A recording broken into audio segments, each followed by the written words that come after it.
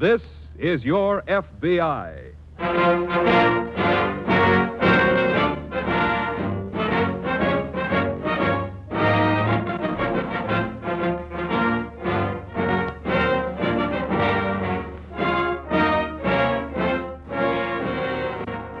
This is your FBI, an official broadcast from the files of the Federal Bureau of Investigation, presented as a public service by the Equitable Life Assurance Society of the United States. To your FBI, you look for national security, and to the Equitable Society for financial security. These two great institutions are dedicated to the protection of you, your home, and your country.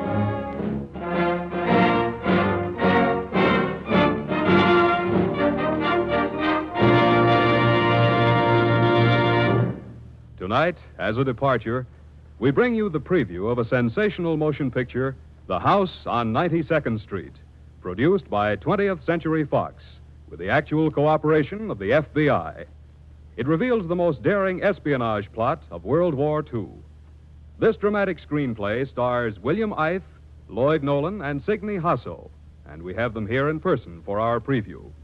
This is Your FBI presents The House on 92nd Street.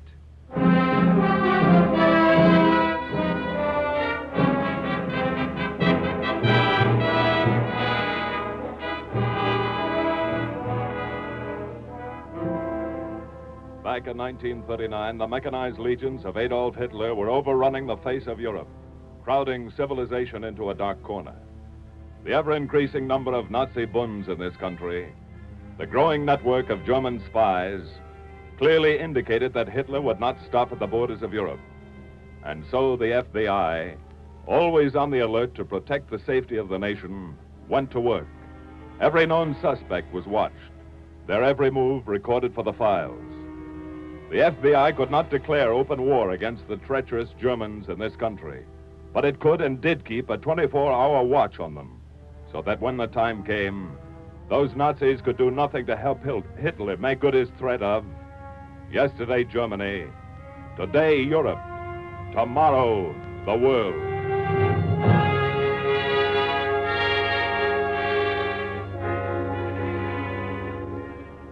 As our story opens on an afternoon in the spring of 1939, William Dietrich, a good-looking, husky young man, is standing near a pole vaulting pit on a college athletic field. He's in track uniform, and as he flexes his muscles before making his first jump, he is approached by two men. Pardon me. Are you William Dietrich? That's right. We would like to talk to you. What about? My name is William Gross. How do you do? And this is August Kaufman. How do you do? Hello, Mr. Kaufman. Dietrich, we came here to talk to you about, well, joining our society. What society is that? The German-American Society. Oh? You're a good German. Your parents came from Stuttgart. You should join us. Well, Dietrich, you're going to graduate in June? yes, at least I think so.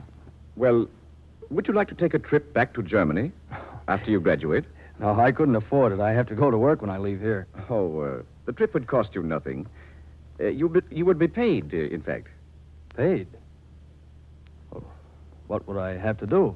Oh, go to school in Germany for 3 months. What kind of school? A place where you will learn how to help the fatherland. Oh. And when you're finished there, you come back here to work. For Germany.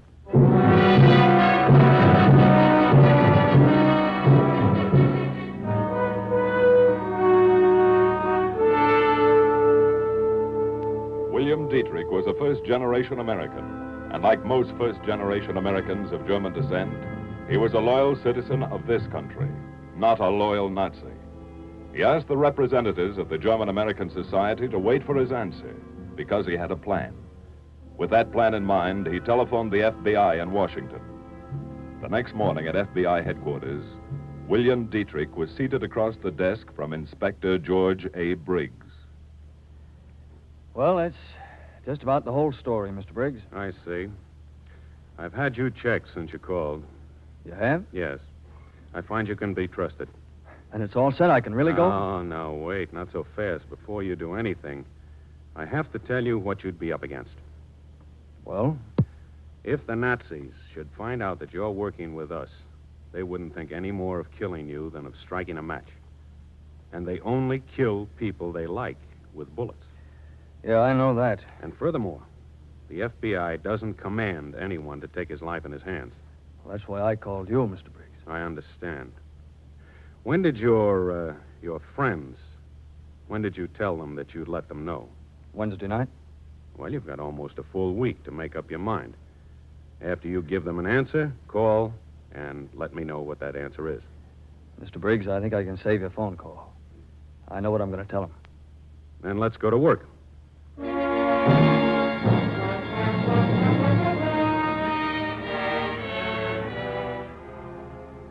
After his graduation, William Dietrich left for Germany. Arriving at Hamburg, he went to the famous Nazi school in that city, the school for spies and saboteurs. When he had learned his lessons well, he was ready to return to the United States. He was given counterfeit identification papers and some genuine credentials with which to introduce himself to the Nazi contact in New York. While he was still on the high seas, en route back to New York from Lisbon, Inspector Briggs and a special agent named Walker were busy at the FBI headquarters in Washington. Here's a report you should see, Walker. Oh? What's it about? A man was hit by a cab in New York 3 days ago. Some papers were found on him that looked suspicious, so they sent them down to us. Mm-hmm. He was carrying a forged passport, but his fingerprints show that he was Captain Franz von Wert. Well, he's one of their top men. He was. He died on the way to the hospital. I see.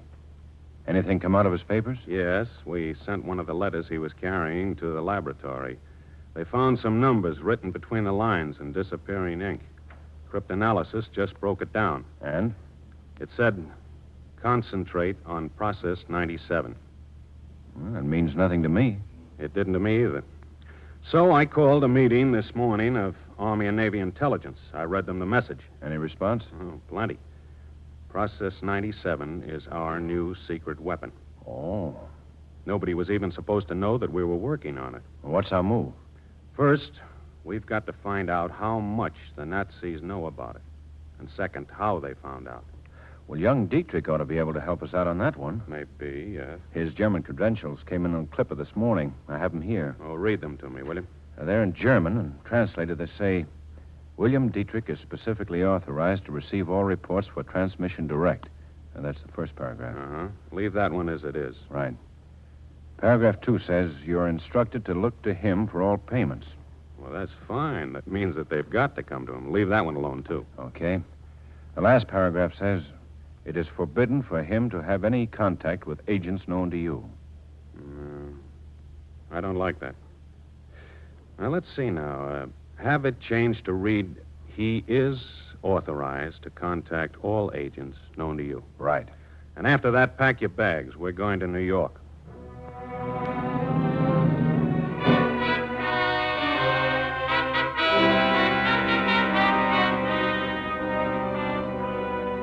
A few days later, a Portuguese freighter came into New York Harbor. William Dietrich, one of the passengers, brought his luggage down onto the pier, where it was checked by a customs inspector. The customs man was FBI Inspector George A. Briggs. As Briggs went through the bags, he quietly slipped Dietrich the new credentials. The forged credentials, which would give Nazi spy and counter-espionage agent William Dietrich more freedom. When he left the pier, Dietrich took a cab to the house on 92nd Street. There he rang the bell and was admitted into the ground floor dress shop, a dress shop run by Elsa Gebhardt. You're Elsa Gebhardt? That's right. Well, they didn't tell me you were so pretty. Who are they? Oh, pardon me, I'm sorry. My name is Bill Dietrich. Oh, I've been expecting you. Good. Here's a message for you from Colonel Strassen in Hamburg. Who's that, Elsa? This is William Dietrich. Ah. Is he the new one? Yes, Max. He brought this message from Felix. He is William Dietrich. He's authorized to receive all reports for transmission direct. He's authorized to pay our seat. He's authorized to contact all agents known to me. That's what Colonel Strassen said. But I don't understand. He never sent anybody else with orders like that. I'm going to check these credentials. Oh, I'll write to a friend of mine in Argentina. He'll get a message through to Hamburg. okay, but meanwhile, I've got to go to work. What do you want? Enough parts to build a radio transmitter. Here's a list of what I need. Why don't you buy them yourself? I can't afford to be caught buying radio parts. He's right, Max. Here's a list. Get them. Okay. That will be all for now, Mr. Dietrich. Very well. Don't go out through the front door. How then? Use this back door. And then walk out through the alley into 93rd Street. Okay. Goodbye, Miss Gebhardt. Goodbye. Max. Yeah. Follow him.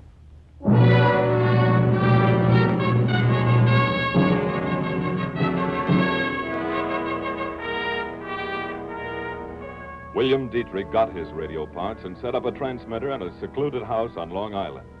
He never transmitted to Hamburg, though. Every message he sent was picked up by a nearby receiver, a receiver operated by the FBI. After all harmful portions of the message had been removed, the FBI then shortwaved the rest in proper code to Germany. One day at this radio shack, Dietrich received an urgent summons from Elsa Gebhardt. She had to see him immediately. An hour later, he was in the house on 92nd Street. Dietrich. Yeah? I have something that must be sent as quickly as possible. Where is it? Here, in this envelope. Okay.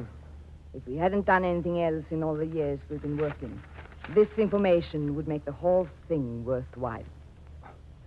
But these are almost all numbers. They don't make sense. They'll make enough sense in Hamburg. Okay. I must have them back here by tomorrow night. Well, that's a tough assignment. Why? What makes it so tough? I have to put all this in the code before I send it. That takes time. These are my orders. Well, why can't I just burn them when I'm finished? Because sometimes radio messages are garbled. When you're finished, I'll mail them to our drop in Argentina. It must get through. Can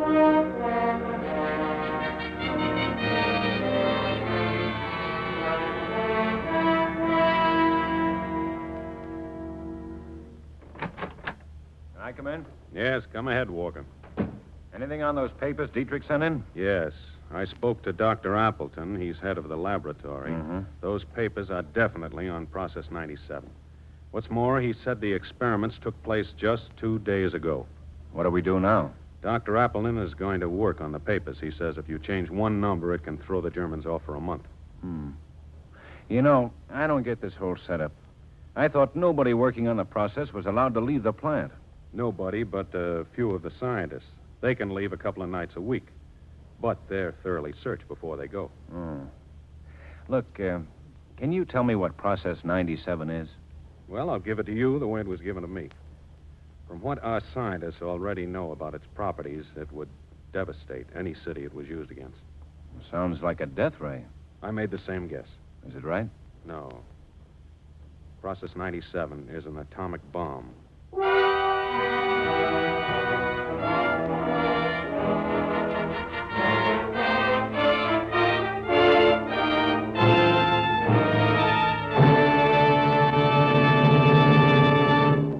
We momentarily close the Equitable Society's presentation of the Federal Bureau of Investigation file on the house on 92nd Street.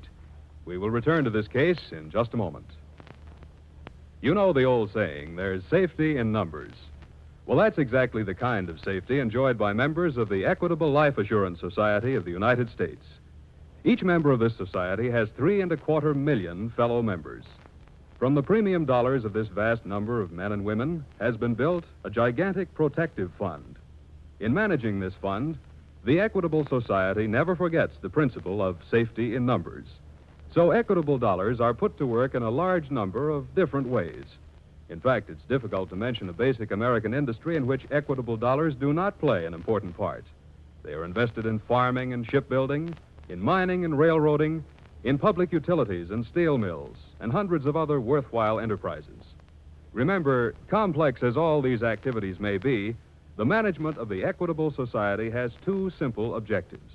First, to make it easy for those who become equitable members to gain security for themselves and their families. Second, to make sure that equitable funds are a force for good, always used to promote the industrial and financial health of this country.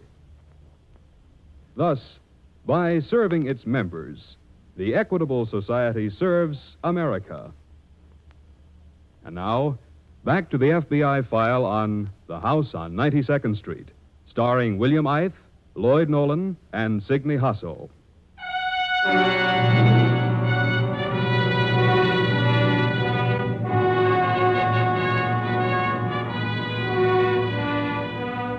On December 11th, 1941, Adolf Hitler declared that a state of war now existed between the United States and Germany.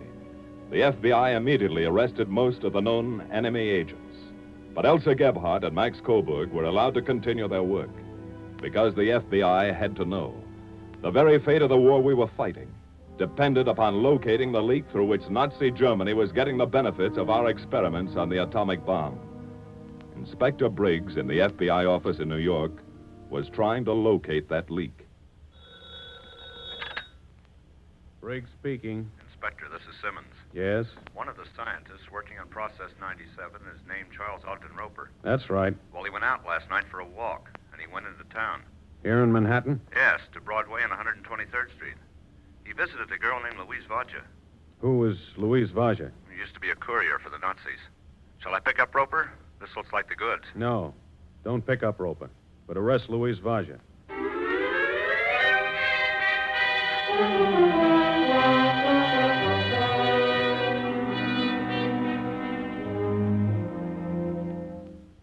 Miss Vaja, we've just been wasting our time. But I've been telling you the truth. Listen. You once worked as a hairdresser on the North German Lloyd liner Europa, correct? Yes. You used to bring over letters and mail them when you got ashore. Well, I never knew what was in They them. were letters of instructions to German agents in this country. And you were working as a courier for the German Secret Service. No. We also know that you became an American citizen, and that, Miss Vaja, makes you a traitor. Well, I have done nothing since the war began. I swear You it. have a friend who's a scientist. He's working for the government now. What's his name? I have no friend. He was at your home last night. His name is Charles Ogden Roper.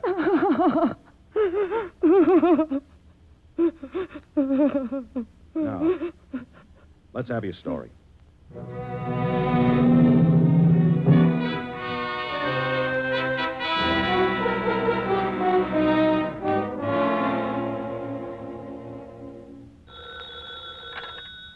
Briggs speaking.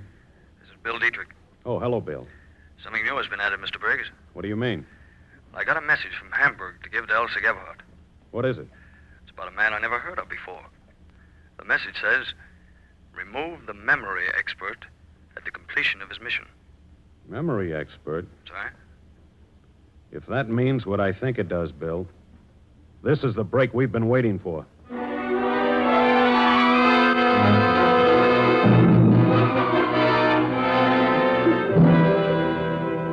Inspector Briggs was almost certain that Charles Ogden Roper was the memory expert, but he had to be sure. He checked Roper's birthplace, his college, his friends. Learning that years before he'd been in show business, he contacted many theatrical booking agents. In the office of one agent, a picture of Roper was found. A picture captioned, Charles Roper, Memory Wizard. That was the name of the act, and that was all Inspector Briggs needed. That afternoon at Dr. Appleton's laboratory. Dr. Appleton, why have I been brought here? This gentleman is from the FBI, Mr. Roper. The FBI? Mr. Roper, see if you recognize these photostats. Why, they're photostats of the formula we worked on last week. I understand that you're one of the scientists privileged to leave the plant. A few evenings each week. Yes, sir. A week ago tonight, you went out, didn't you? A week ago tonight? Yes. Last Friday night? Mm-hmm. Yes, sir. I did go out. I visited a friend's house. What for? To play chess. What's your friend's name? I don't remember. Oh, come now. The great memory experts, Charles Ogden Roper. You can't remember your friend's name? It's Louise. Louise Vaja. How long have you known her? 3 years. A week ago, Mr. Roper, $5,000 was paid into your bank account. Why? I I sold some securities. Dr. Appleton, why does he ask me all these questions? This gentleman thinks you memorized parts of the formula before you left here. That's not true. And when you got to your friend's house, you set them down. No. We know all about you, Roper.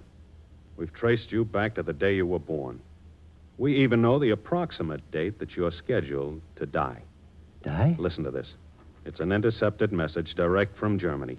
It says, remove the memory expert at the completion of his mission.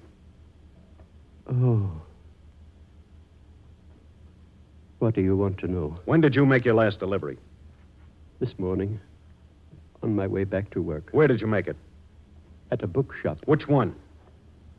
Come on now, Roper. Talk up. Talk fast. Lang's bookshop, 59th Street. I put the material in a book, Spencer's First Principles. What did you give him?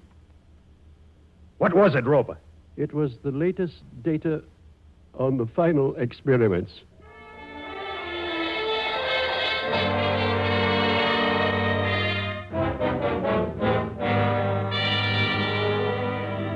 After Roper's confession that he was in league with a Nazi spy ring, the FBI went to Lang's bookstore on East 59th Street.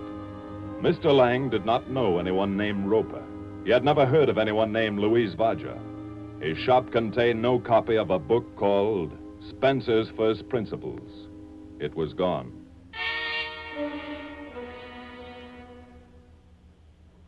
Is that you, Max? Yeah. Did you get the book? Uh-huh. Do you want me to take it to Dietrich? No. Why not? I received a letter from Argentine this morning about Dietrich. His credentials were forged. What? He's on his way here. I expect him any minute. Then I go to work on him, eh? No. Why not? He must be made to talk. I can make him talk. You'd kill him. That would serve no purpose. I have a much better plan. What? This hypodermic needle contains scopolamine. It drugs part of the brain. Yeah? After 3 injections, he'll be answering questions. Ah. I'll allow you to put him in proper condition to receive the first injection. Thanks. See who it is. It's Dietrich. He's coming back to this room. Good. Let him in, Max. Hello. Come in, Dietrich. Oh, thanks. All right, Max. Now let's go to work.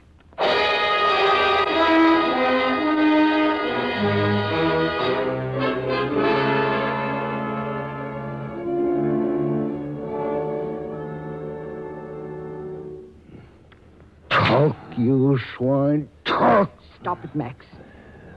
Give the medicine a chance to work. You see? He's coming out of it. Now he should talk.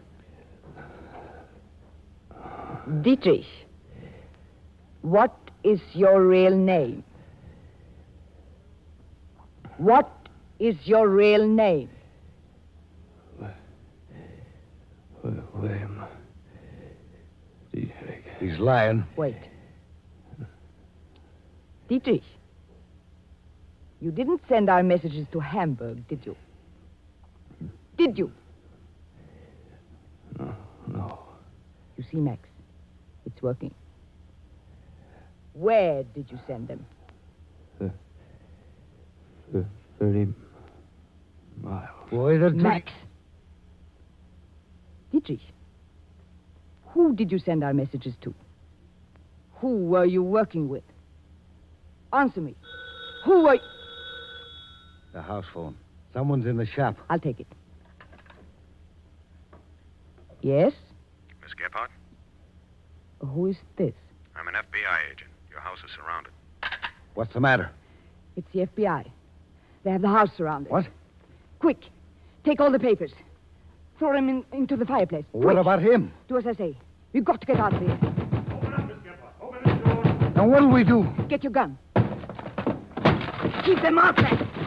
Keep them out, Max. All right. You take care of those two, Simons. Right. Bill. Bill. How is he? Oh, he's passed out. He's evidently drugged. Look, you'd better get a doctor, Walker. I'll stay here. Okay. When he comes to, I want to be around to tell him that Process 97 still belongs to us.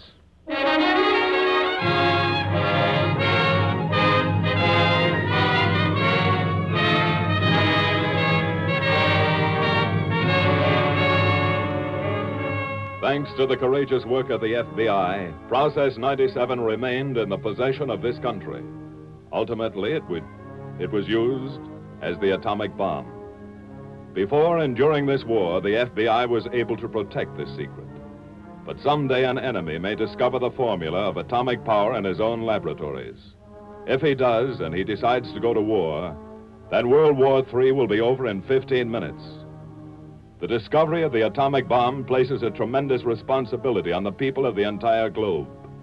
It was true when the late Wendell Willkie said, "This is one world." Now in this atomic age, the countries of the earth must get along together, because now it will be one world or none at all.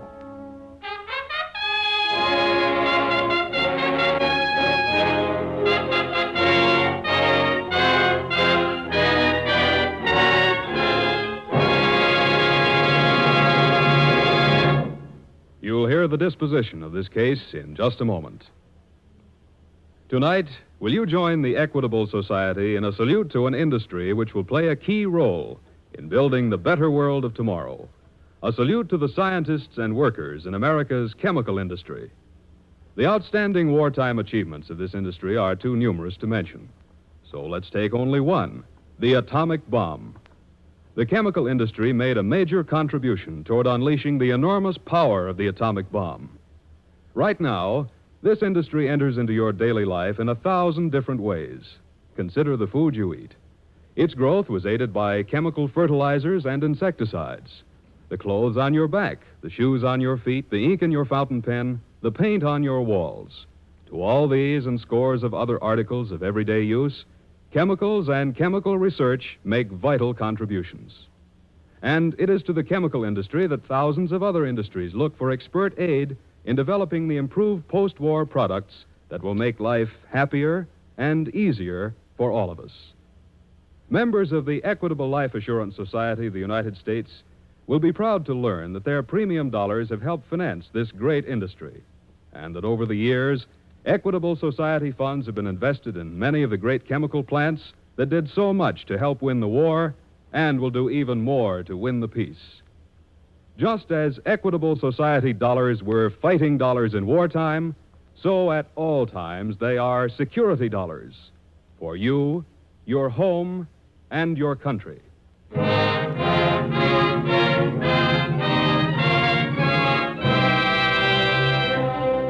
Elsa Gebhardt and her Confederate Max Coburg, upon trial and conviction, joined their fellow Nazi agents in a federal penitentiary.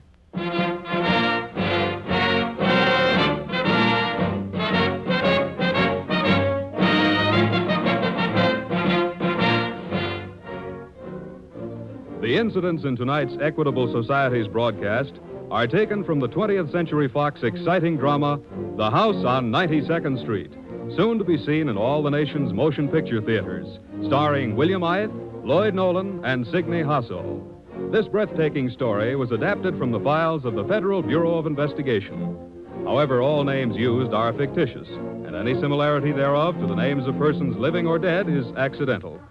Programs in this series of particular interest to servicemen and women are broadcast overseas through the facilities of the Armed Forces Radio Service. Tonight, the music was under the direction of Leith Stevens.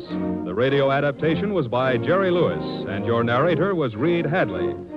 This Is Your FBI is a Jerry Devine production. This is Dick Joy speaking for the Equitable Life Assurance Society of the United States, and inviting you to tune in again next week at the same time for This Is Your FBI.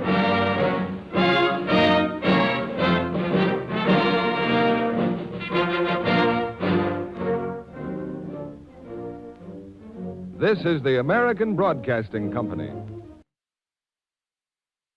The Equitable Society presents This Is Your FBI.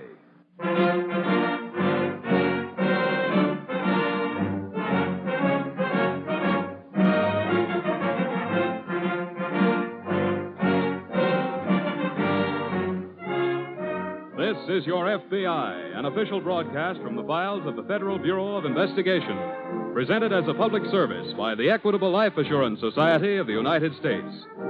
To your FBI, you look for national security, and to the Equitable Society for financial security.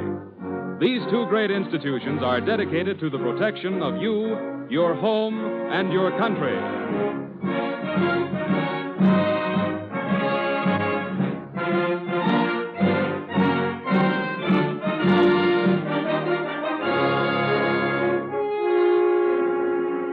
Tonight's file, the marriage racket.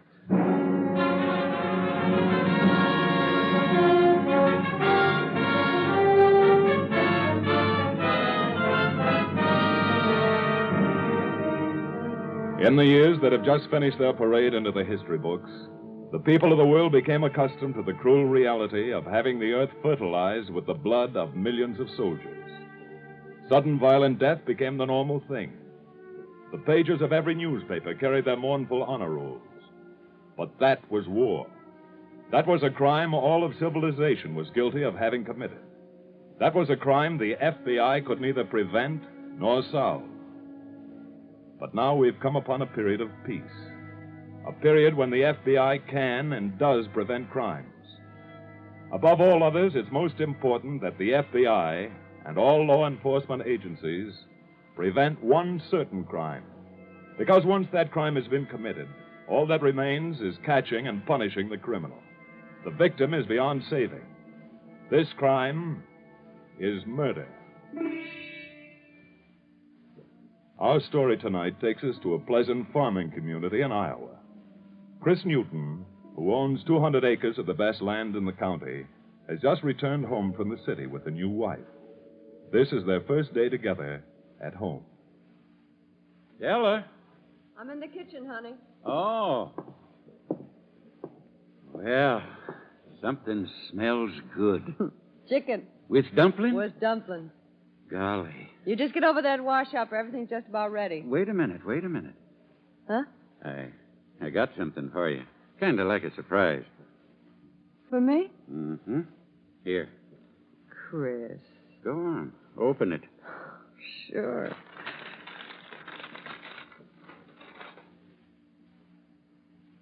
Chris. It ain't much. Why, it's the most beautiful set of feathers I ever seen in my life. The man says you can wear them on your head or around your neck. It don't make no difference which. Oh, they're just beautiful. Chris, you're so awful good to me. Well, I just feel lucky I got you. Even in spite of what folks in town will say? What do you mean? Well, I know they're thinking you ought to have picked your wife from around here instead of marrying a stranger. Della, a man's got a right to marry whoever he wants to, if he can get her. I wanted you, and I got you. You mean I got you? Then we're even. Oh, Chris. Now you go over and get cleaned up, and I'll set... Who's that? Must be Jeff Holmes. I asked him to drop by. Come in. Hiya, Della. George. Who's he? George, it's my brother. Come in, George. Come in. Okay. For heaven's sakes, how'd you get here? Hitchhike. Chris, this is my brother George. George, this is my husband Chris. Hello, George. Well, this is a surprise. It is to me, too, Della. I didn't know you had a brother. Well, she probably forgot. I ain't seen her in a couple of years. You been in the Army? No, working in war plants up and down the coast. How'd you find out where I was? Well, Uncle Ben told me. I hear you two have just been married. Uh-huh. Congratulations. Thanks. George, you look very peaked. Have you been sick? No, just tired. I need a little rest and some fresh air. That's why I came here. Well, bless you, George. I'm glad you did. You think you'd like some company for a while? Oh, of course. We'd love to have you, wouldn't we, Chris? Sure, You're just in time for sure. something to eat. Let me have your coat, George. I'll keep it on. Which room do I use? You take the one at the end of the hall on the left. Can I give you a hand with your suitcase? No, thanks. I'll go change my clothes, sis. Della, Yeah, Chris? you don't suppose your brother's in some kind of trouble, do you? Trouble? What do you mean? Well, you saw how he acted when I offered to take his coat. Yeah? You notice that bulge in his coat up near the shoulder? No, why? Della, your brother's packing a gun.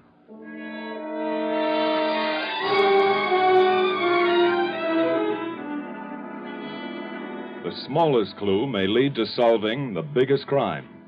And so the FBI is always careful to check every lead supplied them by alert local police forces. The day that Della's brother George came to visit his sister, the police in Des Moines picked up an abandoned car bearing an Oregon license plate.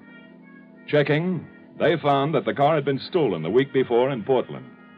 The Des Moines office of the FBI was notified, and within a matter of minutes, Special Agents Adams and Kendall were on the scene, going over the car with a fine-tooth comb. I say whoever abandoned the car intended staying in the vicinity a while. What do you think, Bob? Uh-huh. You find anything in the back? Oh, just a couple of newspapers so far. Well, while you're looking around, I'll start getting a few fingerprints. Ought to get some clear ones off the doors, anyway. Hey, wait a minute. Huh? What'd you find? Marry Me.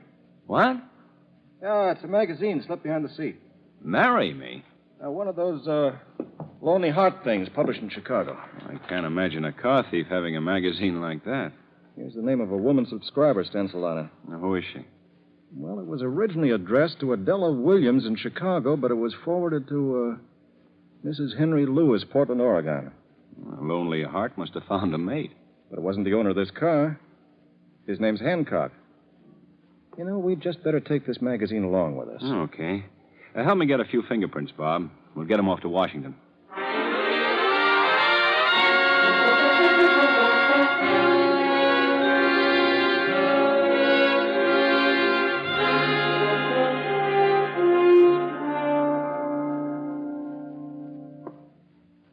Where did your husband go, Della? Outside to look after the stock. Oh. Then it's time we did a little talking. Oh, but he may come back any minute, George. And he's already very suspicious of you. What do you mean? He knows you're carrying a gun. How? You gave it away acting like you did about your coat. Ah, I'll fix that. You think you got a good sucker this time? Chris is such a wonderful man, George. I don't mean that, stupid. How's the dough department? Oh, they say he's worth more than any farmer in the county. Oh, good. Then we'll go right to work. I don't want to stay around here any longer than I have to. But it's very nice here, George. I like it. Shut up and listen, will you? Okay. I ran into a drug the other day that's out of this world. Now, you do what I tell you to do when I tell you to do it, and everything will be... Oh, everything all right out back, Chris? Yeah, just fine, Della. Oh, say, Chris. Yes? I brought a little present for you. So? What's that? A gun I used on a night watching job out west. A gun? Oh. It might be useful to you around here. Well, thanks, George, but I don't think I need it. At least you know why George was carrying it now, don't you, Chris? Yeah, sure. Well, I'll be getting on to bed. Coming, Della? Right away, Chris. Night, George. Night. Well, that took care of that. And tomorrow, honey, we break in the new drug.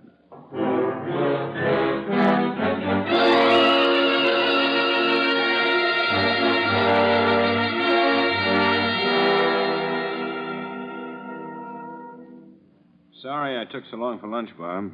Anything from Washington on those fingerprints? No, not yet. But I just finished talking to Portland about Della Williams. Oh? What'd you get? She married a man named Henry Lewis 3 months ago.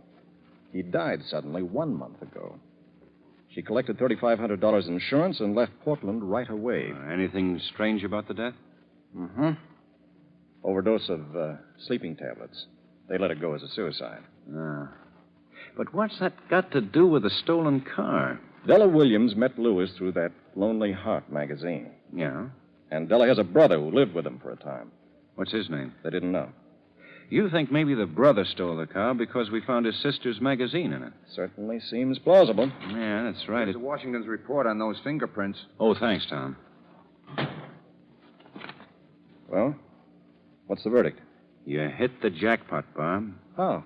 The man who stole the car is George Williams. Served 2 years for robbery. Last lived with Sister Della Williams in Chicago. He's 35, 5'10", and... Bob, Yeah?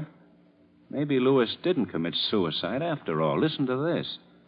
Williams and sister suspected of murder in connection with death of her 4 former husbands, but not enough evidence was ever found to warrant their indictment. Hmm. Marry and murder for profit. Yes. And if that's their business, they've probably already started on the next victim. And since Williams abandoned his stolen car in Des Moines, their next victim must be somewhere in this area. Right. If we want to save somebody's life, Bob, let's get busy.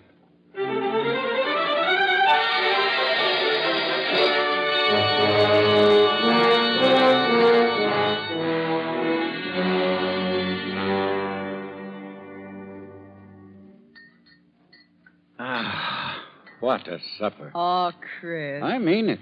George, your sister's about the finest cook that ever hit these parts. Yeah, she does okay. Oh, now stop that talk, both of you. How about some more coffee? Yeah, just fill it right up, Della. Okay. You want some, George? No, thanks. I had enough. I think I'll take another biscuit if you got some more handy. Why, sure. They're the best doggone. Oh, Chris. Oh. What's the matter, Chris? Oh, my heart. I can't. Can I do anything? Get Dr. Matthews. He's out. Shall I call the doctor? Sure, why not? This has got to be a very legitimate murder.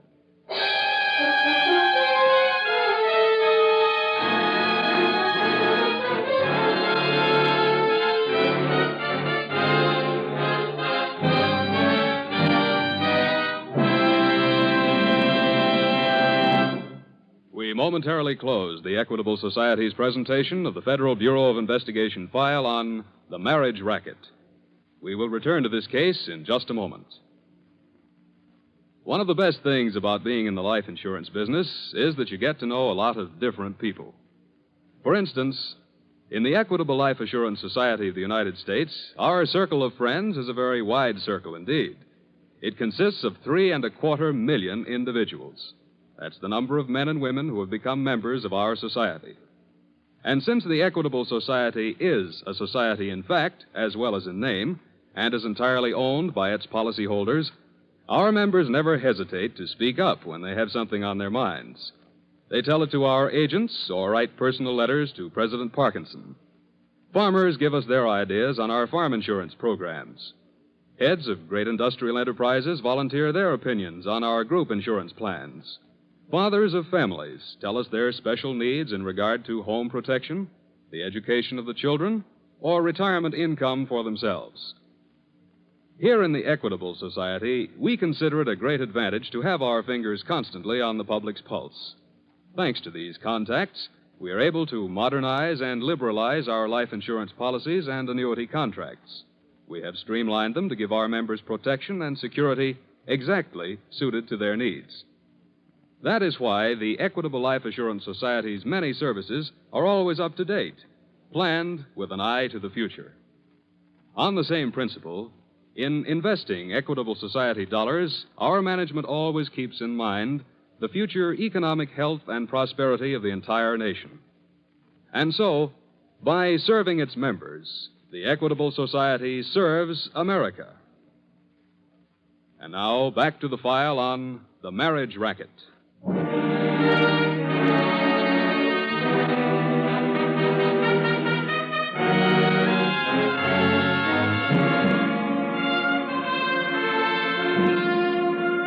George Williams, with that sublime ego which drives all criminals to the belief that they're too smart for the police, had stolen a car and driven it across a state line. That was a mistake, a serious mistake, because it invited the FBI to take a hand in stopping his career.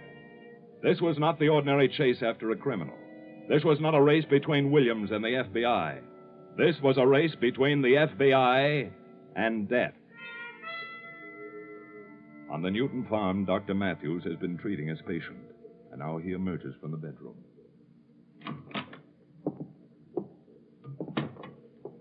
Doctor, how is he? Is he going to pull out of it, Doc? Well, I have relieved his pain. His pulse seems to be a little more regular. Then he's going to be all right. I think he'll get over this attack. But he must have quiet and rest for a few days. Oh, we'll see that he gets it, Doc. My sister will take good care of him. Of course. Chris is such a wonderful man. There's not a finer man in the whole community, Mrs. Newton. And I'm doubly sorry that this should happen so soon after your marriage. I can't understand it. Chris is as strong as an ox. He told me himself he'd never been sick a day in his life. Well, he's worked mighty hard all his life. I guess the strain is beginning to tell. Anything especially you want us to do, Doc? No, just keep him quiet. I'll drop by to see him tomorrow. Oh, thank you for coming, Doctor. Well, I'm glad you could reach me. Good night, Mrs. Newton. Good night. Doc. Yes? Suppose he has another attack and we can't reach you. What do we do? Well, there's not much you'd be able to do except hope for the best. Yeah, I guess so. Good night. Good night, Doc. Well, honey, we just have to give the sucker one more dose.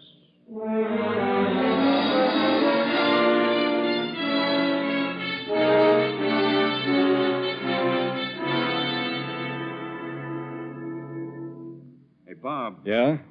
Any police reports on that alarm we put out on Williams yet? No, and time is ticking away fast. Yeah, I know. If Marion murder is their game, we're racing against the death of their next victim. If we haven't already lost the race. Well, we're not getting anywhere waiting for reports. Hey, wait a minute. Yeah? Why haven't we thought of it before? What? That Lonely Heart magazine. If they contacted their other victims through the magazine... Give me the phone. Calling Chicago? Yeah. I'll get the editor to give me a list of all the men in this area who've been trying to find a bride through the magazine. Hello, operator. Get me the editor of a magazine published in...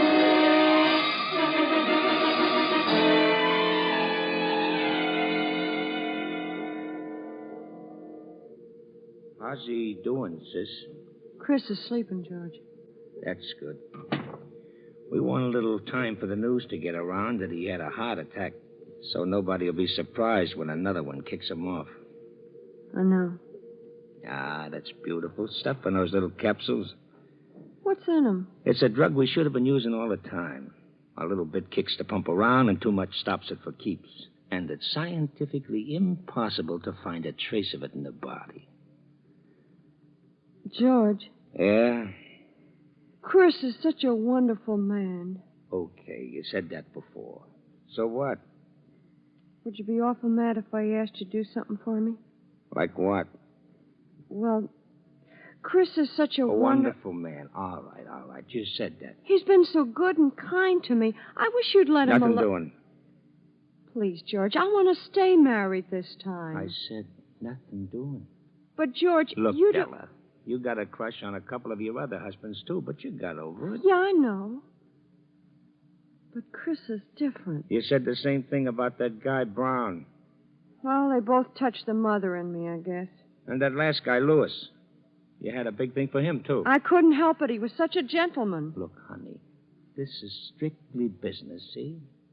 Chris has got a lot of rocks salted away. And we can sell the farm for another pile. George, please. No dice. We gotta go through with this, Della. But I'll tell you what. I promise you, the next guy you like, you can keep. Okay? You mean it, George? It's guaranteed. Oh, you're the sweetest brother a girl ever had.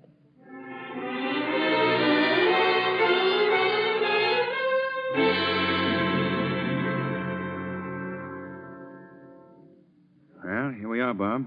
The names of 4 marriage prospects in this area scattered all over the state. Well, let's get on them right away. And we better try telephoning. And ask them what? If they found a mate? We won't be that blunt about it. Let's take them right on down the line. Reeves, Johnson, Mason, and Newton.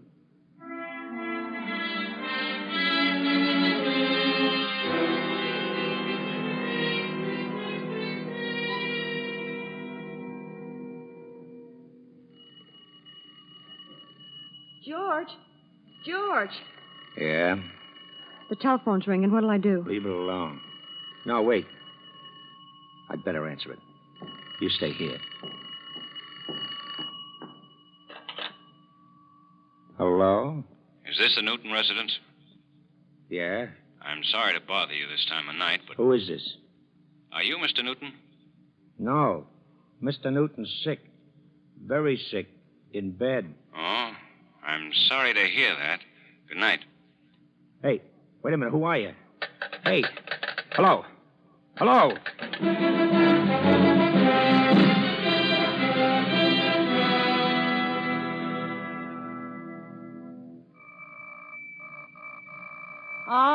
All right. Keep your shirt on. I'm coming. Hello. If you want Dr. Matthews, he's not here. Then maybe you can help me. I'm not a doctor. I'm just the housekeeper. We're very sorry to disturb you, but we're special agents of the FBI. The FBI? Good gracious, what's the matter? We want to ask you about a patient of Dr. Matthews, Mr. Newton. Oh. Well, the doctor went out there about supper time. The station agent said Mr. Newton had a heart attack. Maybe so. The doctor don't discuss his patients with me. You'll have to wait till he gets back. When will that be? No telling. He drove 50 miles out in the country to deliver Mrs. Weaver's baby. Could we reach the doctor by telephone? You could, if the Weavers had a telephone. Do you know if Mr. Newton got married recently? I said the doctor don't discuss his patients with me. You'll just have to wait for him.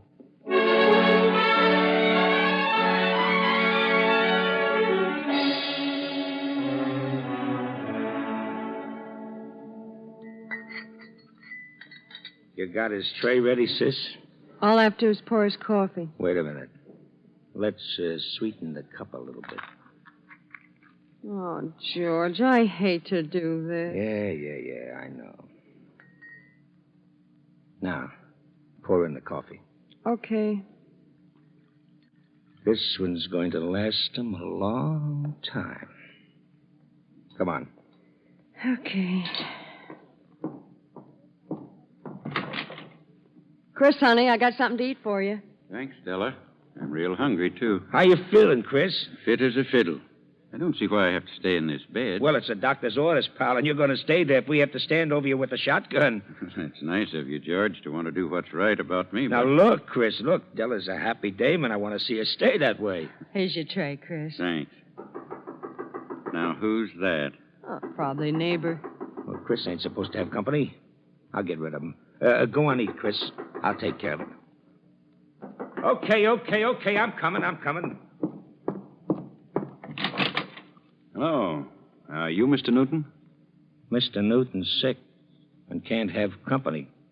I don't think it'll be necessary for us to see him. Then what do you want? I think we want you, Mr. Williams. Huh? We're special agents of the FBI. Where's your sister? I don't know what you're talking about. You... No, you drop that gun. George, who are these men? We're special agents of the FBI. Huh? You and your brother are under arrest. Oh, dear. Where are you going? I've got to throw out some coffee.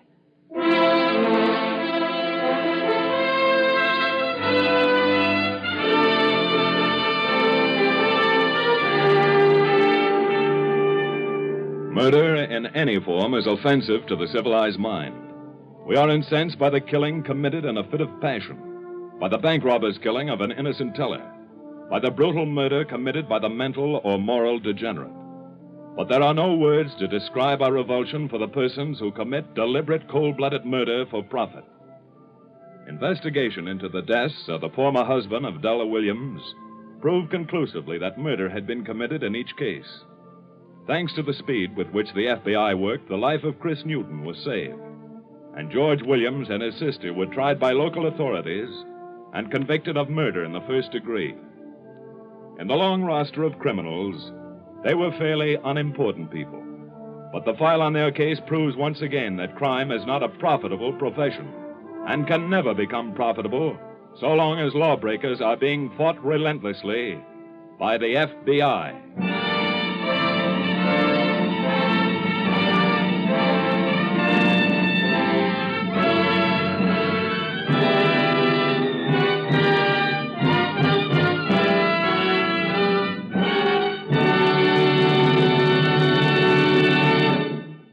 You'll hear about next week's case in just a moment. Tonight, will you join the Equitable Society in a salute to America's dairy industry? To the farmers, milk companies, and their tens of thousands of employees. Above all, a special salute to the boys and girls of the dairy farms. During the war, while a father or elder brother was at the front, these patriotic kids got up at dawn to feed the cows and gave up their playtime hours to get the milk through to the milk processing plants. Thanks to tireless efforts of both youngsters and old-timers on the dairy farms, it was never necessary to point ration the milk that means so much to the nation's health. In fact, per capita consumption of milk went up 25% during the war, and wherever it was humanly possible, milk and milk products were regular parts of the Army ration. Milk and ice cream were symbols of home, the things our boys wanted most. Now that peace is here, America's dairy industry is looking forward to making greater contributions to our country's nutrition and health than ever before. In the future, also, there will be an increasing number of appetizing new food products, even wearing apparel, all made from milk. Over a long period of time, funds of the Equitable Life Assurance Society of the United States have played an important part in dairying. Hundreds of dairy farmers in all parts of the country have taken advantage of the Equitable Society's many plans for the business of farming. In addition, the premium dollars of Equitable members are invested in a number of the leading dairy companies. Just as Equitable Society dollars were fighting dollars in wartime, so at all times, they are security dollars for you, your home, and your country.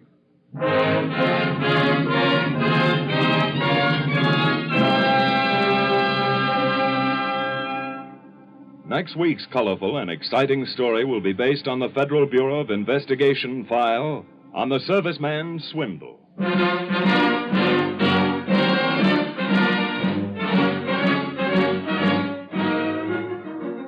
The incidents used in tonight's Equitable Society's broadcast are taken from the files of the Federal Bureau of Investigation. However, all names used are fictitious, and any similarity thereof to the names of persons living or dead is accidental. Programs in this series of particular interest to servicemen and women are broadcast overseas through the worldwide facilities of the Armed Forces Radio Service. Tonight, the music was under the direction of Leith Stevens. The author was Frank Ferries, and your narrator was Reed Hadley, who appears through the courtesy of 20th Century Fox. This Is Your FBI is a Jerry Devine production. This is Dick Joy speaking for the Equitable Life Assurance Society of the United States and inviting you to tune in again next week at this same time for This Is Your FBI. Friends, for your unfaltering courage during the war years, you've won and you deserve your country's highest citation. Through the days of conflict, your contributions were limitless and your victory decisive.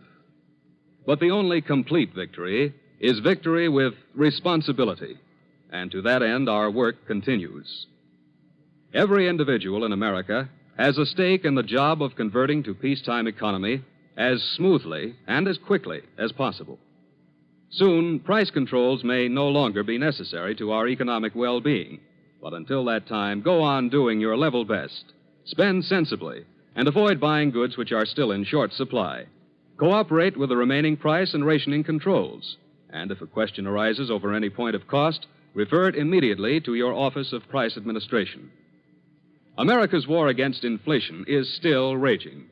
Remember, the most important single contribution we can make to world prosperity and peace is a stable economy here at home. This is the American Broadcasting Company. The Equitable Society presents This Is Your FBI.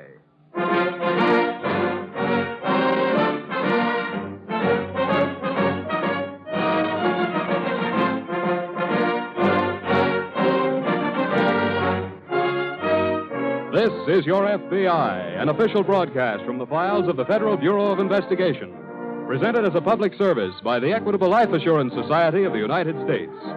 To your FBI, you look for national security, and to the Equitable Society for financial security. These two great institutions are dedicated to the protection of you, your home, and your country.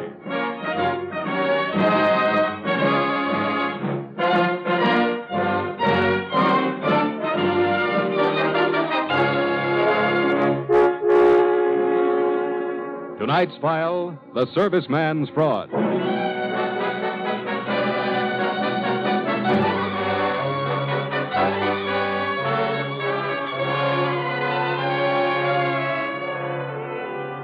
The war is over and the fighting men are coming home. But for the FBI, the war, the fight against fascism, is not over. In a sense, it still goes on, because the fight against democracy still goes on. Not only overseas, but right here in this country.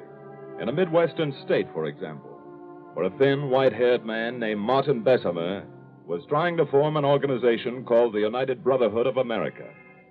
Bessemer made his speeches in a large hall, and in his audiences were many veterans of our war against fascism.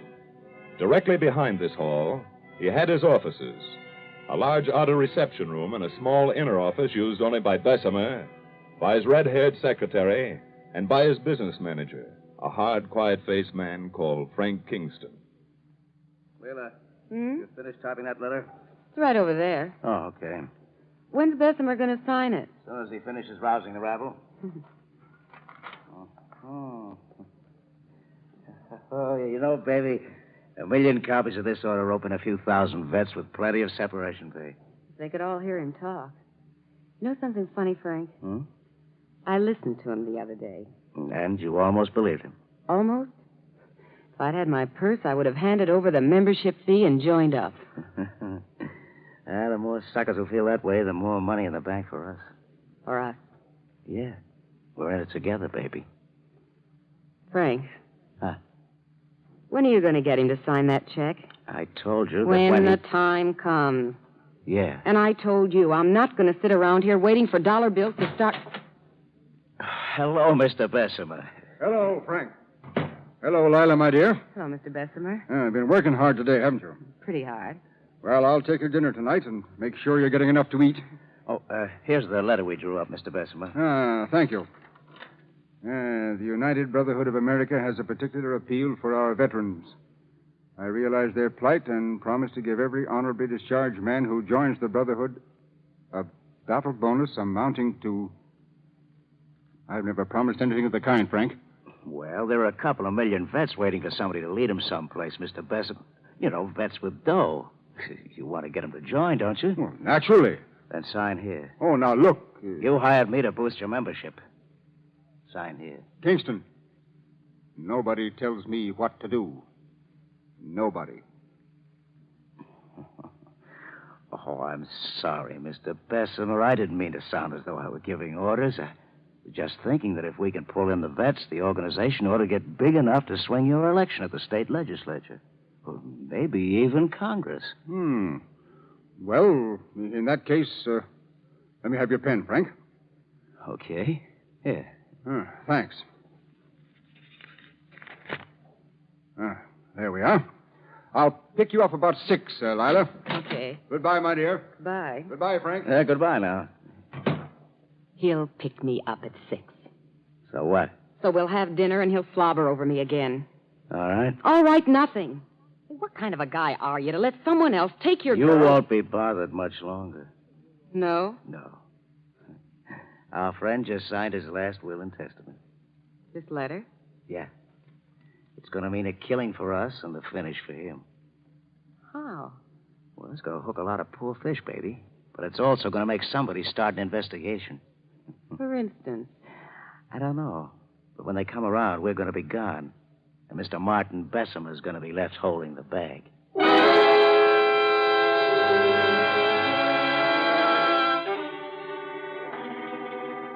It's easier to get a mailing list of veterans, and it's easy to stir up some of those veterans. The end of the war doesn't mean peace for the country. It means a period of transition, reconversion, change. Many fighting men who have come home want that period to be swift and sure and right. So when they read a letter like Martin Bessemer's, many veterans get excited. Some want to join his organization. And some react the way a boy like Eddie Butler did. Eddie is calling on his girl. Sorry I kept you waiting, Eddie. Like my new dress? Huh? I asked you if you liked my new dress. Oh, yeah. Yeah, new, isn't it? Eddie, when we get married, my clothes That won't... bird ought to have his head handed to him. What are you talking about? I'm sorry, honey. A letter came this afternoon. I didn't get a chance to read it. You read it now. Put it away. But look at it. I don't want to. It's from a gent named Martin Bessemer. He's the head of an outfit called... The United Brotherhood of American Wars. I know. How do you know? My brother Bobby got one this morning. What'd he say? Oh, I don't know. Said he wants to join. Join this? Yes. Well, he can read, can't he? Listen to this. The United Brotherhood is an organization restricted to members of the Caucasian race. That's a fancy way of saying Aryans. All right, Eddie. And this juicy little warning that we veterans have to rise up and throw the foreigners... All right, Eddie. But, Nora, don't you Give see... me we... that letter. Nora! I'm sorry. I don't get it, honey. I don't get you. Me? Eddie, sit down. No, here by me. Okay. Darling, I know it was pretty bad overseas, and you went through a lot. But you're home now, darling, and the war is over. The fighting's over, you mean? What? As long as there are weasels like this Martin Bessemer around, it's not over. Look, honey, I get mad, but don't try to chalk it up to combat fatigue or anything like that. I get mad because I see that maybe there's a chance all that fighting was for nothing. Eddie, that's silly. Silly, yeah, and your kid brother joins a peachy little group restricted to members of the Caucasian race. He's a kid, and it's a small, unimportant organization. There are a couple of million kids and plenty of these small, unimportant organizations for them to join. Eddie. No, I am mad. I don't like it, Nora. I don't like that it's going on and we let it go on. What can we do? I know what I'm going to do. What? I'm going to join Mr. Bessemer's little restricted bunch. What? It'll get me into one of his meetings so I can find out what he's up to. If he's up to what I think he is, Mr. Martin Bessemer better watch out.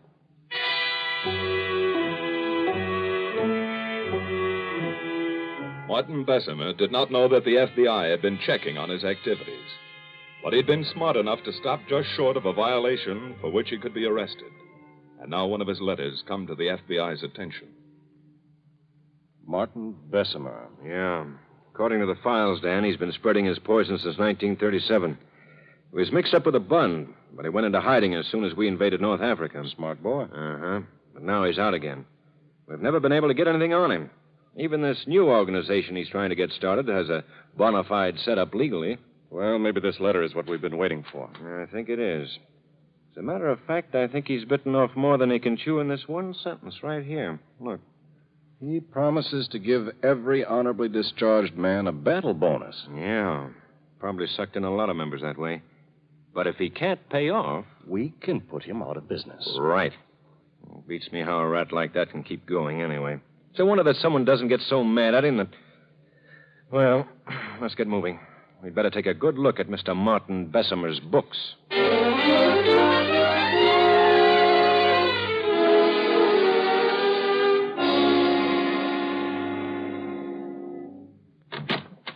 Well, it's about time you showed up. I've had my hands full, Lila. Who was she? Oh, stop being cute. I just had a big session with some vet named Eddie Butler. He's helped to knock Bessemer's block off. I know. He was here before. But we've got a bigger problem. What do you mean? I had a visitor. A gentleman named Sherman. Sherman? From the FBI. What do you want? To look at the books. You didn't let him? No. But he said he'd be back at 3. It's almost that now. I know. What are we going to do, Frank? Oh, it's going to be all right, baby. It says here. I tell you, it's going to be all right. All this means is that we clear out a little ahead of schedule. Without the money. With the money. Well, he hasn't signed that check yet. You will. Hello, Lila, my dear. Hello. Frank. Oh, I'm glad you're here, Mr. Bessemer. Anything wrong? Well, yes, we've gotten some disturbing news. What? Well, the FBI was here to look at our books. The FBI? Why? Well, I guess it's because of that last letter you sent out. One where you promised the boys a battle bonus.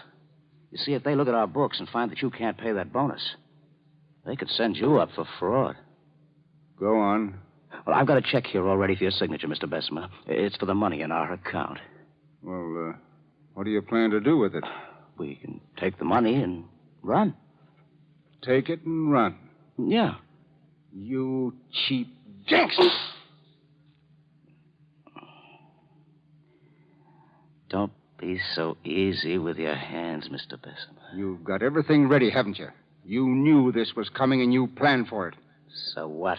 You cheap little racketeer. Easy, Bessemer. Uneducated scum that'll do anything for money. I warned you. You are scum. You're from the slums, and your parents were...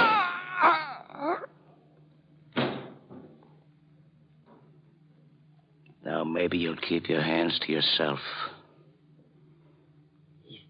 Dead, Frank. I don't care. What are you going to do? What are we going to do, you mean? What? We're in it together, baby. Remember? And we're good. Shh. What's the matter? Somebody's in the outer office. Huh? I heard him. We'll see who it is. Just open that door a crack. Oh, Frank. Go on.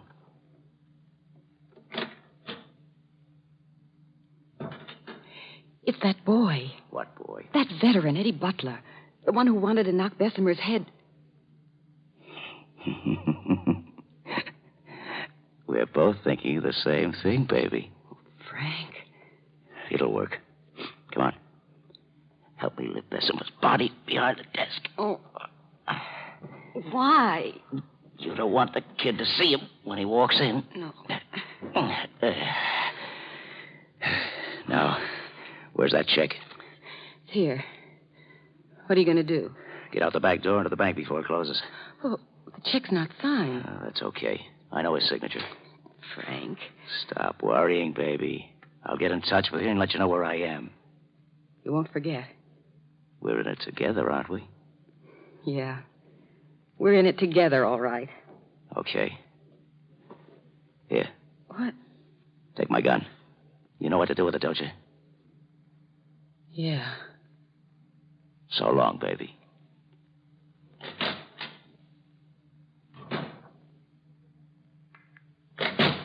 Mr. Butler, Yeah? come in, won't you? Thanks. You're waiting to see Mr. Bessemer? Yeah, I saw him come in here, and then... Say, did I hear a couple of shots? Shots? Why, no. Not from here. Oh, what you must have heard was...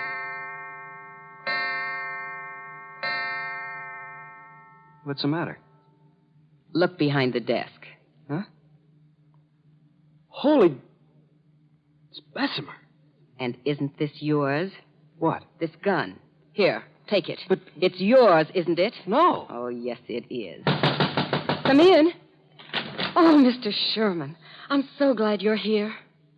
This man just shot Mr. Bessemer.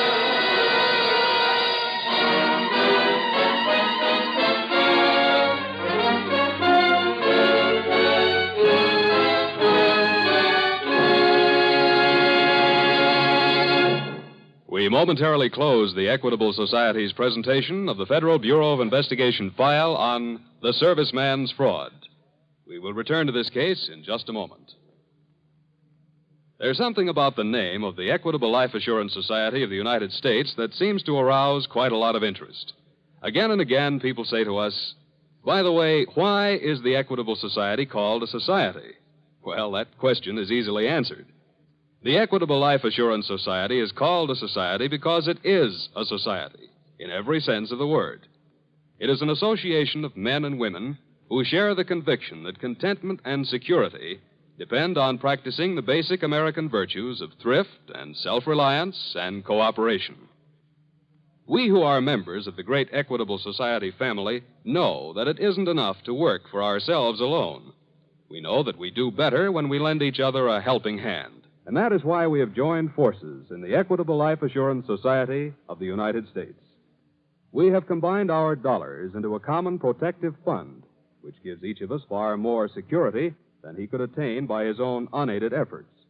The fact that 3.25 million Americans think this way and have become Equitable Society members gives our organization tremendous stability and safety.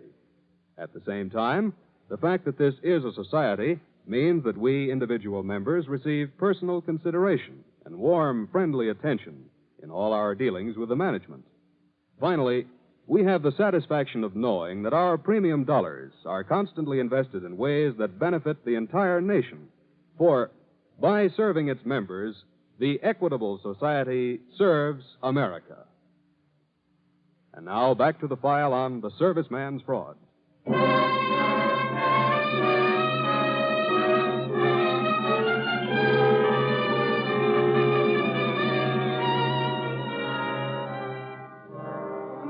A murder is committed. A murder that's buried in the back pages because the victim is seemingly unimportant. The killer seems to be unimportant, too.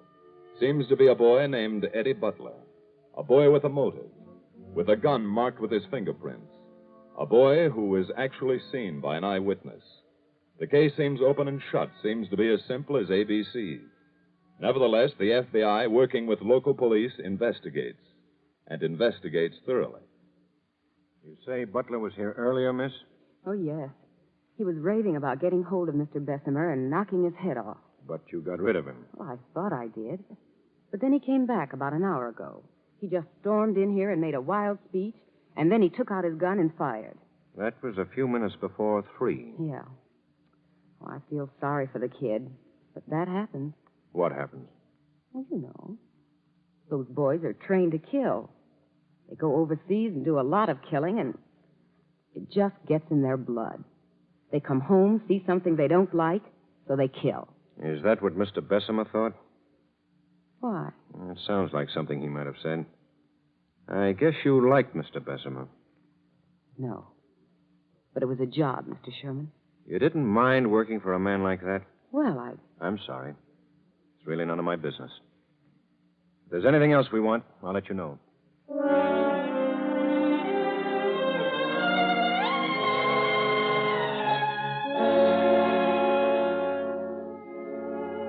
A murder is committed. But it was a letter which brought the FBI to this case. A letter involving a plan to defraud veterans. And so the books of the organization called the United Brotherhood of America are turned over to a special agent, while the agent in charge aids the local police to follow up the murder. Follow it up by sending the gun in the case to the FBI laboratory in Washington. Follow it up by interviewing Eddie Butler in his cell. Doesn't make any sense, Mr. Sherman. The murder? None of it. You know, I was thinking, suppose I really had shot Bessemer. He was a fascist. In the Army, they taught us what a fascist is, and overseas, we saw him and killed some of them. Bessemer wasn't any different, Mr. Sherman, except maybe he was born here. Don't try to make any sense out of that, Eddie. It'll go out of your head.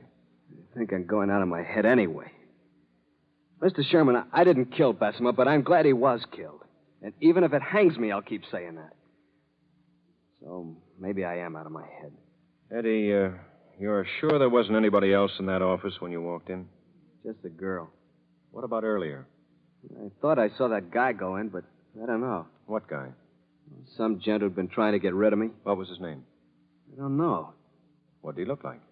Oh, pretty solid. A little taller than me. Kind of a thin, hard face. Dark hair. That's all I remember. And you don't know who he was? Well, he said he was Bessemer's business manager. Business manager? Yeah. Thanks, Eddie. Thanks very much.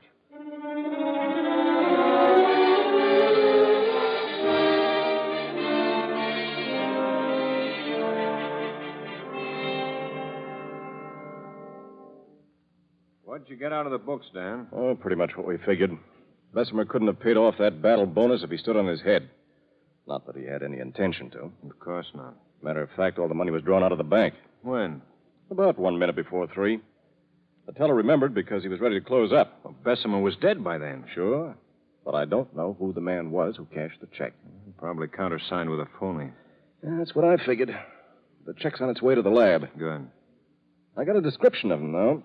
Slightly over medium height, dark hair, thin face. Say, that sounds like the same man Butler described. Really? Yeah. This is beginning to make sense, Dan. There's somebody else in this. Somebody who was possibly double-crossing Bessemer. Somebody who possibly murdered Bessemer or helped the girl murder. Hello? Sherman speaking. Yeah. Yeah. Where? Thanks. What was that? A report just came in on the gun. Serial number was filed off, but the lab got it anyway. Could they trace it? Well, the last place they traced it to was a pawn shop over on the south side.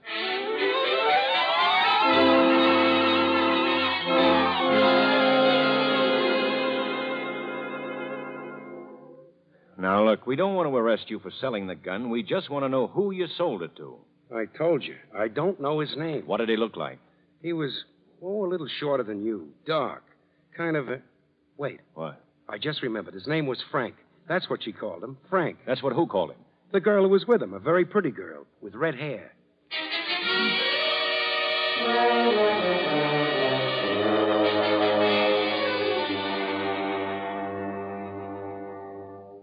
Here's a report on the check, Dan.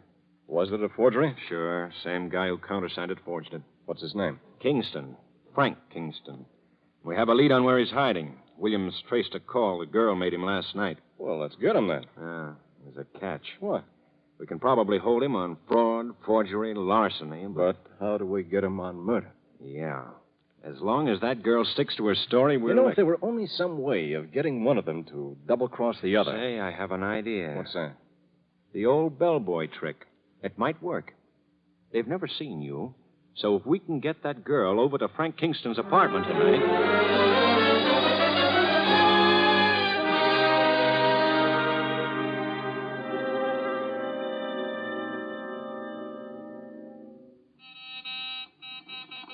Isn't there anybody to run this elevator?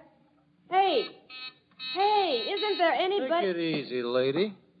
Who are you? Bellboy, clerk, elevator boy, what do you have? Now, since this is an elevator, what did you think? Sorry you had to wait. We had a lot of checkouts today. Dump like this, I'm not surprised. What floor? 5. 5? Yeah, do you mind? No, I don't mind. Only I don't think there's anybody up there. What? Well, there was only 2 people. 503, she checked out this morning. And 514, he checked out a few minutes ago. 514 couldn't have. I just spoke to him on the phone. Yeah, I know. How do you know? Also worked the switchboard. Lady calls, and 2 minutes later, 514 calls to say he's checking out. I don't believe you. Well, see for yourself. It's right over here.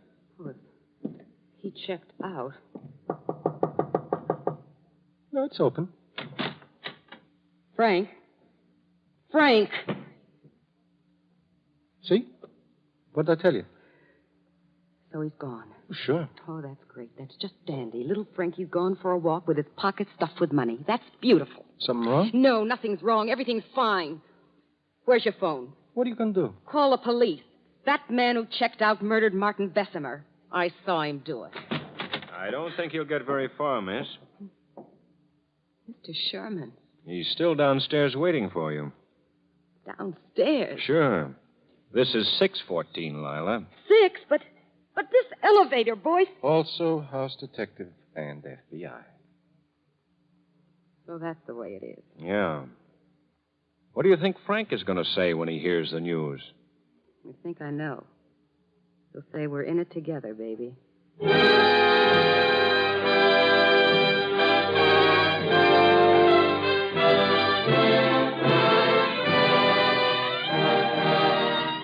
Frank Kingston and his female accomplice were tried and convicted by local authorities on the charge of first-degree murder. Kingston's death reminds us that there are men in this land who say they are Americans, who perhaps think that they are Americans and yet speak openly and loudly against the principles of freedom and equality, the principles of democracy. There's little difference between such men and the enemies across the seas whom we have conquered. There's little difference between such men and the criminals they so often employ, for they are criminals themselves. In the end, they will be caught, because their crimes are crimes against the people, against the government, against the FBI.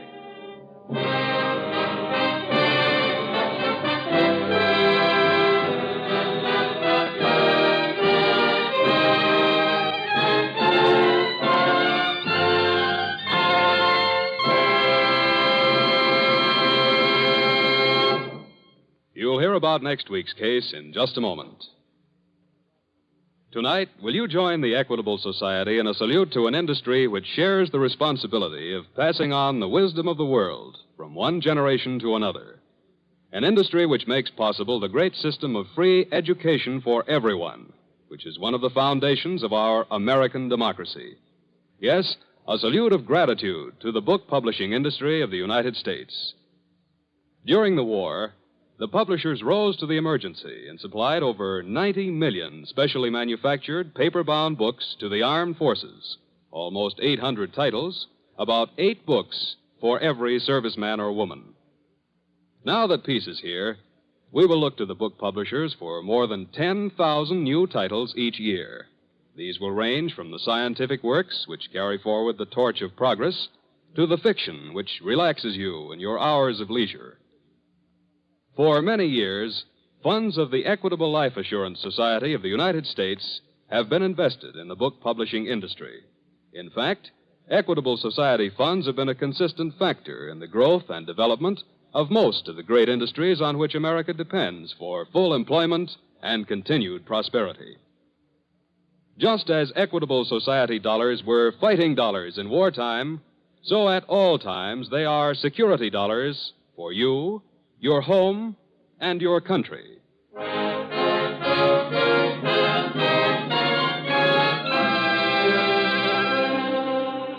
Next week, we will bring you another thrilling story from the files of the Federal Bureau of Investigation. The file on the Desert Dictator.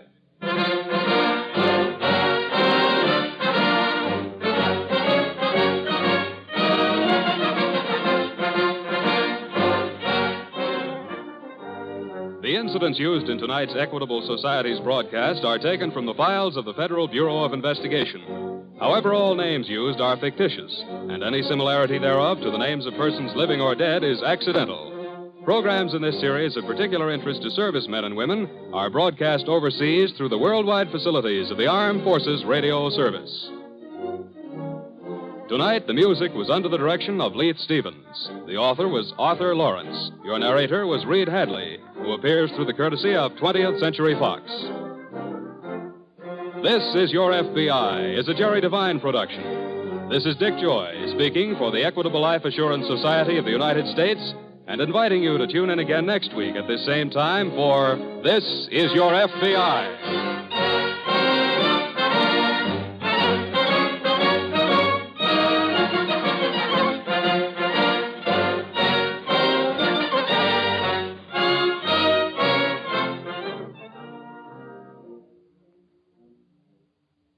Folks, the Equitable Society reminds you that tomorrow is Navy Day. We'd like to take this moment to say thanks, Navy, for a job well done.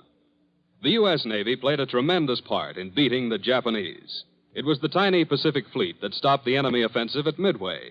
Navy ships turned the tide of the war in the furious night battles off the Solomons. Halsey's powerful Third Fleet crushed the Jap Navy in the battles of the Philippine Sea, making it possible for American warships and planes to blast enemy cities at will. Throughout the war, the Navy has spearheaded victory. Men of the Navy deserve the gratitude of their countrymen. One of the best ways Americans can show their appreciation is by guarding the goals for which these men fought, by maintaining a strong, peacetime Navy. This is the American Broadcasting Company.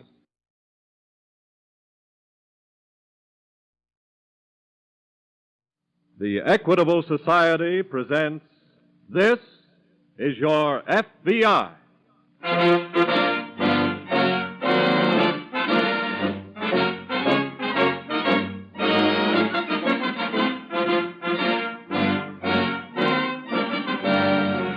This is Your FBI, an official broadcast from the files of the Federal Bureau of Investigation, presented as a public service by the Equitable Life Assurance Society of the United States. To your FBI, you look for national security, and to the Equitable Society for financial security. These two great institutions are dedicated to the protection of you, your home, and your country.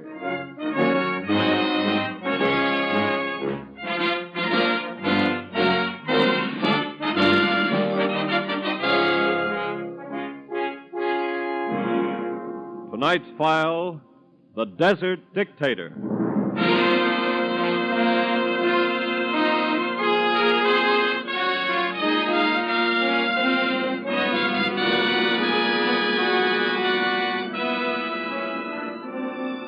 There is an ancient proverb which says, "The sword of the wicked shall break against the wisdom of the righteous." History bears witness to the inexorable truth of that proverb. And likewise does tonight's case from the files of your FBI, in which a ruthless criminal, a killer, is defeated by it.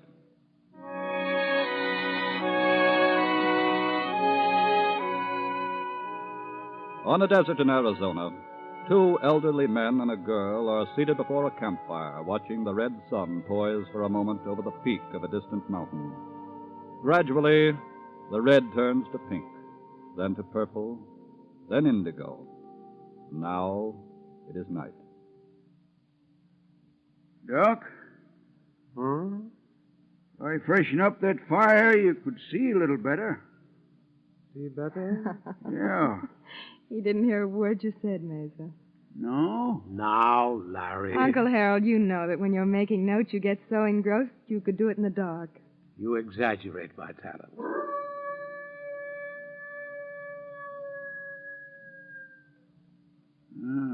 You got company.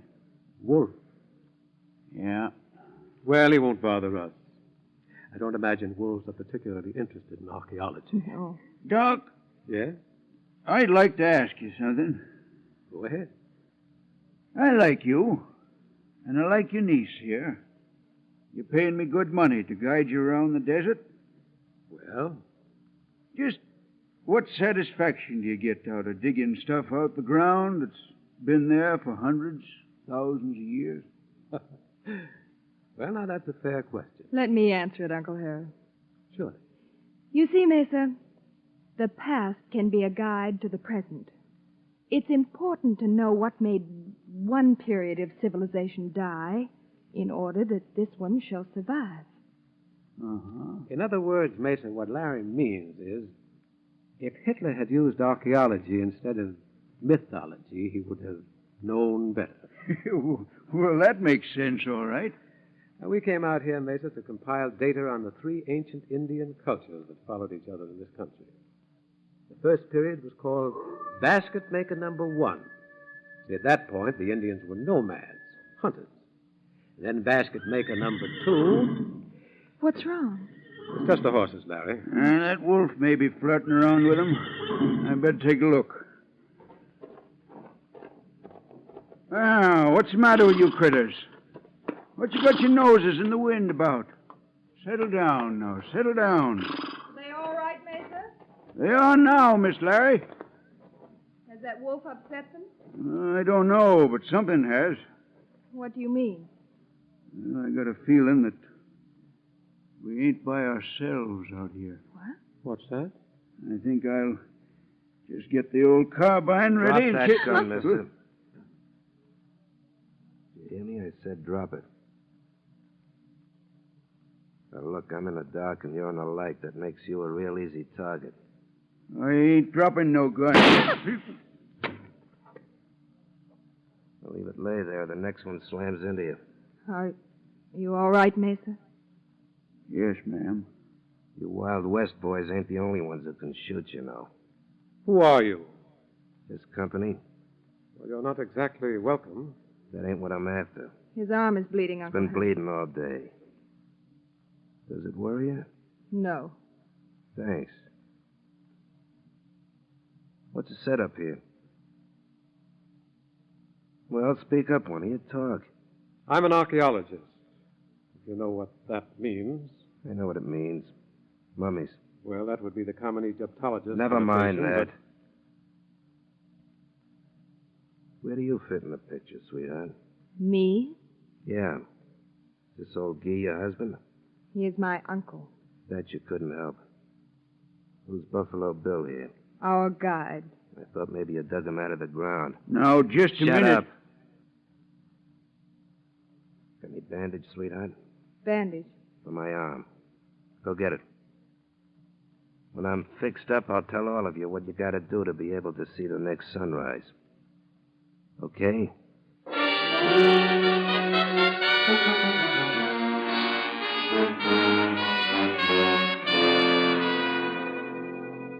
A few minutes before closing time that afternoon, a lone bandit had held up the Canyon National Bank in Flagstaff, Arizona, and escaped with $20,000 after a running gun battle. The FBI office in Phoenix was notified, and shortly after sundown, Special Agent Blake drove into Flagstaff, where he conferred at once with Sheriff Hickman. Two of my boys, Mr. Blake, saw the bandit when he dashed out of the bank and jumped into his car. And they opened fire on him? Well, they yelled at him to stop first, but he had his car started by then when turned off. I see. The boys fired a couple of shots, commandeered a car, and took after him. How did he make his getaway, Sheriff? Well, he managed to shoot out a tire. Was he hit at all, do you know? The boys weren't sure about that. But once after they fired, they saw his car swerve a little. Well, which way was he heading? He went east on the road leading through the Painted Desert. Sheriff, did you get a description of him at all? Yes, I got it written down here for you. Thanks. I've already phoned all sheriffs between here and New Mexico. Oh, good. He was driving a black Buick sedan. Here's the license number. California. No, probably stolen. Well, we'll put out a 3-state alarm right away. And after we check with California, we'll start fanning out men all over the state. All right. But if he gets off in that desert country, it's going to be hard to find. Well, he can't stay in there forever. Sheriff, hand me the phone, will you? We'll get that alarm out.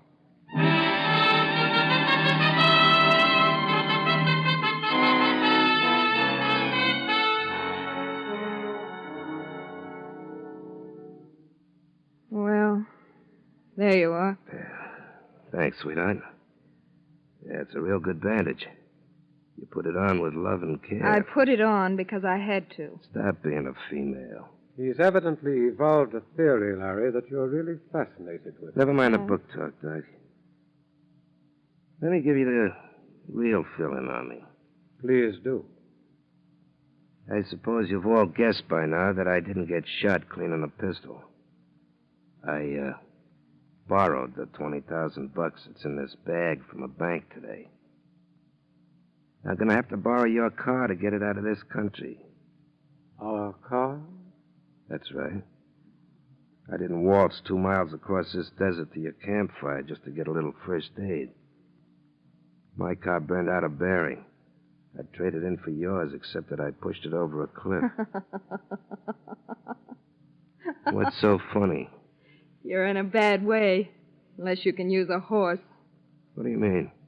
We haven't got a car. You're lying. You got a car around this camp somewhere. You're at liberty to look for yourself. Of course, if you care to wait until tomorrow. Larry. What did you start to say about tomorrow? I was going to say the sheriff or whoever's after you would probably be here by then and be very glad to give you a lift. You were talking about something else or he wouldn't have stopped you. What was it? I just told you. What was it, sweetheart? Oh, my arm. Come on, tell me. Let it be. Wait, mister. I'll tell him. Okay. There's somebody else in your party, right? There's not anybody else in our party. Okay. But somebody's going to be here with a car tomorrow. Yes. We're expecting supplies. I'm sorry, Uncle Harold. Don't be sorry, sweetheart. That helped. I was beginning to figure I was in a pretty bad spot.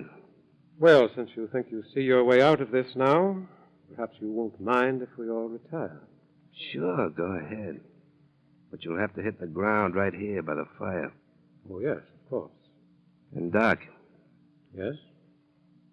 In case you think you got an edge because you went to college, I just got out of San Quentin University last week.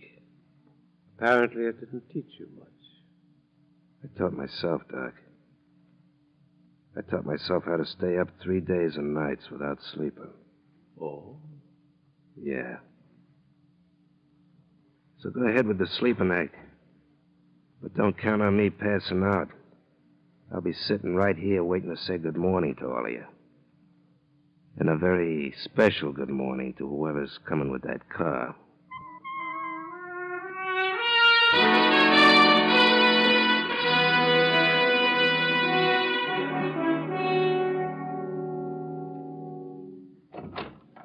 Morning, Sheriff. Good morning, Mr. Blake. Sheriff, this is Special Agent Tanner. Hello, Sheriff. How do you do, Mr. Tanner?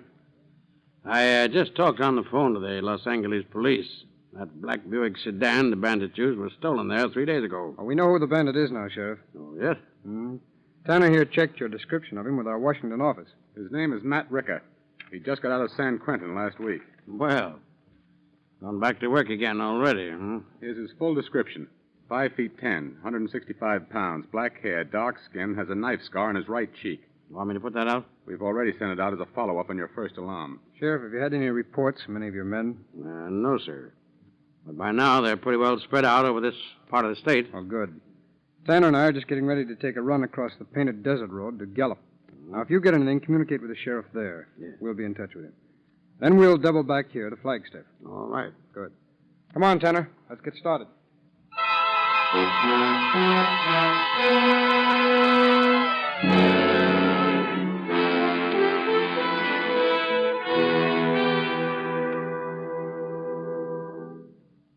Well, how did everybody sleep? How do you think? You should have knocked it off real good, knowing somebody was standing by, watching over you. That was very comforting. Thanks. Hey, Pop, pour me another cup of that... Hey, what are you doing there? Just fixing the fire. Why? You're lying. You're doing tricks with the smoke, trying to make a signal. I Get told away you from I there was before I only- slam lead into you. And pour me a cup of that Java. I ain't waiting on you. I said pour me a cup of that Java. I'll get it for Pop's you. gonna get it for me. I ain't getting you nothing. Okay, Pop, you asked No, for don't. it. Wait a minute. Listen.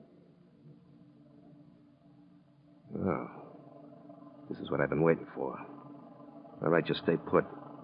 If anybody lets out a crack before I get that guy under control, there'll be some blood on the sand. Well, howdy, folks. Howdy. Morning, Marshal. How's everything going? Just fine, Mr. Marshal. I got a good mess of supplies for you. Is that so? Yeah. Well, looks like you took on a new member since I was out here last, Doctor. That's right. Who is he? He just joined us last night. Oh, that's funny. What's funny? You look quite a bit like a man I heard about yesterday. A man they're looking for back in Flagstaff.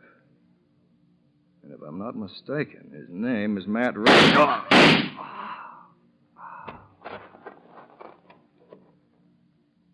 Oh, that's it. It didn't help you, Ricker. What do you mean? Look at the car.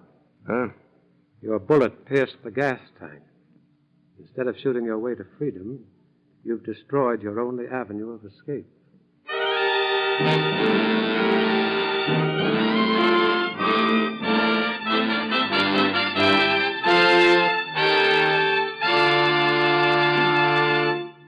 We momentarily close the Equitable Society's presentation of the Federal Bureau of Investigation file on the Desert Dictator. We will return to this case in just a moment. Tonight, I'd like to tell you a tale of two cities and 12 letters. One city is New York, where the home office of the Equitable Life Assurance Society of the United States is located. The other city we'll call Your Town, a prosperous manufacturing community somewhere in the United States. Now, on a certain day, 12 letters were exchanged between Your Town and the Equitable Society. 9 came from Equitable members living in Your Town, enclosing payments on their Equitable life insurance policies. On the same day, 3 letters from the Equitable Society, also enclosing checks, arrived in Your Town. One check was for a very large sum of money, an investment of Equitable Society funds in Your Town's most important industry. A second check went to a respected doctor who is retired under the Equitable Old Age Security Plan.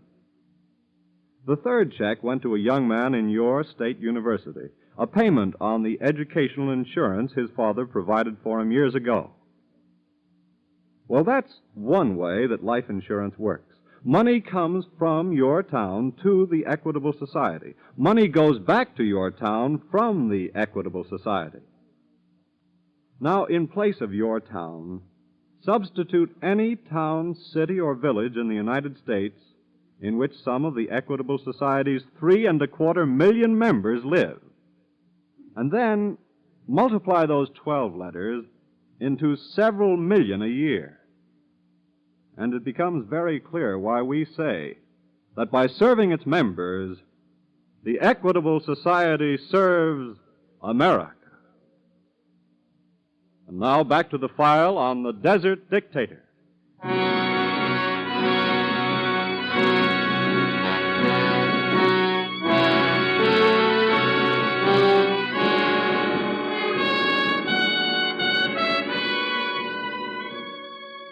The cynical irony of quicksand is that the more desperately one struggles to escape from it, the deeper one sinks into it. Matt Ricker feels the grim touch of this same irony as he watches the gasoline flow from a bullet hole in the tank of the automobile in which he had hoped to escape from the desert and the vicinity of his crime of bank robbery. All right, so I blew that chance for getting out of here. Don't waste any breath laughing at me, because I'm not worried a bit. We'd hardly laugh with the body of an innocent man lying there. You got a lot more to answer for now, mister. You don't think I'm going to sit here and wait for the law to come and get me, do you? Ricker, I wasn't very interested in you before, but now I am. What do you mean? Up to this point, you've just been a petty annoyance, which we've been helpless to remove. From where I stand, you're still helpless, Doug. That remains to be seen. What do you think you're going to do? That depends entirely on what you do.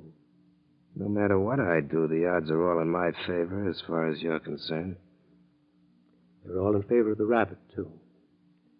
But he didn't win the race. Look, Doc, I got 2 more days and nights before I even have to think about sleeping. Now, let's get moving. Any particular direction? I'm going to put that up to Buffalo Bill here. Put what up to me? You know this country like the doc knows a book. What if I do? You're going to take us out of this desert to a good hideout over in the mountains somewhere. I'll figure out the rest when we get there. I ain't taking you nowhere. Mesa, his time is running out. I'd like for us to be there when it does. Whatever you say, Doctor. We'll pack up and let's get moving. Oh, maybe this will get a word out of you, sweetheart. Well? I'll have to ride double with somebody. Guess who I've picked? Thanks. That way I won't have to look at you. Stop playing hard to get. Okay, let's get out of here.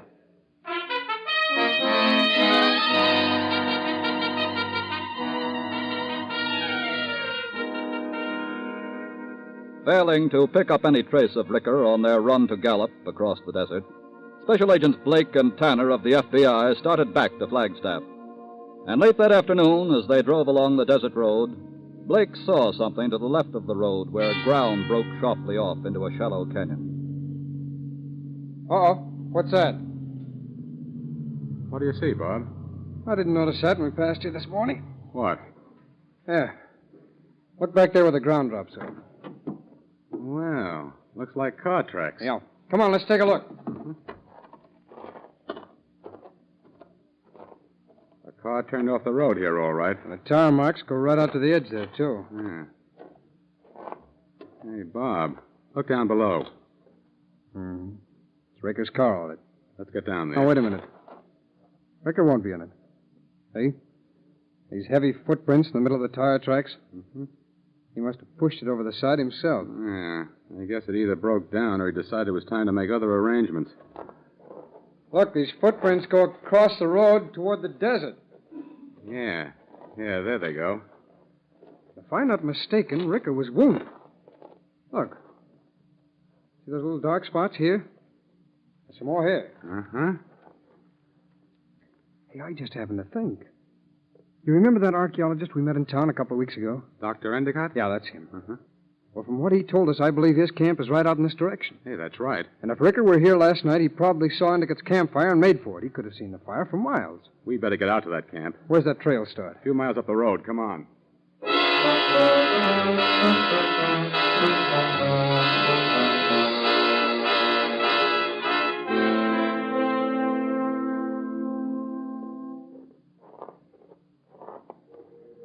Isn't that Tom Marshall's car there? Yes. Endicott seems to have broken camp. There's something wrong about this, Bob. What do you think? Hold it.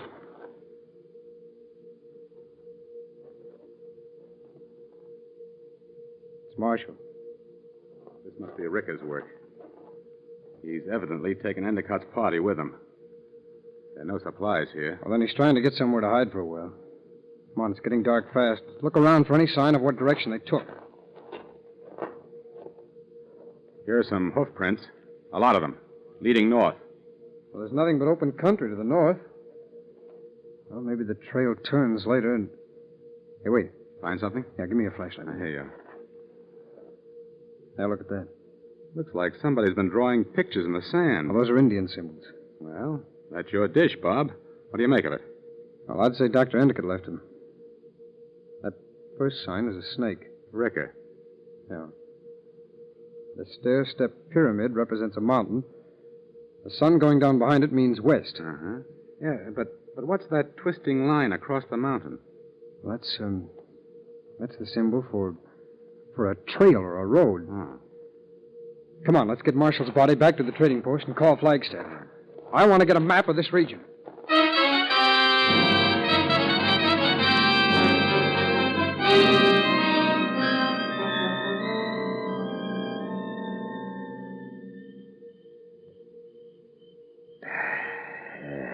This is real nice. I like mountains. Smells good, don't it? With you around, Mr. Ricker, it's difficult to tell. I get it, Doc. Very funny. How about you, sweetheart? Don't that moon kind of hit you? I have to agree with my uncle. Thanks. Hey, wait a minute, Pop. I told you not to fool around with that fire. I'm just putting on some more wood. Well, none of that signal stuff. I said I'm just putting on wood. Okay.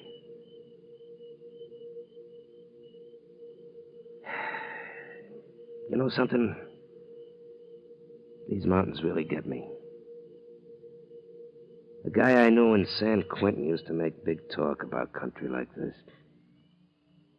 He'd talk about a row of trees like they were beautiful follies dames or something. Now I know what he means. How did he feel about killing people? What do you mean? How did he feel about shooting someone in cold blood as you did today? That's why he was in San Quentin. Let's turn in, Larry. Hold it. You guys can turn in. She's going to stay up. What? I want someone to help me look at that moon. Come on, sweetheart. Let's take a little walk. With you? Yeah.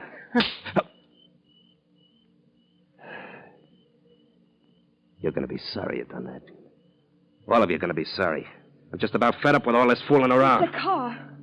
Car? A car way up here?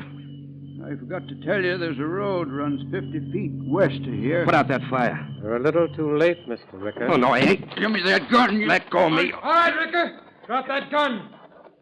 Drop it. Okay. Thank you, Mr. Blake. I gather you found the symbols. Yes, Dr. Endicott. There's one you neglected to draw, sir. The electric chair.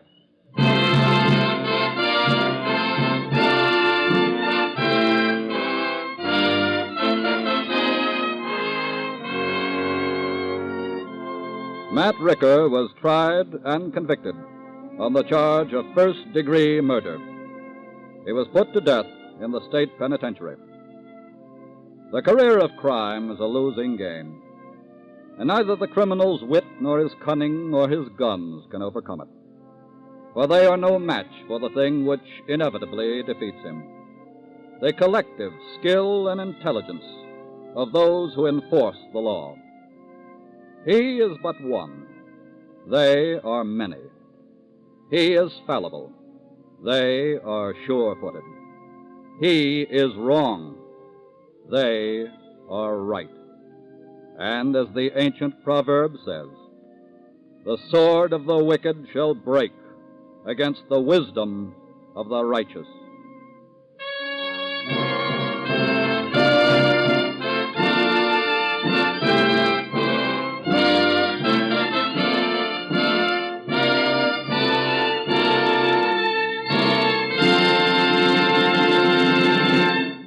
You'll You'll hear about next week's case in just a minute. This week, at the Equitable Society, Thomas I. Parkinson, president of the Society, showed me a letter he'd received from an American mother who was mighty proud of her son. He's just been released from the Army Air Corps, holds 2 decorations, and is a veteran of 47 bombing missions. In her letter to President Parkinson, this mother said, "I think the members of the Equitable Society can be proud of my son, too, because the Equitable Society helped his father and me plan his education. The Equitable Society helped me keep my home after his father died and bring my son up as his father wanted me to." Well, you can imagine how happy that letter made us all. For no matter how often it happens, we're always glad to see what a warm, friendly feeling Equitable members have for their society. Also, that letter reminded us that years ago, when that mother's son was still a baby, the Equitable Society's management was just as alert to the needs of the future as the Equitable management is today. It made us happy to know that as we work hard today to keep the Equitable Society progressive and forward-looking, we're following a great tradition. Yes, this week and every week for over 86 years, the Equitable Society has been building security for you, your home, and your country.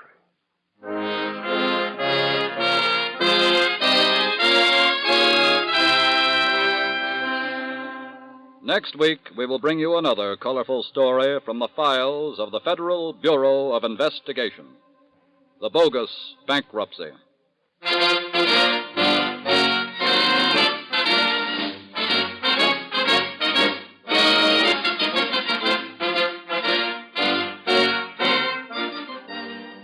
The incidents used in tonight's Equitable Society's broadcast are taken from the files of the Federal Bureau of Investigation.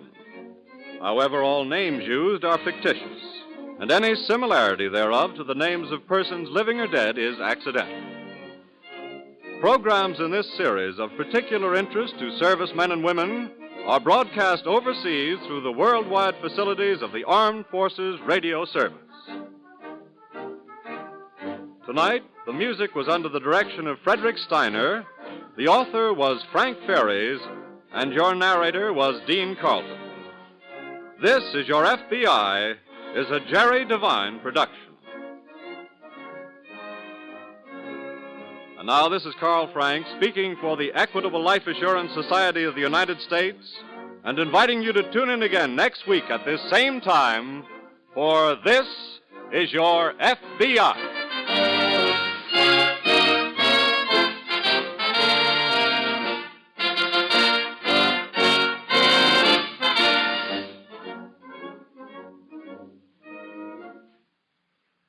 This is the American Broadcasting Company. The Equitable Society presents This is Your FBI.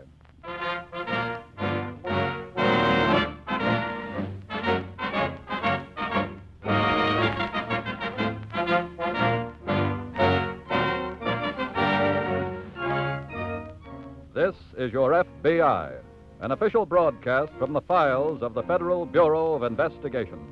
Presented as a public service by the Equitable Life Assurance Society of the United States. To your FBI, you look for national security, and to the Equitable Society for financial security. These 2 great institutions are dedicated to the protection of you, your home, and your country.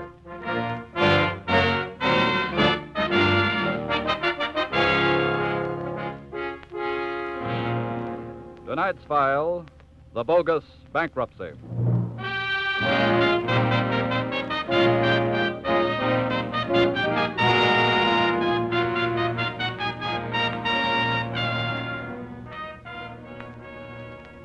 The honest merchant who files a petition of bankruptcy does so to protect both himself and his creditors against total loss. But there are criminals who have made a major racket of fraudulent bankruptcy in this country, who establish a legitimate business, then conceal their assets and resort to bankruptcy for the purpose of robbing their creditors. Tonight's case from the files of your FBI is a recent page from the record of its constant war against this federal crime.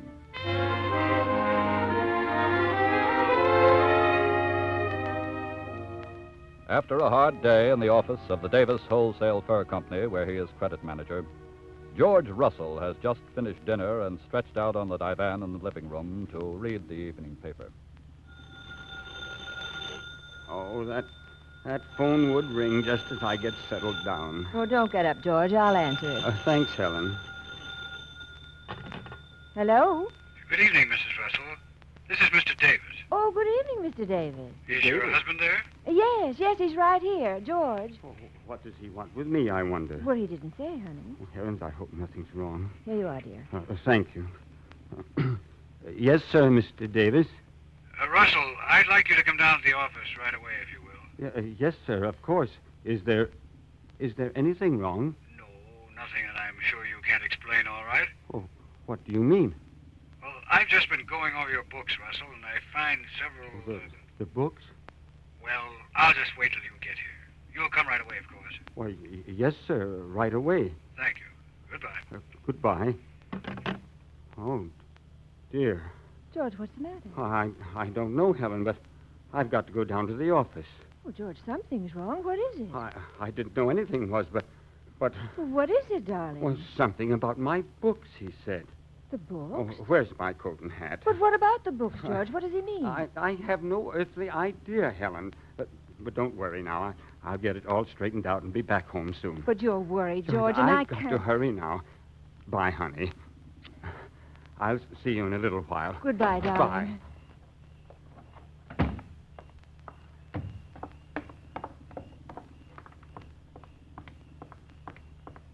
Pardon me, mister.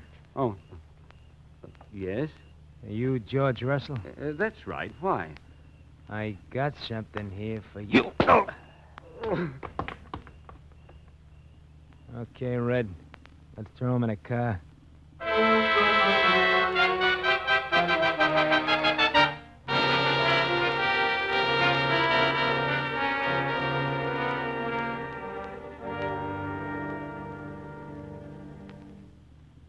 Sit down, Mr. Davis. Thank you. I was just ready to go out to lunch. I'm sorry, Judge Forrester, but this is an urgent matter. Oh? What's the trouble? Well, it was just about a year ago that as my attorney, you helped me set up my wholesale fur business west of it. Yes? Now you're going to have to help me take it apart. What? I want you to file a petition in bankruptcy for me. Bankruptcy? Yes, and I want you to file it today. My credit manager, George Russell, has left me no other choice, Judge. Well, what's he got to do with it? I found a few things wrong with his books last night and called him to come down to the office after dinner, but he never arrived. What happened? I don't know. He's just disappeared. I think you'll find the whole answer in these papers here. I see. I spent all night and this morning checking up. Through a system of false invoices and other juggling, Russell has gotten away with over $100,000 in furs. 100? Why, it's incredible. Payments to my creditors are due, and I can't possibly meet them, Judge. I've got to take bankruptcy immediately. You reported Russell to the police, of course. Well, I thought I'd better consult you first. But Mrs. Russell, she must have reported it. No, I asked her to let me handle it. I see. Now, here are all the personal facts about Russell, and I've made up a statement here of my true assets and liabilities. Yes? And a record as nearly accurate as I could make of Russell's jugglings. Everything's here. I see. And you really want the petition filed today? Well, it's much better for my record for me to take action before my creditors do, Judge. Yes, of course. Well, shall I call the police now? No, just leave everything to me, Davis. I'll check with you as quickly as I can. Good. I'll either be at my home or at my office. Very well. Good day, Judge. Good day. Miss Myers. Yes, sir? Get me the FBI.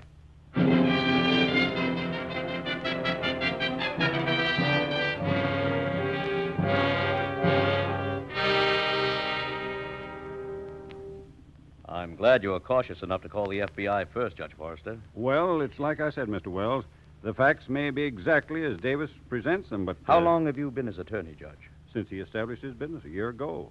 But I've served him in only a couple of minor matters in all that time. And you suspect there might be something wrong with this case? I have no basis in fact for any suspicion, Mr. Wells, except that it all happened so quickly. Mm-hmm. Russell disappears last night. And this afternoon, Davis has statements all prepared and asked for a petition in bankruptcy. I see. And I certainly have no desire to be a party to any proceedings involving a possible fraud. Well, of course not. Judge, I want you to know that you must use your own judgment on Davis's request to file a petition in bankruptcy. I understand that. I'd like to have access to Davis's books as soon as possible. I can have them ready for you this afternoon. Good. I'm going to go out and have a talk with Russell's wife.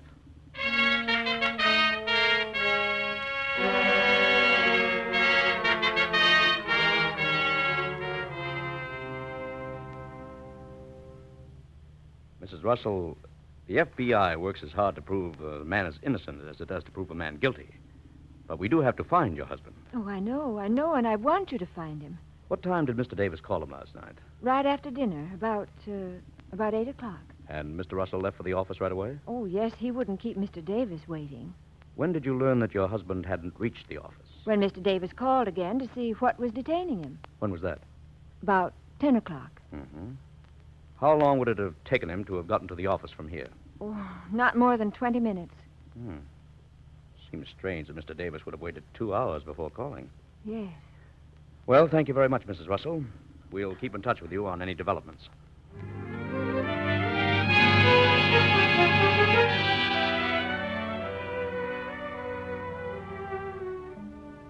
It is shortly after dusk now, and to anyone looking at it from the outside, the ramshackle building down in the now deserted warehouse section of the city would have appeared empty and unoccupied.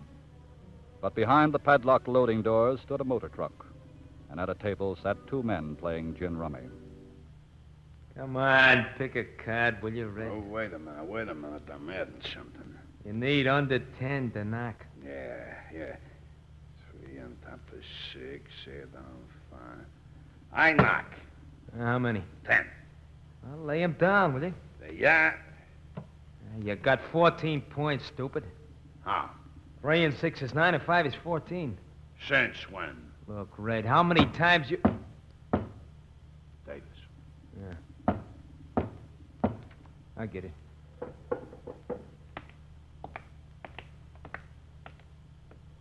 That's you, Mr. Davis? Yes. Come on in. Thank you. Well, how's things going uptown, huh? Right now, Mac, I'm more concerned with matters here. Everything's okay here. Red, Yes, sir. did you call my apartment this morning? Yes, sir. Why? Well, to tell you everything was okay. I don't want either one of you to call me unless there's an emergency. Do you understand that? Yes, sir. How's our friend, Mr. Russell? Sleeping like a baby. No trouble with him? Not since we slugged him. We tried to make a break for it a while ago. That's why he's sleeping like a baby. Does he know why he's here? No, sir. You haven't mentioned my name. No, sir. What have you done with the first? Took him off the truck. Got him hid under that bunch of empty crates and boxes over there in the corner. Yeah, I see. It looks just like a pile of empty crates and boxes. I gather that, Red. Look, Mr. Davis, you got any idea when we'll be pulling out? Huh? I just stopped by the lawyer's office to leave the books. He's filing the petition sometime tomorrow. Oh, you ought to get action pretty quick then, huh? That's right. Well, I have to be getting along. You boys just lay low here and everything will be all right. Right. Okay. And, by the way, Mac. Yes, sir? I'll be back a little later on tonight to take care of Mr. Russell.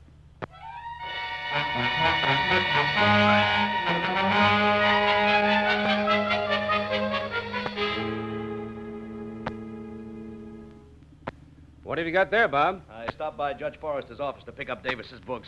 Here they are. Good. I also checked Russell's bank account. And?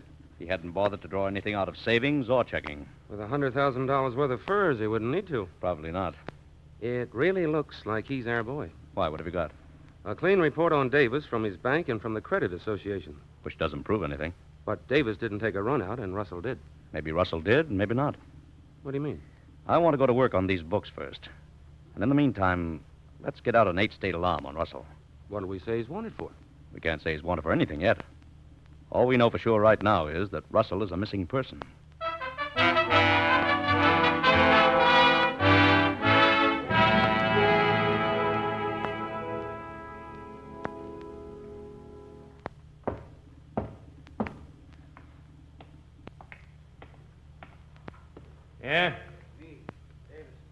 Okay.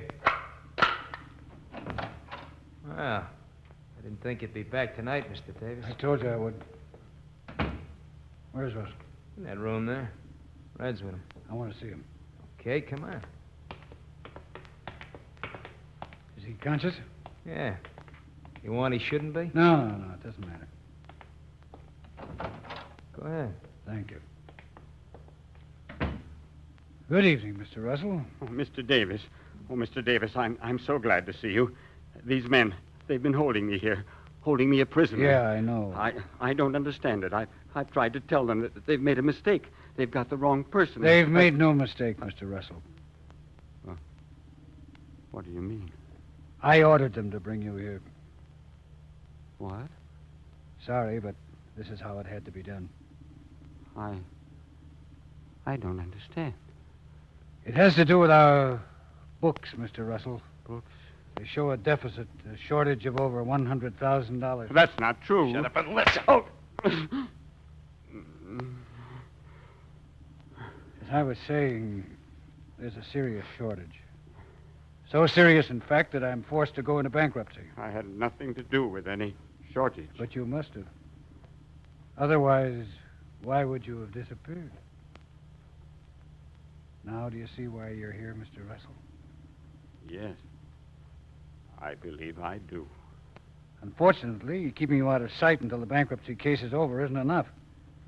Your return even then would be very embarrassing. But you can't keep me here forever. That's right. So the next best thing, Russell, is to get rid of you. Get rid of you now. What are you saying? Red? Okay, Mr. Davis. Oh, wait. Please, Mr. Davis. No shooting, Red. I'm not. Oh, no. Keep away. Keep away.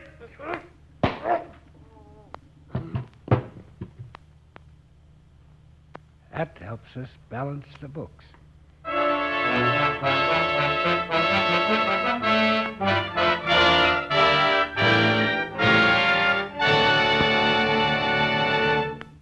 We momentarily close the Equitable Society's presentation of the Federal Bureau of Investigation file on the bogus bankruptcy. We will return to this case in just a moment. They say that a man has a young mind as long as he keeps his eyes fixed on the future, as long as he doesn't dwell in the past. Well, if that is true, then the Equitable Life Assurance Society of the United States, in spite of being 86 years old, is one of the youngest-minded organizations in the country. You see, the future is our business. For example, during the past few days, we signed several contracts which will not be paid up until after the year 2000. We provided for the college education of some boys and girls who will graduate in the class of 1966.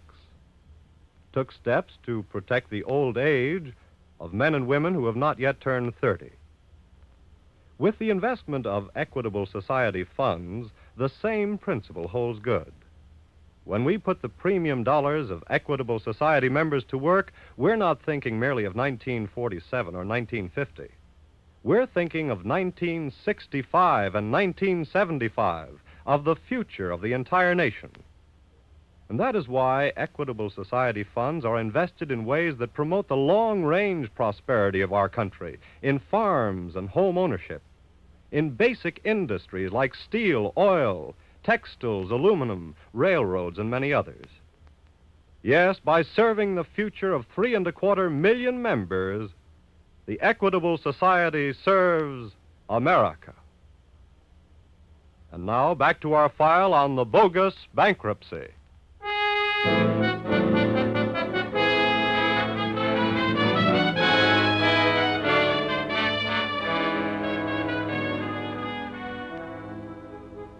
A criminal can plot only his own operations and the actions of his victims and confederates.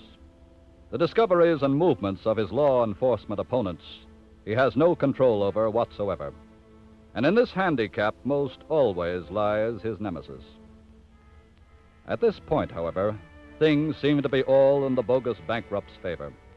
And they still were when he entered his lawyer's office the following day. How's everything going, Judge? Fine, Mr. Davis. That's good. Have you filed our bankruptcy petition? To tell you the truth, I haven't. What? Why not? I didn't finish checking your statements and figures in time. They were all checked before I gave them to you. I know, but I wanted to recheck them to make doubly sure no error would appear in the petition. You don't think I might have made some mistake on purpose? Oh, of course not. It's just normal procedure on the part of any attorney to make sure that his client... Judge, I want that petition filed today. It's being drawn up now. And you'll file it today? If the papers are finished in time, yes. Look, I'm paying you a good fee. I expect to get action. I'm doing the best I can. You wouldn't be stalling me, would you? What do you mean? I don't like the way you're handling this. This is all routine procedure. Where are my books? They're not here. Where are they? They're being re-audited. Why? For your protection against any possible error. I'm getting a little too much protection here, Judge. If you're not going to file today, I want my books and my statements back. As you wish. I think I'll take my case to someone who'll give his client what he asked for. I'll be back here for my books at 5 o'clock.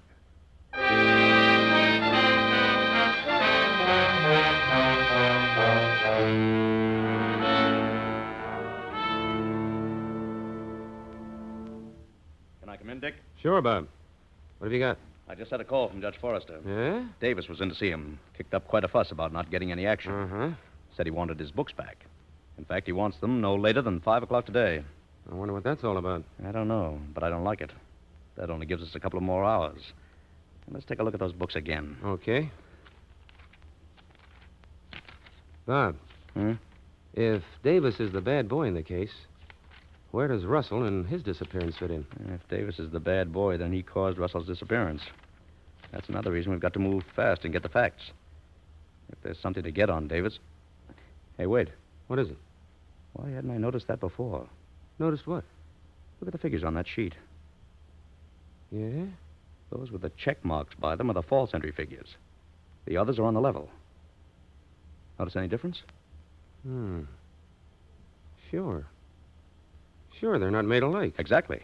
Two different people worked on the books. And Russell was supposed to have done all the work.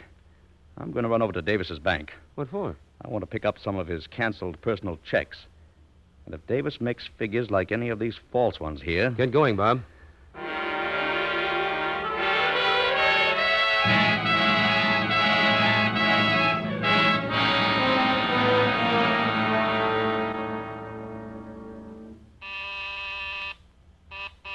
Okay. Who is it? Me, Mr. Davis. Mac. What do you want?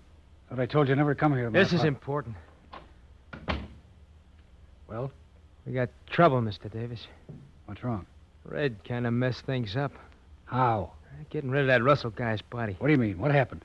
Well, he took the stiff out to dump it late last night, just like you tell him. Yes?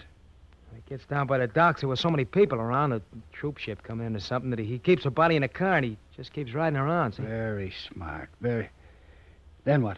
Well, when it gets to be daylight, he gets a little panicky. Finally throws the body in an alley. That's great. That's fine. Probably be found in the next 5 minutes. It's already been found, Mr. Davis. How do you know? Red come back and told me what he's done. I went over to see if I could pick the stiff up again. There's cops all around the place. That was just a little while ago. Oh, that's stupid. If the body'd been weighted and thrown in the river, it would have stayed there for months. Yeah, I know. Well, there's only one thing to do now. What's that? Go back to the warehouse. You and Red start putting the cases of furs on the truck right away. Okay. We're moving out tonight.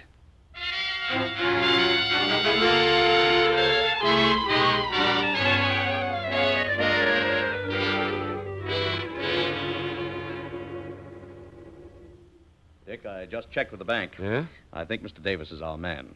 The figures on his personal checks and the false entry figures in the books were made by the same person. I just confirmed it with the lab. I think I have even better confirmation on Davis. What's that? I just had a call from police headquarters. Russell's body was found. What? Picked up in an alley just a half hour ago. Well, are they sure it's Russell? His wife just identified the body. But that doesn't tie the murder to Davis. Not 100%. How was he killed? Did they find any weapon? No. But he was slugged with a heavy instrument. Of course, if Davis is our man, the murder makes sense. First, he has Russell snatched to make it look like a runout. Then he comes up with the book juggling charges and says $100,000 in furs are missing. Yeah. Then he kills Russell to keep him from ever telling the truth. He should have done a better job of getting rid of the body.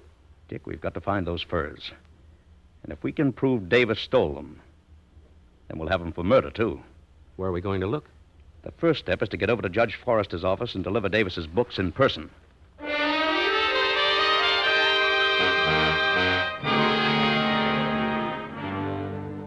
It's 5:30 now. I don't think Mr. Davis is going to keep his appointment with you, Judge. No. Have you his home address? Yes, I'll get it for you. Dick, I think you'd better get over there. Okay. I'll wait here.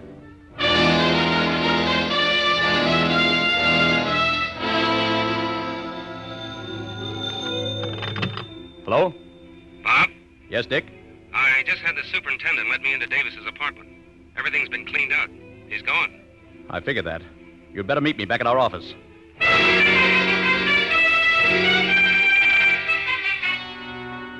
It's quite obvious that Davis has taken a run out. Yes. If we only knew where he's hidden those furs. Wait a minute. I seem to remember a certain item in his books. What? If I'm right, it might lead us to Mr. Davis.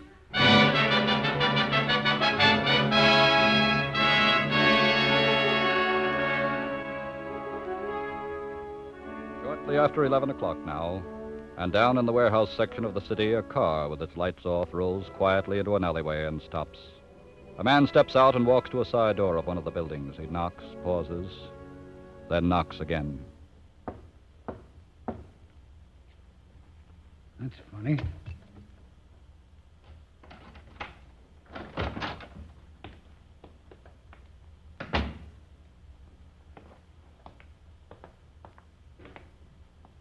Red.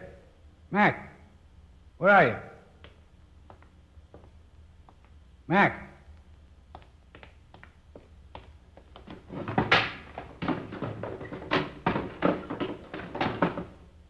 Why, the dirty double-crossing. Took the furs and ran out.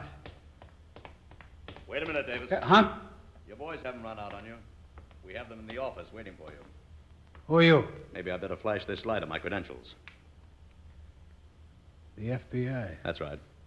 And thanks for that entry in your books covering the rental of this warehouse. Otherwise, the search for you might have taken longer. What do you mean? We have an interest in furs, too, Mr. Davis. Right now, we're concentrating on skunks.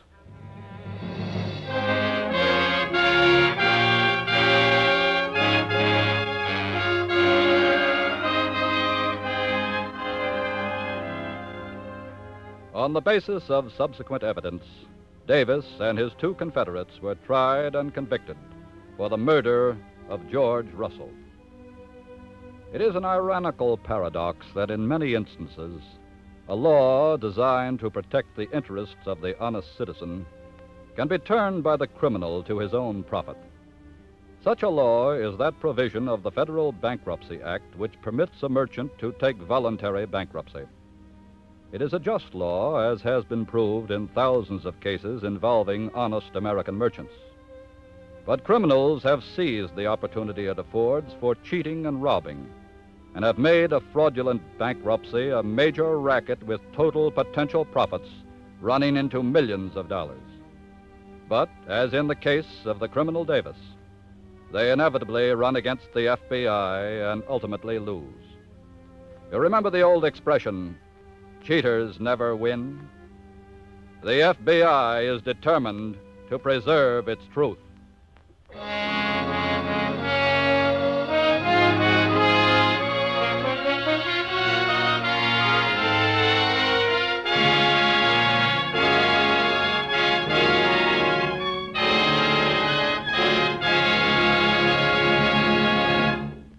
You'll hear about next week's case in just a moment. This week, at the Equitable Society, I had one of the finest experiences of my life. After lunch, I happened to drop in at the Department of Policy Claims. That's where payments are made to Equitable Society members whose policies have matured. Well, just as I walked into the office, an Equitable Society executive was handing a check to a lovely gray-haired lady. She'd been a teacher for 40 years until 2 weeks ago. Now she was retiring and receiving the first of a long series of checks which the Equitable Society will mail to her every month as long as she lives. Her eyes were shining when she took the check, and she said, "You know, if I had my life to live over again, I'd still be a teacher.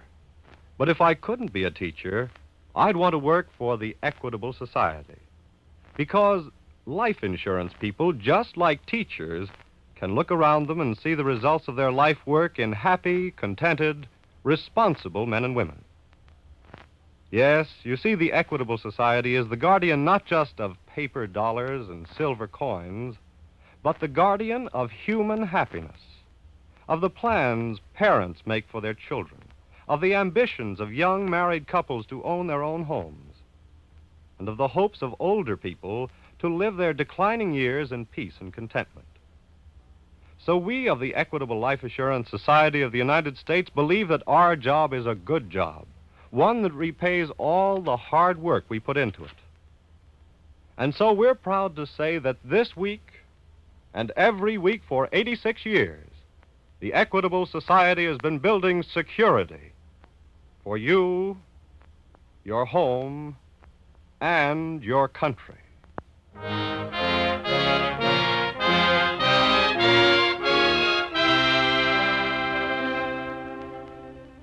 Next week, we will bring you another colorful story from the files of the Federal Bureau of Investigation.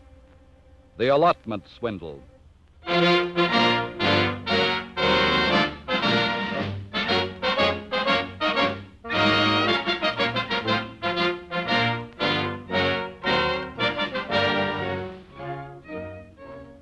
The incidents used in tonight's Equitable Society's broadcast are taken from the files of the Federal Bureau of Investigation. However, all names used are fictitious, and any similarity thereof to the names of persons living or dead is accidental. Programs in this series of particular interest to servicemen and women are broadcast overseas through the worldwide facilities of the Armed Forces Radio Service. Tonight, the music was under the direction of Frederick Steiner. The author was Frank Ferris. This Is Your FBI is a Jerry Devine production. This is your narrator, Dean Carlton, speaking for the Equitable Life Assurance Society of the United States, and inviting you to tune in again next week at this same time for This Is Your FBI.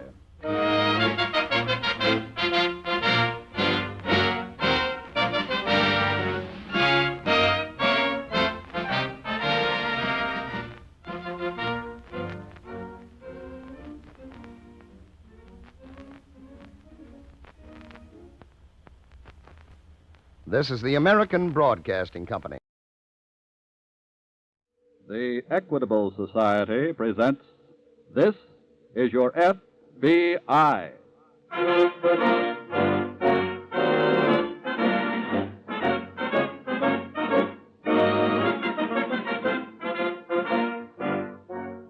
This is Your FBI, an official broadcast from the files of the Federal Bureau of Investigation, presented as a public service by the Equitable Life Assurance Society of the United States and the Equitable Society's representative in your community.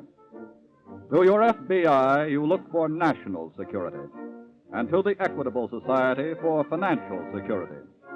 These two great institutions are dedicated to the protection of you, your home, and your country.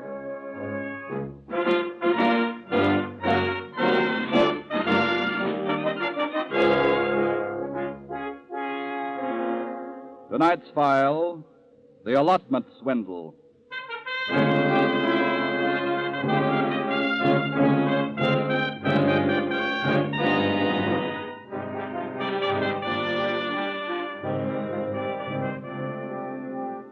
The war has now been over officially for 13 weeks, and all through the land, castles that crumbled 2 and 3 years ago are being rebuilt. Being rebuilt because our servicemen are coming home. From torrid China, from freezing Alaska, from hungry Europe, from all over the world, men are returning to this, their native land.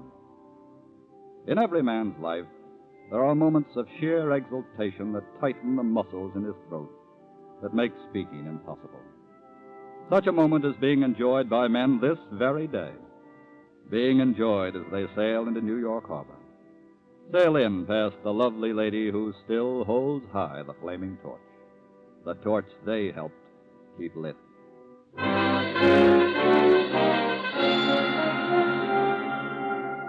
Our story this evening opens in a small, unattractively furnished apartment on the west side of New York. Julia Parker, a sleazy blonde of 28, is half asleep in the second-hand Morris chair near the window. She is daydreaming, thinking of some of the men she could have married, and of some of the men she did. Okay. Yeah? Julia, Yeah? open up. It's me, honey, Bobby. Bobby who? Your husband. My Julie, baby. Oh, gee. Oh, it's you. Oh, honey, it's so good to see you. Gosh. Come on in. Oh, sure. Just let me grab hold of this bag. There. Oh, gosh, baby. This is what I've been waiting for. When'd you get in? Yesterday. What a time I had trying to find you. This is the 5th address I tried. I moved. Gee, you look swell. You know, I used to dream about this. When I'd be laying in a lousy hole filled with mud, I'd think about you. You getting out of the Army? Yeah, I got a 30-day furlough. Then I go back to camp, guy gives me a paper, and I'm a civilian. Oh. Glad to see me, baby? Sure, it's wonderful. Let me hold you again. Gee. You know something? What? I almost feel embarrassed about this. What do you mean? You know, like we were strangers or something. Strangers? We only knew one another a couple of days before we got married. Then me going right overseas. Well, we'll get over that. From now on, we're going to be together for a long, long time. Right, baby? Yeah, sure. Hey, got a couple of things for you in the bag. Present? Yeah. What kind of present? Oh, helmet, Nazi flag, pictures. Oh. You want to see them? Not right now. Oh, I can get them. No, wait. Let them go till after, huh? Okay. I gotta go out for a minute first. What for? Well, you must be hungry, and I haven't got anything in the house to eat. Oh, but... Look, you get all cleaned up or something, huh? I'll be right back, honest. But, Julie... Just make yourself at home. I'll see you later.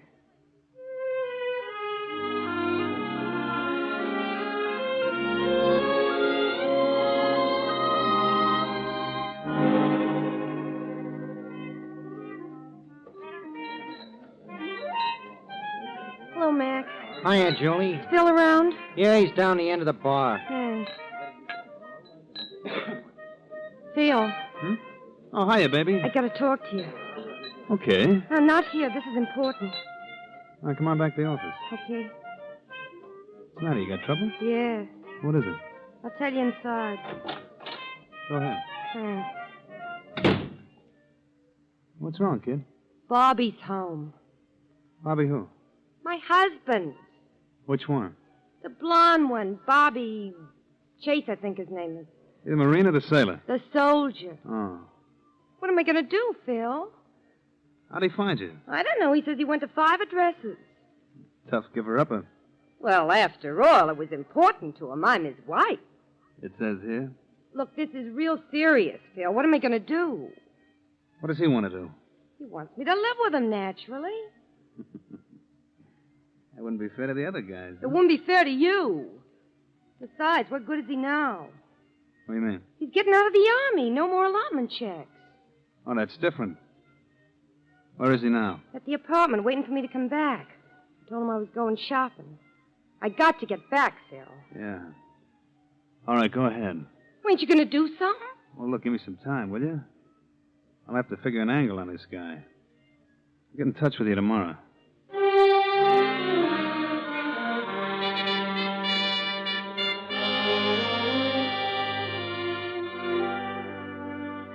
Back in the early days of the war, Bill and Julia hit upon the racket of having Julia marry servicemen who were about to be shipped out of the country.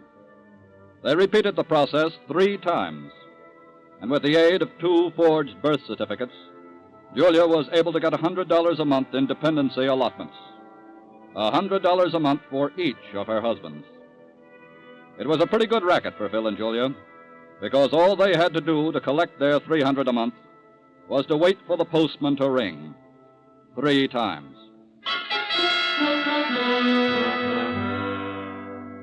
Yes, it was a very good racket, and no one knows how long it would have gone on if the war hadn't suddenly ended. With the return of large numbers of servicemen to this country, allotment discrepancies began to turn up in such alarming numbers that the Federal Bureau of Investigation was called in. That morning, in the New York offices of the FBI. Oh, come on in, Lee. Okay. What's up? I've just been going over this list here. Tell me all of those people are wanted. No, I guess maybe most of them are here by mistake. At least let's hope so. Well, what is the list? Suspicious allotments being paid by the Army's Office of Dependency Benefits. All of these names are in the New York area only. Well, it'll take the whole Bureau to investigate that mob. I don't care if it does. Neither does Mr. Hoover. If they're all guilty, we'll bring them all in, even if they have to build a dozen new jails to hold them. How are you going to go about it? Well, first I thought we'd make a spot check on the whole list and get a percentage. Good idea. Then we'll know approximately how many of the whole mob we'll have to deal with. We'll make a 5% check. Well, sounds like enough. Suppose I take the list and have a new one made with 5% of the names. Go ahead. Now, how do you want me to pick the 5%? At random? Just have Miss Jenkins list every 20th name. Then break that new list down by neighborhoods. Right. When they're ready, we'll go to work.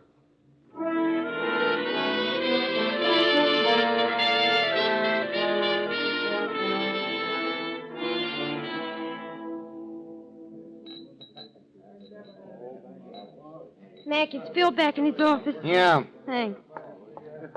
Excuse me, please. Hiya, Julie. Come on in. I'm just thinking about you. Well, that's very nice of you. I thought you were going to get in touch with me. I didn't have anything to tell you. Well, I get plenty to tell you. What's the beef now? The guy is driving me nuts. All day I got to sit around and look at souvenirs. And what he said to the captain and what the captain said to him. Okay. And that ain't all. Remember that extra dough he sent home for me to save for him? That $2,800? Yeah? Well, he wants it. He wants it right away. What'd you tell him? Well, I couldn't say I gave it to you. I said it was in the bank. Well, that ought to hold him for a while. Phil, he wants the dough right away. He's going to buy a lunchroom or something. And another thing. Yeah? He wants me to go meet his folks. Where? Boston. When's he want to leave? On the midnight train tonight. Look, Phil, you gotta... Wait a minute. I got an idea. Well? Tell him you'd love to meet his folks. Tell him you're going with him. Only you don't take the train. You want I should walk? Listen. Go back and tell him your brother will drive you both up. My brother? Yeah. Me. Phil, he can't meet you. Why not? Well, if he was to know about us... Look, all he has to know is I'm your brother. I'll take care of the rest. What's the idea? You'll see. This guy is good for one more touch, baby. A big one.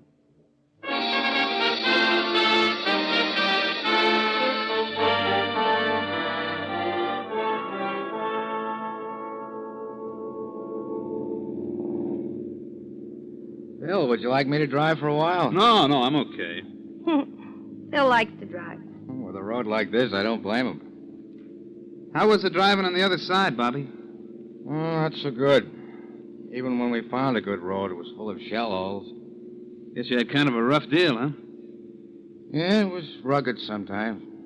Bobby don't like to talk about it much, Phil. I'm getting out next month. I want to forget about the Army. Sure.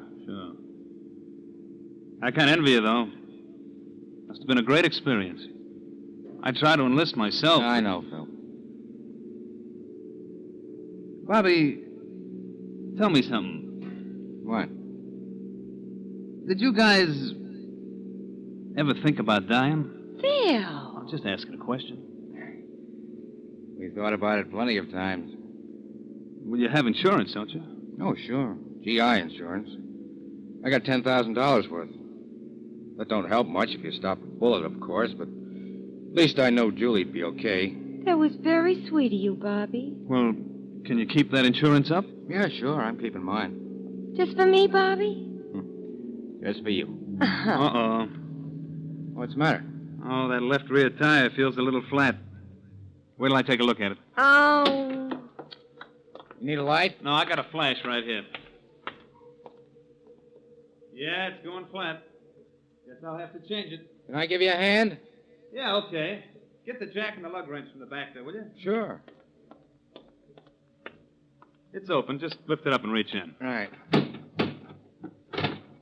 I help, Phil? No, just stay put. Here they are. You want to set that jack under there? Yeah, sure. How about here? That's fine.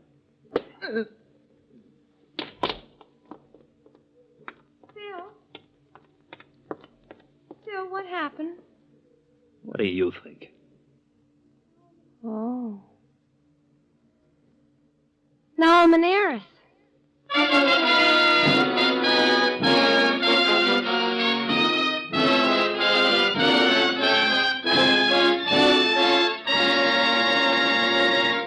We momentarily close the Equitable Society's presentation of the FBI file on the allotment swindle. We will return to this case in just a moment. One of the most meaningful words in the English language is security. According to the dictionary, it means freedom from fear, anxiety, or care, freedom from doubt or uncertainty. To one man, security calls up a picture of a little house which he owns free and clear, so that no one can ever take it away from him. Another man thinks of protection against the hazards of illness and accident. A third sees himself receiving a regular monthly check during his old age. A fourth wants to be sure that no matter what happens to him, his children will get a good education and his wife will never be dependent on charity. For 86 years, men and women have been bringing these and scores of other security problems to the Equitable Life Assurance Society of the United States. Now, please take particular note of that word society in the Equitable's name. Society means that the Equitable Society is entirely owned by its members, that is to say, by its policyholders.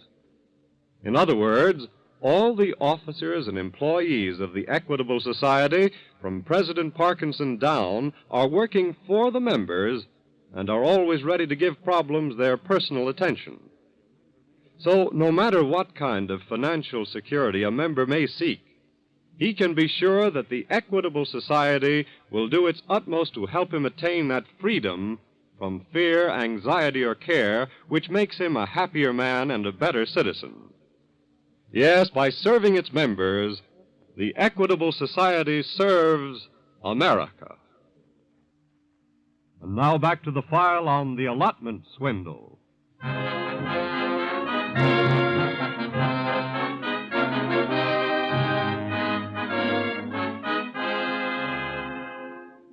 The basic ingredient in the character of a criminal is greed.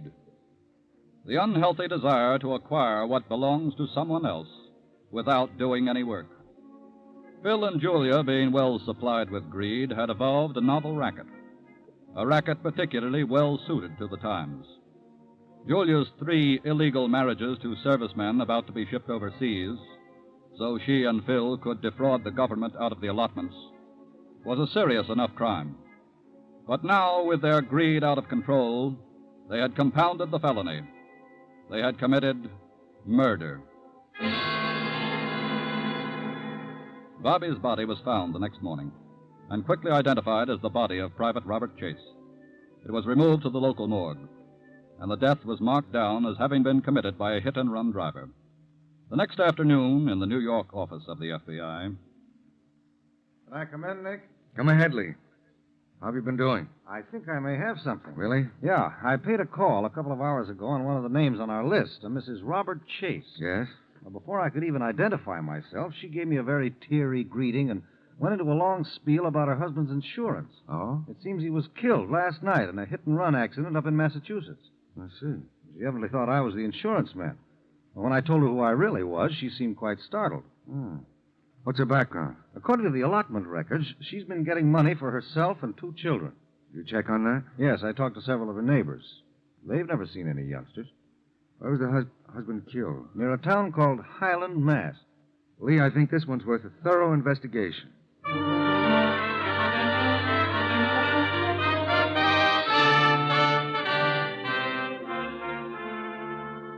Special Agent Price telephoned the morgue at Highland, Massachusetts, and learned that the Army was claiming the body the next day to take it for burial with military honors in the Chase family plot. Because of his suspicions, Price ordered the body held for further examination.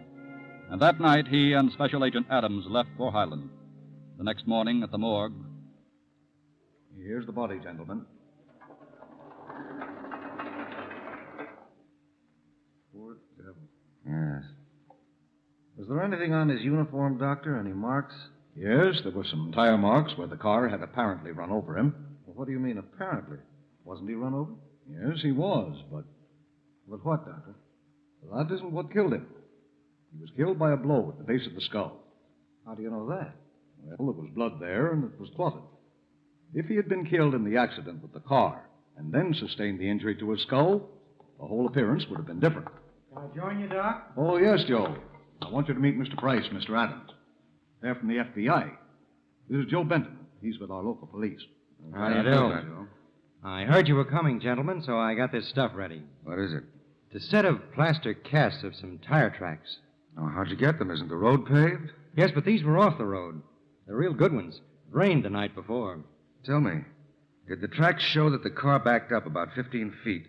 Then when it started forward, it went back onto the road? Yeah. There doesn't seem to be much doubt from what Dr. Jones says that Private Chase was murdered. Well, how do you figure that? Well, let's assume that he was murdered by the people in this car that ran over him. They want the murder to look like a hit-and-run accident. Yeah? So they drag the body out onto the road and back up and run over it. Yes. So thanks for having the foresight to get these casts of the tar prints made, Benton. Oh, glad to be of any help. Now, Dr. Jones. Yes? One more thing.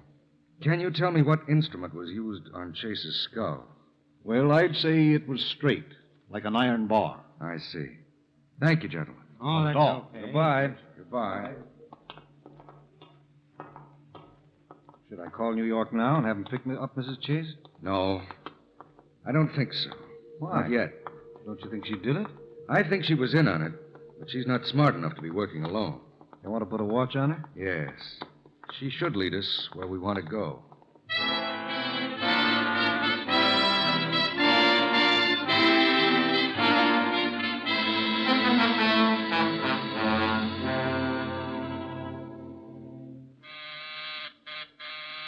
Just a minute. Who is it? Me, Phil. Oh, okay. You got my message, huh? Yeah. Gee, I thought you'd never get here. I got so scared, Phil. I didn't know what to do. I was How do going you know around. the guy was from the FBI? He showed me a badge or something. What do you want? Well, nothing really. Talk sense, will you? He must have wanted something. Well, he said he was looking for some guy broke out of jail. Why'd he come here? He said they were looking all through the building. Now, that was a phony. Did he ask about your husband? No, he didn't seem to care about that. Uh-huh. Not even when I told him he'd been killed. Well, how'd you come to tell him that? I thought he was the insurance man.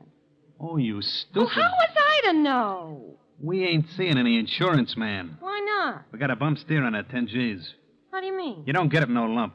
I checked up today. You get a measly $36 a month for life. Oh, that's awful. Well, that's the deal, sweetheart. And you may not even get that. Why? FBI came here for some reason, and I guarantee you it's not the one they gave you. How would they know anything was wrong? That happens to be the business they're in. Oh. What do we do? You got to blow town. Oh, Phil. And fast, baby. You're getting out tonight. I can put you up at Chuck's place for a couple of months. In the country? Yep. With all them trees? Baby, it's better to look at trees than be hanging from them. Meet me at my garage at 12 o'clock tonight.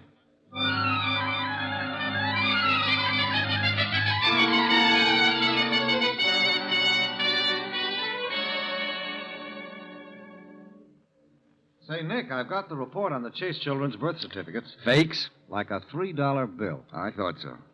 Well, what do we do now? Well, one thing we've got to do is to see whether our candidate has a car. Well, who's our candidate? I wasn't here when he was nominated. A fellow named Phil Taylor. How does he fit into the picture? Well, he endorsed every one of Mrs. Chase's allotment checks. Well, who is he, a check cashier? No, he's just a petty larceny crook. Done time a couple of times, but all small stuff. Well, if he's mixed up in this, he graduated to the big leagues. Yes, if this is the man we want. What else have we got on? He paid a call on Mrs. Chase this afternoon. Well, why don't we grab Taylor? We can't prove anything against him yet. It's not against the law to cash government checks, you know. You don't look as unhappy as you should. I'm gambling on a hunch. I'm having a check now. Anything else come in from the Massachusetts police? No, not a thing, but they did enough. Price talking. Yes? Yes. Yeah, let me write down those dates. That's fine, thank you. That was Johnson down at City Hall, Lee. Yes? When Robert Chase was married, his bride gave her maiden name as Julia Prescott. That was a mistake. Why? Because 2 years before that, on September 11th, 1940, this same Julia Prescott was married to our suspect, Phil Taylor.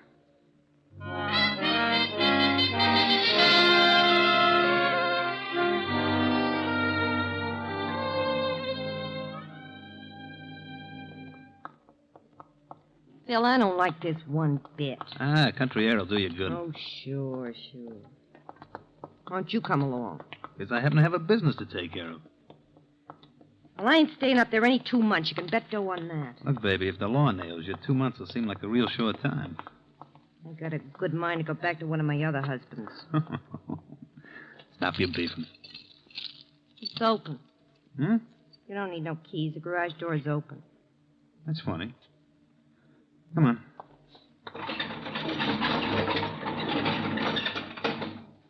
Wait a minute, I'll put on a light. Okay. Just stay where you are, both of you. Who are you guys? Mrs. Chase should remember. He's from the FBI. That's right. What do you want? We've been comparing this plastic cast with your left rear tire. It matches perfectly. Phil! This lug wrench is important evidence, too. Well, you get your way, Julie. You ain't going to the country.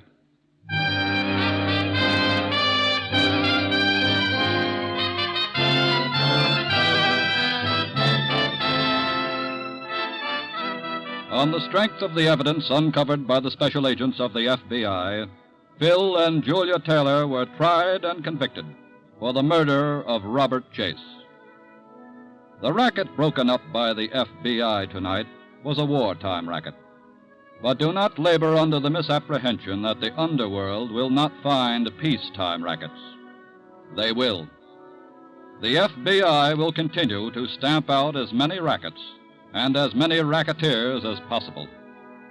The FBI can help, but only you can really put a blockade on the underworld. Only you, by a concerted effort, can starve them out of their positions and force them to seek other means of livelihood. The servicemen now coming home after years of privation are returning to a country they have been dreaming about. They deserve to have you do your part to make their dreams come true.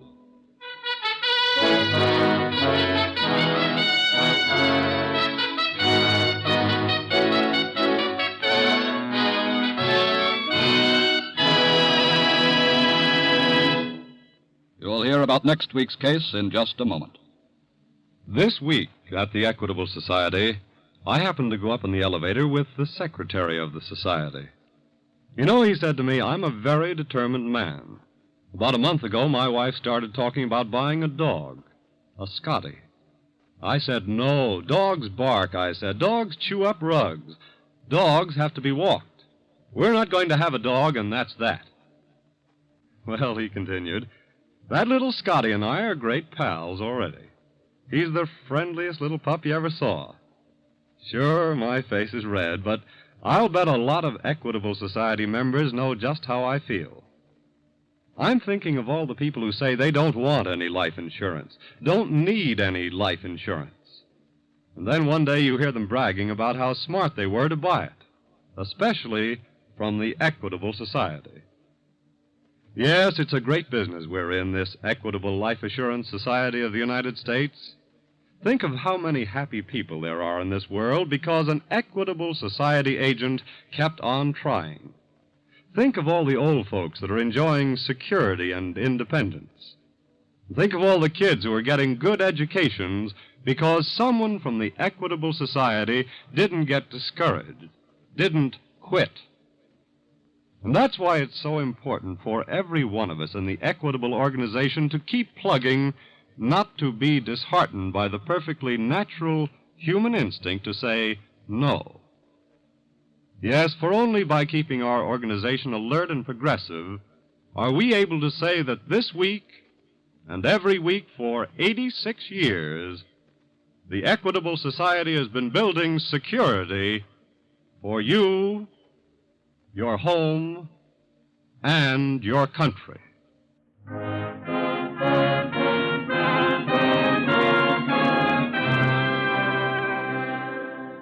Next week, we will bring you another colorful story from the files of the Federal Bureau of Investigation.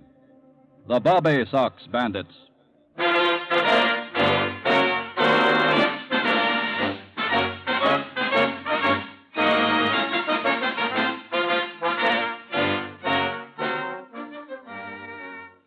The incidents used in tonight's Equitable Society's broadcast are taken from the files of the Federal Bureau of Investigation. However, all names used are fictitious, and any similarity thereof to the names of persons living or dead is accidental. Programs in this series of particular interest to servicemen and women are broadcast overseas through the worldwide facilities of the Armed Forces Radio Service. Tonight, the music was under the direction of Frederick Steiner.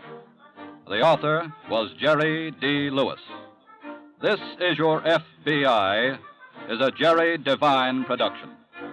This is your narrator, Dean Carlton, speaking for the Equitable Life Assurance Society of the United States and the Equitable Society's representative in your community, and inviting you to tune in again next week at this same time for This Is Your FBI.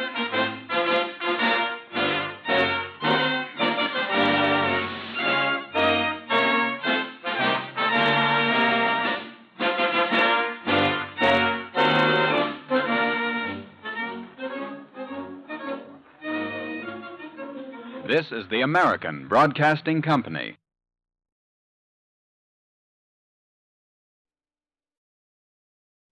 The Equitable Society presents This Is Your FBI.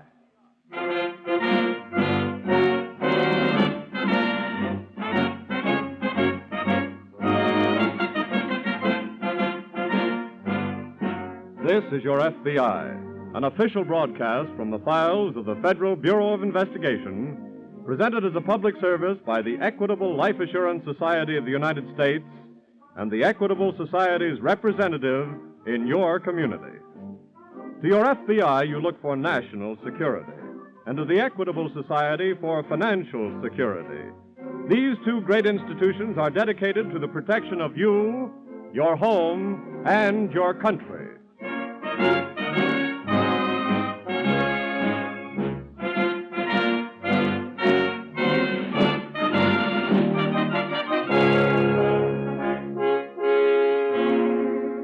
Tonight's file, the Bobby Sox Bandits.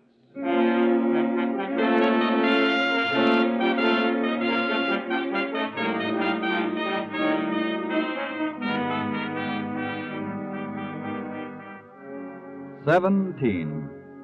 That's an important and exciting age in the life of a boy or a girl. Some of you girls listening tonight are just 17, finishing high school or starting your first real job, or having your first real honest-to-goodness dates, going hiking or wiener roasting with the gang, or sitting in the middle of the floor with your Vic and a stack of records, doing most anything except making it possible for this voice to say, as it reluctantly says now, tonight's case from the files of your FBI is the crime story of two girls, age 17.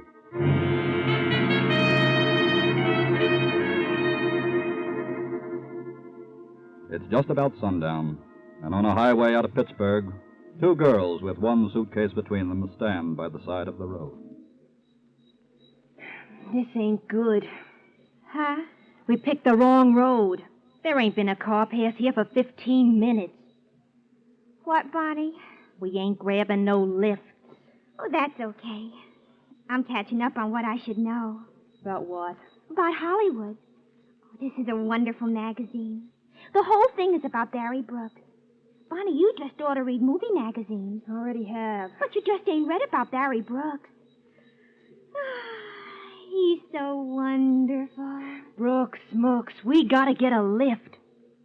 Bonnie, when we get to Hollywood, I'm not going to eat or sleep until I see him. Uh-huh. Look at this picture. What did you write on there with your lipstick? Never mind. Let me see it. Love Me Forever, co-starring Barry Brooks and Phyllis Tyler. Oh, Phyllis. Laugh if you want to. But I'll star in a picture with him someday. Yeah. I never had any real feeling about my destiny until I saw Barry Brooks in his first picture. I saw it 6 times. And right from the very first, I just knew that my destiny was in his hands. Wait a minute. Here comes the only destiny I'm interested in. Huh? Oh, I hope he stops for us. Yeah. Look, he's going to. Can I give you young ladies a lift? Oh, sure. We've been waiting for you for an hour, mister. Then hop right into the back seat. Okay. Thanks. Go ahead, Phyllis. Okay. All right back there? Sure. Yeah. I don't make a practice of doing this kind of thing, but it was coming on night, and I didn't like the idea of you young girls being on the road by yourself. That's awful nice of you. I'm going on to Cleveland. How far are you going? Oh, we're going all the way to... We're going to my sister's in Detroit. Detroit? But Bonnie... Certainly Detroit. What's the matter with you? Well, I didn't mean to be inquisitive. I was just thinking about you having to travel this way. I've got a daughter about your age, and I know her mother and I would have a fit. Oh, wait a minute, mister. Could you stop the car? What's the trouble? I think I dropped something back there when we got in. Drop what, Bonnie? My bracelet. Bracelet? Well, I'll just back up. Is the road clear behind? Yeah, it's clear, all right. Good. Then we'll just... Bonnie. No use thumbing rides when we can have a car of our own.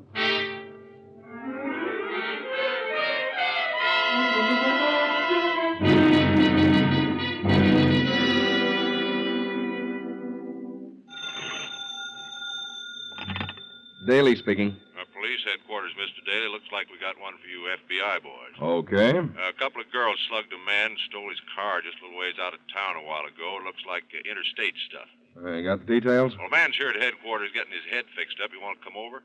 Well, give me a description of the car and the girls first, and I'll get out an alarm right away. Okay, here's a car. Black Plymouth sedan, 1941, Pennsylvania license number.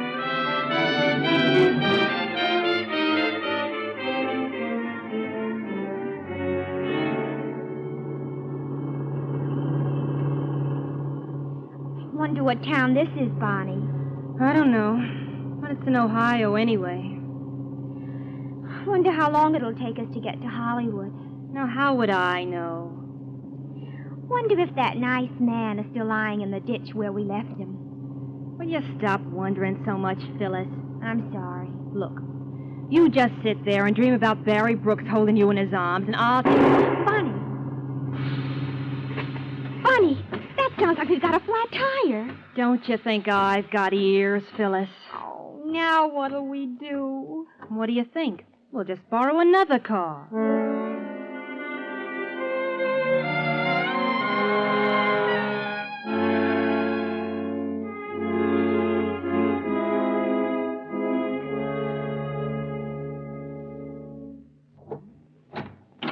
Good morning, Roland.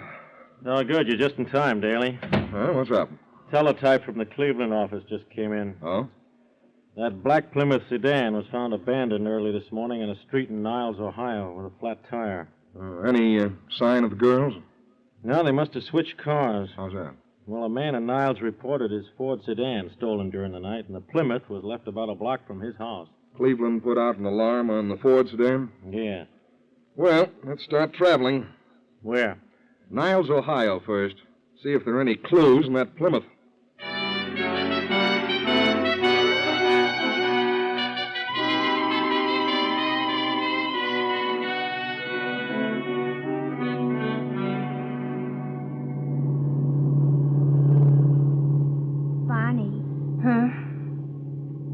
I'm worried. Now what? I don't think we ought to be doing things like this to get to Hollywood. Hitting people over the head and stealing cars. Why not? Well, suppose they should find out sometime. Who? My public. What are you talking about? Well, suppose after I get started in the movies and I'm on the way to the top. Suppose it gets out that I got to Hollywood by stealing automobiles. Oh, stop. I'll be ruined, Bonnie. That'll be the end of my career right there. Don't be stupid. It'll be good publicity. And besides, all of this will make you a much better actress. I don't see how you figure that. Aren't the best actresses the ones who live their parts? Yeah. And what are the best girl parts in movies? It's girls who work in gambling houses, who are spies or mixed up with gangs. Girls who live dangerously. Guess you're right, but do we have to all the time steal cars? No.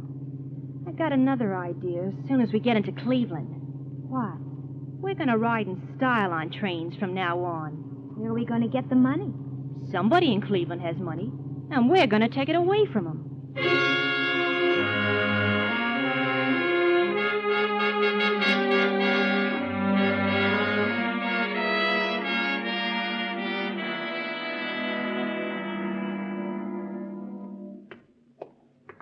Here's that Plymouth, Mr. Daly. Just like we found her. Uh-huh. We towed her up here to headquarters. Never touched anything inside the car at all. Oh, that's fine. Now, if you'll give me a hand, officer, maybe we can get some clear fingerprints. Sure, all right.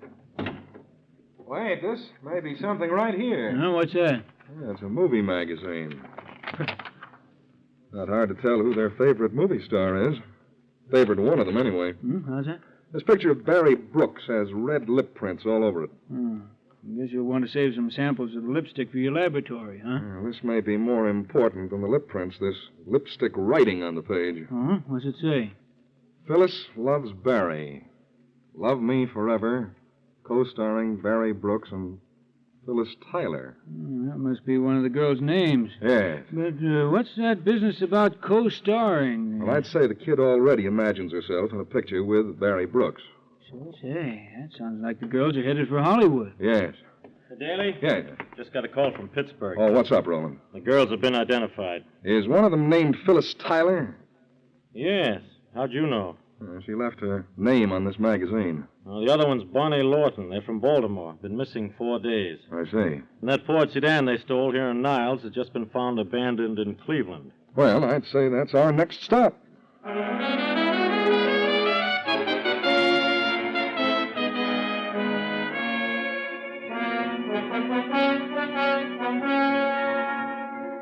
Later that night, somewhere in the area of Cleveland's ore docks on the Lake Erie waterfront, Bonnie Lawton and Phyllis Tyler sat in a booth in the corner of a juke joint sipping drinks. Look, Bonnie, the sailor's looking over here again. He hasn't looked at anybody else but you since we've been in here. Oh, this'll be easy. He's darling. Never mind that. Look, he's getting up. I think he's coming over. Well, I'll get out of here. Do like I told you, Phyllis. Remember? He's got the cutest smile. All right, but don't let it take your mind off business. Oh, excuse me. Excuse me. Hiya, Goldilocks. Do you mind if I sit down? I beg your pardon. Oh, now, look, don't play hard to get. You've been giving me the office all night. Couldn't help but look at you. You very much resemble Barry Brooks. The movie guy? Yeah. Hey, that ain't bad. Is your girlfriend coming back? She just went down the street for a minute. Oh, that's fine. Got any ideas about us? Well, we don't have to stay here. Well, then let's get going. Come on. Okay. We'll go to a joint where there's some dancing and stuff. Would you like that? Oh, sure. Right this way, honey.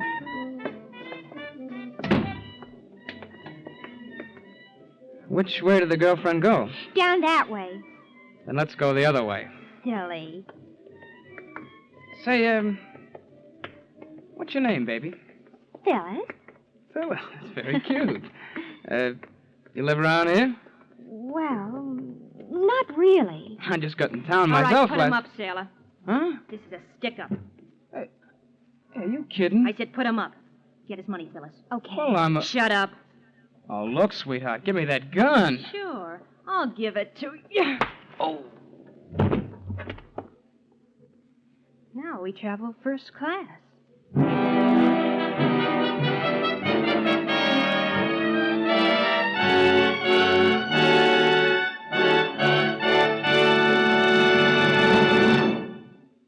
We momentarily close the Equitable Society's presentation of the FBI file on the Bobby Sox Bandits.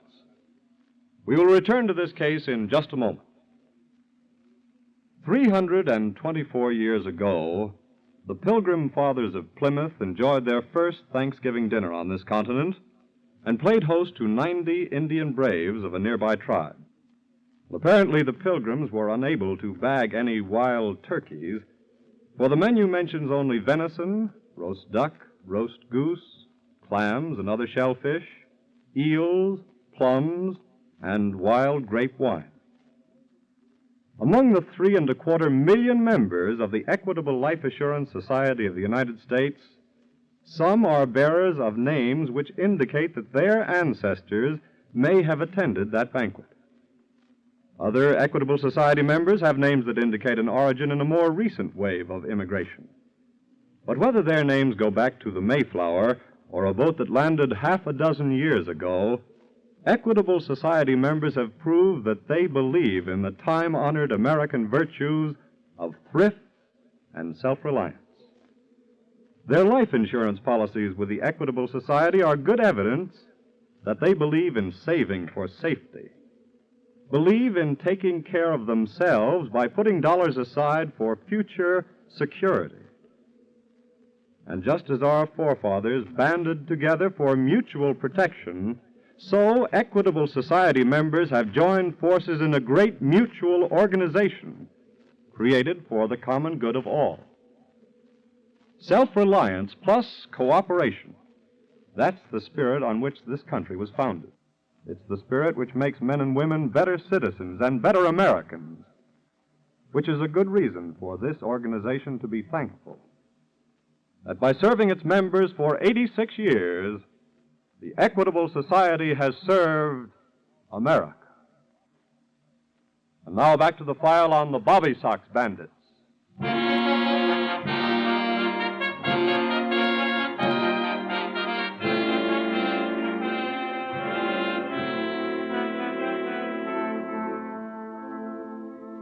Do you know where your own 17-year-old son or daughter is tonight? And what he or she is doing? You probably do because you care.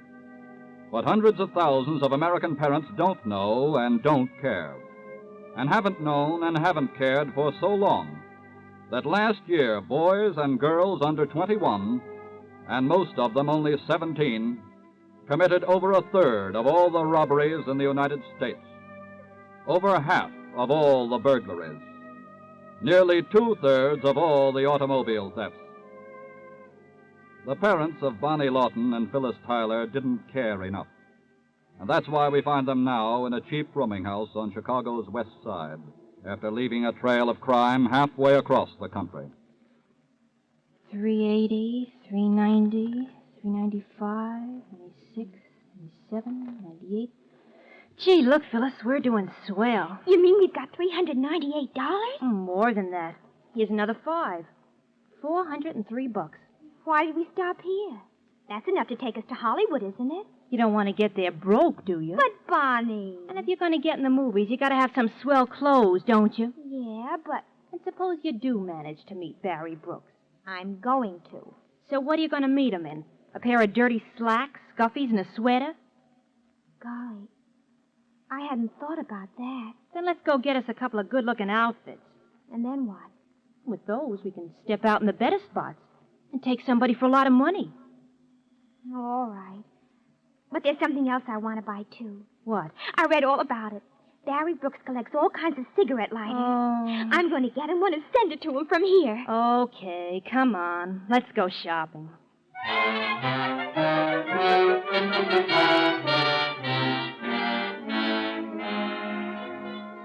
That same morning, back in Cleveland, Special Agent Daly is just entering the field office of the FBI.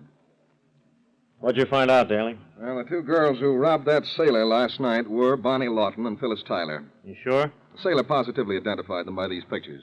Well, that's good, but that didn't put us any nearer to catching them. No, but something else I found out does. What's that? They took a midnight train for Chicago. How do you know? I dug up the night ticket agent who sold them the space. Well, we better phone there and have them cover trains going west. Well, they might be smart enough to stop off in Chicago and hide out a while. Yeah, but I'll phone anyway. Okay, and then we'll catch the next plane for the Windy City ourselves.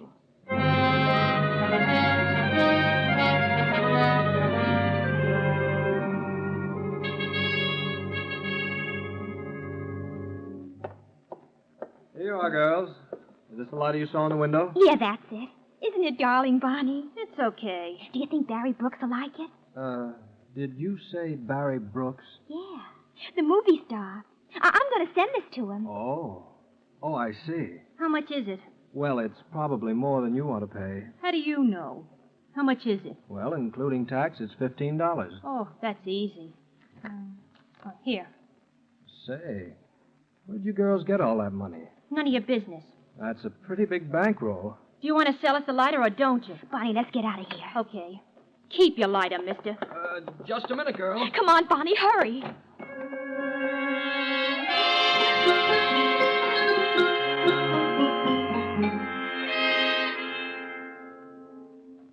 Well, welcome to Chicago, boys. Oh, thanks, Bob. I'm afraid I haven't got any good news for you. Oh, no trace of the girls, huh, Turner? We covered all buses and railroads right after you called, but nothing has turned up yet. Well, they could have taken a bus or a train before we called. No, all ticket agents have been checked, and they don't recall any girls answering the descriptions.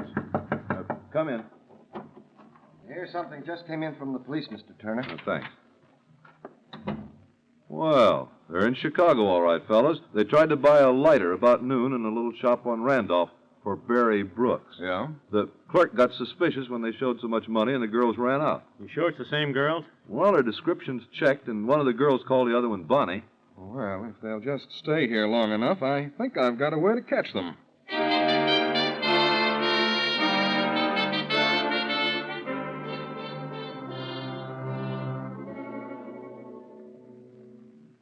Phyllis.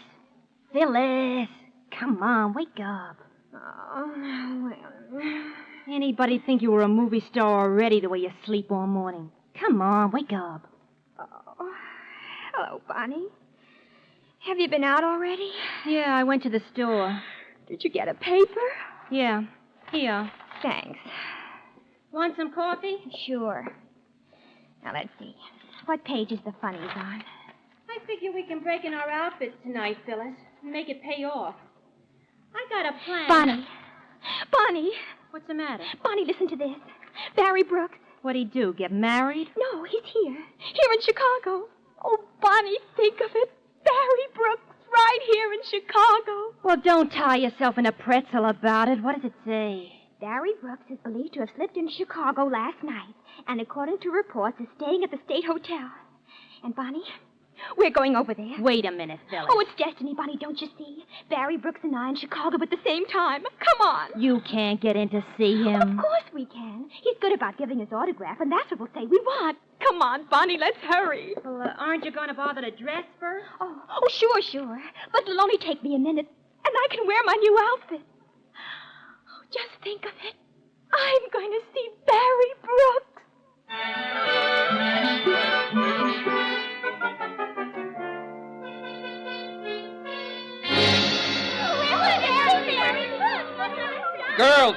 Girls, I'm the manager of this hotel, and I say you must go away. We're going to stay in front of his room until he comes out. Oh, Barry! Come out! Oh, girls, please. I tell you for the 100th time, Mr. Brooks is not in the room. Oh, yes, he is. You wouldn't be trying to get us away. He is not. He is. He's not. He is. I tell you, he is not. Oh, yes, he is. We want Barry Brooks. We want Barry Brooks. We want Oh, Barry girls, Brooks. stop.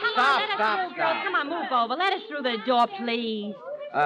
What makes you young ladies think you can get in? We have an appointment with Mr. Brooks. You have an appointment? Well, just knock at the door and you'll find out. Go ahead, knock.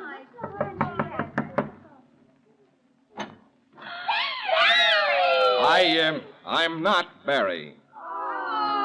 Miss Lawton, Miss Tyler, will you come in, please? Goodbye, girls. Better luck next time. Pardon us. Where is Mr. Brooks? Yeah, where is he? Well, I'm sorry to tell you the report in the paper about Mr. Brooks being in the city was not correct, girls. What? But we called up the room. And Well, we I'm were responsible for the story being in the papers. I'm a special agent of the FBI. Bonnie, this is a pinch, huh? You're under arrest. Yes. Gee, I certainly had a very short career.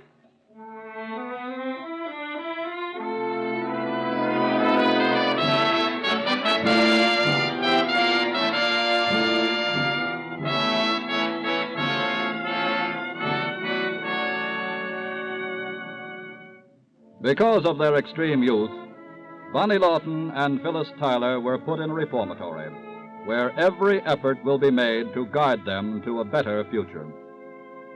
But far more serious than the sentence passed on the two girls was Bonnie Lawton's indirect charge against her own parents. In court, she said, "I've had to learn everything else the hard way, so I guess I couldn't very well skip this one." The rising tide of juvenile delinquency in America amplifies that charge into a tumultuous indictment of the tragically large number of American parents who don't care enough for their children. America's homes are the birthplace and training ground of her citizens.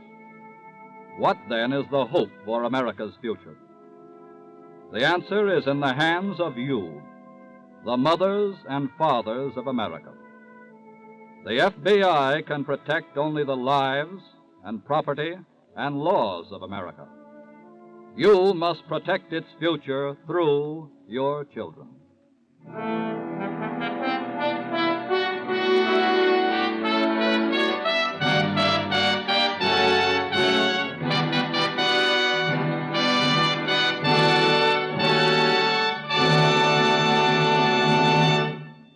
You'll hear something about next week's case in just a moment.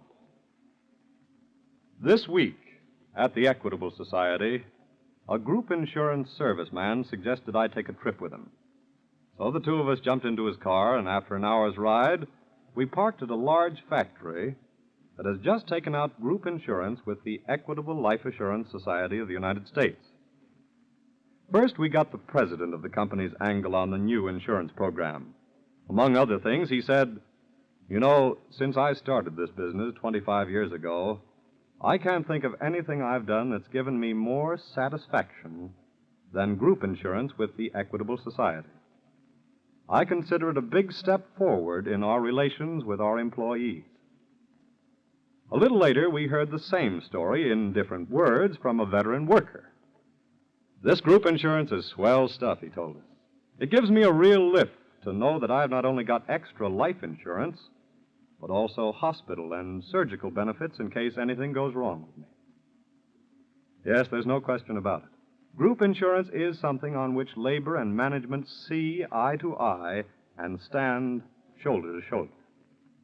And that's why we of the Equitable Life Assurance Society of the United States take such pride in the fact that group insurance is an equitable first. This plan is one of scores of examples of the Equitable Society's leadership and progressiveness. One of the many reasons why we say that this week and every week for 86 years, the Equitable Society has been building security for you, your home, and your country.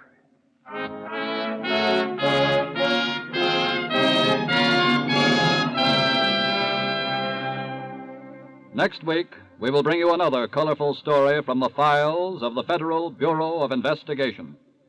The Big Breakout.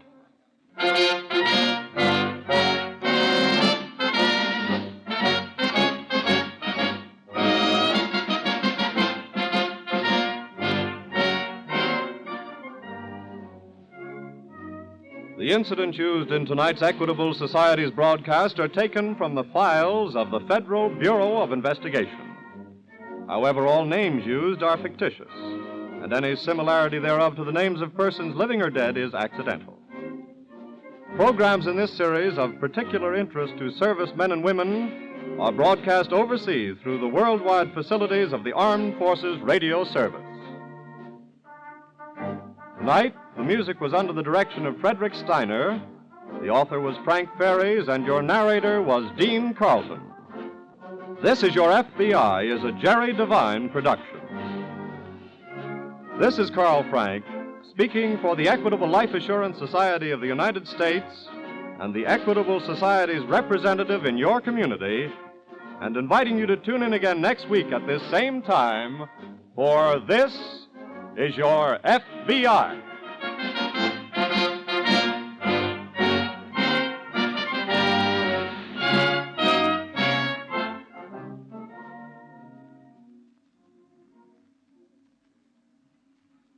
You know, it's kind of fun to plan what you're going to buy in future years with the bonds you're buying now.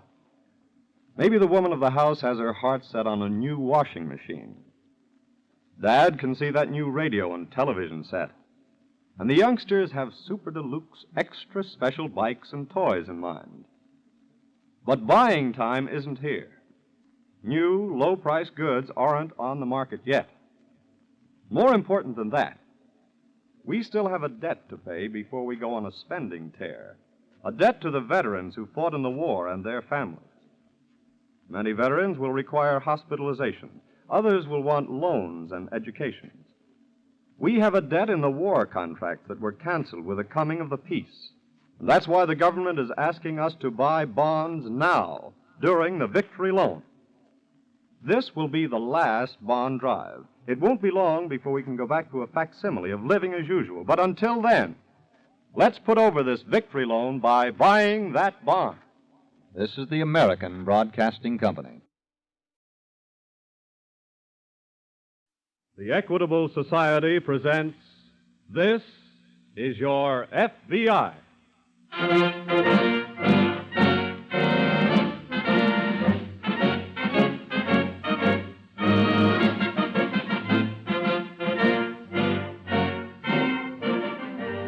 This is Your FBI, an official broadcast from the files of the Federal Bureau of Investigation, presented as a public service by the Equitable Life Assurance Society of the United States and the Equitable Society's representative in your community.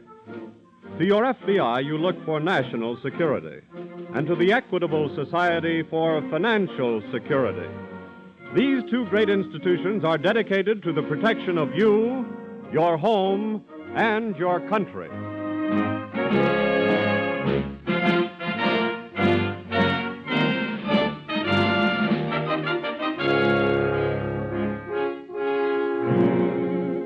Tonight's file, the big breakout.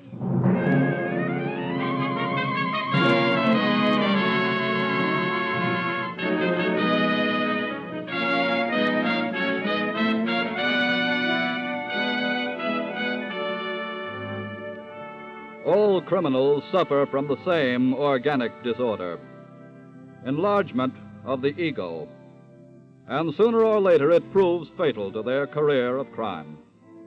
For as an ancient thinker once said, he is most vulnerable who believes himself invincible. For some criminals, one heavy prison sentence is enough to deflate their ego. But in tonight's case from the files of your FBI, Earl Dixon accepted his first set of prison bars not as a defeat, but as a great opportunity to prove himself smarter than the law.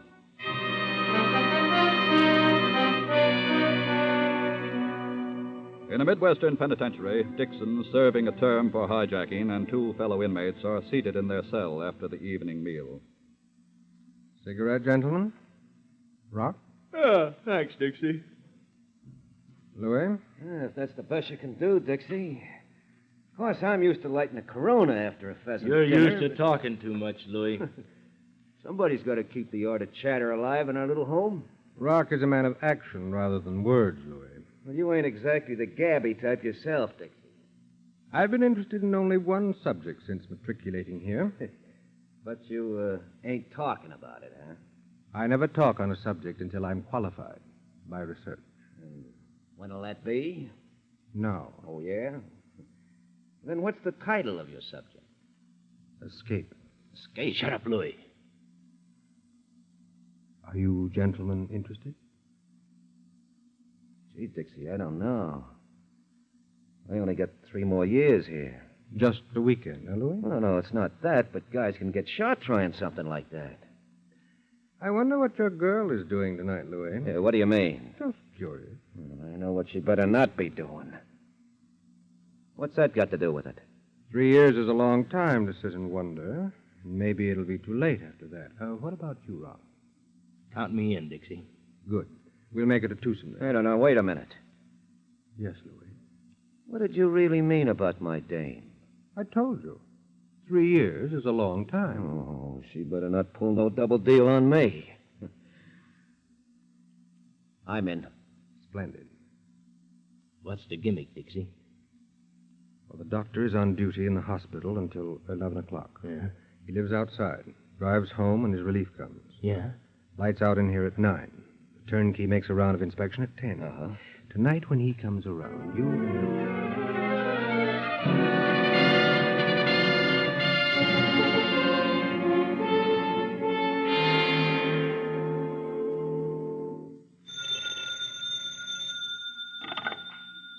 Hospital ward, Dr. Wilson. Oh, hello, Evelyn. Yes, honey, I'll be on my way home in about 10 minutes. As soon as Dr. Blaney comes in to relieve me. Huh? Oh, sure, I'll bring some. Okay. Bye, sugar.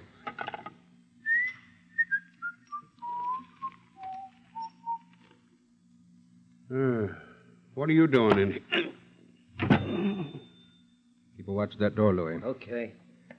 Doctor's about your size, Rock. His jacket should fit you rather neatly. Just so it helps me drive us through the gate okay. Here you are. You do it quickly now. Yeah. I'll take a look outside. Everything's all right, boys. Come on. Quietly, please. Right. This is his car. Take the wheel, Rock. Louis and I'll crouch on the floor right behind you. Okay.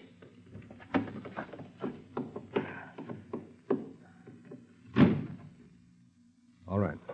Make for the gate. Keep your head down, Louis. Don't worry. I want to keep it.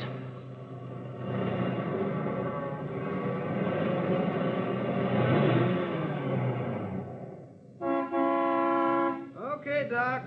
I'll open the gate. Leaving kind of early to...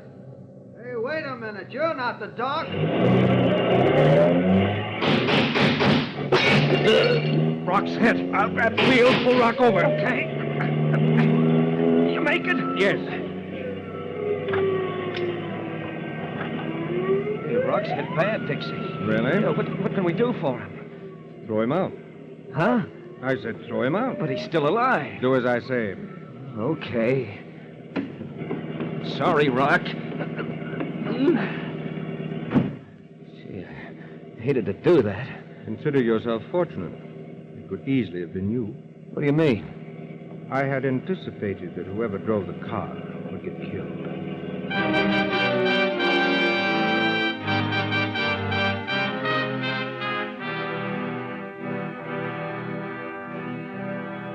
After the jailbreak had been accomplished and the convicts had made a successful getaway, the penitentiary warden immediately contacted the nearest office of the FBI just across the state line, where Special Agent Connor took the call. Gray Pontiac two-door sedan. License number? 754. All right, I've got it. Which direction was it going when it left the penitentiary? Thanks, Warden. We'll get on it right away. Jailbreak, Fred? Yes, 3 made the break, but 1 got killed. Who are the other 2? Take their names. Uh-huh. Earl Dixon and Louis Muncie. I've got him. While I'm getting out an alarm, you contact Washington and ask them to teletype all information they have on Dixon and Muncie.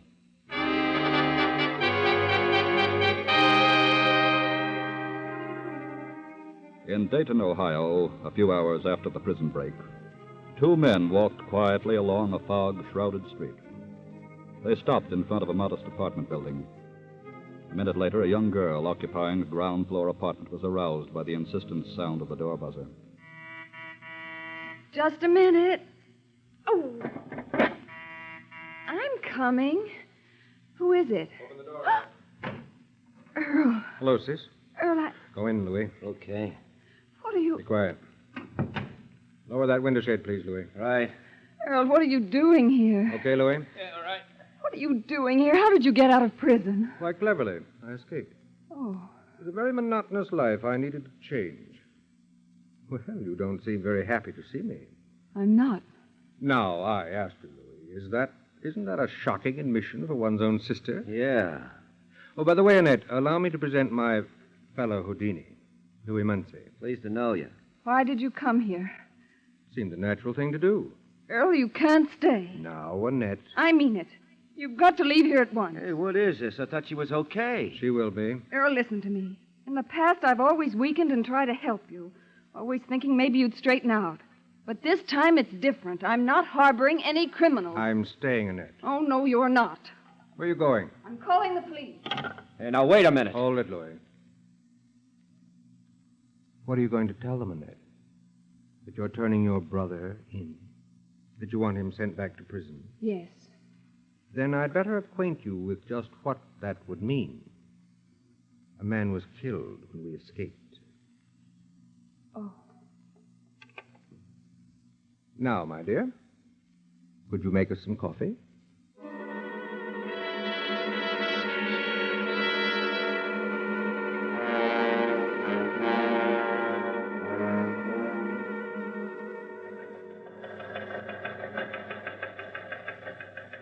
Is that teletype from Washington, Fred? Yes, Whit. The dope on Dixon and Muncie. What does it say? It looks like Dixon was the brains behind the break. Yes?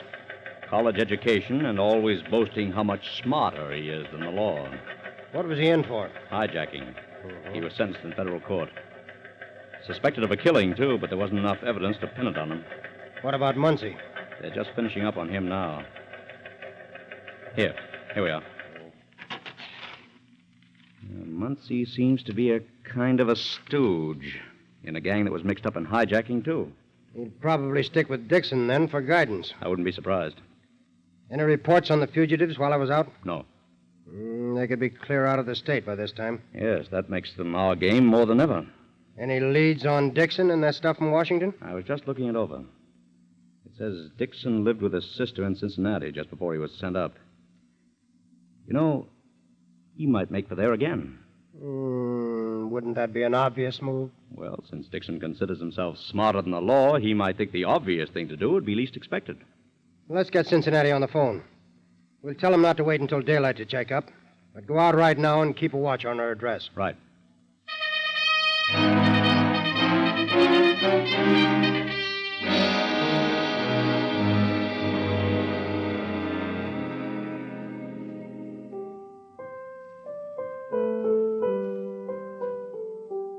Remember this piece, Annette?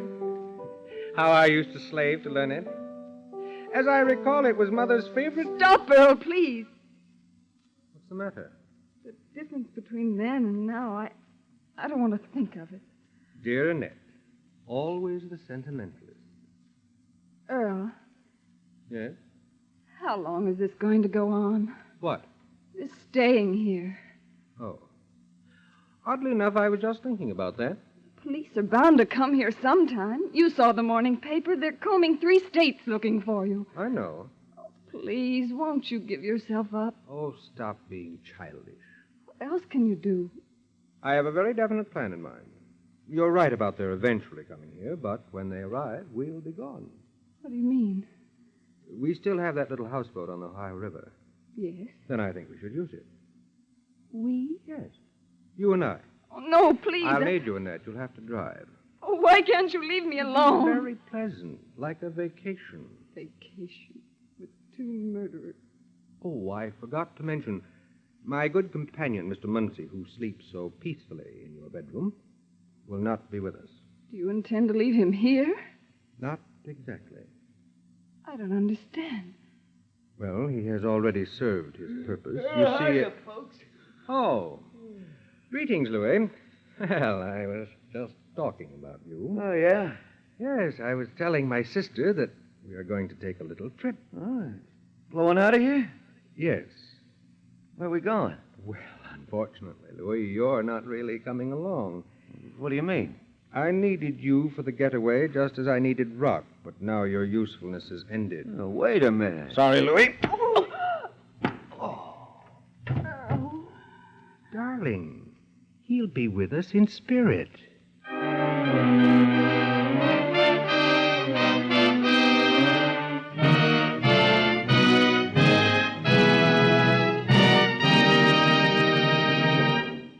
We momentarily close the Equitable Society's presentation of the FBI file on the big breakout.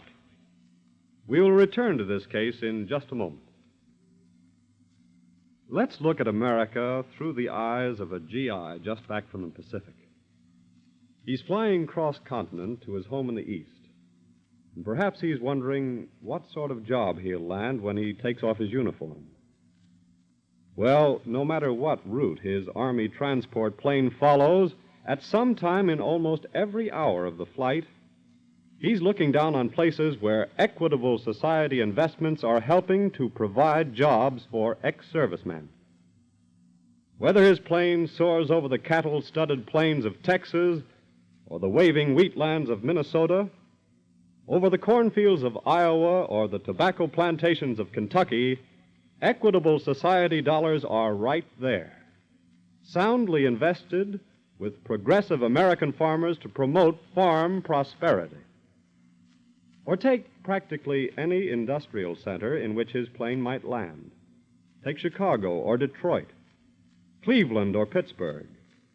These also are centers for the investment of Equitable Society funds in steel mills and mines, in railroads and shipyards, in textile mills and industrial plants of all kinds. Yes, with Equitable Society dollars at work in every section of the country, and with the Equitable Society's 3.25 million members living in every state in the Union, this great mutual organization is well named the Equitable Life Assurance Society of the United States. For since 1859, Equitable Society dollars have helped make the whole United States the land of opportunity. Yes, by serving its members for 86 years, the Equitable Society has served America. And now back to the file on the big breakout.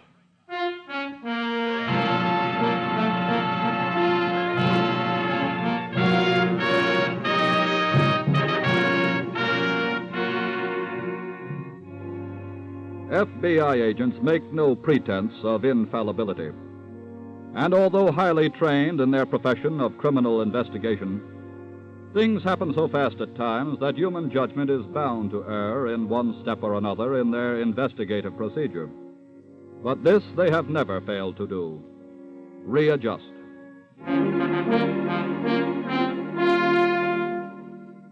The long hours of the day have dragged past, and now darkness is falling. Earl Dixon sits with his sister in the living room of her apartment. Who's that? How do I know? See who it is. I'll stand just behind the door, and don't let anyone in. Understand? Very well. Good evening. Good evening. You're Miss Annette Dixon, are you not? Yes. I'm Special Agent Connor of the FBI. The FBI? Yes. We just learned that you had moved here from Cincinnati. But why are you interested in where I live? The automobile in which your brother escaped from prison last night was found early today, abandoned just outside of town. May I come in? But my brother isn't here. Then there's no reason why I shouldn't come in, is there? No, that is Thank you. I have a gun here, Mr. Connor. I've often wanted to match wits with the FBI. Don't reach for yours. I wouldn't have any wits left for you to match if I did. I was sure they trained you to be practical. Yes. That's one of the reasons we usually win, Dixon. Have you always won until now? I wouldn't say that now is exactly over. You fellows travel in pairs. Is your partner outside in the car? No. I came here alone. Where is your partner? I'm afraid you'll have to proceed without that knowledge. He and your office must have known you came here. You think so? Yes. In that event, I think you'd better come along with us. Where to? My sister and I are taking a little trip. You'd be a very welcome companion. Really? Yes. With an FBI agent driving us in an FBI car, we should find it rather a safe journey. At your service, Mr. Dixon. Thank you. Oh, by the way, you wouldn't mind transporting a corpse, too, would you? It would be rather awkward leaving him here. Louis Muncie? That's right. Bring him along. I'd be very glad to have his body as evidence of murder against you. What makes you think you'll be able to produce this evidence? This was to be a match of wits, remember?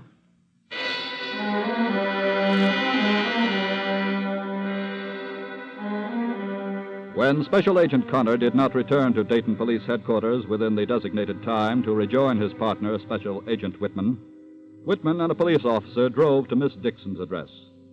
Whitman is now returning to the car. There's something funny about this, Sergeant. I saw you go inside after you got no answer. I found this on the floor in the living room. What is it? Connor's wallet. What? And dresser drawers had been pulled open like somebody had packed and left in a hurry. Well. I'd say Connor ran into Dixon, all right. And possibly Muncie, too. And he dropped his wallet to let you know he'd been here and something was wrong. Yes. With his car gone, that means only one thing. Let's put out an alarm on that car.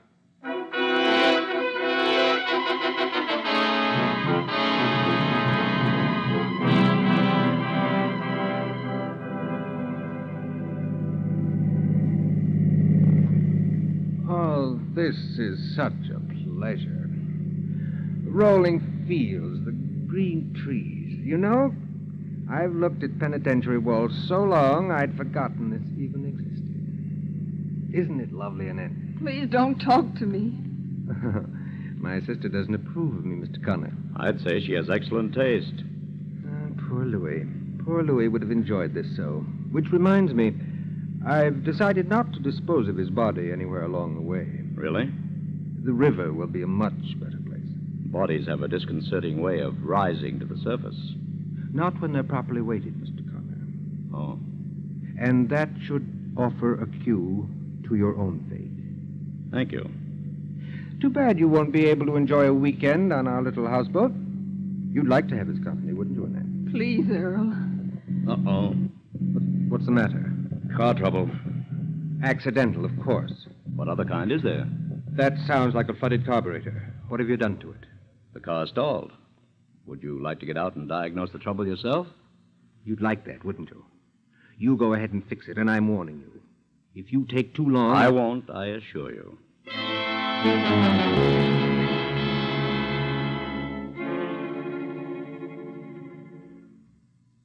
Why don't we get some word, Sergeant? Well, we've done everything we can, Mr. Whitman. Something should come in. And that's the toughest thing about this business. The waiting. I know. They must have taken Connor along as cover.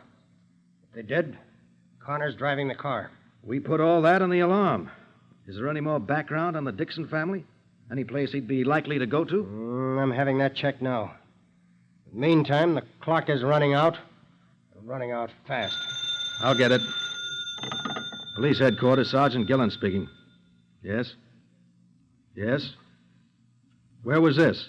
Just a minute, Mr. Whitman. Yes. This is state police. They got something on Connor. Let me talk to them, please. Sure, here you are. Hello? This is Special Agent Whitman speaking. What have you got? I see. Will you read it, please? Yes? Thank you very much. Goodbye. Come on, Sergeant. We've got a definite lead on Connor. I just hope we're not too late.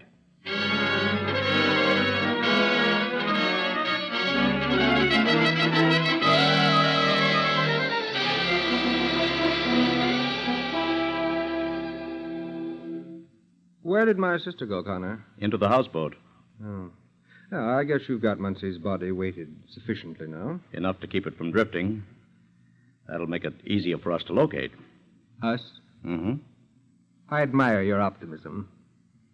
Now, if you will just drag the body out onto the deck. There, that will do nicely. And now I'll ask you to hoist it over the side. You're really running up a big score, Dixon. Just remember this gun. Go ahead, Connor. Okay.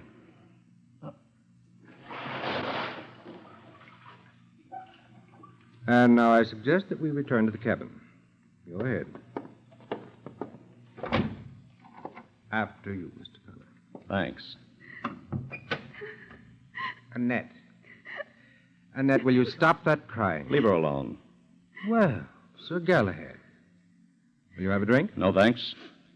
Then I guess we'd better pass on to the next item on the program. That turns out to be you, Mr. Connor. Earl, you can't. Hold it, miss. Dixon. Yes? You said this was to be a match of wits. That's right. And it's been rather unbalanced in my favor, wouldn't you say? No, I wouldn't. What do you mean? You had that pistol on me all evening, but it didn't keep me from working. Working? You didn't see me drop my wallet on the floor of your sister's apartment back in Dayton, did you? Now, don't pull I that. saw it. What? Annette, why didn't you... I left it there because I knew my partner would find it very shortly and know something was wrong. Look, Connor. I'm just trying to get my wits on the record. Very well. And you were right in suspecting I caused the car trouble back on the highway. All you gained was time, if you did. No. I left a note under a tool when I was under the car. It must have been picked up by now. And what did the note say? That we were coming here. Well, that makes you almost even. I'd say that puts me a little bit ahead. Annette, I think we're getting out of here. I hate to keep piling up points, Dixon, but the keys to the car are in the river with Muncie's body. Why, you... Now, don't be a bad loser, Dixon. I haven't lost. Oh, no? Look at that car coming along the riverbank. Where? Oh, thank heaven. Is it the police? It isn't even a car. That was an old trick, Miss Dixon. But I won the match.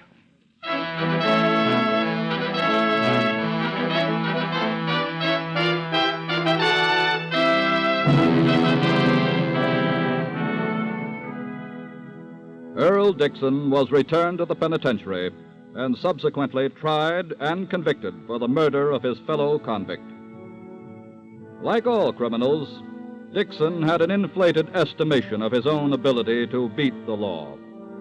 And this was one of the most effective contributing factors to his inevitable downfall. No one is smarter than the law. Sooner or later, this inescapable fact is known to all criminals.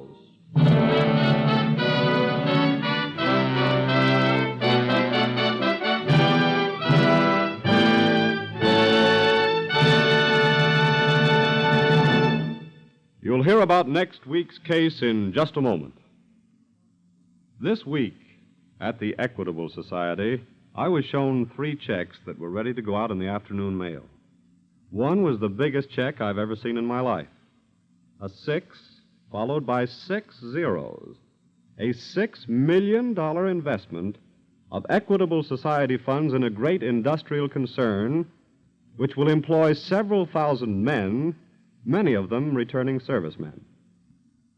The second check was for $16,000, a loan to a farmer in Iowa who came to his Equitable Society so that he could buy a piece of land he's had his eye on for many years. The third check was for $6,000, and it was going to help an ex-sergeant of the Marines buy that little house he dreamed about while he lay in a hospital recovering from wounds received on Guadalcanal. Now he's going to own that little home with the aid of the Equitable Society's Assured Home Ownership Plan. And there you have 3 of the principal ways in which Equitable Society dollars are put to work. In promoting home ownership, in lending farmers a helping hand, in keeping the wheels of industry turning. And that's why we think this life insurance business we're in is a good business. We collect premium dollars from our members for their good and then invest them in ways that are good for the entire nation. Yes, this week and every week for 86 years, the Equitable Society has been building security for you, your home, and your country.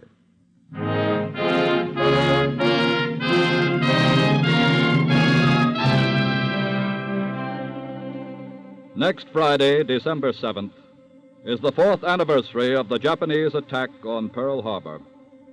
Our program that evening will present a thrilling and factual account of the FBI's work on that momentous day.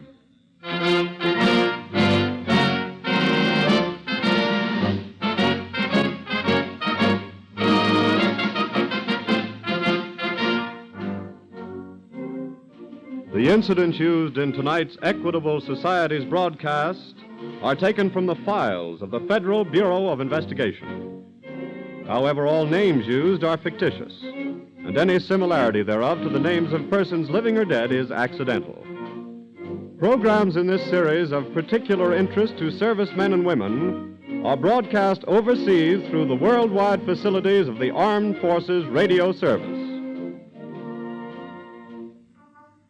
Tonight, the music was under the direction of Frederick Steiner, the author was Frank Ferries, and your narrator was Dean Carlton. This is Your FBI is a Jerry Devine production. Now, this is Carl Frank speaking for the Equitable Life Assurance Society of the United States and the Equitable Society's representative in your community, and inviting you to tune in again next week at this same time for This is Your FBI.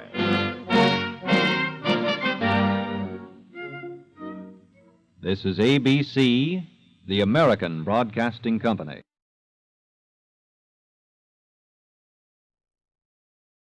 The Equitable Society presents This is Your FBI.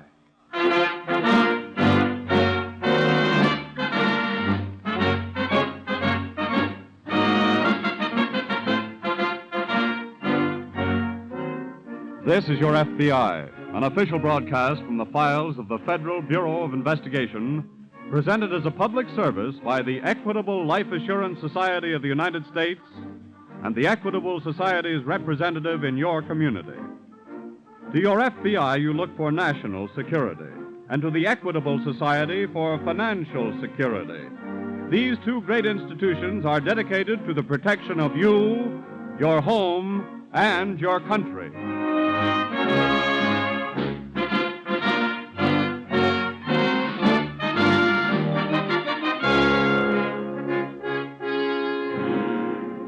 Tonight, we bring you a special FBI presentation commemorating the 4th anniversary of the Japanese attack on Pearl Harbor.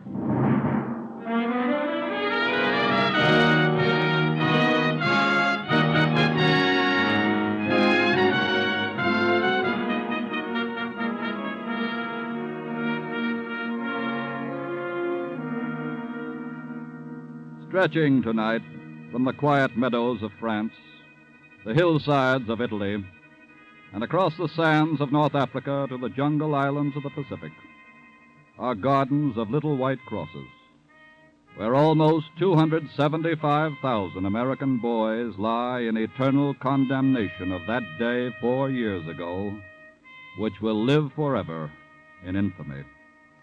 Sunday, December 7th, 1941, the day that Japan stabbed America in the back at Pearl Harbor.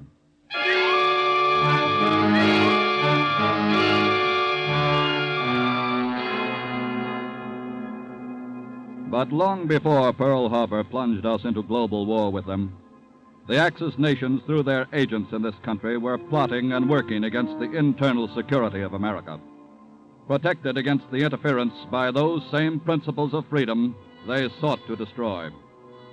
Then, on September 3rd, 1939, Hitler began the murder of Poland, the first flame of world conflagration.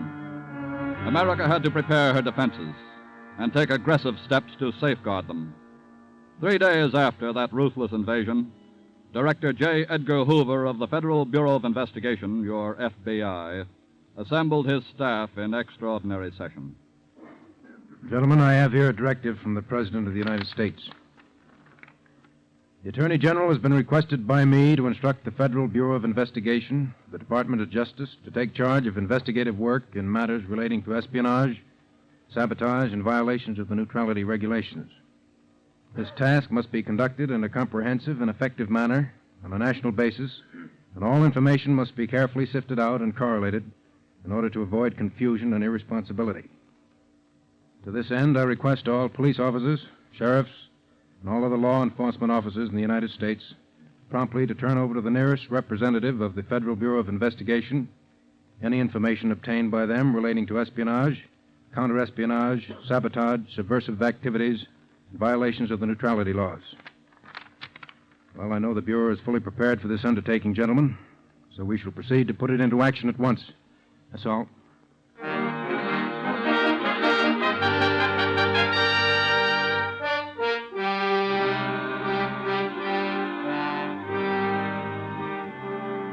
Your FBI was ready, but it was nevertheless a mammoth undertaking.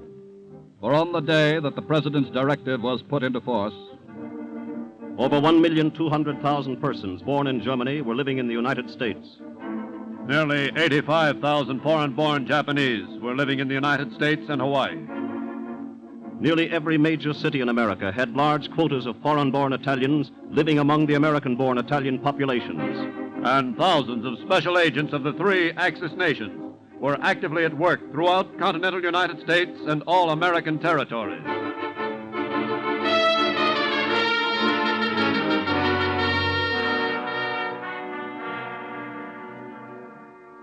ever since the rise of the pompous political criminal Benito Mussolini to the throne of dictator, Italian fascist societies had been at work in America, seeking, first by propaganda, and when that failed, by brutal force, to convert American-born Italians to the service of Il Duce. And they didn't stop with threats. In a large eastern city one night, an elderly, gray-haired foe of fascism was preparing to leave his office when... All right, just stay put, Baroni. Huh? Who are you men, and what do you want here? You've been warned 3 times to stop talking against Il Duce. Oh. So you have come to warn me again? No. This time we come to make you stop. What I have said about Mussolini and fascismo is the truth. I said we come to make you stop. What Mussolini and fascismo do in Italy, I cannot fight against. But I am an American citizen, and I can fight against what they are trying to do in my country. And I shall continue to fight against it.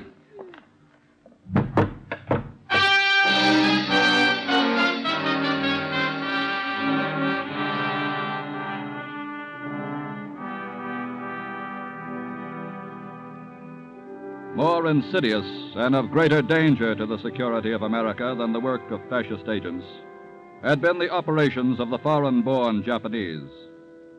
Executed with oriental cunning and fanatical worship of their sacred Son of Heaven, and behind a false face of friendship. For how often did we read or hear such words as, Japan has always considered America her greatest friend, and it is the supreme desire of the government and the people of Japan to perpetuate peaceful relations between our two countries. But throughout the country and in Hawaii, Japanese Buddhist and Shinto priests preached the doctrine of absolute loyalty to the homeland. Japanese children learned that it was glorious to die for the emperor. Japanese consulates spread literature defending Japan's actions in China. Crews on Japanese fishing boats sounded harbor depths and photographed defense installations. Japanese admirals and army officers posing as civilians gathered vital information on America's military strength and production capacity.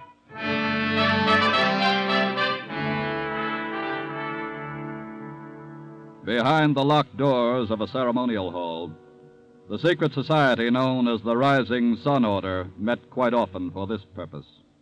The candidates for membership will come forward.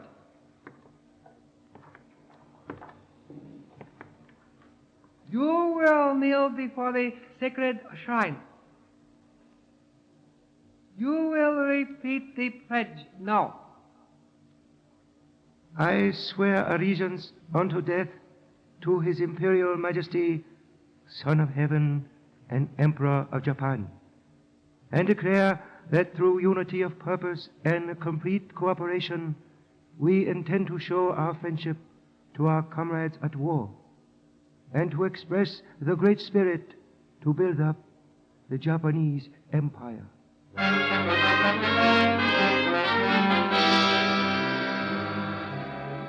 As for Germany's part in the picture which now confronted your FBI, the Nazi Party had been active in America as far back as 1926, 8 years before Hitler at last became the Fuhrer. And through the ensuing years, it spread its tentacles until they reached into every stratum of American life. Nazi agents tried to work their way into all branches of American military and naval service and into the merchant marine. They were workers and even executives in our vital industries. They were editors, authors, and lecturers. They were landowners at strategic points along our Atlantic and Gulf Coast lines. They were merchants and bankers and lawyers and doctors. They were social leaders. And Nazi sympathizers taught in our schools, preached in our churches, and got elected to public offices, low and high, as servants of the American people.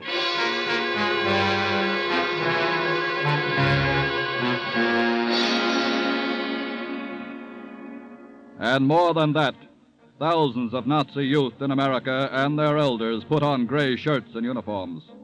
And by day and by night, secluded valleys echoed with the goose-stepping of these fanatical legions.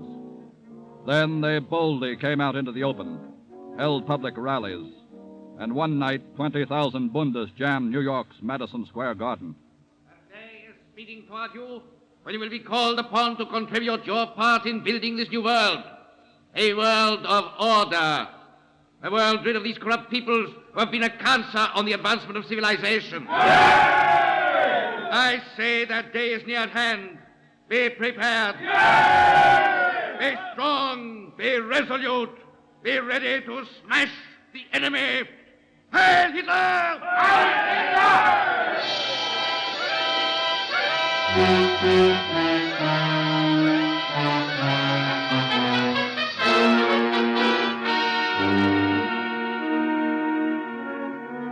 That was the picture that confronted your FBI on September 6, 1939. The day the president said, take defensive action. Director Hoover said, we are ready. And to his staff, go into action at once.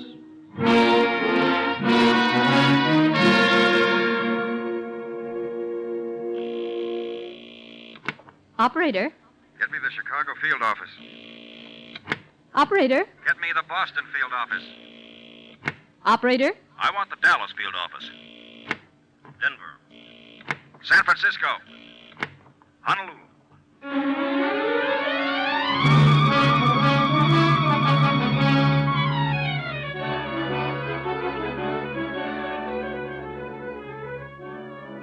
Within the space of a few minutes after Director Hoover had read the presidential directive to his staff, the nerve center of your FBI in Washington had transmitted the impulse for action along every thread of contact in the vast web of its organization. And soon, special agents were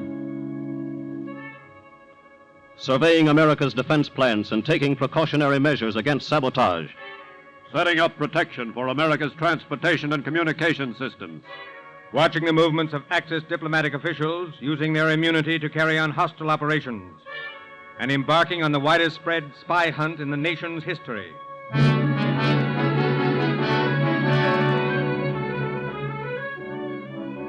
But the biggest task of all was that of checking on all suspected Axis aliens and compiling dossiers on those who might become active enemy aliens. Day and night, from Seattle to Miami, from San Diego to Bangor, this work went on. In an Italian bar and grill. Don't talk so loud. What do I care? When Mussolini gets in the war, it'll be all over in Europe. He'll come over here. I beg your and... pardon. I'm a special agent of the FBI. FBI? You an American citizen? Sure, I'm an American. You have an alien registration card? Well, I think you'd better come with me. In a rowboat one night in the murky waters lapping the pilings of a Jap fishing village on the west coast. If I'm not mistaken, that secret radio receiver's in that shack over there. We can't raid the place. No. We can't tell them that's what we're looking for. All we need's a reaction. In a plane factory, turning out medium bombers for the British. Just a minute there. What is your name? Carl Wilson. Think again. I'm a special agent of the FBI. My name is Carl Wilson. Our records say that you were born in Germany, entered this country illegally, and your name is Carl Schmidt. Come with me.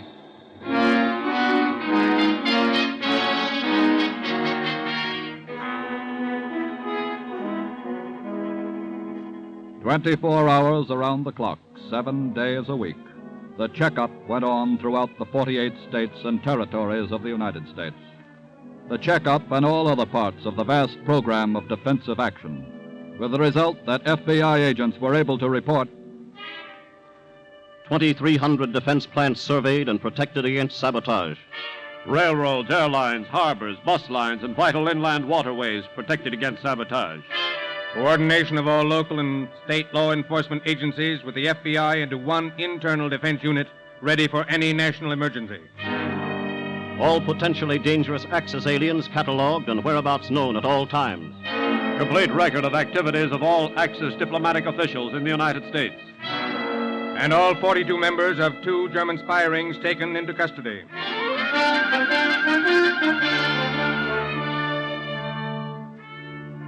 Yes, by the summer of 1941, the President's directives had been carried out in full. America's internal security was protected. There remained only the important job of keeping a constant vigil. And this your FBI did during the remainder of the summer, through the fall, and this it was still doing when it was another Sunday in America. Christmas was hardly more than 2 weeks away, but still the people were following their usual Sunday habits. In some parts it was time to go to church. Elsewhere it was Sunday dinner time. Some were playing golf, driving in the countryside, visiting friends, seeing movies, or dozing in a big chair at home. In the telephone switchboard room of the FBI in Washington, the operators on duty took care of routine calls. Then a yellow light glowed on panel number 6. Washington. This is the agent in charge in Honolulu. I want to speak to Mr. Hoover. Right away, sir. Yes? Honolulu calling, Mr. Hoover. Put them on. Yes, sir. Go ahead, Honolulu. Mr. Hoover? Yes. Japanese planes are bombing Pearl Harbor. What? Listen. You can hear the bombs exploding.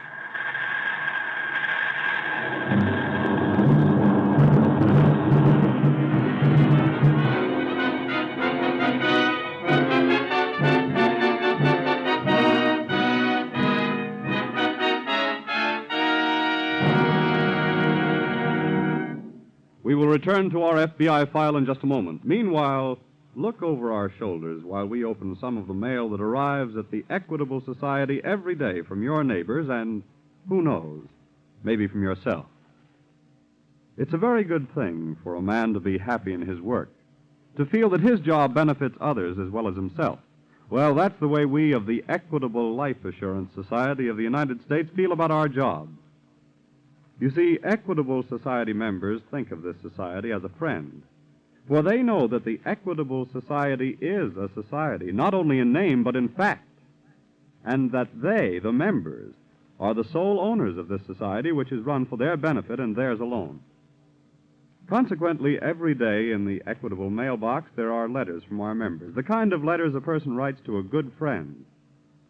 Here's a letter from a widow, telling us how her Equitable Society policy stepped in to save her family from disaster. Here's one from a farmer asking our advice in financing the purchase of a piece of land. And here's one from the officer of a large corporation with a suggestion about our group insurance plan. Yes, in every mail we get pats on the back and friendly criticisms, problems to solve and suggestions to consider. And we firmly believe that these close contacts with our members are important in keeping the Equitable Society alert, progressive, future-minded, with life insurance policies exactly suited to present-day needs and with forward-looking investments that promote the prosperity of the entire country. Yes, by serving its members, the Equitable Society serves America. And now back to This Is Your FBI.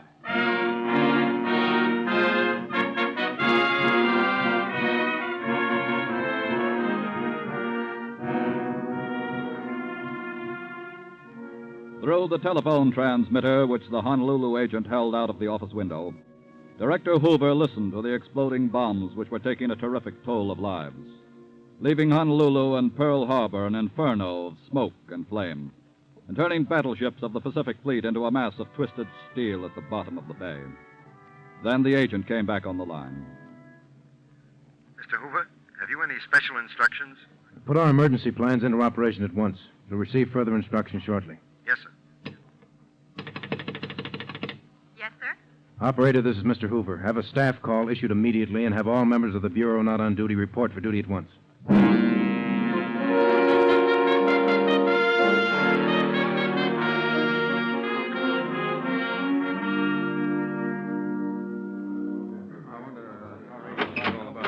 Here's Mr. Hoover. I'd like a status report, gentlemen. Well, all employees here at Bureau headquarters have reported for duty. I see. Special agents and employees of all field offices are now on duty and standing by. Well, from now on, the Federal Bureau of Investigation is on a 24-hour basis. You'll put our general plan of action into operation at once. And here are some further steps to take immediately. Give these priority over all other messages sent by teletype. That's all.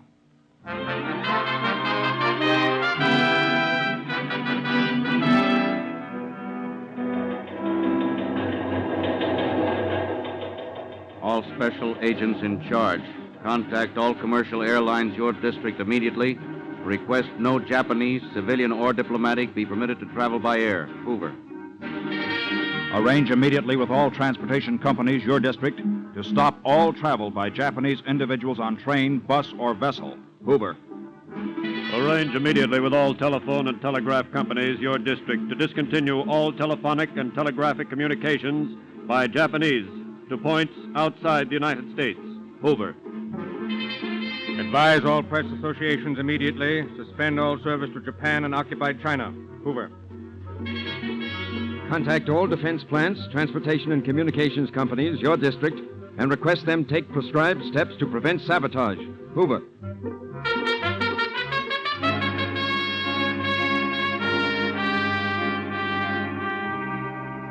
Barely more than 2 hours after the first Japanese bombs rained down on Pearl Harbor, your FBI was fully mobilized, operating on a 24-hour basis, and with its prepared plan of action moving at top speed.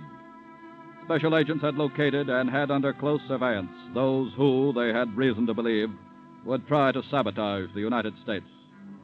Then there came chattering over the teletypes into every field office in the United States and Hawaii this climactic order, which every agent was waiting for and eager to execute.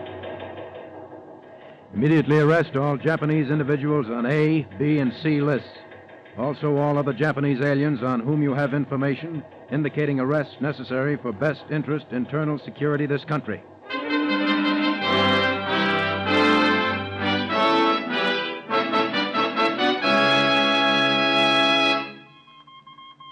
These are very urgent instructions we are receiving. How much longer do you think it will be safe to stay here? We are cleverly concealed. We will never be found. What's it? Grab that radio, Tom. Right. What is meaning of this outrage? We're special agents of the FBI. You're both under arrest.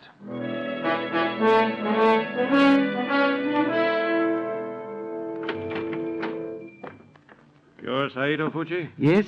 Are you interested in Oriental antique? I'm a special agent of the FBI. You're under arrest.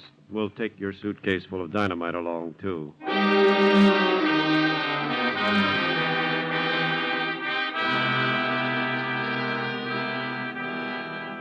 In cities up and down the West Coast and all the way across the country to New York. And all through the night, the arrests went on. And they were still going on next day when Congress, in special session, formally declared war against Japan. This was quickly followed by other declarations against Germany and Italy. And the FBI was being rewarded for its years of preparations. At a railroad station in Dallas, Texas.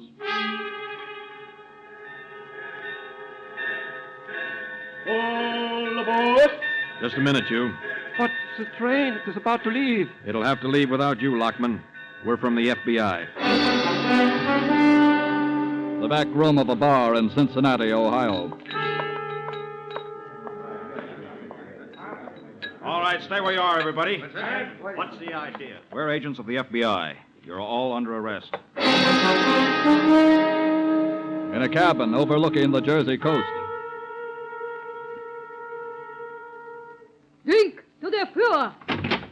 Stay where you are, all of you. The house is around us. We're special agents of the FBI. You're all under arrest.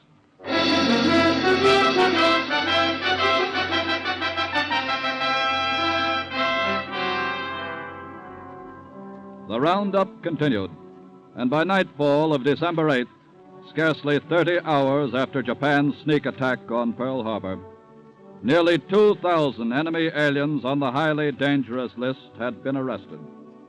And the war against espionage and sabotage was to continue, along with every other phase of the FBI's internal defense program until VE Day and VJ Day brought total victory to America and her allies.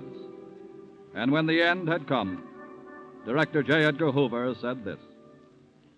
My co-workers throughout the Federal Bureau of Investigation and I are proud to be able to report that during the 4 long years of war, not one single act of enemy-directed sabotage was successfully carried out in this country.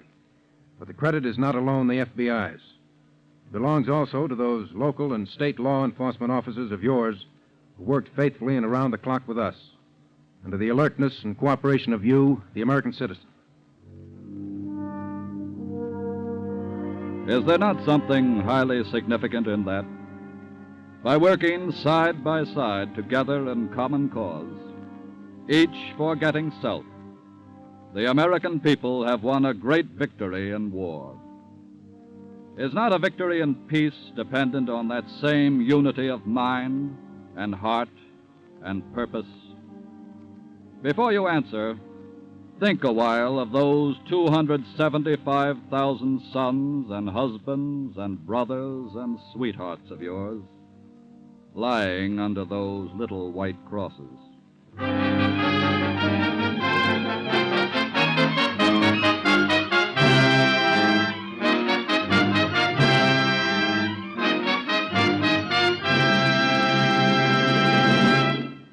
And now, before we tell you about next week's thrilling case from the files of the FBI, here's an important message about an unusual classroom in which adults are back at school.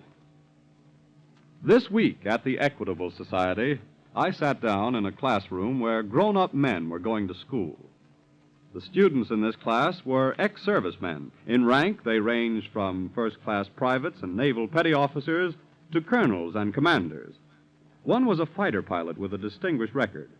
Another was a Marine, a veteran of many hard-fought landings on the islands of the Pacific. Before going into the service, all of them had been agents or field representatives of the Equitable Life Assurance Society of the United States. And now they're taking what you might call a refresher course to bring them up to date on recent developments. You see, life insurance is one business that never stands still. Here in the Equitable Society, we are constantly finding ways to improve the many protective services we render to our 3.25 million members. And this means that every Equitable Society representative must be well trained, qualified on the subject of life insurance. Life insurance is their profession, and they must at all times be prepared to offer professional advice and assistance to Equitable Society members, present and future. We of the Equitable Life Assurance Society of the United States take particular pride in the men and women who have been chosen to represent us.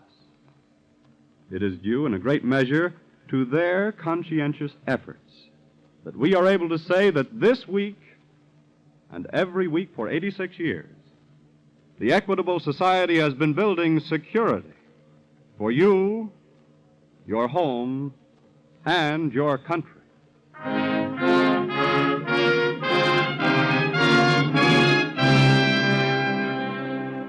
Next week, we will bring you another colorful story from the files of the Federal Bureau of Investigation. The Highway Hijackers.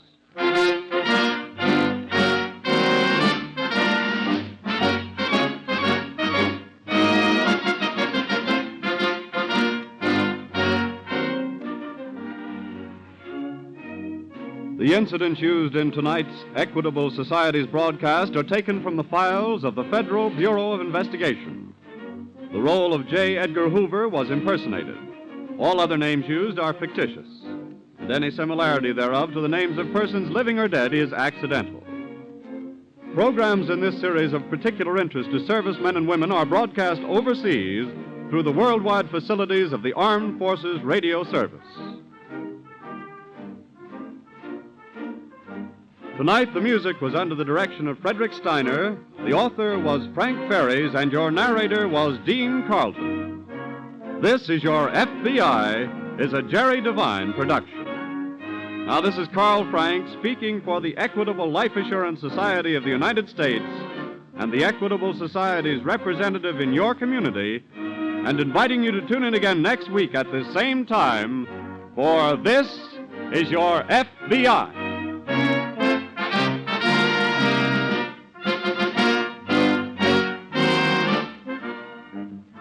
This is ABC, the American Broadcasting Company. The Equitable Society presents This is Your FBI.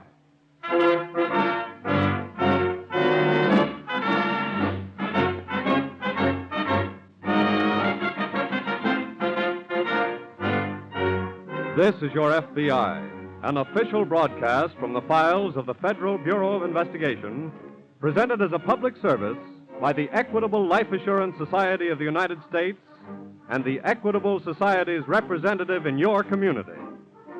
To your FBI, you look for national security, and to the Equitable Society for financial security. These two great institutions are dedicated to the protection of you, your home, and your country.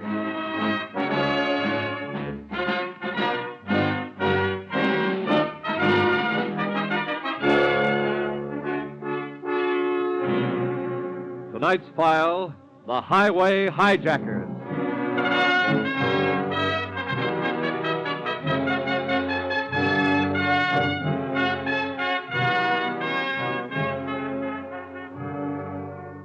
With opportunities for black market operations rapidly vanishing, the professional criminals who won distinction on that field of dishonor during the war are now carrying out their own programs of reconversion, which is one of the reasons for the increase in robberies and hijackings over the country. The ink is barely dry on tonight's case, telling of your FBI's encounter with two criminals who discovered recently that a certain road in the Southwest offered rich profits for highway robbery.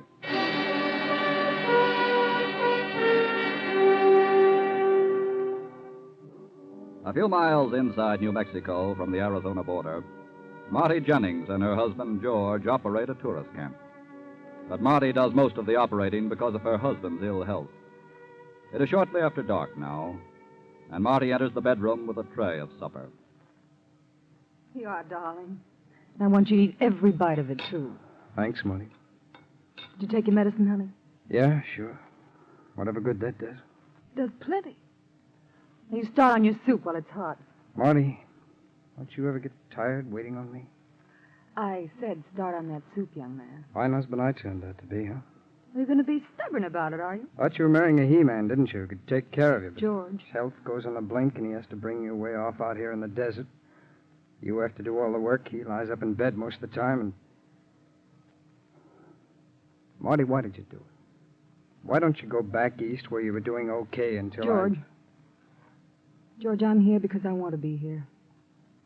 I love you more than anything in the world. And I'll never leave you. Thanks. Sounds like new business in the office. You eat your supper. I'll be back after a while. All right.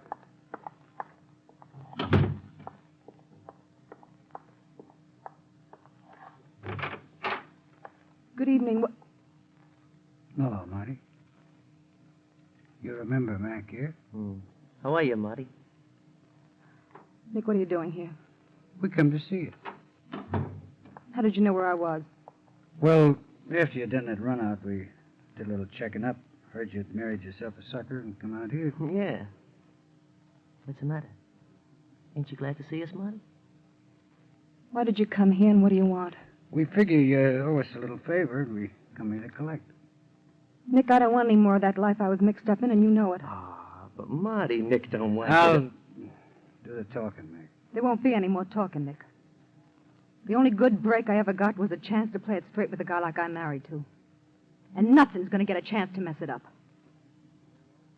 They tell me he's got bad lungs. But he's going to get well out here. They also tell me that worry is the worst thing in the world for people with bad lungs. What are you getting at? Mac and I are out here on business, and all we want is one of your cabins for headquarters. Now, look, Nick, I just got through telling And you I that- just got through telling you that worry is bad for that husband of yours. Now, either we get the cabin, or he gets the whole story on you. Well? Marty, can I help you? George, you get right back Just in a the- minute, lady. Did you say you had a cabin for us? Or not? Yes. We'll take care of you.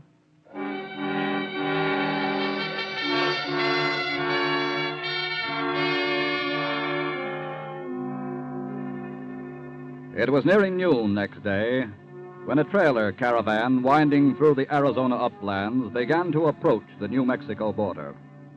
A caravan of some of those families who, a few years ago, had trekked to California in search of relief from their wretched poverty. Okies, they were called.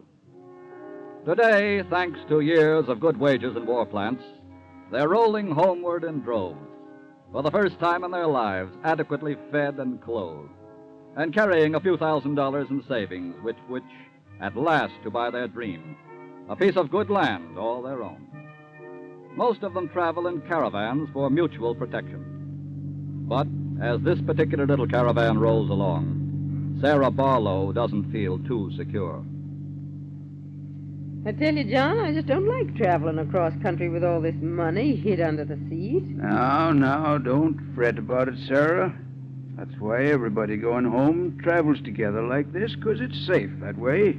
Well, maybe I wouldn't feel so skittish about it if we wasn't the last in line. Oh, somebody's got to be last. Yeah, I suppose so, but just the same, I Now, wish stop your worrying about it. Just think we're going to be home in about 3 or 4 days. Home, Sarah. Kind of does something to you when you think about it, don't it? yes. Yes, sir, those old green hills are going to look good to us this time, Mother. Because instead of scratching around on top of them and going hungry, we're going to have a piece of rich land down in the valley and a good house. Then we can look up at them and see how pretty they are. Oh, it'll be wonderful, John, just wonderful. Look at that car speeding around that curve, Sarah. Why, that looks like the same one as passed a while back. Yeah. Look at them cutting over in front of us. But, John, they're waving to us to stop. Must be something wrong up ahead. They're getting out. Yeah. What's wrong up ahead, mister? I say, what's the trouble? Look, John, they got pistols. Huh? All right, you, this is a stick. Oh, no. Give me your dough and make it fast. Oh, John. Be quiet, And don't Sarah. try any stalling. Now, listen, I mister. said don't stall. I'm not stalling. Sure, we got money, but let me tell you something. Shut up and hand it over. No, I won't, and I'm not telling you where it is either. All right, pal, you asked for it. No, wait, please don't. I'll tell you where the money is. Sarah. Mister, we worked years to save that money so we could buy it. Oh, no, John. Shut up, lady. You get the same thing.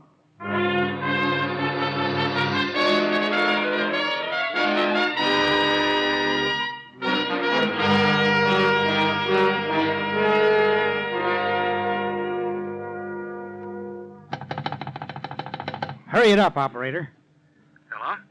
Hello, FBI? Yes, Special Agent Yeager speaking. This is Sheriff Williams, Lordsburg, New Mexico.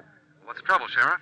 2 men in a black sedan robbed a man and his wife a few hours ago just over the Arizona line and disappeared back across the line with $10,000. 10,000. Yeah, they were the tail end car in one of those Okie caravans. Money they'd been saving for years. Well, I've been wondering when this would start. There's been a lot in the papers about those caravans. One of the bandits knocked a man out with a gun, but the doctor here in Lordsburg patched him up all right. Well, where's the man now? The caravan's stopping here the rest of the day and night. The man and his wife are camping with him just outside of town. Good. We'll get over right away.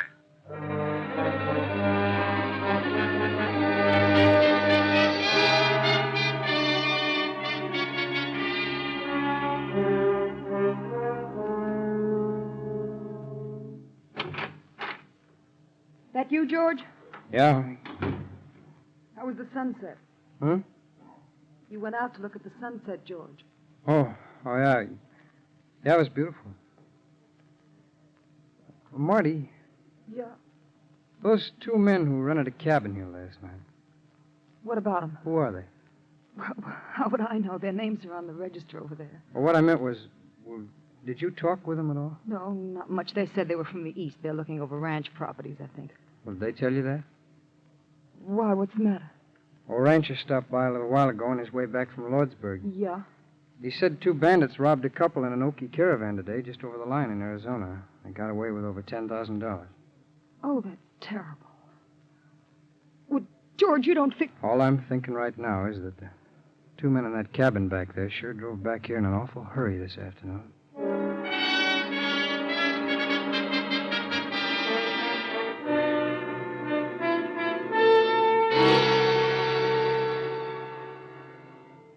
Mr. and Miss Barlow, these are Special Agents Yeager and Hickman of the FBI. How do you do? Mr. Barlow, the sheriff tells me neither of you was able to give much of a description of the bandits. Well, what little I might have remembered, Mr. Yeager, I'm afraid the blow on my head knocked it out of me. And I was too upset to remember how they looked, what with John hurt and all. Oh, yes, of course, but maybe one of you might recall how they talked. Well, they just talked tough, son. Did they have a Western drawl, Well, or... if you ask me, they sounded just like gangsters in a movie. That should help. Well, what good's that do you?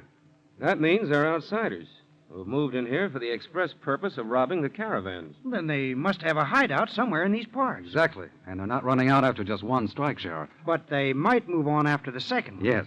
Meantime, we'll try to find that hideout.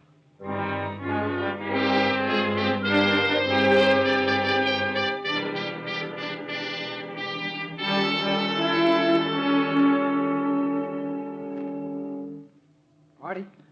George, I thought you'd gone to bed. Honey, my hunch about those men was right. What? I had to find out, and I did. What have you done? Well, I slipped around outside their cabin a minute ago, and I heard them talking about plans for holding up a caravan. Oh. Yeah, I'm going to call the sheriff at Lord's... No, George, wait. What for? You mustn't call the sheriff, George. Well, honey, those men are dangerous criminals. You can't call. Well, why not? There's something you don't understand. What? George, it's about them and me. Marty, what do you mean? I know those men, George. I know them from, well, the days before I met you. Oh. That's why they came here. Well, Marty, you mean you're mixed up with them in this thing they're doing? No. Well, then I don't get it, Marty. Look, darling, I told you there were some things in my past that weren't very pleasant, that I could never talk about. Yeah, I know. Well, those men were part of that past. Marty, this is the present. You're shielding those men, and I've got to know why. Okay. I used to go around with a man named Crandall. Don't ask me why. He was mixed up with these two out there. Yeah. A few months before I met you, Crandall was killed. They killed him. I have no proof, but I know they killed him. They tried to pin the crime on me. Well, how? They planted my fingerprints on a gun. The police arrested you? No, nobody was arrested. They just held that over me in case they were ever picked up for the crime. And they're holding it over you now. They threatened to tell you. They knew that you were sick and that I didn't want to upset you. Oh, baby. I didn't know what to do. Darling, look, I love you. I don't care about whatever happened in the past. Are you sure? Sure. Now can I call the sheriff? I'll call him. Hang up that phone, Marty. What? Mac thought he saw this husband of yours snooping around, so I thought I'd better find out why. So you did? Yeah. Marty, I said for you to hang up that phone. Honey, let me have that phone. You keep out of this. Let me have it. Okay, punk. Operator. You asked for Operator. it. No! Now we'll hang up the phone.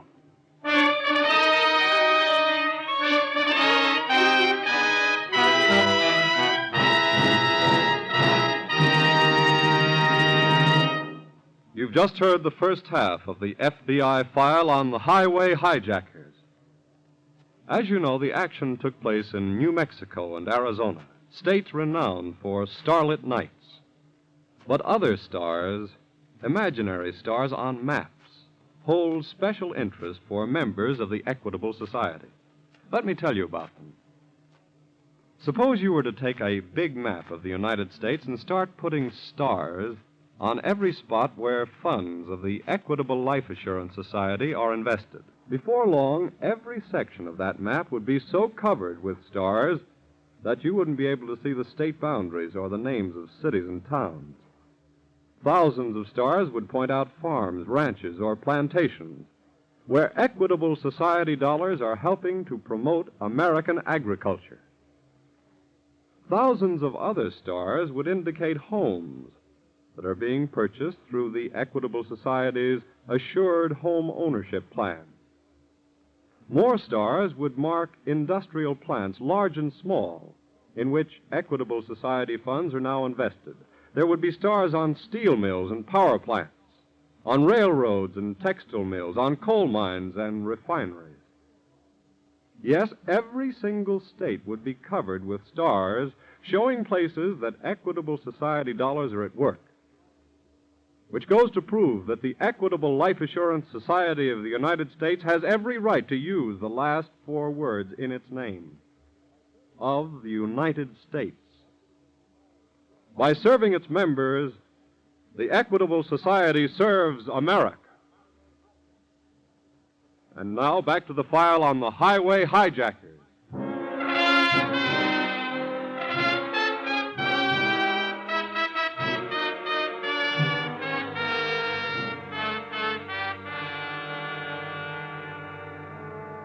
When there are no clear-cut clues to a criminal's identity, such as fingerprints, physical description, or even microscopic evidence that may be developed in a laboratory, the FBI agent is forced to improvise his own methods of ferreting out his quarry as he goes along. After interviewing the robbery victims at the caravan camp, Special Agents Yeager and Hickman are driving Sheriff Williams back to his office in Lordsburg. Well, what's your next move, Mr. Yeager? We'll start looking for the bandits' hideout. This is pretty big country. Well, since we're convinced that our men are Easterners, that'll narrow the search down some. How do you mean? Well, they wouldn't be likely to go in for roughing it in caves or hills if more homey comforts were available. Oh, I get you. Sheriff, Mm-hmm. what's the tourist camp situation around here? Well, Mr. Hickman, there's 3 or 4 between here and the Arizona line, and a few more from there on to Sunset that I know of. That'll do for a start. You really think they mean to strike again? I hardly believe they'd come all the way across the country for just one job. Otherwise, they'd have figured out a way of robbing a whole caravan at once for a big haul, instead of just taking the tail-end car. That sounds reasonable. Mr. Yeager, here's my office right here. Oh, okay. What time you aiming to start checking on the tourist Right camp? now. Oh, tonight, huh? Well, every minute counts. We want to locate that hideout if we can before they strike again. What can I do to help? Well, right now, just stay where we can reach you. We may need a lot of help in a hurry. I'll be ready.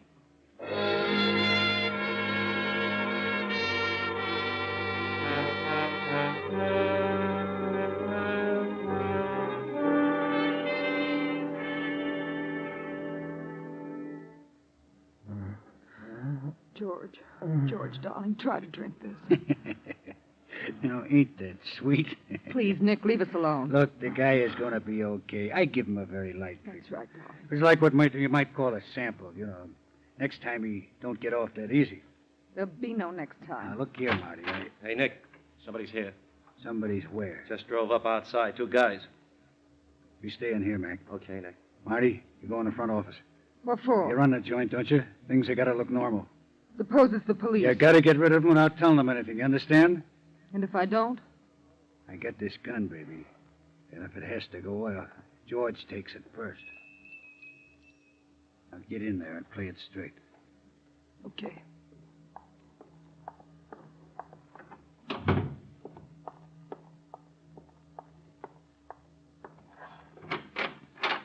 Good evening. Good evening. I hope you're not looking for a cabin. Well, that's all right. We didn't want a cabin. No? We're special agents of the FBI. Oh. Did you hear anything about the highway robbery just over the line today? Yes, I did. A rancher stopped by and told us. Us? My husband. Oh. We're looking for two men who drove a black sedan. Have you rented a cabin today or yesterday or any time recently? No, I haven't. Perhaps your husband has, or maybe he's seen them. May I ask him? Well, I'd rather you didn't disturb him now. You see, he's in bed. Well, I can understand, but it is rather important. Well, my husband is ill. He's quite ill. No. He's in bed most of the time, and I handle all of the business. I see. Well, I'm very sorry, and sorry to have bothered you. Oh, that's all right. Good night. Good night. Good night.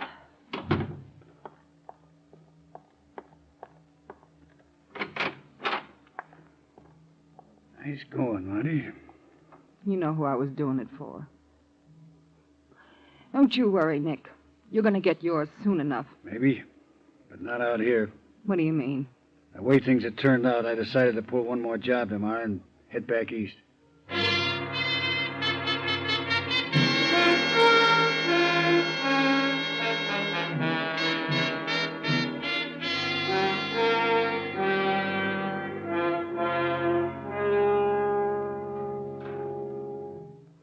Good morning, Sheriff.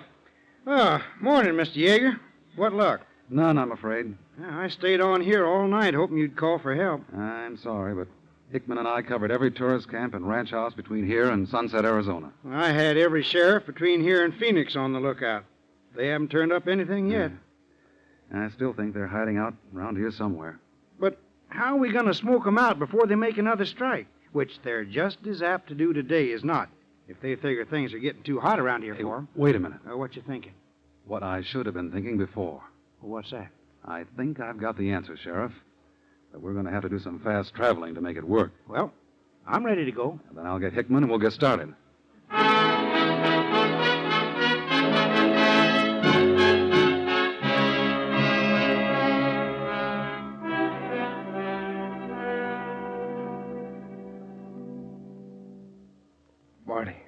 Marty. I'm right here dying.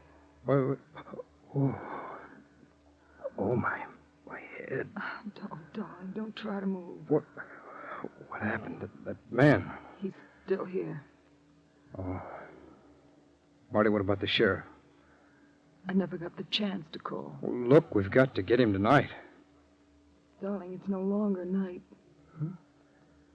Hey, I really passed out. That's right, you did. What time is it? Almost noon. Well, how's the patient? Keep out of here, please. Sorry, I got some business to attend to. Come on in, Mac. Okay. You heard my wife say to keep out of here? Look, mister, I don't want to have no more trouble with you. Take care of him first, Mac. Right. What are you going to do? Don't get excited. We're just tying the guy up. You keep away from Take me. it easy. Keep away. You leave him alone. Hold it, Marty. You're next. No, let me go. You're getting a lucky break. We just tie you both up and get out of here.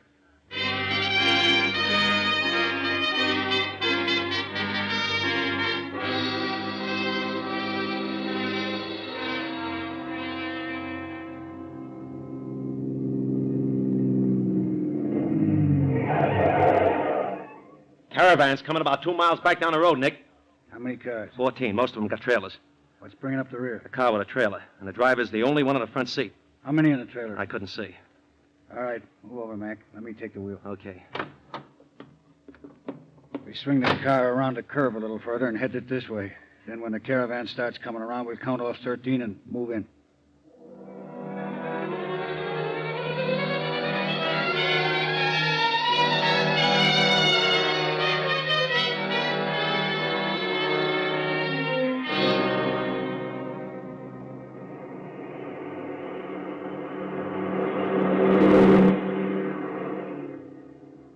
That's number 12, Nick. Yep. And here comes 13.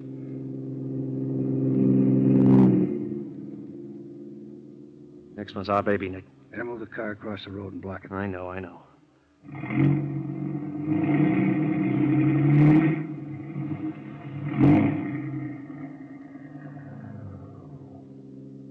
Here comes 14.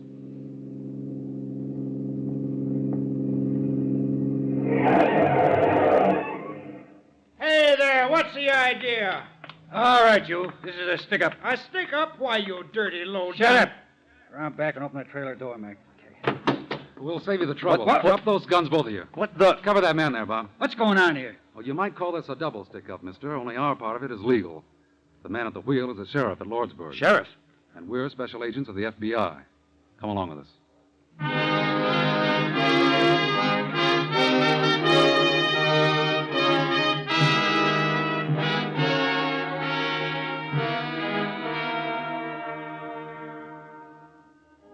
The roundup of the hijacking gang resulted in their ultimate trial and conviction. They were sentenced to serve 10 years in a federal penitentiary.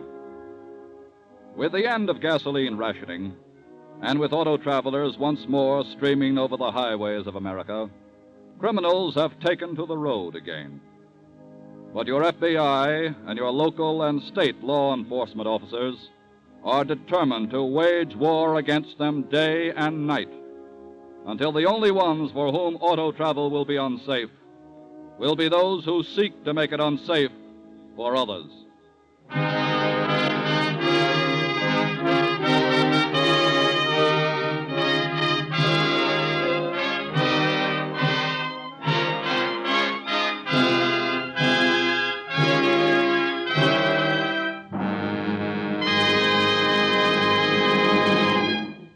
Before hearing about next week's thrilling case from FBI files, imagine for a moment that you're a kid again. It'll help you to understand a message from the Equitable Society. This week at the Equitable Society, I heard a young veteran talking about cellar doors. He was holding a picture of a white colonial house in his hand, and he said, "You see that cellar door? Well, I used to slide down one like it when I was a kid. And now my kids are going to slide down one, too." You see, I lived in a house like that until I was 10 years old, and I've always thought it was a swell old place. Well, after I got back from France last month, I looked around and was fortunate enough to find a new house very much like it. Of course, I had to have a mortgage, and I guess it was my lucky day, because on that same day, I heard about the Equitable Society's home ownership plan. Well, I signed up right away for an Equitable Assured Home Ownership Loan. So next week, you'll see me teaching my little girl how to slide down a cellar door. Well, you know, no matter how often we of the Equitable Life Assurance Society of the United States hear stories like that, we never grow tired of listening to them. After all, that's our business in the Equitable Society, helping to make dreams come true, helping ambitious men and women reach their goals, starting young married couples on the road to an assured future, helping fathers and mothers send their boys and girls to college, bringing peace and contentment to old age. Yes, this week and every week for 86 years, the Equitable Society has been building security for you, your home, and your country.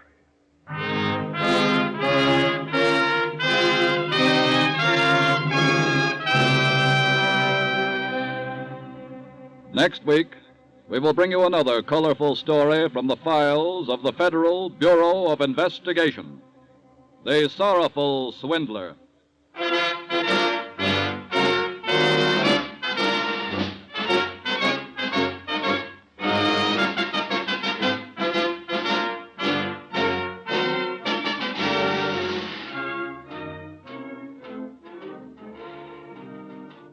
The incidents used in tonight's Equitable Society's broadcast are taken from the files of the Federal Bureau of Investigation. However, all names used are fictitious, and any similarity thereof to the names of persons living or dead is accidental. Programs in this series of particular interest to servicemen and women are broadcast overseas through the worldwide facilities of the Armed Forces Radio Service.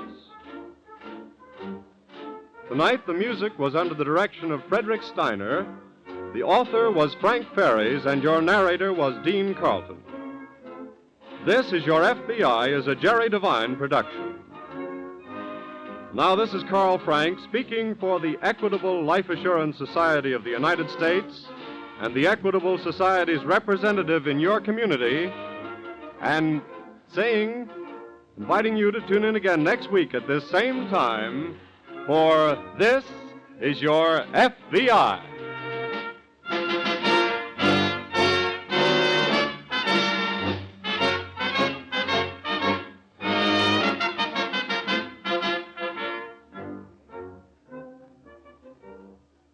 This is ABC, the American Broadcasting Company.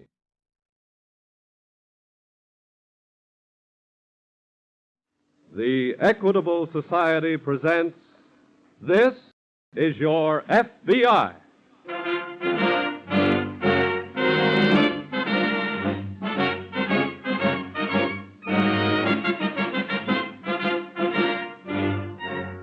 This is Your FBI, an official broadcast from the files of the Federal Bureau of Investigation, presented as a public service by the Equitable Life Assurance Society of the United States and the Equitable Society's representative in your community.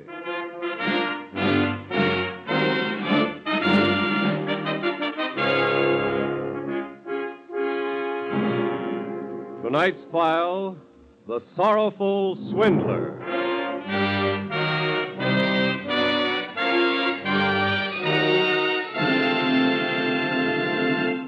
Before opening tonight's file, it is my pleasure to bring you season's greetings from the Equitable Society.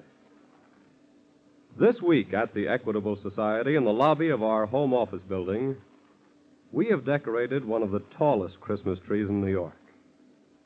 And this very afternoon, as we gathered round this tree and the sound of the traditional carols echoed through the halls, there was one pleasant thought that kept coming to our minds. We thought of all the homes in this country that are celebrating Christmas more merrily, more securely.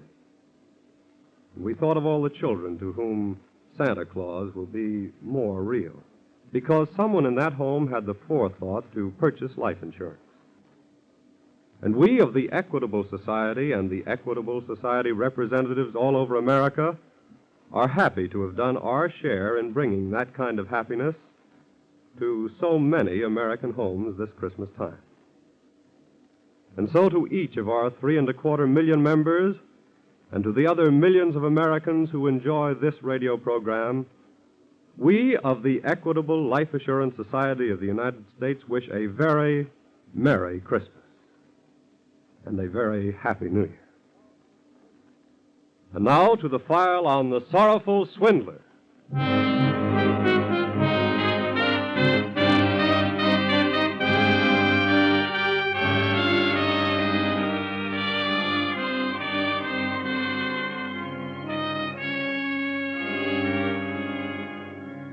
With America virtually on the eve of celebrating her first peacetime Christmas in several years, the topic of crime seems hardly in keeping with the mood of the day. But then there is a negative kind of relationship between the two. Because it can be said truly that the doctrine of crime is the direct antithesis of the philosophy of Christmas. One is the religion of taking, the other, the religion of giving. And to the criminal, Christmas time is no more than just another time in which to ply his profession of cheating, his profession of cheating, as demonstrated in tonight's case from the files of your FBI. Several years ago, during another Christmas season, a man using the alias of Colonel Weatherford and a companion in larceny were speeding eastward on a crack train headed for New York.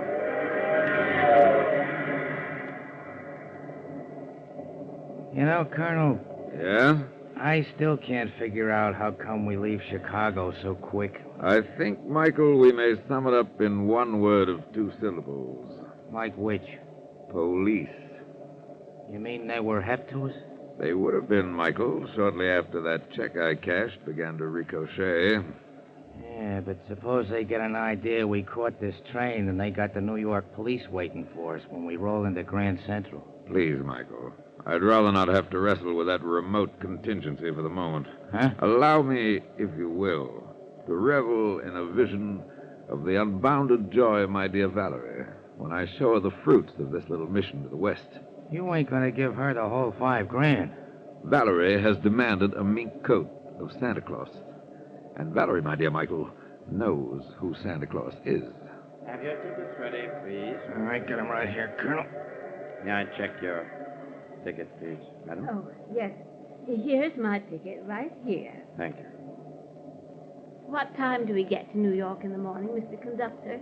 9 o'clock. Well, I do hope my daughter is there to meet me. Sweet little old lady, ain't she? Yes. You may keep this part, madam. Oh, thank you. Oh, just a minute, please. Yes? I wonder if you'd help me. I have some stock certificates with me which may be very valuable. Colonel. I'm listening. I'm kind of afraid to keep them in my berth with me tonight. Well, I'll be back directly, madam, and we'll make some arrangements, I'm sure. Oh, thank you very much.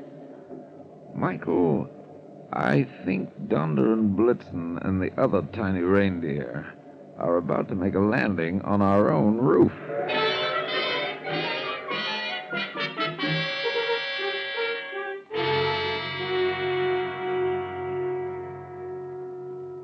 Since crime never takes a holiday, neither does your FBI.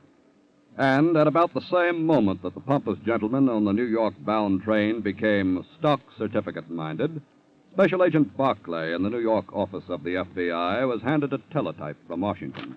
What does it say, Alan? Well, Jim, there goes my Christmas shopping push with Marjorie today. Oh? They want us to go to work on a swindler. Oh, anybody we know? No, he's avoided federal violations up to now. Well, what's the up to now? He put over a fraudulent deal in Denver a few days ago by posing as a United States attorney. Uh-oh.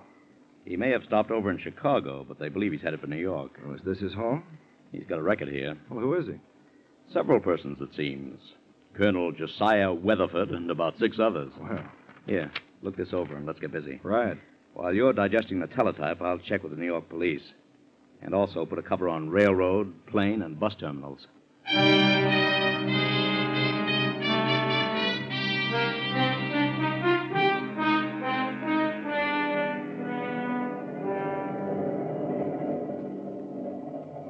I didn't quite catch the name. Weatherford.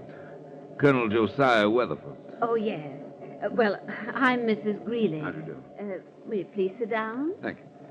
I came primarily to apologize for staring at you as I did. Oh, I didn't think anything about it. You see, you look so much like my own dear mother.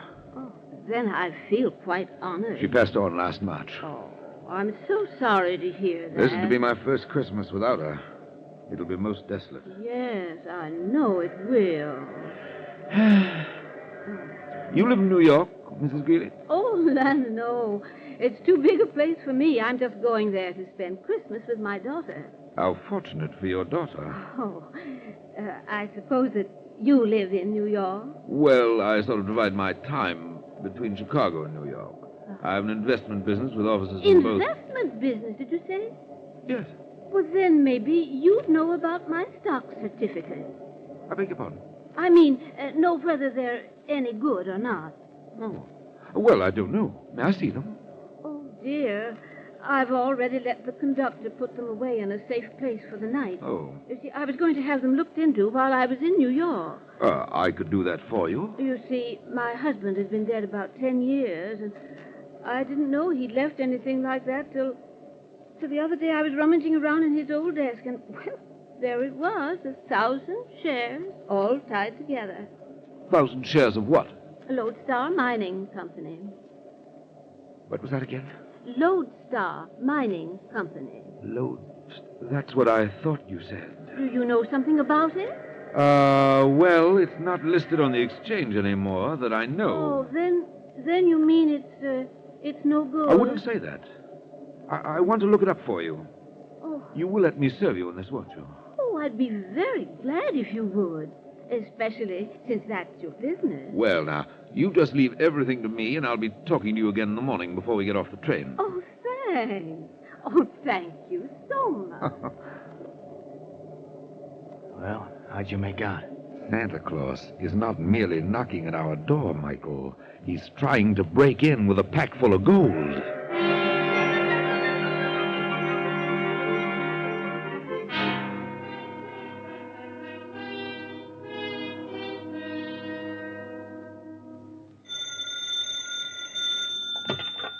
Special Agent Farrell speaking. Morning, Jim. This is Alan. Hey, say, where are you?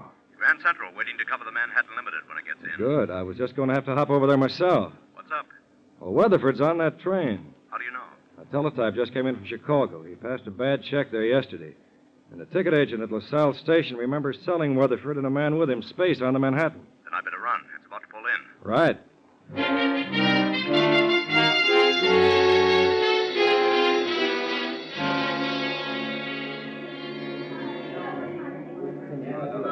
Yes, sir, Mr. Barkley. A man of that description occupied space in car 254.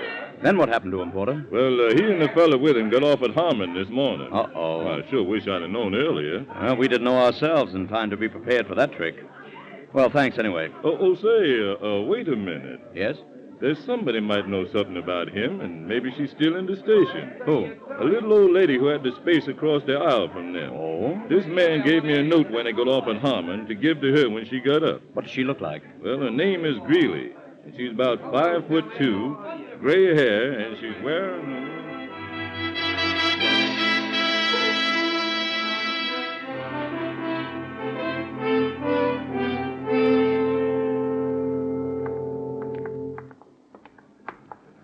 Michael. Yeah? Valerie's waiting in the apartment here for me. I prefer to see you alone. Yeah, I prefer the same thing. I'll wait for you downstairs. Splendid. Valerie? Valerie? I'm in here. Valerie, my darling, come here. Wait a minute, not so fast. But, my dear, aren't you glad to see me? I don't know. How was your trip? How was it? Look, my sweet. Here.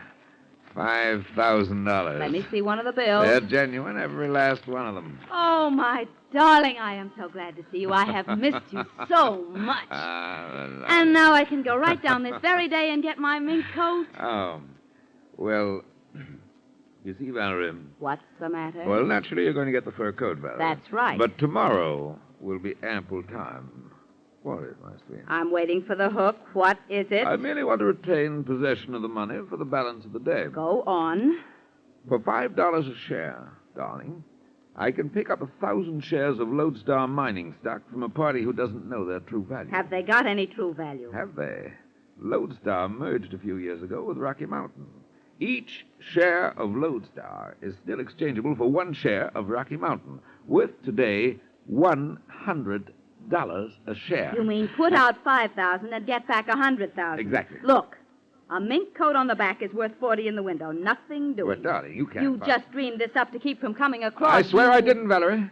She's going to call me any minute. What? Now, don't get excited, my dear. Don't get excited. It's a little old lady, a Mrs. Greeley I met on the train. She has the stock. Oh, yeah? That's probably Mrs. Greeley now. Colonel Weatherford speaking. This is Mrs. Greeley. Oh, hello, Mrs. Greeley. Are you at your daughter's now? No, she lives in the country and she didn't get my telegram until this morning. Oh, but she'll be in for me this evening. Oh, I see. It was snowing, so I took a room in a little hotel not far from the station to wait for her. Of course. Well, Mrs. Greeley, I have some good news for you about your stock. Oh, you have? How would you like to have $5,000 in cash for a Christmas present? $5,000? That's right. Good gracious me. Now, you just give me the name of your hotel, and I'll be right over in a few minutes. You mean we'll be right over?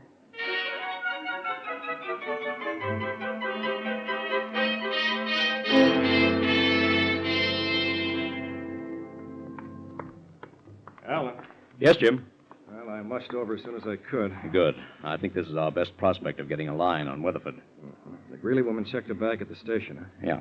You got anything out of the conductor? Mrs. Greeley gave him what she said was some stock certificates to keep safe for her last night. Oh? Weatherford was across the aisle and saw it all. I see. 10 to 1, he's trying to pull a swindle on her for that stock. Well, I hope she comes back for her bag before the job's done. Yes, but she checked it 2 hours ago.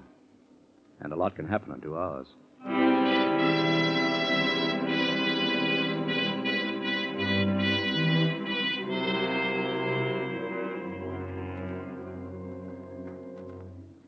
Colonel Weatherford, Yes? if the Lodestar Mining Company is out of existence, I don't see why the group this young lady represents wants to buy my star. Oh, you should make that clearer, Colonel Weatherford. The group still controls the Lodestar Company's property, Mrs. Greeley. Oh. And they're going to start operating again.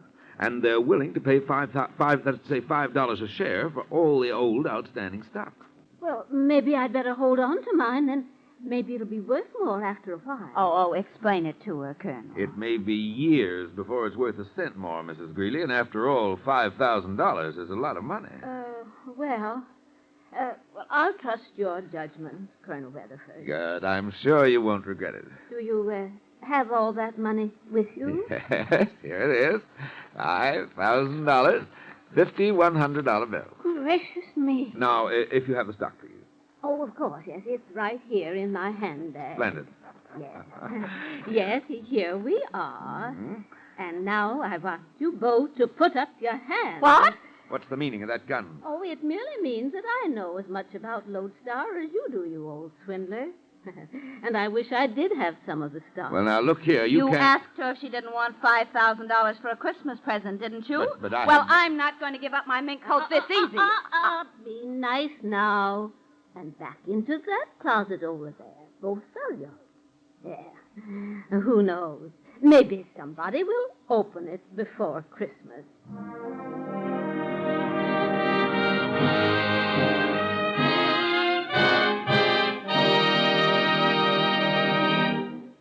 Crooks don't qualify as men of goodwill, do they? So let's leave them for a moment while I tell you about someone you like. A man who is bubbling over with the contagious good humor that infects all good people this time of year. This week at the Equitable Society, I met a senior vice president coming out of the building. He was carrying a regular pyramid of packages in his arms. And just as I said hello to him, something went wrong with the middle of the pyramid, and half of his packages fell out of his arms and slid to the floor. Serves me right, he laughed as I helped him to pick them up. Just what I deserve for putting off my Christmas shopping till the last minute and then trying to do it all at once. He paused and chuckled. And I'm the man who's spent his life telling folks not to put things off. My business in life is telling folks not to put off buying the life insurance protection they need. Well, I said, that's not such a bad way to spend your life, is it? He smiled and answered, saying, yes, there are a lot of people in this world who are much happier right now because someone from the Equitable Society kept urging a husband or father not to put off buying life insurance. Believe me, that's a pretty pleasant thought for a fellow to entertain this time of year. Well, as I said goodbye to him, the thought came to me that it'd be a very fine thing if all members of the Equitable Life Assurance Society of the United States had the same opportunity to know the officers of their society that I have. Could get to know the sincerity and human understanding that they put into their daily work managing the life insurance of 3.25 million Equitable Society members. I've met all these men, and I've yet to find any stuffing in any one of their shirts, or any brass in any one of their hats. No matter how important their jobs are, their doors are always open, and their time is always at the disposal of members of this Life Assurance Society. You see, the officers of the Equitable Society are the kind of men who take pride in the thought that this week and every week for 86 years, the Equitable Society has been building security for you, your home, and your country. And now back to the file on the sorrowful swindler.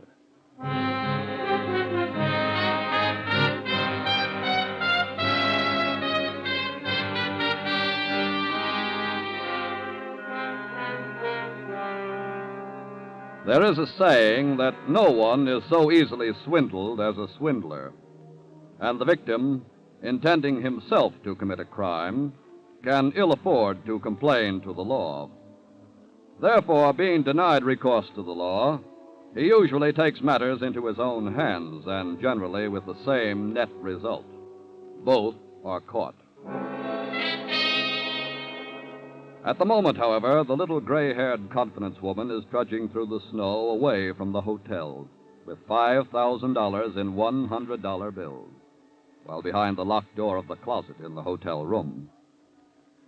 But, Valerie, darling. Don't darling me, you financial wizard. Nagging me is not going to get us out of here. You just be glad it's a closet where there's not room enough to swing at you. Michael's waiting just outside the hotel. Sure, probably building a snowman. But he's surely seen the woman leaving by herself. Oh, of course, of course. He probably helped her across the street. You'd think he'd suspect something and come up here to see about us. Oh, no, that calls for thinking. Valerie, if you'll help me push against the door just once more, I'm sure we can force it. I should knock myself out getting you out of a closet. Look, you're in here, too. You got us in, you get us out. Very well.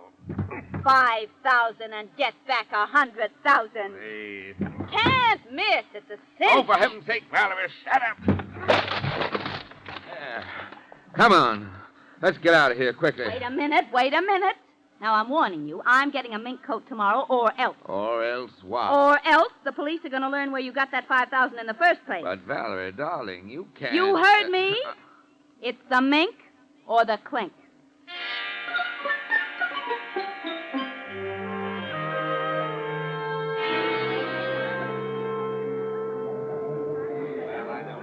Well, it doesn't look like our Mrs. Greeley's coming back for a bag. She only checked it a couple of hours ago. Give her time. Yes, but in the meantime, this Weatherford could have...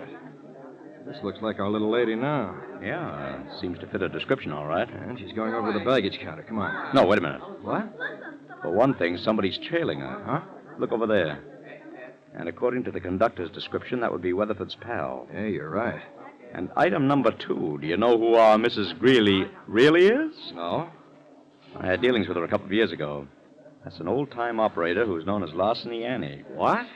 So far as Weatherford and she are concerned, I'd say at this point it's a question of who has done what to whom. Well, then let's pick them up and ask some questions. And Miss getting Weatherford? Hey, look, there she goes. And a shadow, too. Come on, Jim. Let's make it a convoy.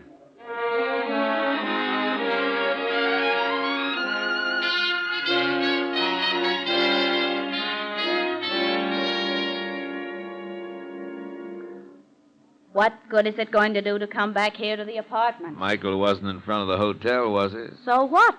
Darling, please. Patience and fortitude. Probably saw the woman leave and suspect... Oh. Just a minute. Hello? This is Mike. Say, what's going on? Where the devil are you, Michael? I seen the old lady leave the hotel by herself, and I said something's crazy about this. Where's she now? I'm in a telephone booth at the State National Bank. I said, where is she? She's standing in line with a deposit slip and a fistful of dough. Oh. What happened? We've been robbed, Michael. Yeah? Don't take your eyes off her until she holds up somewhere, and then call me, do you hear? Sure, If you slip up, Michael, it'll be a cheerless Christmas for you and me. What do you mean? Did you ever spend Christmas behind the bars, Michael? Not yet. Then do what I tell you, or you will.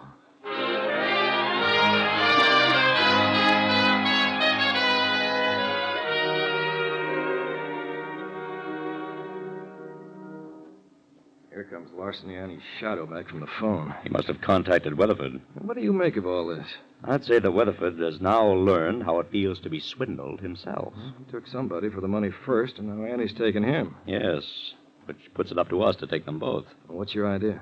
You stay here and keep your eyes open. And you? If Weatherford's pal saw me talking to Annie, what would he probably think? Well, that you were a confederate of hers, maybe. That's all I wanted to be sure of. What? Maybe this'll do the trick, Jim.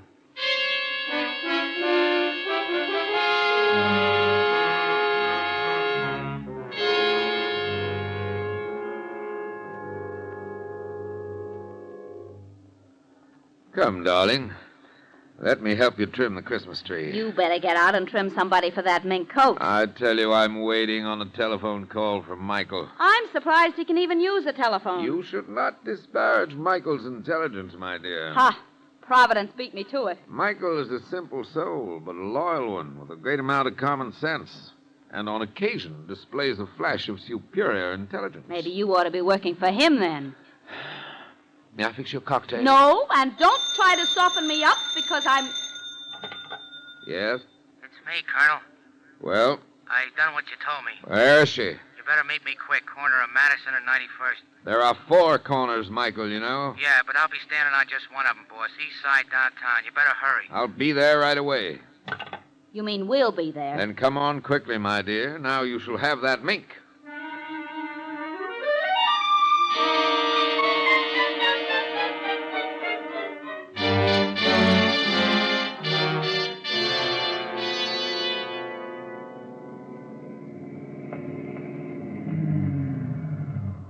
Here you are, sir.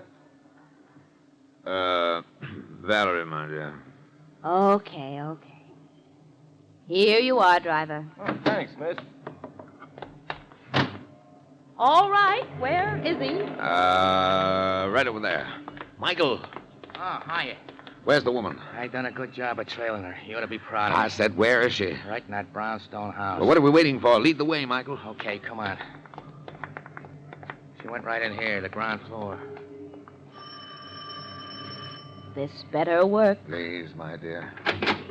Yes? Greetings, Mrs. Greeley. Well, come right in. Go ahead, darling. Michael. I dare say you're a trifle surprised to see us again. Well, as a matter of fact, Colonel Weatherford, I am a little surprised the way things turned out, but we rather expected you'd come here. Who's we? Yes, what do you mean? What she means, Weatherford, is that you're all under arrest. What? What is this? We're special agents of the FBI. Huh? This is an apartment that we used on another case. It was also convenient to bring Mrs. Greeley here for questioning. We hoped you'd follow her. You mean she's working with you? Oh, not willingly, Colonel. But as you know, this is the Christmas season, and it's full of surprises for everyone.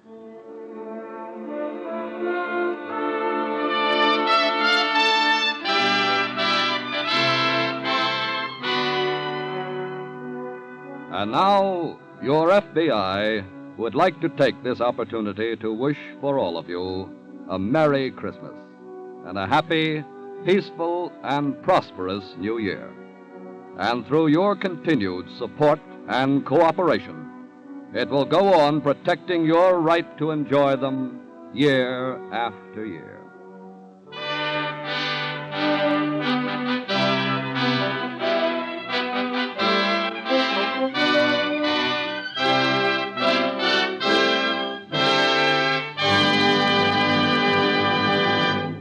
Before we tell you about next week's thrilling case from the files of your FBI, a word about a man worth knowing.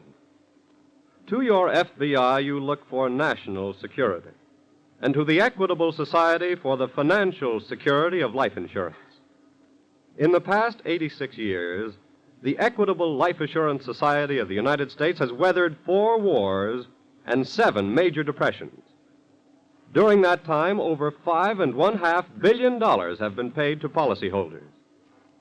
This tower of strength, security, and stability is represented in your community by a man whom hundreds of your fellow citizens know as their good friend, the Equitable Society agent, who, like your FBI, is dedicated to the protection of you, your home, and your country.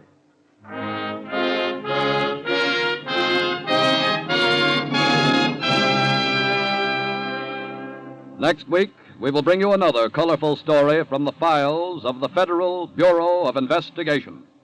Murder on the High Seas.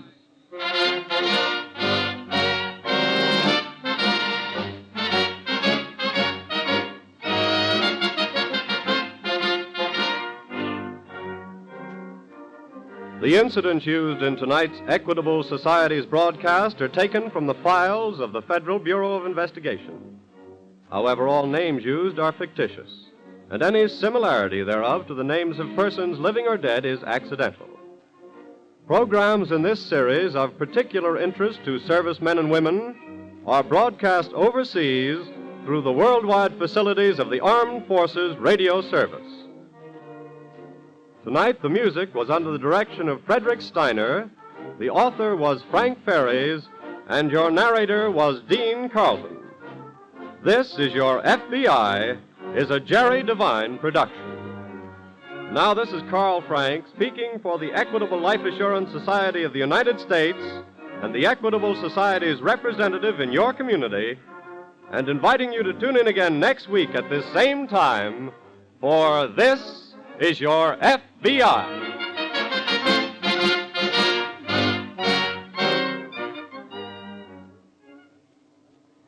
This is ABC, the American Broadcasting Company. The Equitable Society presents This Is Your FBI.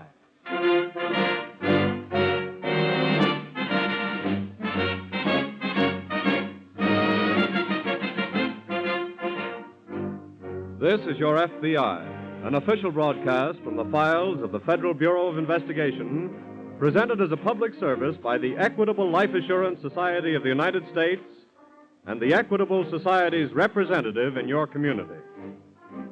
Midway through tonight's program, we shall have the special pleasure of bringing you once again one of America's best-loved businessmen, Thomas I. Parkinson, president of the Equitable Society.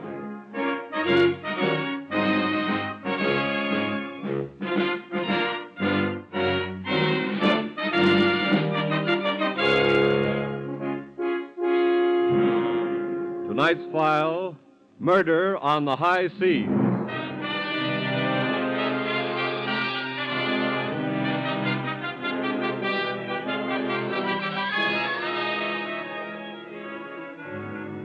The international thief, whose criminal activities were curtailed by wartime restrictions on ocean travel, is now at work again along the ship lanes of the world. The international thief is the cleverest of his breed. Because of the scope of his activities, it is difficult for the law to detect his work and track him down. But when he commits a crime on a vessel flying the American flag, he finds himself up against the forces of your FBI.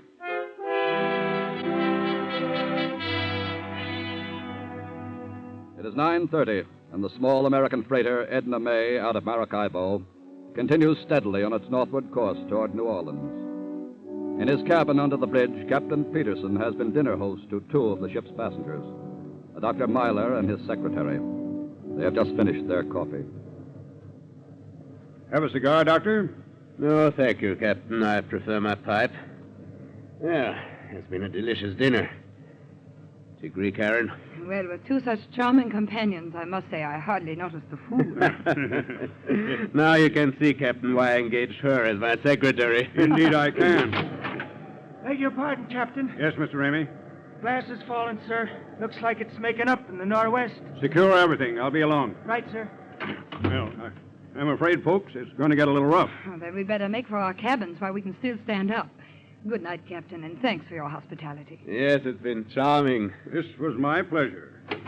Good night, Captain. Good night. Good night. Good night. Karen, give me your hand. Mm-hmm. A very entertaining man. Yes, he's delightful. We go around the radio shack here. Very well. Oh, wait a minute. What is it? My bag, I've left it in the captain's cabin. Oh, I'll get it for you, my dear. You go on ahead to your cabin. I'm awfully sorry. Oh, nonsense. It's getting rougher. Be careful. I will. Who are you? I say, who are you and why are you standing?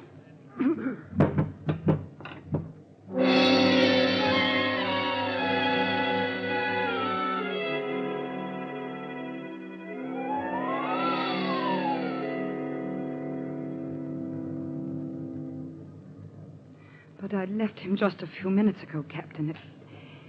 It's incredible. I know, Miss Brenner. How did it happen? Your fellow passenger here, Mr. Hanley, found the body. Yes, purely by accident. I was taking a turn around the deck when I fairly stumbled over the doctor. He was between the radio shack and the captain's cabin here. Where did he leave you, Miss Brenner? At the after ladder. He was coming back here to get my bag. I see. Can you think of any motive for his being killed? Yes. Yes, Captain, there was plenty of motive. What do you mean?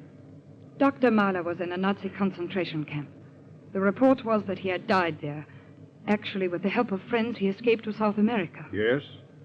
In South America, he fought the Nazis just as he had fought them at home. But the war is over now. All the Nazi troublemakers have not been caught, Captain. You think he was killed because of this? He must have been. He was on his way to the States to tell what he knew. Do you know of anyone on board who might have had a reason to kill Dr. Myler? No. We never knew Mr. Hanley or your other passenger, Mr. Dargan, until we boarded ship. Excuse me, Captain. Yes, Hanley? Of course, I don't wish to create any trouble for a fellow passenger, but... Well? I saw Mr. Dargan on deck just before I discovered Dr. Myler's body. What was he doing? Walking rather hurriedly away from where the body was found. Well, I think we should have a talk with Mr. Dargan. I'll have the steward get him up here at once.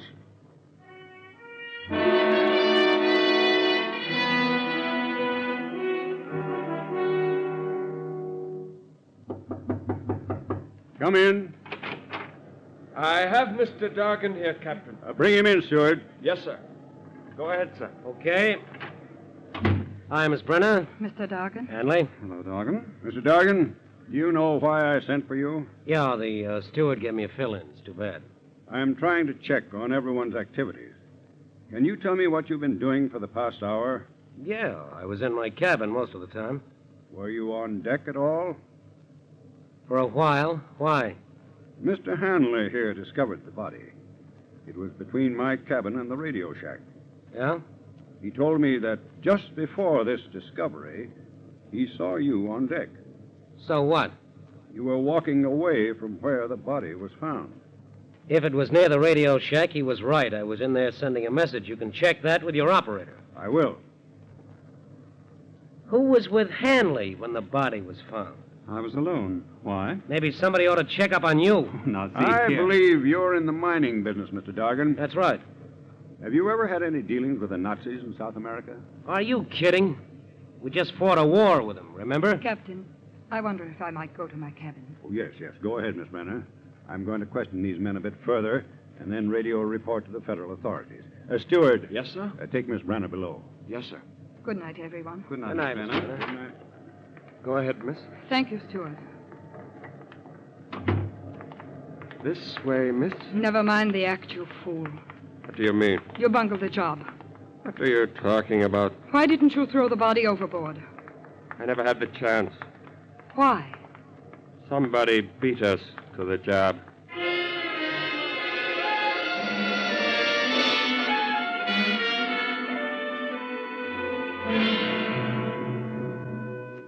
Oh, Tom. Yes, Nick. Radio message from the captain of the freighter Edna May, bound for New Orleans. There's been a murder on board. Oh? Dr. Heinrich Myler escaped to South America 2 years ago from a German concentration camp. Oh. He was accompanied by his secretary, Karen Brenner. Oh, and seems both originally from Vienna. Radio the captain to send us a list of his passengers right away and all details he has on them. What about the crew? There's a possibility he took on a hand or two at Maracaibo we can't check on at this end. Get that information, too. Right. Meantime, we'll go to work on Myler and Brenner.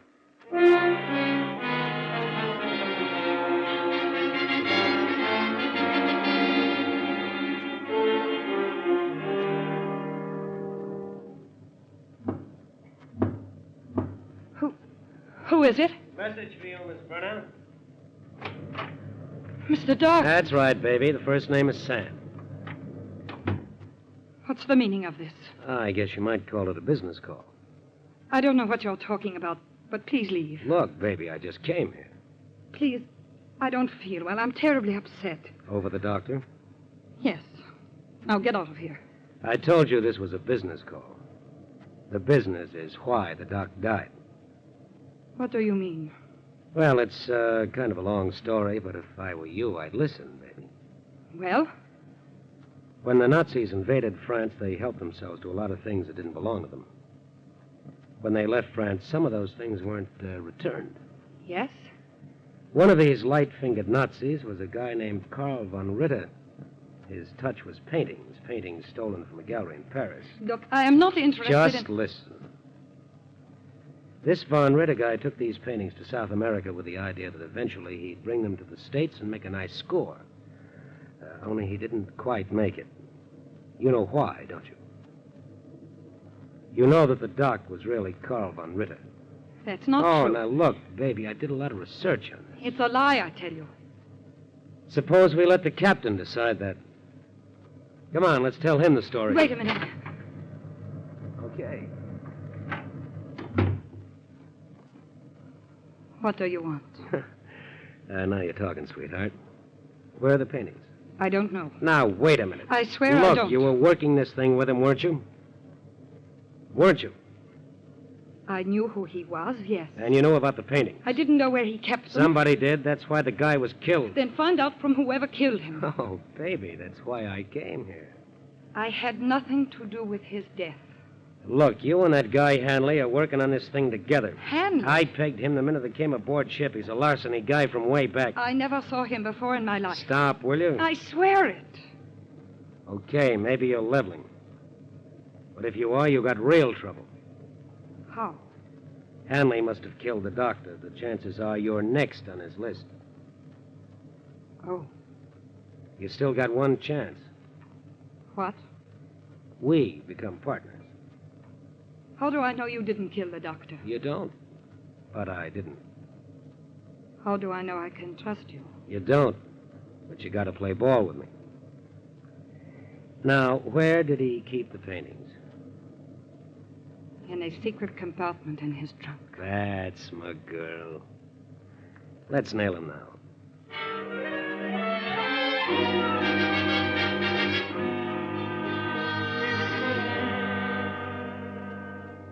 Here's the Edna May's passenger list, Tom. Just came in. Good. There are only 4 passengers aboard. I see. Did you get a call back on Myler and Miss Brenner yet? Not yet, Nick. They're still checking. Mm-hmm. Captain Peterson took on 2 hands at Maracaibo. Yes, I see. An oiler and a steward. Shall I start a check on them, Tom? Yes, and on these passengers, too. Grady speaking. What? Definitely, huh? What about Brenner? Uh-huh. All right, send over the files on them, please, and thanks. Well, Dr. Heinrich Myler died 2 years ago in a concentration camp.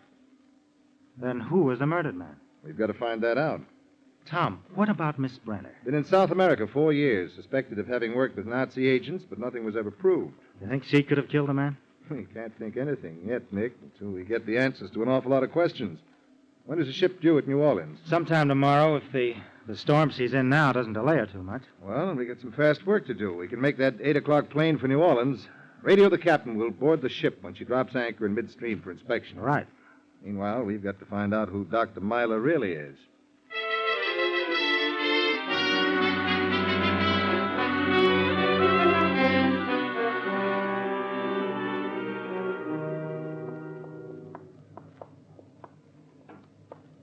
Isn't this his cabin here? Yes. There we are. Go ahead, baby. Right. The lights are right we over... ain't putting on any lights. I've got a flash here. There. Now, where's the trunk? Right in the corner. Okay. Where's the secret compartment? In the bottom.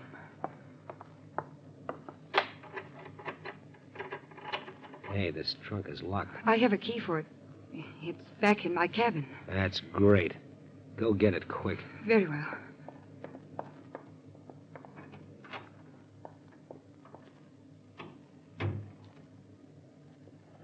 Who's that?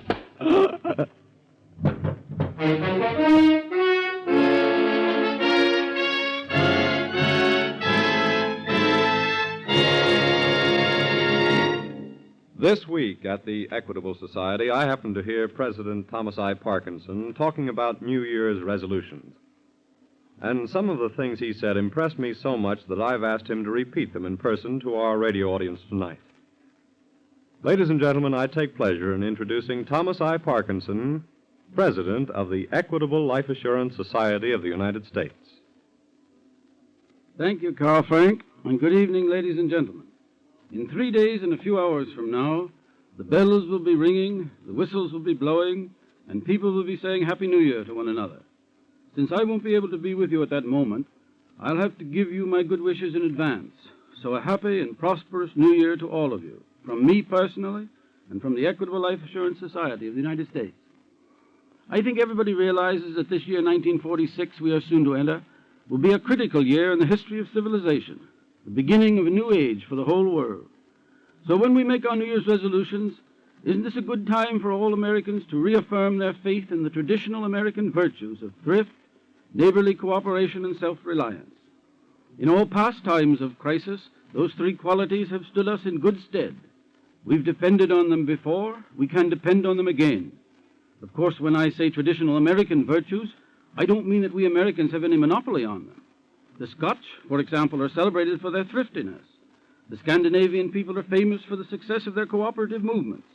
But in all history, in all the world, no other nation has ever beaten America on self-reliance.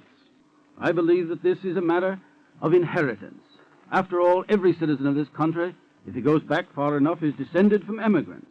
And that's something to be proud of.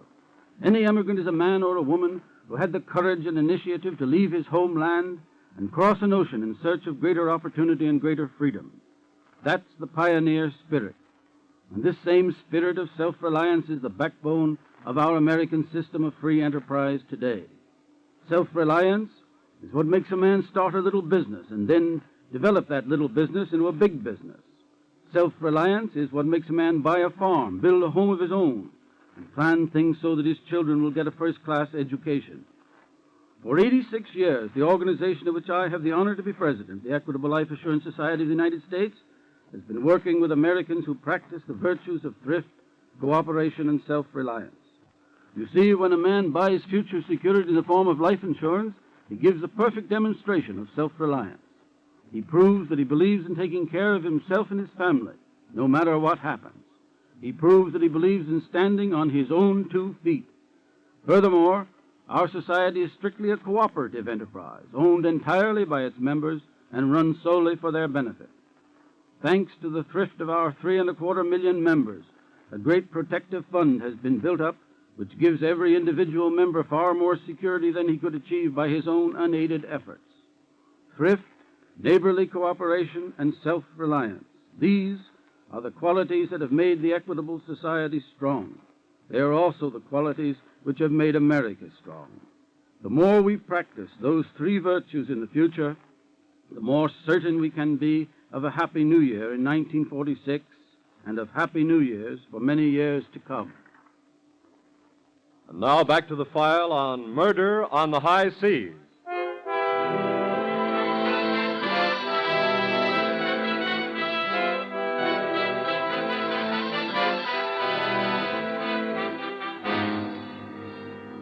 Many unusual methods have been employed by your FBI in the solution of crimes. Tonight's file is an example of this. A murder is committed on the high seas. FBI agents have neither seen the corpse nor interviewed the suspects. Nevertheless, they are already gathering facts, building evidence that will ultimately lead to the apprehension of the killer. The killer is still at large, however, and aboard the freighter Edna May in a cabin below deck, Sam Dargan, victim of an unknown assailant, lies unconscious on the floor. Dargan. Mr. Dargan. Mr. Dargan, what's wrong? What happened? Oh, my head. What happened to you? Somebody slugged me. Who? I don't know. I was... Wait a minute. Yes? Did you really leave this room? But of course. Why? I heard the door close, but I might have stayed here. I didn't look around. Look, here's the trunk key. I went to my stateroom. Put on those lights. I did when I heard you Turn moaning. them off. Look, Where? the trunk, it's been opened. Hey, what is this? It's been rifled. The secret compartment is opened. The paintings are gone. Hanley. What? This is Hanley's work, baby. You mean he has the paintings? Sure. But he ain't gonna have them for long.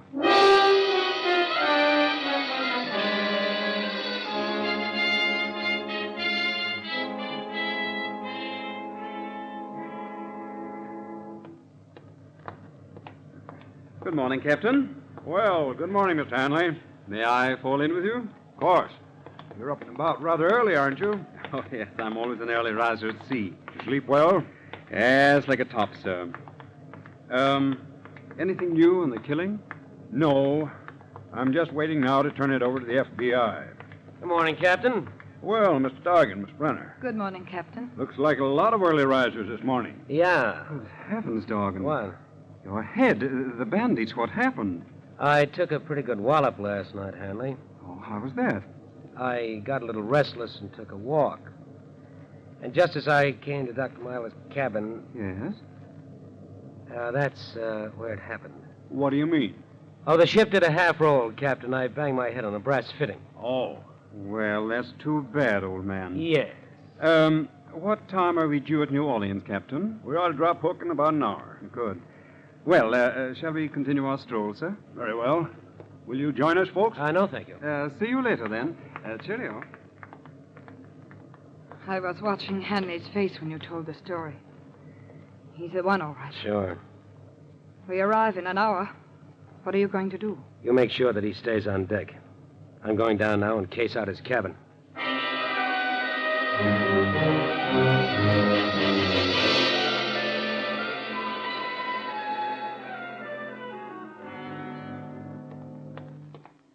Well, what happened? No dice. What? I went through everything in Hanley's cabin. The paintings aren't there. What'll we do? Where's Hanley? Up forward there. Come on, we're going to talk to that guy. What good will that do? At least I can find out if he really slugged me. It still could have been you, sweetheart. Now, look. Shut up. Hanley, Yes, old boy? I want to talk to you. Very well. A slug on the head I got last night. You know how it really happened, don't you? Yes, I heard your story. Quit stalling. I know all about you, Hanley. You work on the same side of the street that I do. I'm afraid I don't follow you. Larceny Boulevard, mister. You gave it to me last night on the doctor's cabin, and you were there for the same reason I was. Mrs. Brennan, what's he talking about? Look, she belongs to the same club, too. Now, where are the paintings? What paintings? I'm giving you one chance, Hanley. Either you play with us on a three-way cut or everybody falls. There's a boat pulling alongside. That's probably the G-men, Hanley. You know, the FBI. Now talk fast. Very well, but what I have to say will be very disappointing. I give you my word, I have not got the paintings.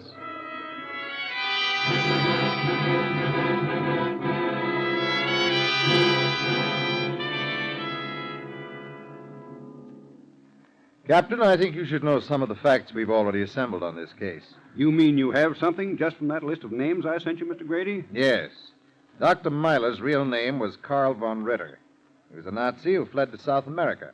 I understand he had in his possession some very valuable paintings. Stolen, I suppose. Yes. We can assume that he had them with him aboard ship here, that he hoped to dispose of them in the States. Yes? Oh, come in, Mr. Jackson. Thanks, Captain. How'd you make out, Nick? I searched Von Ritter's cabin. And? I found a trunk that had been forced open. Mm-hmm. There was a secret compartment in the bottom. It was empty. Yeah. Paintings were probably in that trunk. They must have been, Tom. There's no trace of them anywhere else. That Brenner girl sounds like the logical suspect, gentlemen. Could have been either of your passengers, too, Captain. Hanley or Dargan? Yes, we're waiting for information on them now. It also could have been that steward you took on at Maracaibo. What? In fact, he's the first man we'd like to talk to, if you'd be good enough to send for him, Captain. Surely.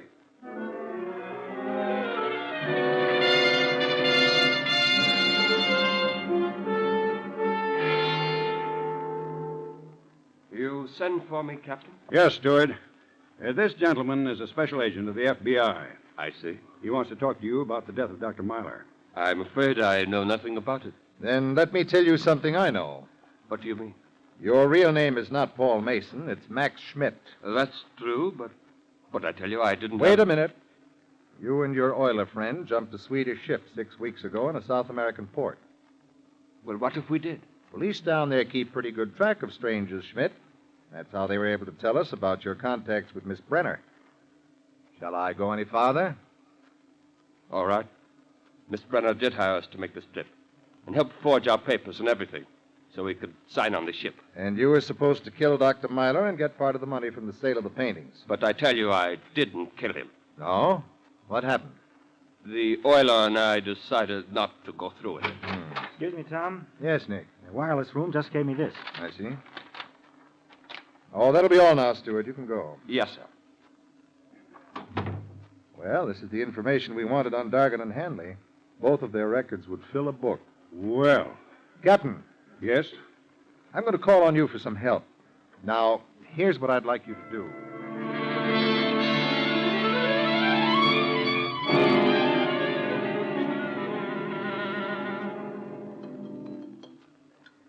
Well, Captain, it's very gracious of you to tender us a farewell dinner. This was by request, Mr. Hanley. Really? Whose request? The special agents of the FBI. What was their point? Well, for one thing, Mr. Dorgan, they wanted to be sure they'd know where you all were. Steward, Yes, Smith? some more coffee, please. Surely. They also wanted to acquaint you with a few facts. Like what? Like who murdered Dr. Myler. They have learned who the killer is, Captain. They have plenty of suspects. For instance? All of you know that Dr. Myler was really Carl von Ritter. He was attempting to smuggle some valuable paintings into the States. And how could we know that, Captain? Well, for one thing, Mr. Hanley, you dropped your initial cigarette case in von Ritter's cabin last night while you were rifling it for the paintings. The cigarette case doesn't prove that. The lump on Mr. Dorgan's head does. What? There was no blood on the brass fittings outside of von Ritter's cabin, Mr. Dorgan, where you might have bumped your head. But there was some on the floor inside the cabin. That doesn't make me the killer, Captain. I'd say whoever has the paintings committed the murder. The paintings have been found. What? Where? In one of the crew's quarters. All right. Stay where you are, all of you. Put down that gun, Stewart. Huh? Oh! Take care of him, will you, Nick? Right. He is the killer? Yes. He told us all about his deal with you, Miss Brenner. We figured if he'd do that, he'd also double-cross you. That's why we searched his quarters. Now, Captain, you may proceed if you wish to dock the Edna May.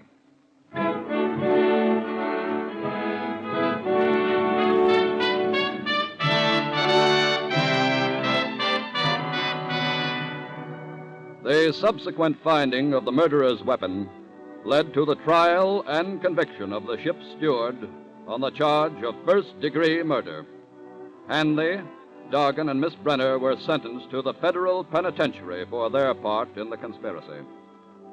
Their apprehension is a reminder that wherever the American flag flies as a symbol of civil authority, your FBI is on the job day and night, enforcing the law of the land on all who conspire against it.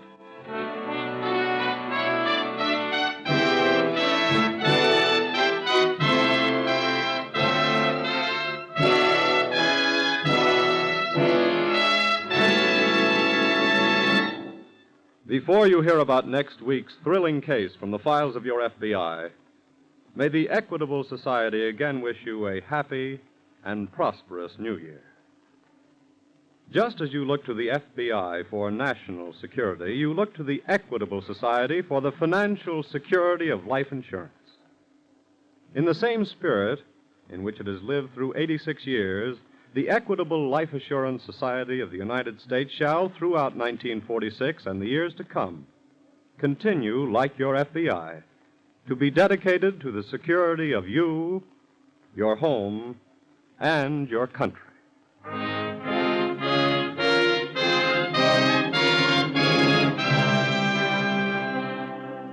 Next week, we will bring you another colorful story from the files of the Federal Bureau of Investigation. Crime in the Roaring Twenties.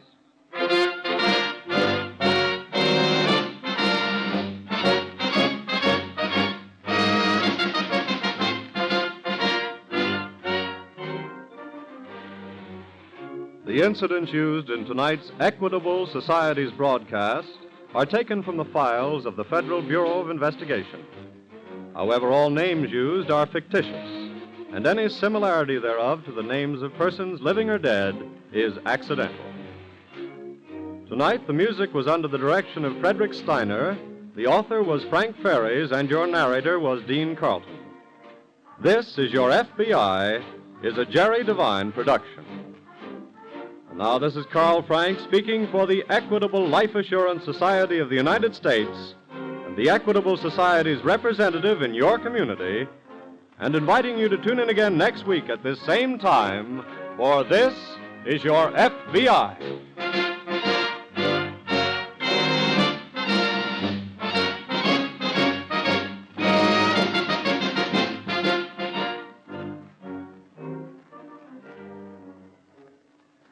This is ABC, the American Broadcasting Company.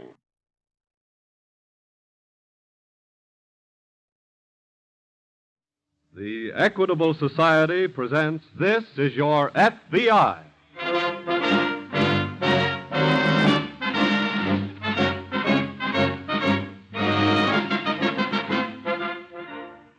This is your FBI, an official broadcast from the files of the Federal Bureau of Investigation, presented as a public service by the Equitable Life Assurance Society of the United States and the Equitable Society's representative in your community.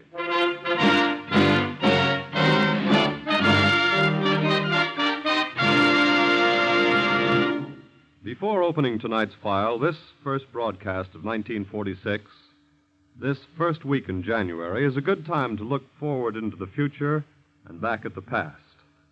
We of the Equitable Life Assurance Society of the United States are happy to report that the end of World War II finds our society in a stronger position than ever before. Our membership, our assets, and the amount of life insurance owned by our members increased during the war years. So the Equitable Society has weathered this war as successfully as it did 3 previous wars and 7 major depressions. We wish to report also that in the future, as in the past, the premium dollars of Equitable Society members will be invested in ways that benefit the entire country. And by serving its members, the Equitable Society will continue to serve America.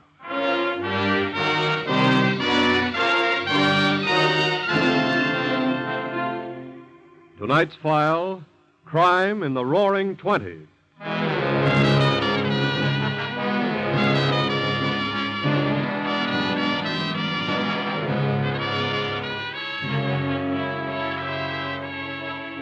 This week, as America begins the first year of another post-war era, she faces here at home, just as she did some 25 years ago, those many grave problems which grow out of war.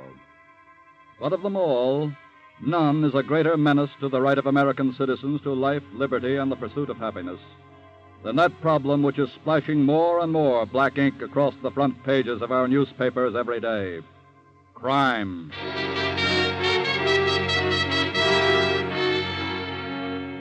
Addressing the International Association of Chiefs of Police recently, Director J. Edgar Hoover of the Federal Bureau of Investigation, your FBI, uttered this warning. After every great war, there has been a recession of moral fortitude. This one will be no exception. I hope, as you do, that the racketeers, the overlords, the desperados, and the criminal scum who characterize the Roaring '20s will not come back to the American scene. I fear, however, that this is wishful thinking. Once they get a start and find they can succeed, we shall face very serious trouble. It is the delinquent youngster of the war years who is now graduating into the ranks of seasoned criminals. They are now becoming the postgraduates of crime and are committing the more despicable offenses.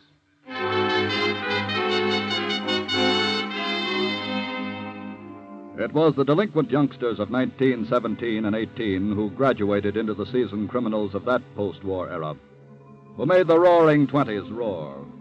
Roar with the explosions of pistols, machine guns, and pineapple bombs. Will it happen here again? This is how it happened then. This is how one delinquent youngster of 1917 became a postgraduate of crime in the Roaring '20s.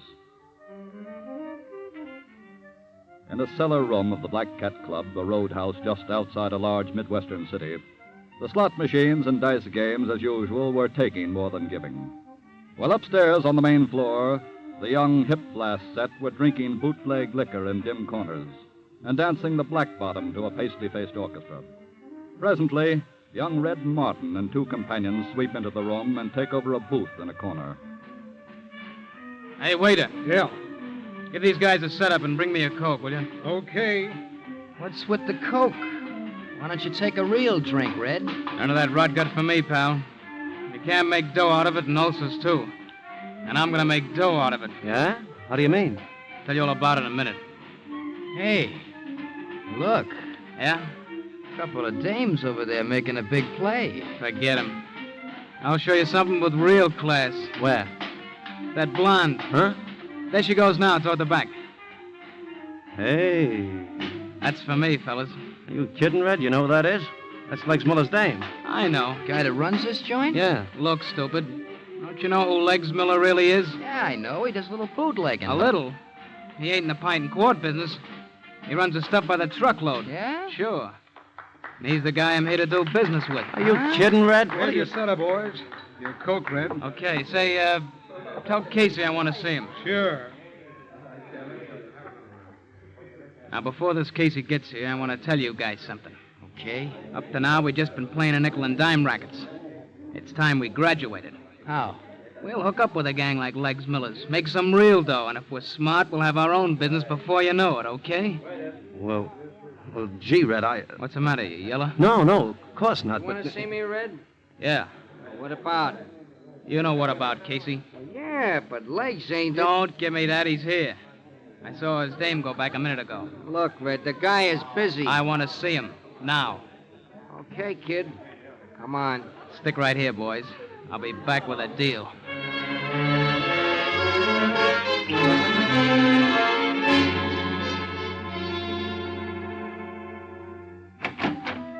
Legs. Yeah, Casey? You got a minute? What is it? I got a guy here. Wants to talk to you. Okay. Bring him in. You want me to leave? No, stick around, honey. Go ahead, Red. Okay. This here is Red Martin. Hiya. Hi, Legs. What do you want, kid? I want to talk business. I'm not a kid. He means now he's shaving, honey. But where did he get those big shoulders? You like him, sweetheart? What do you mean by that, crack kid? Darling, he means, do I like him? And I do. Look, Legs. Do you want to talk business or don't you? Okay, Mr. Martin. What kind of business? Did Casey tell you anything about me? Yeah. What's on your mind? Well, I got a proposition for you. Yeah? You've been doing pretty good for yourself, but you could be doing a whole lot better. No kidding. Yeah. Now, here's my deal. This'll really put you on top. I got some guys, you got some guys. I bring my guys in and join up with you and work on a commission. Before you know it, everybody in the whiskey business is working for us. That's your proposition? Yeah. How's it sound to you? Casey. Huh? Bounce this bum. Wait a minute. I said bounce him. Keep away from me. I'll walk out of here under my own power. But I want you to remember something, Legs. Next time you and me get together, it'll be you that gets the bounce. What? And your dame here will get to stick around and try out these big shoulders. Boy, you... What happened, Red? Did you make a deal? No. But I made a promise. So let's get started on it. What are we going to do? First, we're going to get lots of power on wheels somewhere. Come on.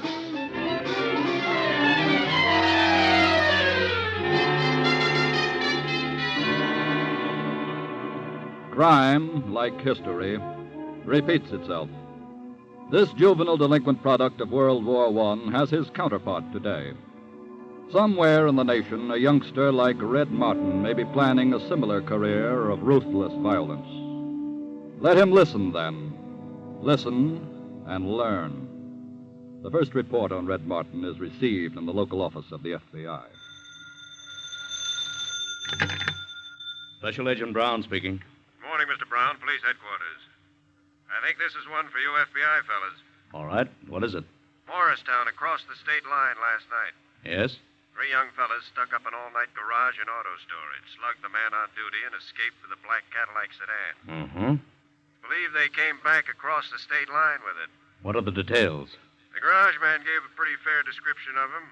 I've got all the facts about the car. Good. What do the thieves look like? One of them was about 5 feet 11, big shoulders, red hair, seemed to be the leader. The other two...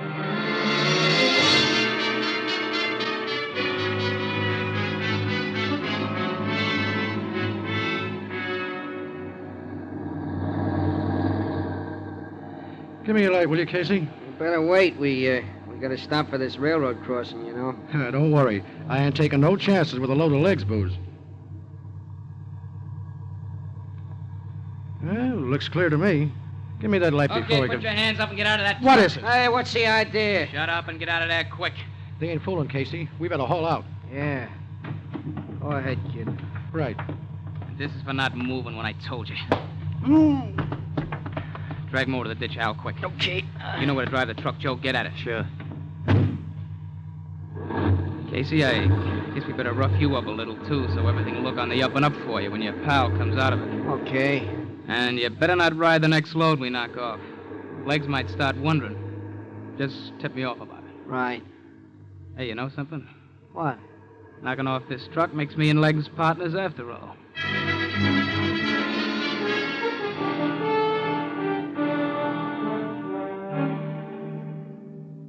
What's the story, Bob? It's the Cadillac we're looking for, all right. And I've got some fingerprints. They abandoned it right at the scene of the hijacking? Yes. The watchman at the crossing who saw it take place said one hijacker drove off with a truck. And while he was calling the police, the other two disappeared on the run down the tracks. What about the two men in the truck? He was sure one of them was slugged. But by the time he made the call and got over there wasn't a sign of anybody or anything but the Cadillac. Since the victims didn't bother to report to the police, that tells what was in the truck. Liquor. Exactly. But why did the hijackers leave the Cadillac there? They don't have to worry about a hot car anymore. They can buy their own now. They obviously stole it to pull this job and get a stake. The start of a new gang, eh? Yes. So let's get busy and find out who they are and see how soon we can stop them.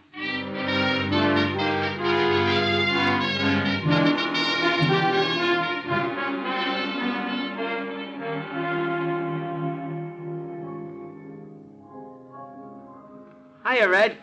Oh, hiya, Joe. I've been looking all over for you. What's the matter? Huh? Nothing. I just thought we might get a couple of dames and go dancing. I'm a scratch. Why? I already got a date. Oh, yeah? With who? Legs Miller's dame. Huh? Yeah, I sent word to her. I told her I'd be here. Oh, you did, huh? What makes you think she'll come? She'll come. You know, can mean plenty of trouble, Red.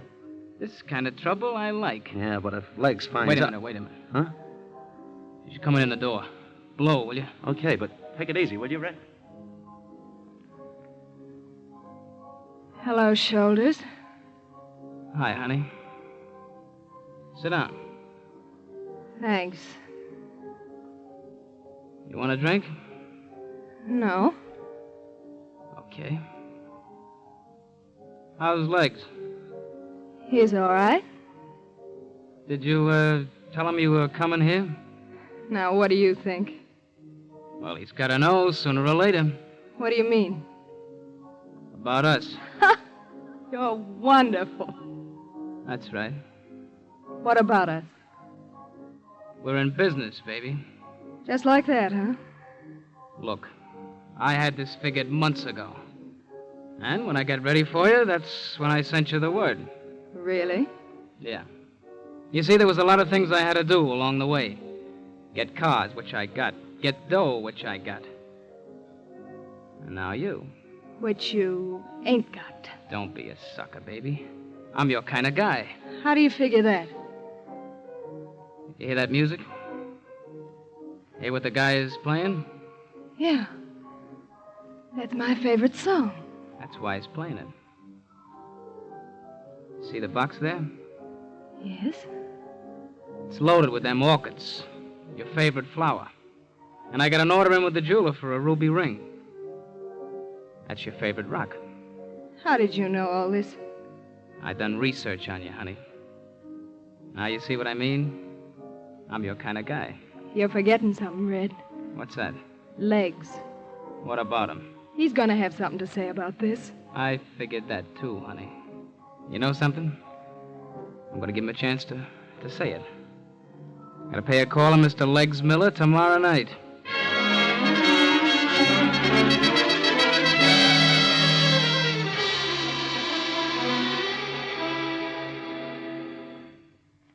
I found the dealer finally, Jim. Good. He sold them 2 second-hand Cadillacs. Here are the descriptions. Registered in what name? Jack Smith, obviously an alias. What did Jack Smith look like? The one with the red hair, according to the dealer. There's a report from Washington. Those fingerprints, Jim. Thanks. Did we get anything? On the redhead, yes. His name is George Red Martin. Served 6 months in a reformatory in 1917. Here's the full description, and photos on the way. Good. I think I'd better get over to police headquarters and see if they have anything on the private life and public habits of said George Red Martin.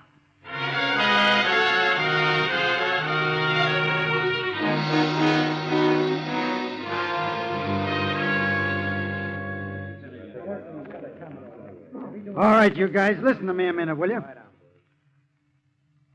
Now, here's what I figure we do. Yeah? Oh, hi, honey. Come on in. Hey, what is this, Legs? A convention? No, sweetheart. It's sort of like a reception committee. For who? Mr. Casey. Oh, The boys here got some kind of bad reports on him. like what? He's been hanging around with that punk Red Martin, which just about accounts for a lot of that liquor we've been losing lately. Yeah? Hiya, Legs. Come on in, Casey. Okay. What is this, meeting or something? Yeah. A real important meeting. It's about you. What do you mean? Where have you been tonight? Oh, I was just down collecting a little dough I had riding on an egg. Why? Let's see the dough. Oh, sure. Here, Get up. Oh, wait a minute, Legs. What's the matter with you? The horse's name was Red Martin, wasn't it? Red Martin. I don't know what you're talking... Okay, boys. Pick him up and take him out for a little ride. Now, wait a minute, Legs. Give me a chance, will you? Get him out of here, quick. All right, get him in the air, everybody. Cover him, boys. First one he makes a move for his heater gets a belly full of this. Hiya, honey. Hello, Red. Legs, this is what I told you would happen, remember? Yeah? I want all you guys to listen to me. I'm in it, I'm taking over. Any of you don't want to play ball with me, line up against the wall, and I'll check you off right now. Okay, then you're working for me. Hey, you come just in time, Red. Casey, get over there with Legs.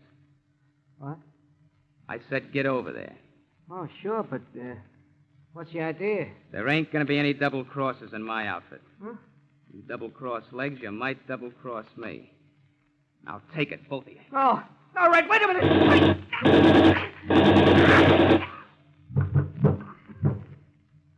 Honey, from now on, as long as you play it straight, these big shoulders are yours.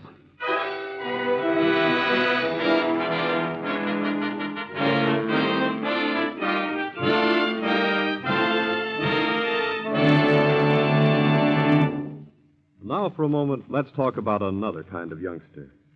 The kind of clean-cut American boy in a typical American home who is going to be one of America's worthwhile citizens. This week at the Equitable Society, one of the agents told me a story that gave me quite a kick. It seems that when he got home the other evening, his young son, Jimmy, aged 8, was chewing candy.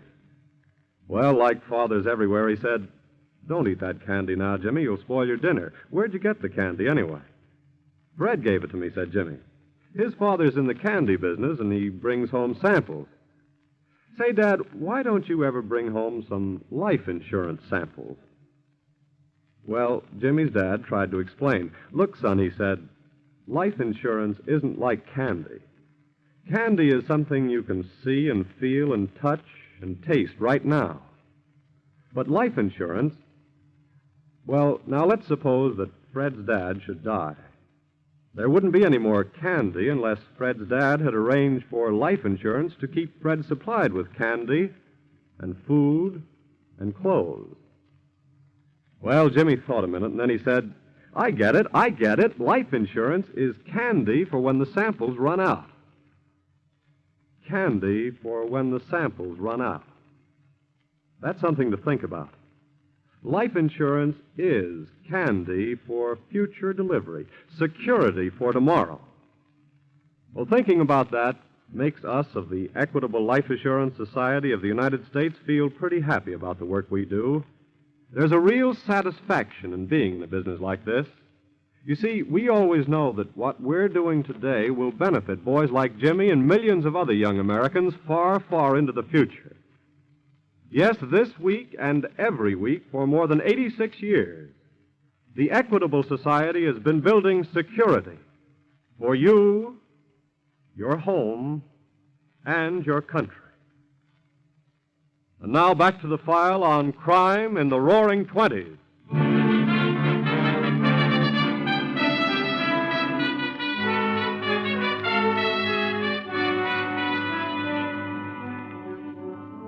Red Martin and his companions, delinquent youngsters of 1917, had now graduated into major crime. And together with thousands like themselves, whose potential counterparts after this war were to be far greater in number, had added the explosions of their guns to the roar of the roaring 20s.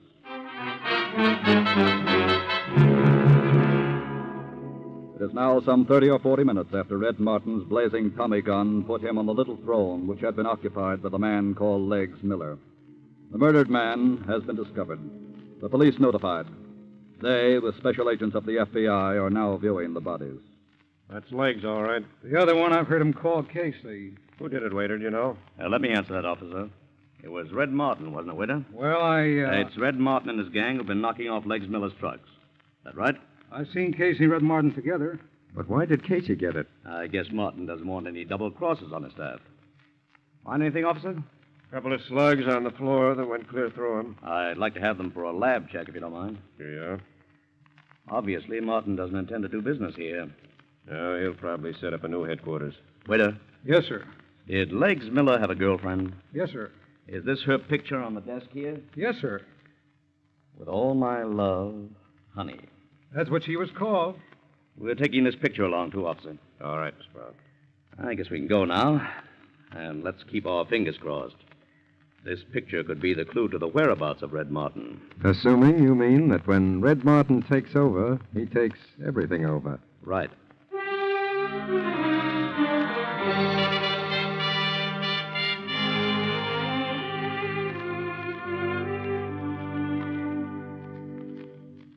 Red, Yeah? what time is it? Little after 10. Thanks. What's the matter, you tired? No, darling, bored.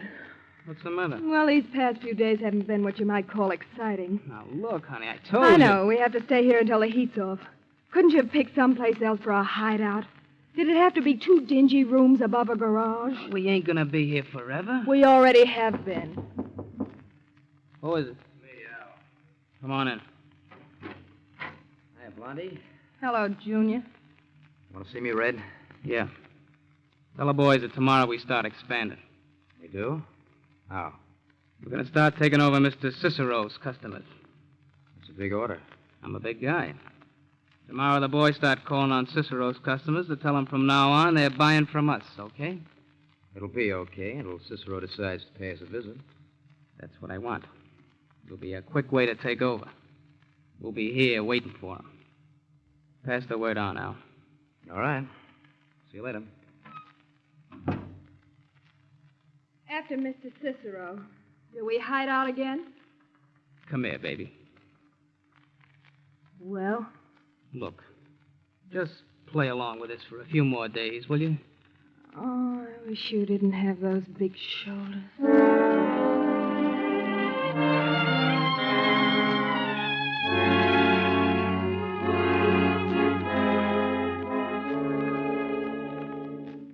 What luck, Bob? Enough, I think. What do you mean? I checked the photographer this morning who made this picture of Honey. Well? He said all he knew, she was a nightclub singer. Mm-hmm. So I checked with the booking offices, and I finally got this address. Whose? Her mother's, on the north side. I'm bound to see her mother once in a while. We'll keep a 24-hour surveillance on the house and wait for Honey to show up.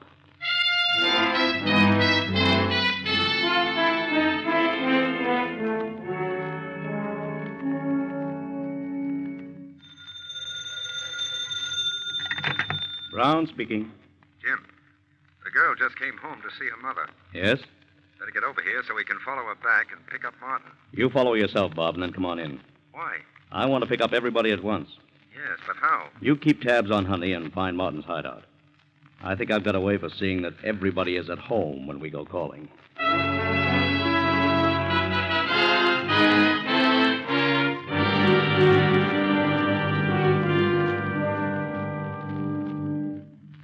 Joe? Yeah? Stand over there by the window. Right. Al, find yourself by the door. Okay. And don't take any chances. Have your rods on that door when she opens.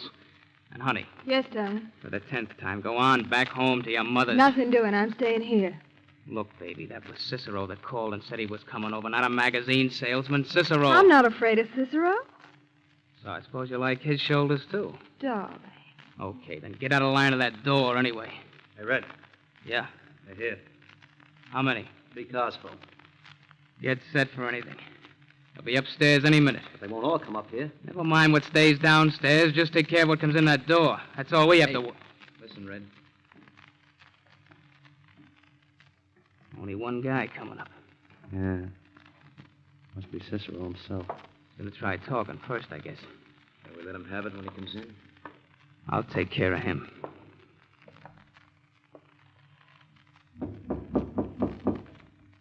Come in. Evening. That's not Cicero. Hey, who are you, pal? I'm Special Agent Brown of the FBI. FBI? You better get out of here. There might be a lot of shooting in a minute. There'll be an awful lot if any of you starts at Martin. Those are FBI agents down there, and they're ready to blast you to kingdom come. But Cicero I'm just... afraid I'm guilty of impersonating Cicero, Mr. Martin. What? We just wanted to show you how easily you boys can be taken over, that's all. Now, drop your guns and file quietly downstairs. We'll go to headquarters and arrange futures for one and all.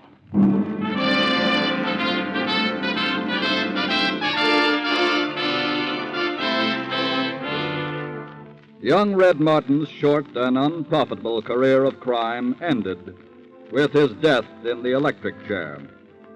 The members of his mob were sentenced to long terms in prison. That was a page out of the Roaring Twenties, part of the criminal aftermath in America of World War I.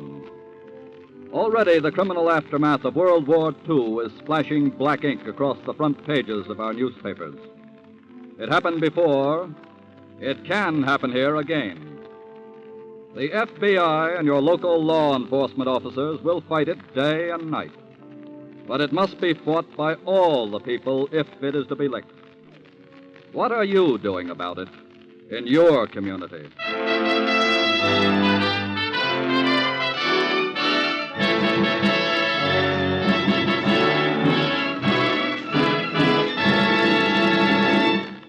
Before we tell you about next week's case from the files of the FBI, a word about a man worth knowing.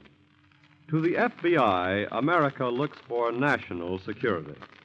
And to the Equitable Society, 3.25 million Americans look for the financial security of life insurance. These 3.25 million people are the sole owners of the Equitable Society. Because, you see, the moment they purchased life insurance through an Equitable Society agent, they became part owners of this great mutual organization. Yes, like your FBI, the Equitable Society representative in your community is constantly working for the security of you, your home, and your country.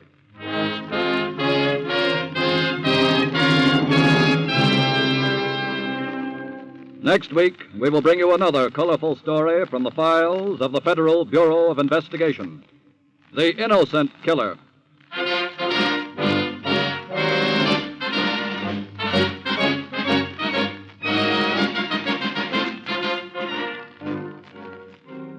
The incidents used in tonight's Equitable Society's broadcast are taken from the files of the Federal Bureau of Investigation. The role of J. Edgar Hoover was impersonated, but all other names used are fictitious, and any similarity thereof to the names of persons living or dead is accidental. Tonight, the music was under the direction of Frederick Steiner, the author was Frank Ferries, and your narrator was Dean Carlton. This is Your FBI is a Jerry Devine production. And now this is Carl Frank speaking for the Equitable Life Assurance Society of the United States and the Equitable Society's representative in your community, and inviting you to tune in again next week at this same time for This is Your FBI.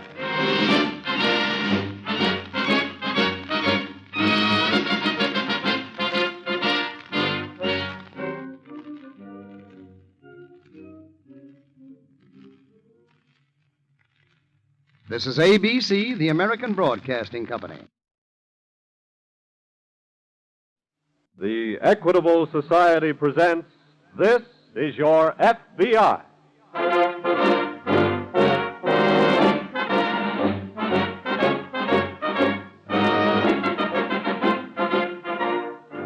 This is Your FBI, an official broadcast from the files of the Federal Bureau of Investigation, presented as a public service by the Equitable Life Assurance Society of the United States and the Equitable Society's representative in your community.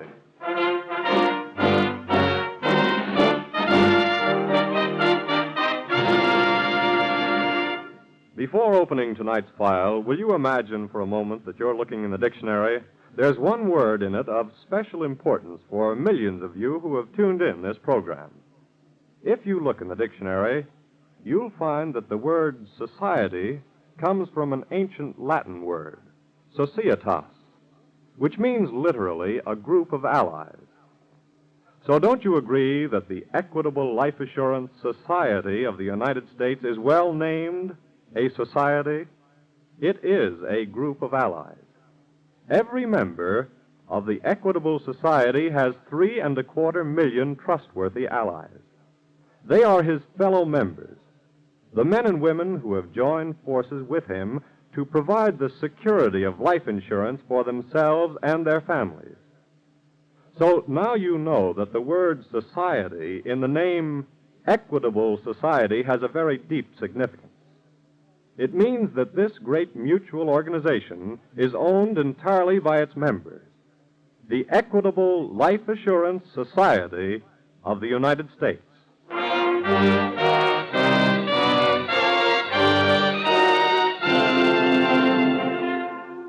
Tonight's file, The Innocent Killer.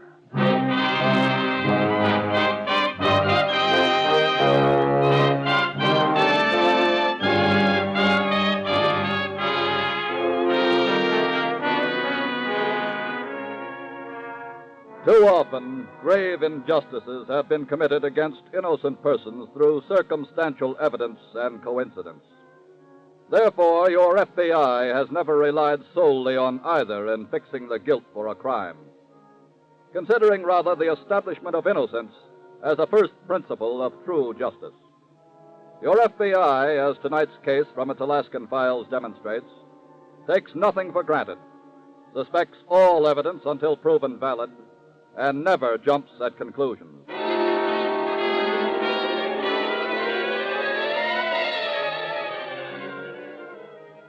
All day long, the blizzard sweeping down from the Arctic has howled across the flat, bleak country surrounding the little Alaskan village of Rockland.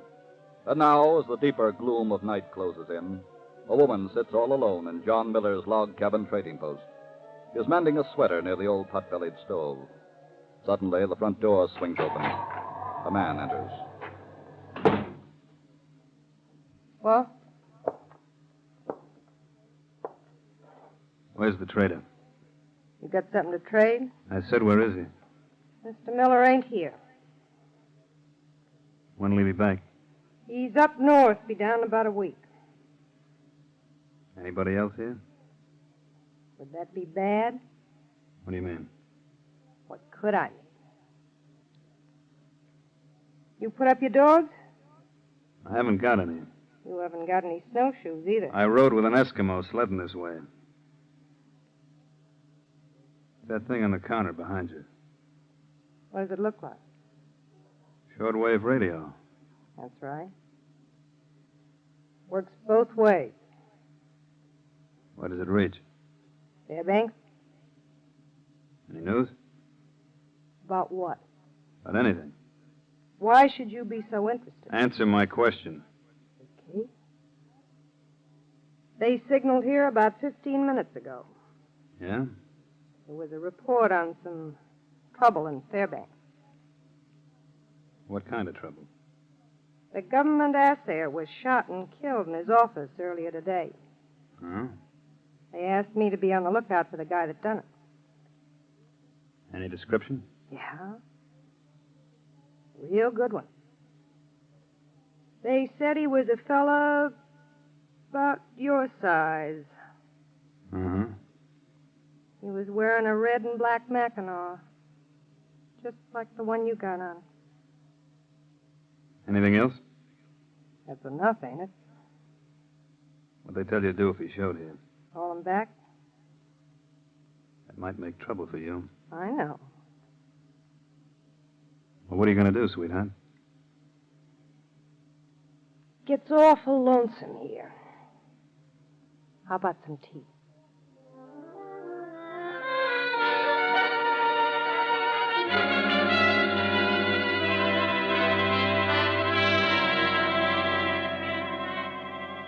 Immediately after the body of the government assayer was found on the floor of his office, United States Marshal Henderson had contacted the FBI office in Juneau. Special Agent Rankin caught the next plane for Fairbanks, where he is now going over the scene of the crime. The assayer must have put up a fight. Looks like signs of a struggle, Marshal. Sure does, Mr. Rankin. Do you have any opinions? Could have been somebody had a grudge. Somebody who thought the government was trying to cheat him on weight or quality? Yeah. How about robbery? Could have been. Only nothing seems to be missing. Safe wasn't even touched. Oh. How did you fix the time of the killing? I was here myself at 11. Then just a little before 12:30, Charlie the barber stopped in to say hello and found the body instead. Charlie was the one who reported it. Where does the man with the red and black Mackinaw fit in? Charlie again. His shop's just across the street there. He saw the man come in here around 12 or so. Did he recognize him? No, he was too far away. Oh. According to the books, Uncle Andy was the only one in today. He brought a little panning in. Who's he? Old booze fighter. Does little panning and trapping down around Ruckland, a few miles south of here. Did he ever make any trouble? Oh, he's rowed with the assayer some. Even threatened to blow his head off a time or two, but just liquor talk. Or maybe. And maybe not. There's been a man killed, and we're not overlooking any angle, Marshal. Let's run them all down.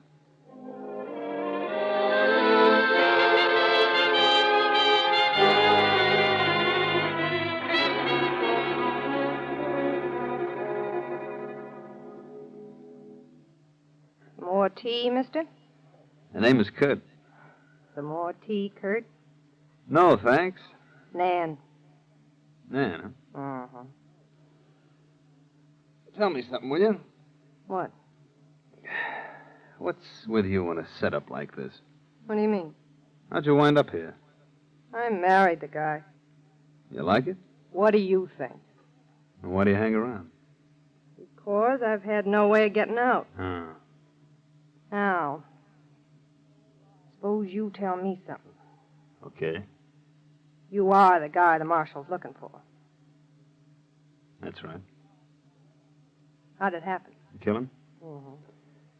Well, I was kind of in the same spot you are, baby. So I made a stab at some getaway dough. Which the assayer didn't want to give you. Mm-hmm. Did you get the money? No. After the killing, I had to get out of there fast. Oh. Why do you want to know all this? If you'd gotten the money, it would have made it easier. Made what easier? You're getting me out of here? Huh? That's what you're going to do, you know. Are you kidding? You're getting me out of here and back to the States. Oh, look, baby, I got enough worries taking care of myself. Ain't you forgetting the marshal?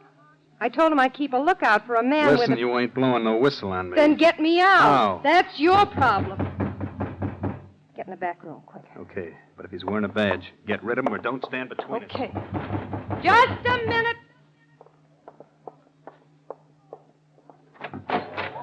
Howdy, Miss Nan. Oh, hello, Uncle Andy. Gotta have a snort of antifreeze. I'm fresh out. Wouldn't say you've been doing so bad. No, but the whiskey run out on me between Fairbanks and here. You were in Fairbanks today? Yeah. And I had another row with that thick-headed assayer. Someday I'm gonna blow his head plumb off his shoulders. Uncle Andy. I mean it, Miss Nan. Doggone it. Haven't you heard? What? He was shot and killed today. It's about time. Huh? What'd you say? I said the assayer was shot and killed today. You mean that? When did it happen? I got it over the radio. The marshal said about noon. About noon? What? I was in round with him about that time. Well, it must have happened right after. How come you didn't hear about it? Well, I hit the trail right after her. I was in his office. I wanted to take a look at some traps up the way before coming down here. Well, what do you know? Here. Have a drink. That'll kick your pump over a little faster. Yeah. Thank you, Miss Nan. Thank you. Who done it? They don't seem to know. Well, guess that'll get me over to my cabin. Take the bottle with you. Well, thank you, Miss Nan. Thank you. Just a minute, pal. Okay. No need of you rushing off, mister. Who's this, Miss Nan? Oh, he's a friend of mine. Kurt, this is Uncle Andy. Hiya. Hiya, son. What you want with me? Just your company. Well, no. Well, that's real nice of you. Pull up a chair. Don't mind if I do. Man, you got another bottle of that stuff? I'd like to buy Uncle a little drink. Well, now, Nan, this is a man after my own heart. I'll get some cups, honey. Let's be stylish. What is all this? You told me I had a problem this all, sweetheart. Maybe now I got the solution.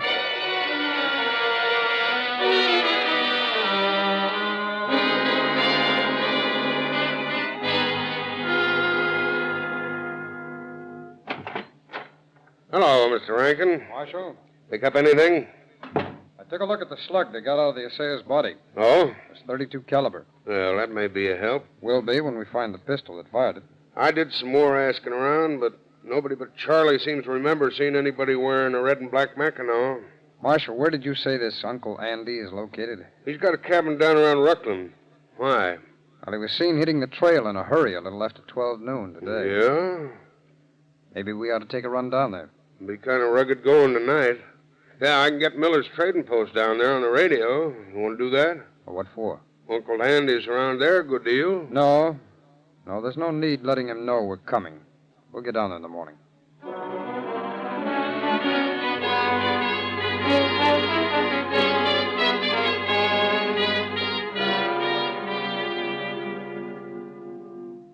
Say, you know, I'm beginning to like this young fellow an awful lot, Miss Nan. You're okay yourself, huh? Give us another bottle, Nan. Yes, another bottle, honey. And you know something? You ought to make him stay around this country. You and him might hit it off, you know? Maybe I'm not his type. Sure, you're his type. Sure, she's any man's type, huh? Ain't she, son? That's what they tell me. Rat. What do you say, son, eh? Like to settle down here and kind of be a neighbor? Huh? No, I don't think so. Can't make any money here. What? Money? Why, you can make lots of money around here. That's so? How? Sure, prospector, trapper like me. You make money? Well, you just ask John Miller, when he comes back, if old Randy ain't doing all right. Yeah? Sure.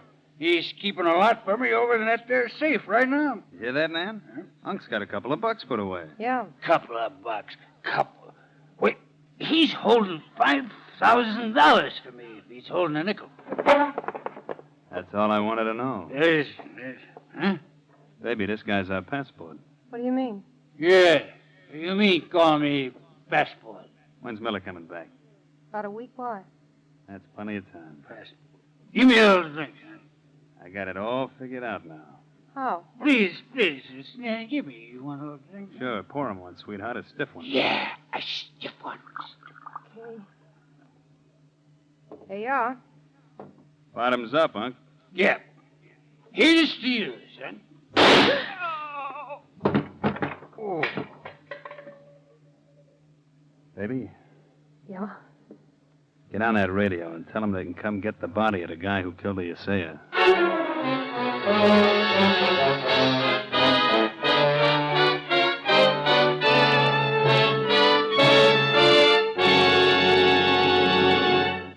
The frozen North, crime, the FBI, these are the ingredients of a thrilling story.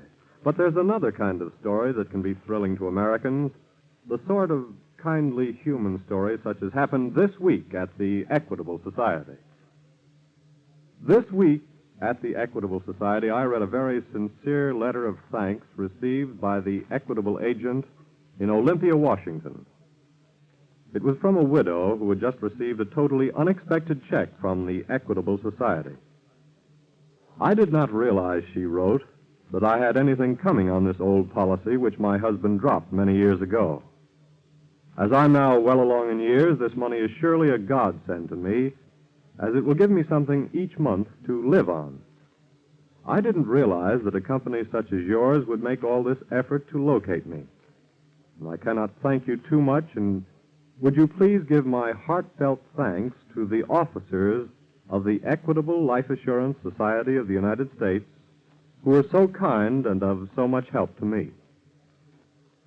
Now, I'd like to point out that the equitable agent in Olympia, Washington, didn't receive 1 cent of pay for the time and trouble he devoted to this widow's case. He did it gladly and willingly, because he is the kind of man who enjoys doing good turns for other people.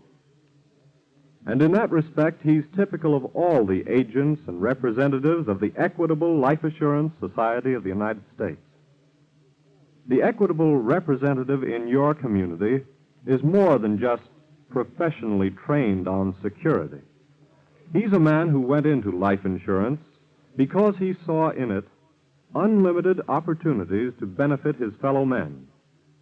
He's the sort of man who takes deep satisfaction in the thought that this week and every week for 86 years, the Equitable Society has been building security for you, your home, and your country. And now back to the file on the innocent killer.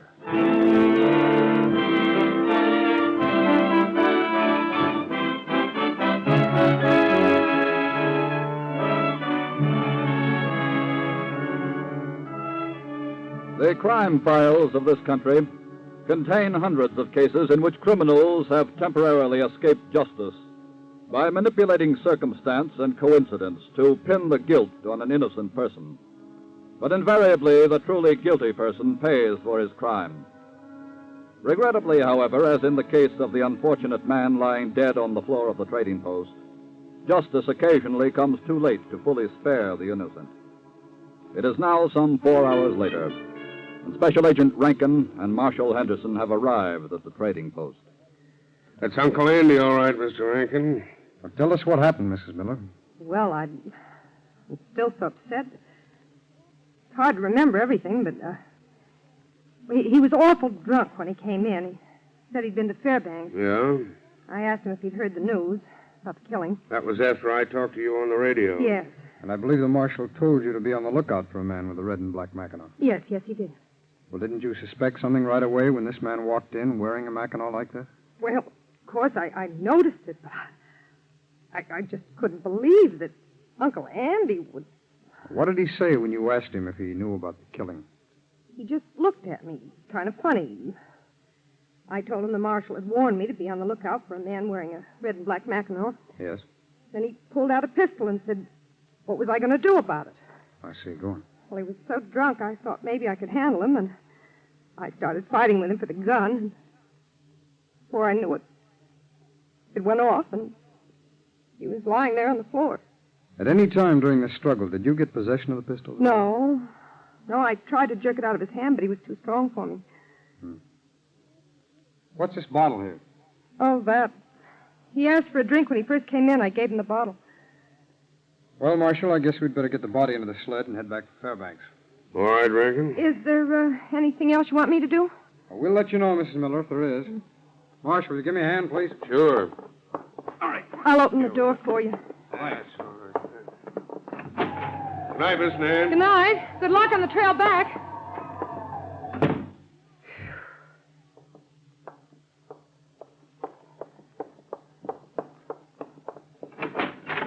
Get going, Kurt. You did a good job, baby. I was awful scared.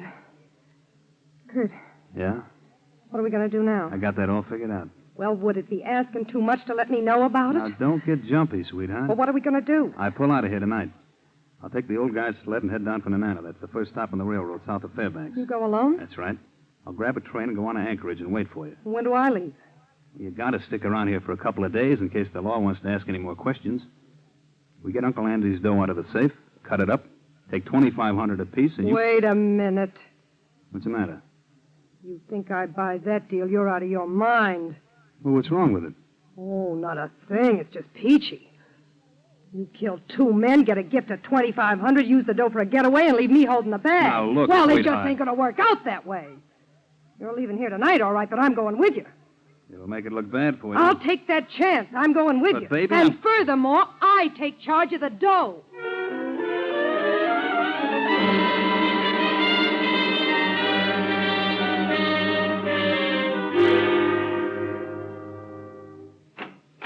Can I come in, Mr. Rankin? Oh, yes. Come in, Marshal.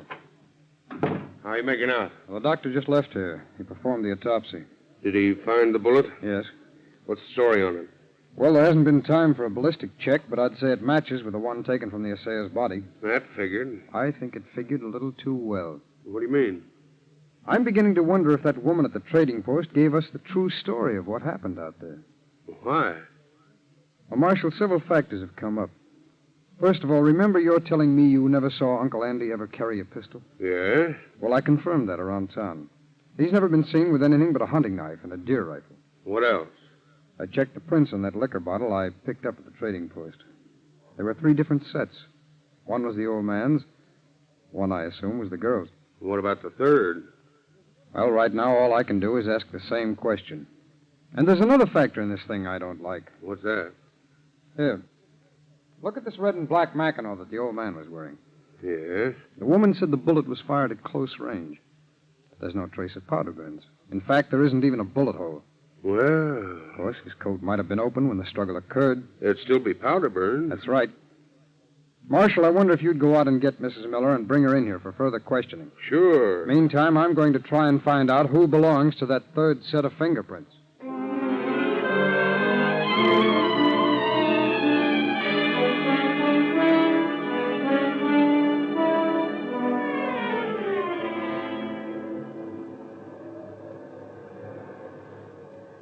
Did you get the ticket?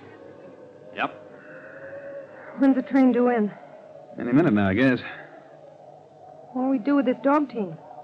Just leave it here. Oh, no, that ain't very smart. Somebody'll find it. So what? They'll know we came here to take this train. By the time that happens, we'll be in the clear. I don't Look, see... I'm the one that's got real trouble in this deal, remember? We leave the dogs right here. Okay. What do we do when we get to Anchorage? I got a hotel room there.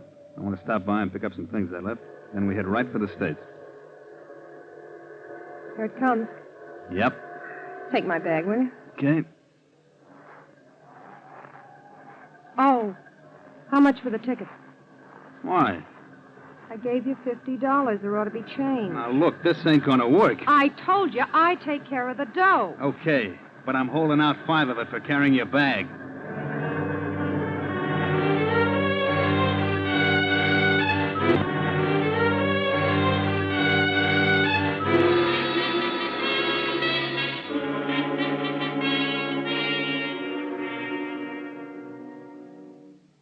Mr. Rankin. Oh, how did you make out, Marshal? Not so good. What happened? I went out to the trading post. The woman wasn't there. From the looks of things, she's gone for good. What do you mean? Well, I looked around the place. All her clothes were missing. The safe was open and empty. I see. Well, that more or less ties in with the information I picked up around town. What's that? I talked with some friends of Uncle Andy's. They saw him the morning of the killing. He wasn't wearing this red and black Mackinaw. No? No, and I also learned that Uncle Andy let John Miller at the trading post keep money for him in that safe out there. Oh, then she skipped out with Andy's dough. Looks that way. You think she killed him, too? No. No, I have another theory on that killing. What? I believe that the murderer was the real owner of this red and black coat. Oh, then that would be the owner of the third set of fingerprints. That's right. But who is he? His name is Kurt Williams. Well, how'd you find that out? I'll explain that later. You think he's run off with Mrs. Miller? Yes. Well, we'd better get an alarm out on him right away. Yes, send out an alarm. But I have an idea we may be able to pick them up ourselves. How? Well, let's get the airport on the phone. We're taking a little trip.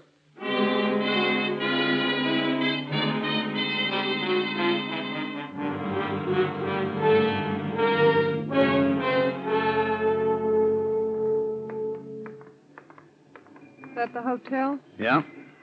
Crummy looking joint. Honey, you weren't exactly living at the Ritz. How long do we stay here? I told you, just till I pack up and check out. And, dig into that bankroll, Sugar. This hotel tab is on you. Okay. Open the door, will you? Go ahead. Thanks. While I'm upstairs packing, you find out about flights to Seattle. That'll be a pleasure. I gotta get my key. Let me have the key to room 27, please. Yes, sir. Hello, Mrs. Miller. What? Remember me? Yes. FBI. The Marshal and I had an idea we might find you here. Who's your friend, Mrs. Miller? You mean him? Yeah. I believe his name is Kurt Williams. Tip you off. Take it easy. How'd you know we'd be here? The red and black Mackinaw that you used to make Uncle Andy appear guilty established your own guilt. You see, I found a hotel envelope that had slipped down in the lining of that coat. This hotel? That's right. So I called here, gave them your description, Williams. They said you still had a room. You Now I think we ought to have a little talk about a double murder.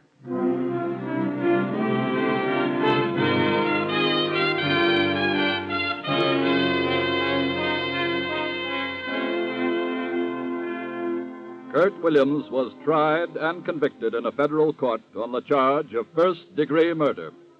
His female accomplice was sentenced to a long term in the penitentiary. Yes, occasionally, justice comes too late to fully spare an innocent person of a malicious conspiracy to fix a crime on him through criminal manipulation of circumstance and coincidence. But the truly guilty will not escape justice. As for your FBI, we repeat, it never takes anything for granted, suspects all evidence until proven valid, and never jumps at conclusions.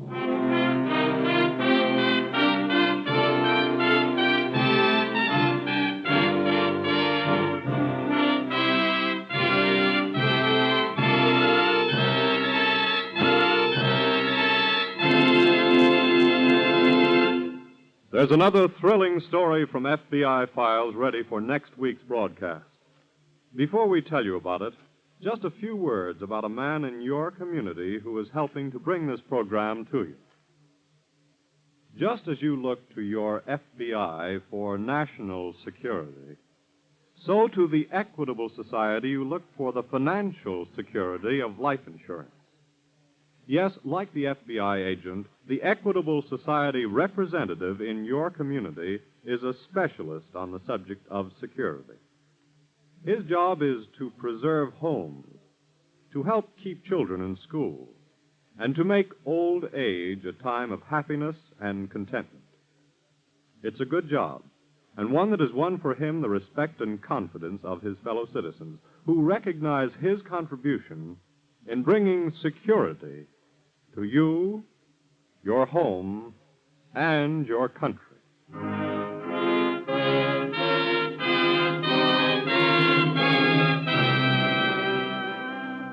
Next week, we will bring you another colorful story from the files of the Federal Bureau of Investigation, the cold-blooded kidnapper.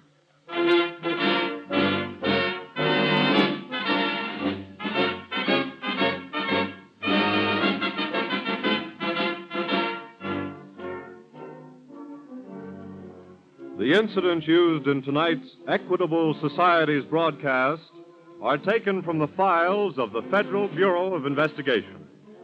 However, all names used are fictitious, and any similarity thereof to the names of persons living or dead is accidental. Tonight, the music was under the direction of Frederick Steiner, the author was Frank Ferries, and your narrator was Dean Carlton.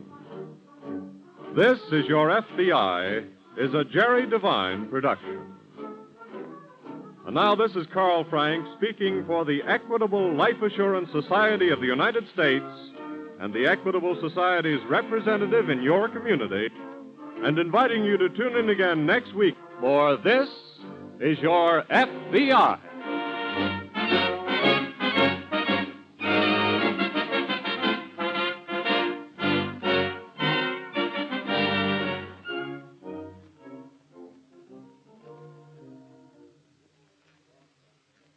This is ABC, the American Broadcasting Company.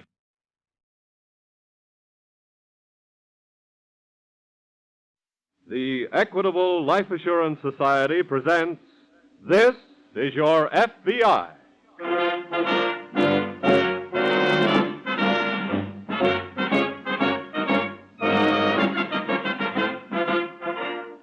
This is Your FBI, an official broadcast from the files of the Federal Bureau of Investigation, presented as a public service by the Equitable Life Assurance Society of the United States and the Equitable Society's representative in your community.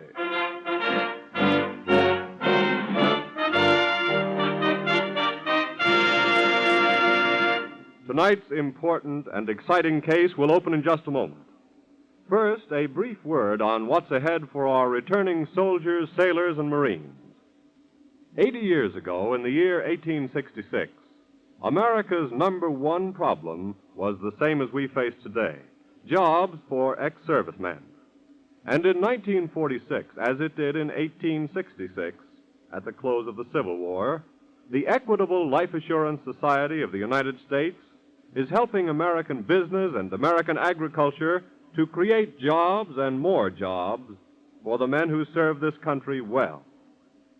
Funds of the Equitable Society are invested in thousands of farms and ranches, as well as in hundreds of the great basic industries on which our national prosperity depends.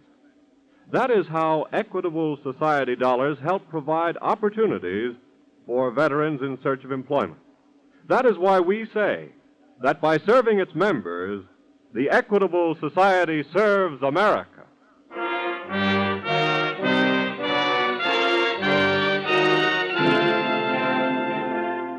Tonight's file, The Cold-Blooded Kidnapper.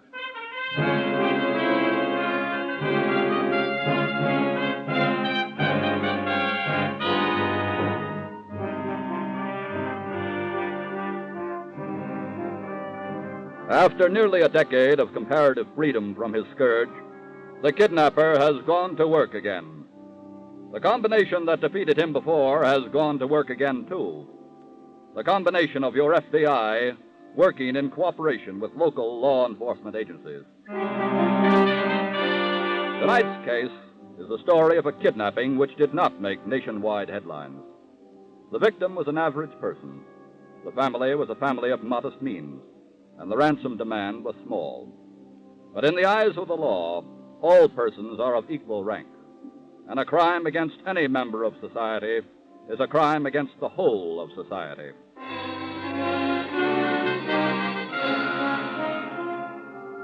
Back in the hills on the outskirts of a New England town, there's a squalid shack belonging to one Jed Monroe and his wife Clara. On a porch of this hovel, Jed is stretched out in the warm sunshine, sleeping. Jed? You, Jed! Jed, wake up. Huh? Wake up, I said. What is it, Clara? Time to eat? Huh? Nope.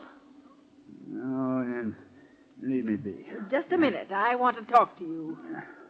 Now what? I'm getting sick to death about what's going on around here. 365 days a year. You eat, you sleep, then you get up and eat again. Well, don't go starting that again. I tell you, I'm sick to death of it. Oh, Clara, quit conniving. When are you going to get to work? I already told you. I don't like work. Well, we need to eat and we need clothes. Working is the only way to get them things. And what makes you think that? You've got some other way. Maybe I have. Like what, for instance? Clara, a man don't make no real money working with his hands. He gets it out of up here, his head, thinking. That lets you out then. Now leave me talk. All the time that you've been yapping and nagging at me around here, I've been thinking real hard. And I got a way to make me some big money. More than you ever seen in your whole life. Now you just listen to me. Now here's what I'm aiming to do.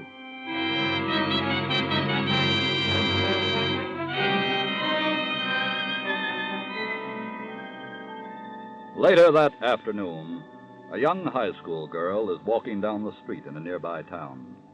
She nears a corner. A battered old car pulls up close to her and stops. I beg pardon, miss. Yes? Could I speak to you for a minute? Well, what do you want? Now, I wonder if you could help me. How? Well, my wife's sick, and I have to work all day. She's got to have someone to look after the children. Yes? We need somebody to come in the afternoon till I get home. Oh, I see. Would you be interested in the job? Gee, I don't know. I'd like to make the money, but I'd have to ask my mother first. Oh, sure, of course you would. What's your name, or where do you live?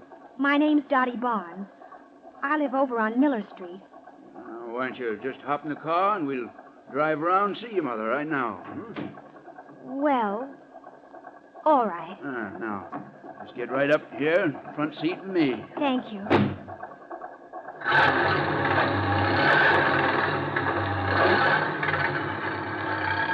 your mother won't let you work. This'll save you walking home. Huh? Sure. Excuse me, but Miller Street is down the other way. Yeah, I know. Then why are we going this way? 'Cause this is the way I want to go. Hey, wait a minute.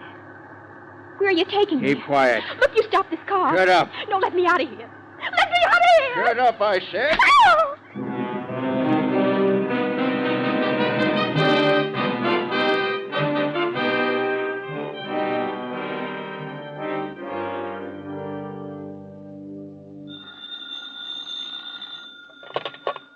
Special Agent Briggs speaking. It's police headquarters, Mr. Briggs.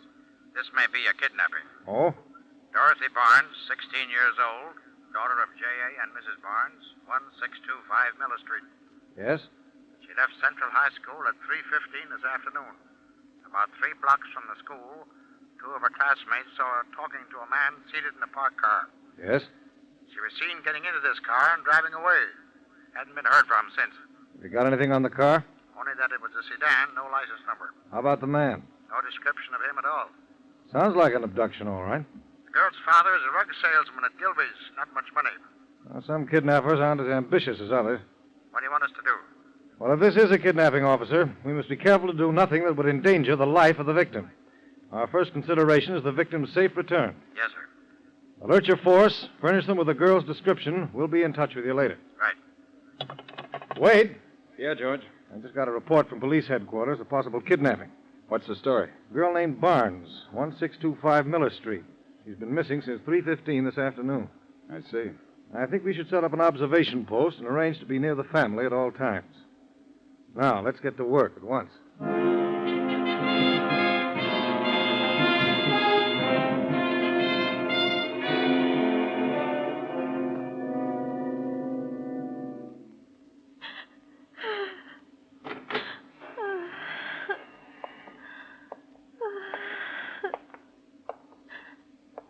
How are you feeling, miss? I said, how are you feeling? Where am I? This here's my home. Oh, it's you. Now, just take it easy.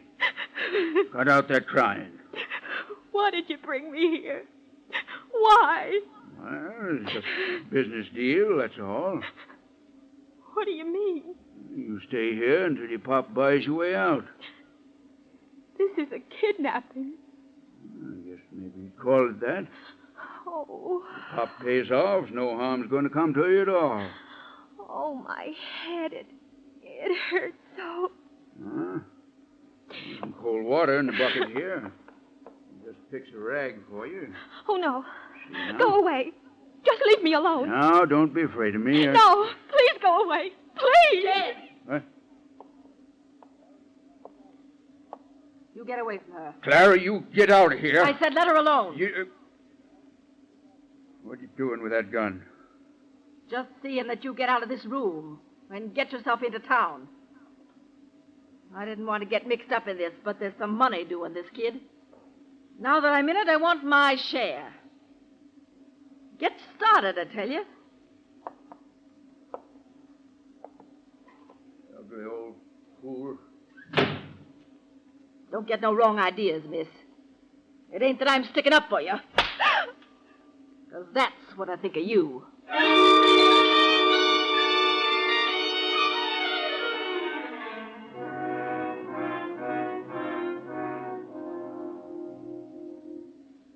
Can I get you some coffee, gentlemen? No, thank you, Mr. Barnes.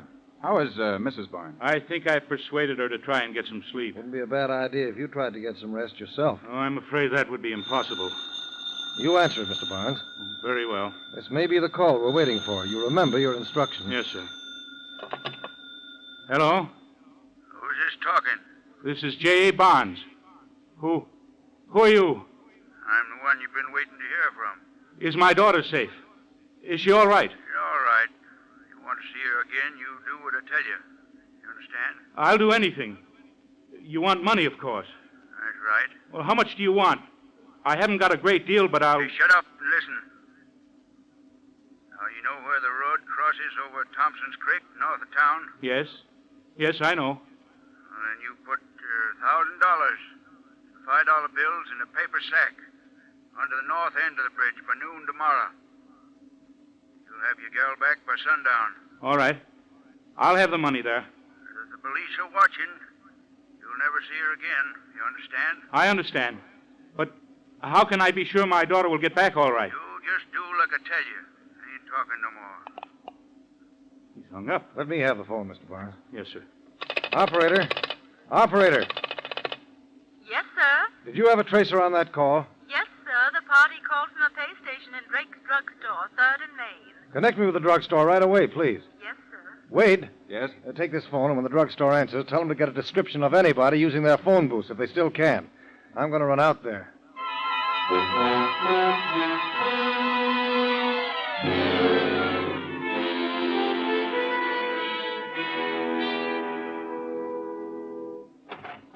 Hello, Wade. Oh, hello, George. Any luck? I've got a pretty fair description of the man. Oh, good. He's about 6 feet tall, middle-aged, rough clothes, and unshaven. Looked like somebody out of the hill country around here. Anything else? The man out in front of the store remembered seeing him drive off in an old black Ford sedan, but didn't notice any more details.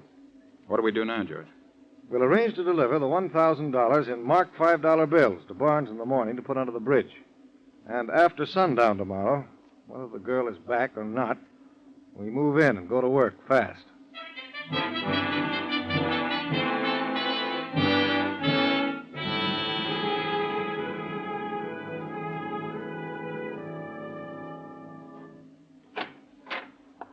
Jed?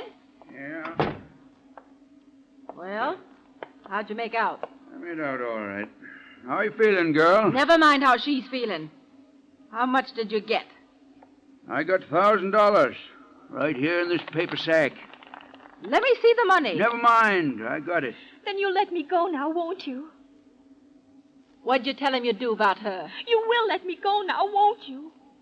Won't you? Well, what'd you tell him, Jed? I told him she'd back by sundown. Well, then we better blindfold her and get started. And let her out somewhere. What do you mean, we'd better? 'Cause I'm going with you. That's why. You ain't going nowhere, Clara. What do you mean? I'm changing my mind about taking her back. Oh, no. You No! ain't going to vex me no more, Clara. What are you saying? I'm saying I'm through listening to that tongue of yours and looking at that ugly face. Jed, what you got there? I'm getting you out of my sight for good. Jed!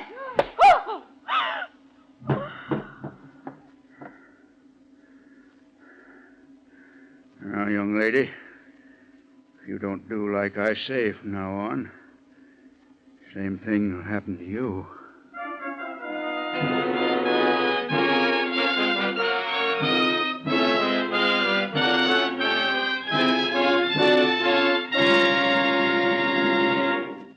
At the conclusion of tonight's file, which we will reopen in just a moment, you will hear an important message to parents prepared by Director J. Edgar Hoover of the Federal Bureau of Investigation. But now let me tell you a story from the Equitable Society that I think will tug at your heartstrings as it did mine. This week at the Equitable Society, I heard a sentimental story, but sentiment that rings true. The story of a threadbare overcoat. 40 years ago, the owner of this coat was a hopeful young man with a very small salary and a very pretty little bride. Well, one winter morning, this young wife surprised her husband by handing him a little roll of dollar bills that she'd saved from her household money.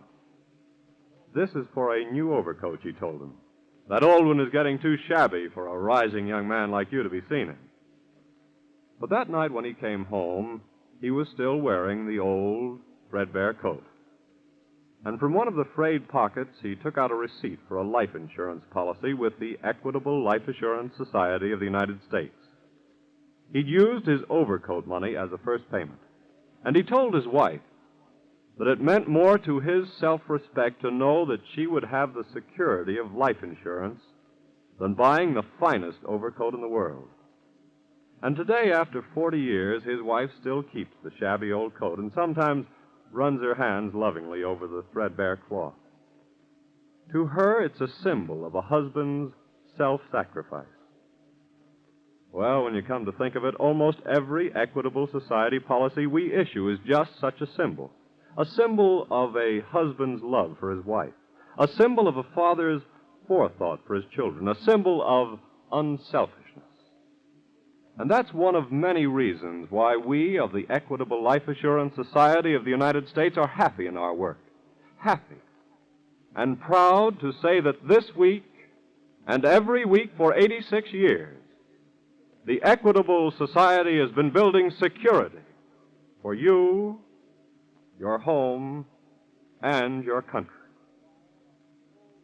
And now, back to the file on the cold-blooded kidnapper.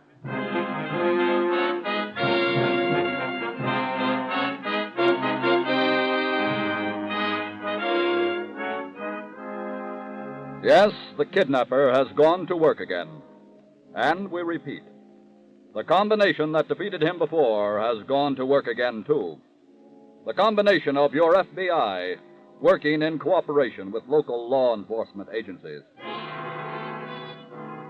Because the first concern of the FBI is the safe return of the victim, Special Agents Briggs and Wade stand by in the local FBI office awaiting development. Special Agent Wade glances at the clock. It's 2 hours after sundown, George. Yes, they've had enough time. Let's get moving. We'll phone the newspapers and press associations, tell them to release that list of serial numbers on those $5 bills. Right. Then let's put out an alarm with the descriptions of the kidnapper and the girl. Here's that sketch from the artist, Mr. Briggs. Thanks, Tom. Hey, what's that, George? I had an artist make a sketch of the kidnapper from the description we got from the druggist. Boy, he's an ugly-looking devil. Well, let's just hope for the girl's sake he's not too much of a devil.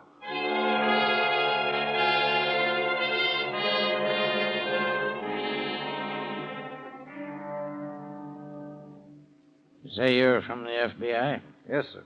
We thought since you run the general store up here, you might be pretty well acquainted with most everybody in the hills. Well, if they live in the hills, I know 'em. Now, this is just a rough sketch, but do you know anybody it looks like? Let me see now. He's about 6 feet tall, middle-aged. Drives an old black Ford sedan. It can't be nobody else. But this is a heap better looking than him. Who?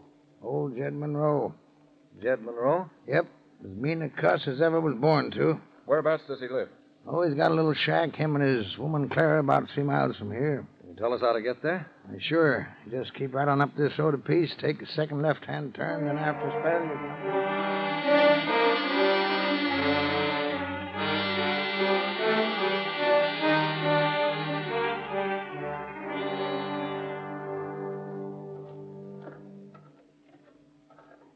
There's the shack. Yeah. No sign of a lamp. Don't flash your light. Let's make it up to the door. Come on.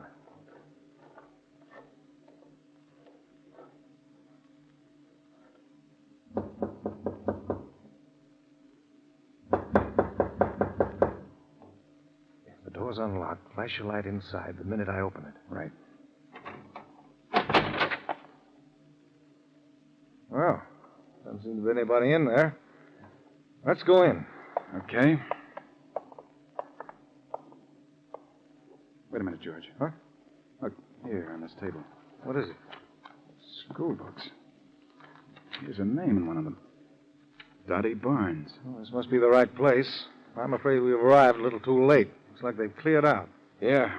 I guess we ought to... Hey, George. What? One of them didn't clear out. Look over in the corner. Well. Must be Monroe's wife. Uh-huh. She dead? Yeah. Let's get back to the store and call the sheriff. He can send the coroner out to examine the body. Okay. Then we'd better catch Jed Monroe before the girl wishes she was in that woman's place.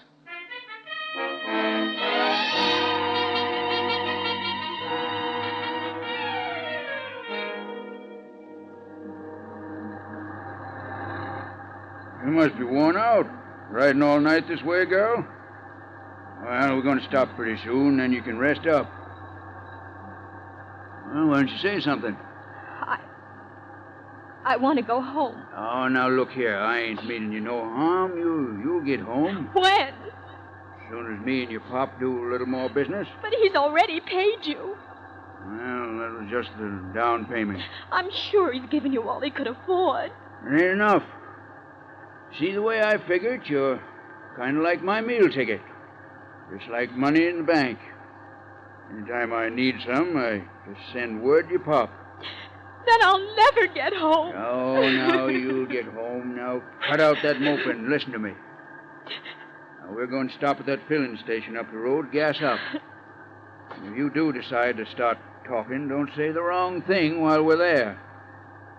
Or I'll be doing the same thing to you I done to my old woman. You understand?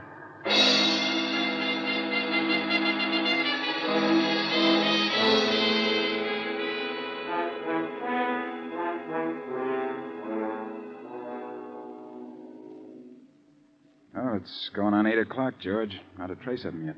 Yeah. That beats me. We throw a ring of police and deputies around this country 200 miles wide, and yet somehow Monroe seems to have gotten through. I don't think he did get through, Wade. Why not? I think he's been moving around inside that circle. How do you figure that? Well, this is the only country Monroe's familiar with. Well? He's kind of apt to stick to familiar countries, especially if they're on the run. I'll show you what I mean. Here, take a look at this map. Yeah? Here's Monroe's shack. Uh-huh. Now, follow the circle to the lunchroom that he stopped at 4 hours ago when he cashed one of the $5 bills. Yeah? The circle continues around to the farmhouse where he was reported to have stopped to get water for his car. Yeah, he's moving around inside that circle, all right. All back roads, too. Yes. Special Agent Briggs speaking. Police headquarters over in New City, Mr. Briggs. What's up? Monroe and the girl stopped at a filling station outside of town about a half hour ago. What? How do you know? We checked the $5 bill he gave the station man, and it's on the list. Which way did they go when they left the filling station? I don't know, but they didn't come through New City or we'd have caught them. That's all right. I think we'll catch him anyway now. Thanks a lot. What was that? Monroe and the girl stopped at a gas station in New City half an hour ago. Let's see how that figures on the map. He's following the same pattern, Wade, still continuing the same circle. Half an hour ago, traveling in an old car should take him to... Come on, Wade. I've got a pretty good idea of where we might find him.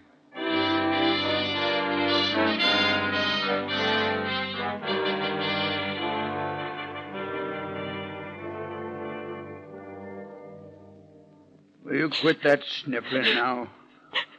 Oh, leave me alone. I stopped here at this tourist camp so you could get some rest. Oh, please, go away. No. We've got some business to take care of.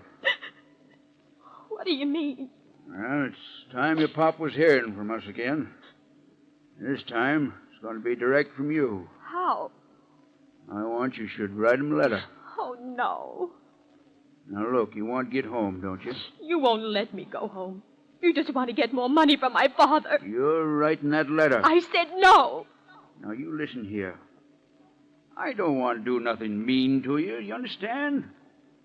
But you'd better be remembering what happened to my wife, Clara. Now, write me that letter. Keep away from I'm me. giving you one last chance. Keep away, please. Stay where you are, Monroe. Huh? Who are you? The special agents of the FBI. What? Oh, thank heaven. And my hands are just itching for you to resist arrest.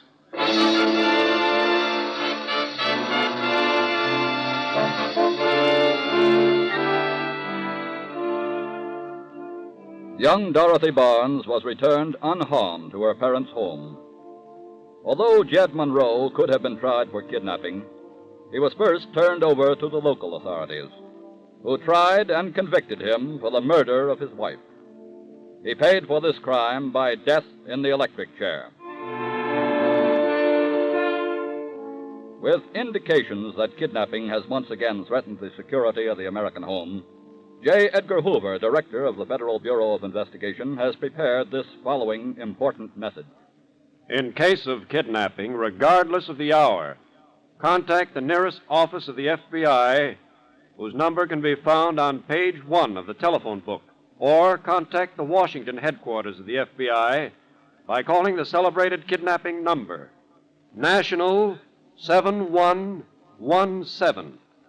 Keep the details of the abduction together with details on demands for ransom strictly within the family circle. Talk only to law enforcement officers. Information regarding kidnappings is not public news so long as the victim's life is at stake. Turn all letters or communications relative to the kidnapping over to trained investigators.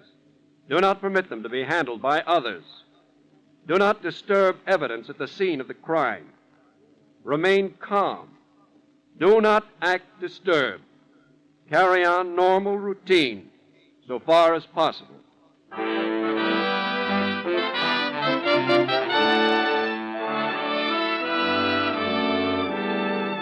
Mr. Hoover is asking for the cooperation of you, the citizen.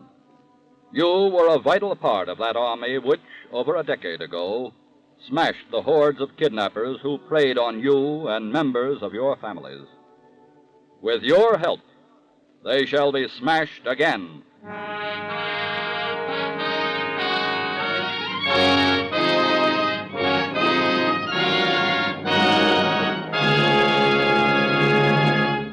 In a moment, we'll tell you about next week's exciting case. Meanwhile, remember that to your FBI agents, you look for national security. And to the Equitable Society agent in your community, you look for the financial security of life insurance. And whatever special meaning that word security may have for you, a home of your own, an assured education for your children, or a retirement income for your old age, your Equitable Society representative will gladly do everything within his power to help you reach your goal. Like your FBI, the Equitable Society representative is dedicated to the security through life insurance of you, your home, and your country.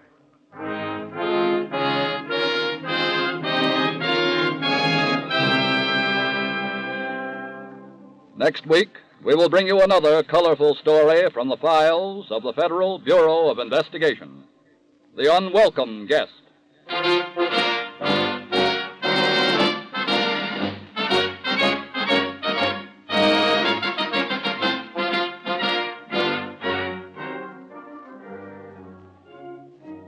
The incidents used in tonight's Equitable Life Assurance Society's broadcast are taken from the files of the Federal Bureau of Investigation. The role of J. Edgar Hoover was impersonated, but all other names used are fictitious, and any similarity thereof to the names of persons living or dead is accidental.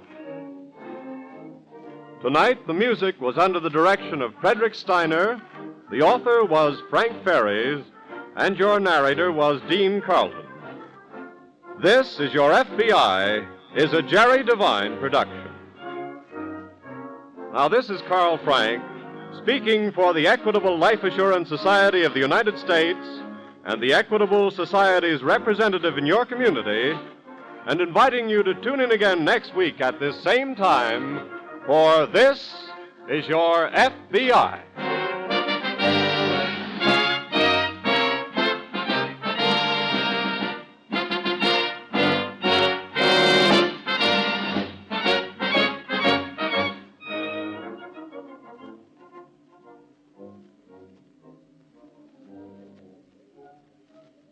This is ABC, the American Broadcasting Company.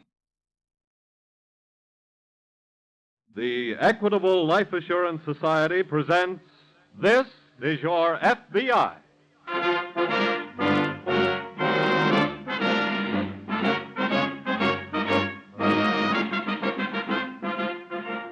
This is Your FBI, an official broadcast from the files of the Federal Bureau of Investigation, presented as a public service by the Equitable Life Assurance Society of the United States and the Equitable Society's representative in your community.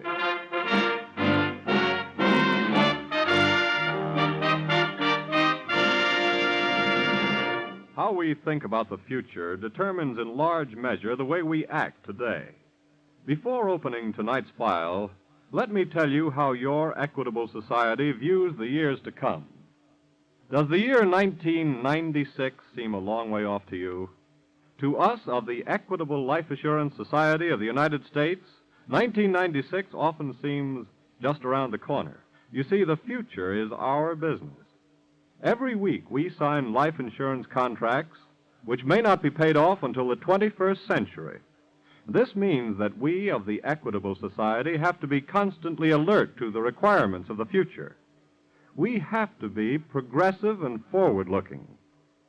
Because the Equitable Society has to take a long-range viewpoint, it invests its funds in ways that promote the long-range prosperity of the country, so that by serving its members, the Equitable Life Assurance Society will serve America.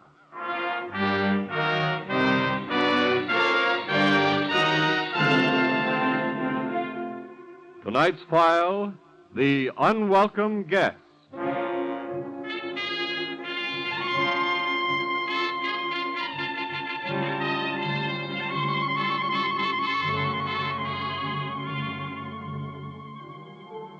The valley of the Hudson River, which runs north from New York City, is very attractive country. Driving along the river highway, you can see the homes of people who lead normal, useful lives. We refer to these people, for want of a better phrase, as middle class. They live neither in mansions nor in slums. Their lives are well regulated. They work 6 days a week. They go out on Saturday night. They rest on Sunday. On rare occasions, their lives are disturbed by crime. On very rare occasions, as this case from the files of the Federal Bureau of Investigation shows, they are victims of a dramatic crime. A crime like extortion.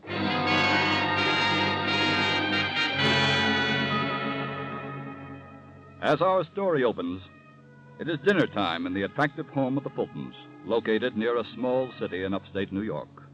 Emma Fulton is in the dining room, doing what so many wives do every night. She's waiting for her husband to come home. Emma? Emma? Here I am, John. Hello, dear. Hello, darling. Sorry I'm late. Oh, that's all right. The food's still hot. Here, let me take your coat. Oh, thanks, dear. You look tired. I am. These meetings every night are beginning to get me down. Say, you know what I've been thinking? No, what? I've been thinking maybe we ought to get away for a little vacation when these meetings are over. Oh, sounds wonderful. This isn't another business trip, though, is it? No, just the two of us. Oh, wonderful. Oh, my goodness. What's the matter, dear? That man who called while you were out last night. Hmm? You know, the Connecticut call? Oh, Mr. Parker. Yes, I forgot all about him. He came here about an hour ago, and he's waiting for you in the den. Parker. Just can't seem to place him. Oh, but he said he's an old friend. Well, I'll see him. We'll be back in a minute. All right, dear. Hello? Hello, John. Leonard Parker. Remember me? Well, I don't mean to be rude, Mr. Parker. Think hard. Afraid I don't. And after all, we meant to each other, too. Mr. Parker, you're obviously enjoying this, but I'm afraid I'll have to be getting back to my dinner. Wait a minute. You aren't very hospitable to an old bunkie after 21 years. Oh. Remember now, huh? Yes. You don't sound very happy to see me. Why did you come here? Take it easy, John. I'm not going to blow any whistles. I wouldn't if I were you. When I escaped from that road gang, you were with me, remember? Like it was yesterday. There's one thing you don't know. What's that? I was caught about a year later and went back to finish my time. Well, that's too bad. I ain't coming for sympathy. Why did you come here? Because I'm hot. I'm so hot right now that if you touched me, you'd burn yourself. Hot? You mean you've been legitimate so long you don't know what the word hot means? It means the coppers are looking for me. Look, my dinner's getting cold. Drop by the office, huh? Tomorrow afternoon we can... Cut it, John. I'm not leaving. You're a solid citizen of this community. I checked on that. Nobody'd suspect you of running a hideout. Well, Look, I always wanted to live like this. Now I'm going to find out what it's like. I'm staying here. John, may I come in? Oh, Emma, this is an old friend of mine, Leonard Parker. I introduced myself before. Yes. Yes, would you care to join us for dinner, Mr. Parker? Thank you. I think I would. Emma. Yes? Mr. Parker's going to stay with us for a while. Oh, that's fine. Welcome, Mr. Parker.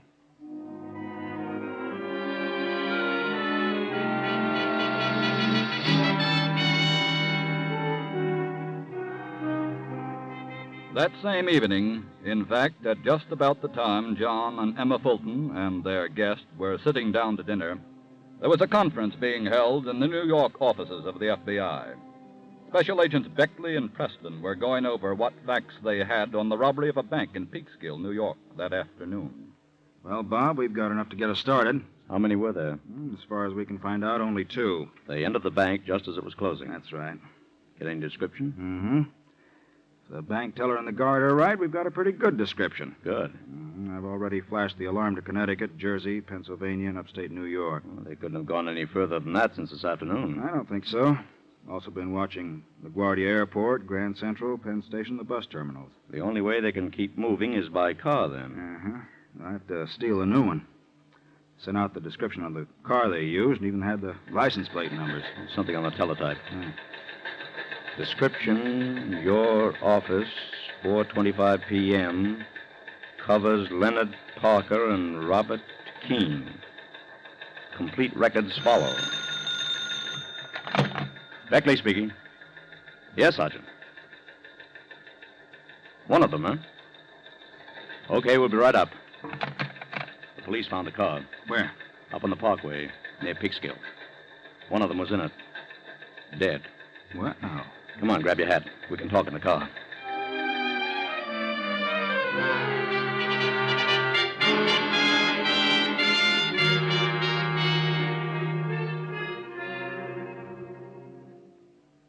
John, Yes, dear.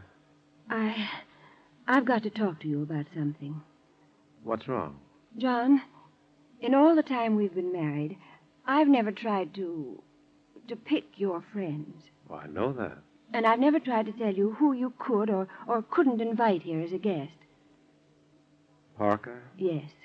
Since you invited him last night, dear, he's taken over the household. He even went into your closet today and took out one of your suits. He's got ashes all over the library rug, and when I mentioned it to him, he simply said, "Skip it, Emmy." Well, I'll speak to him, dear. John, I'm afraid I'll have to ask you to do more than that. What's that? I'm afraid you'll have to ask him to leave. If you feel that way, dear, I will. I'll go in and tell him right now. Oh, John, come on in. Leonard, I want to talk to you. That's fair enough. You like me to pick a subject, or did you come prepared? Leonard, this is very serious. You'll have to leave. I thought you said this was going to be serious. You can't stay here any longer. John, that's no way to run a hideout. You'll never get any business that way. You gotta be courteous to your guests. I'm not joking. Look, you want me to tell your wife about you? No. Then let's not discuss it anymore. How long are you going to be here? Maybe 3, 4 weeks. I may have to go out of town before that, on business. Go ahead. Emma and I can stay here alone. Oh, by the way, that reminds me. We should do something for me. What? Speak to your wife and tell her to be a little more polite to me.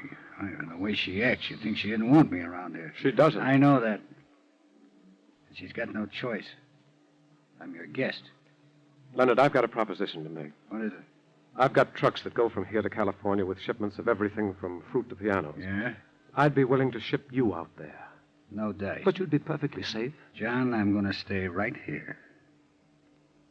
Now, mix me a scotch and soda, will you? And nobody can say I'm not democratic. Take one for yourself.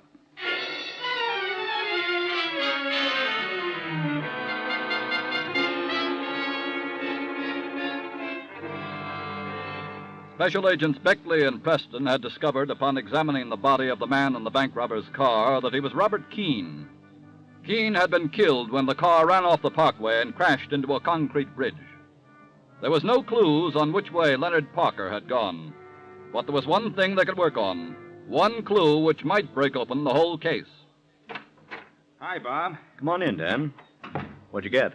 Well, I checked that key we found in Keene's pocket. Yes? It was from a small hotel called the Benton Arms.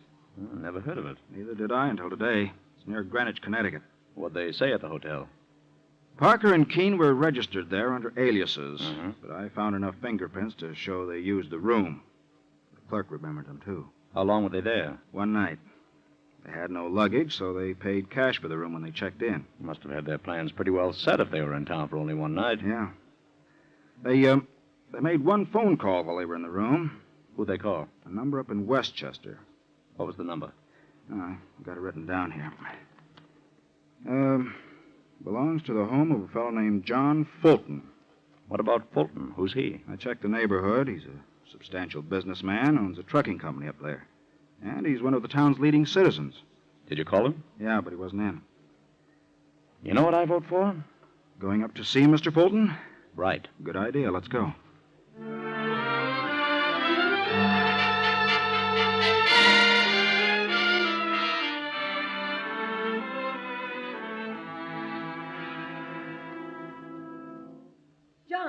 John. Yes, dear. Look at this. What? What is it? This newspaper. His picture's in it. Whose picture? Mr. Parker. And read this story. The police are connecting him with a bank holdup. Oh.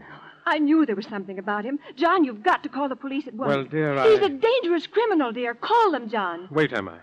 Let's reason this out But first. there's nothing to reason. If you don't call them, I will, Just John. a minute, Mrs. Fulton. You're not calling the police. But You want me to tell her why, John? Okay. I'll tell her. Leonard. John and I were in prison together, and we broke out. Oh, no. That was a long time ago, 21 years ago. The cops are looking for me, but remember, they're also looking for John. If I go, he goes with me. Now, do you want him to call? Perhaps he does. Huh? I want to thank you, Leonard. I feel better now than I have in 21 years. What do you mean? I never wanted to keep this story from the world. That didn't make any difference to me. But I did want to keep it from Emma. Because I thought it would hurt her. Oh, John. Now that she knows, I'm willing to take my chances with the law. How? The FBI called tonight before I got in. It was undoubtedly about you. I'm going to call them back. Hand me the phone. Why, certainly, John. Here you are. Oh! Now we can hang the phone up again.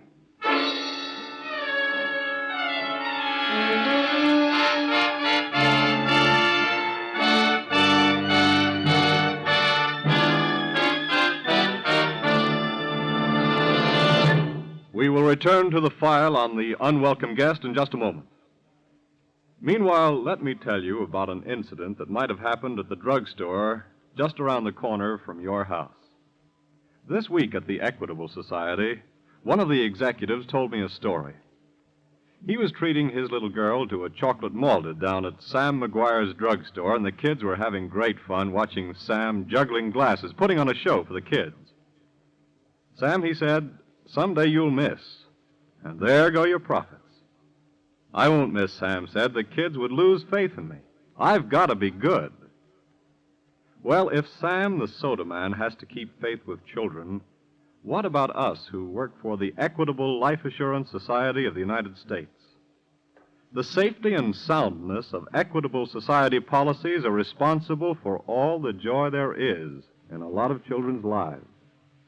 Yes, the big job of thousands of Equitable Society policies is keeping homes together and boys and girls in school.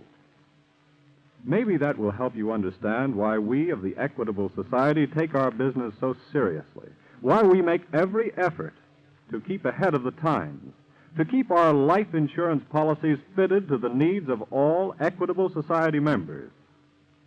You see, all of us in this society, we all want to be able to keep on saying that this week and every week for more than 86 years, the Equitable Society has been building security for you, your home, and your country. And now back to the FBI file, The Unwelcome Guest.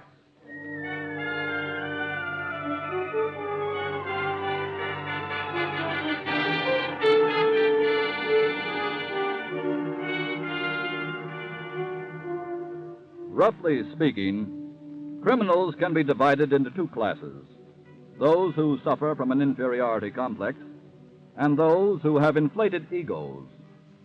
The criminal with the inferiority complex takes to a life of crime because he does not feel equipped to make his living by ordinary methods. Those others, like Leonard Parker, suffer from too exalted an opinion of themselves, an opinion which makes it beneath their dignity to work for a living.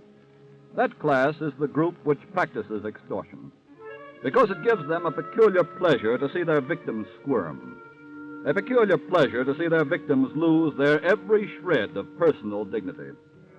Leonard Parker, through brutal assault, now rules the Fulton household.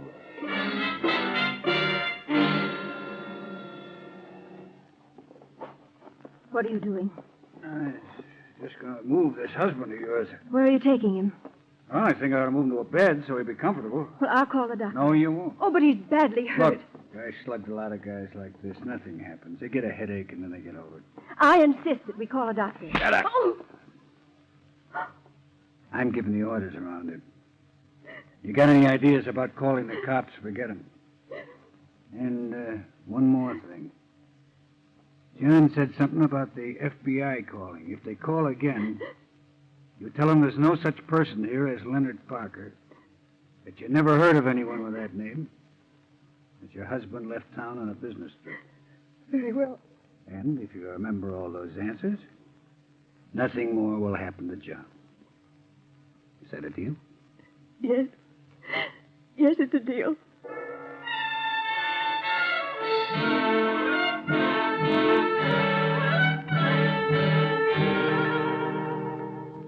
As John Fulton was being dragged to his bedroom, a black sedan was being parked in front of the Fulton home. A black sedan which had carried Special Agents Beckley and Preston from New York. They walked across the snow-covered lawn, past the garage, up the few steps to the front door, and rang the bell. This must be the house. Yes. Yes? Good evening.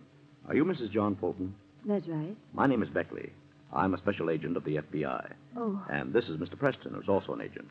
Here are our credentials. Well, what can I do for you, gentlemen? Is Mr. Fulton at home? No, I'm sorry, he's not. I just came back from driving him to the station. Where'd he go?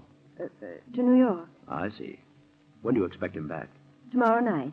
Mrs. Fulton, your husband got a telephone call the other night from a gentleman named Leonard Parker. Well, he may have. Do you know Mr. Parker? No. He must be a business acquaintance.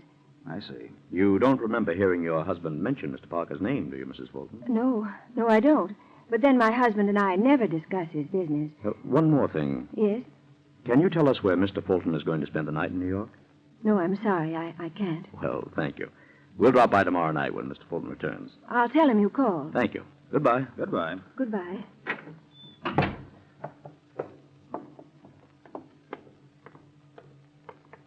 That story about Fulton being driven to the station's a phony. Yes, I know. I noticed the same thing you did. There isn't a fresh mark in the snow in front of the garage. I think we ought to go into the village, get a search warrant, and come back here.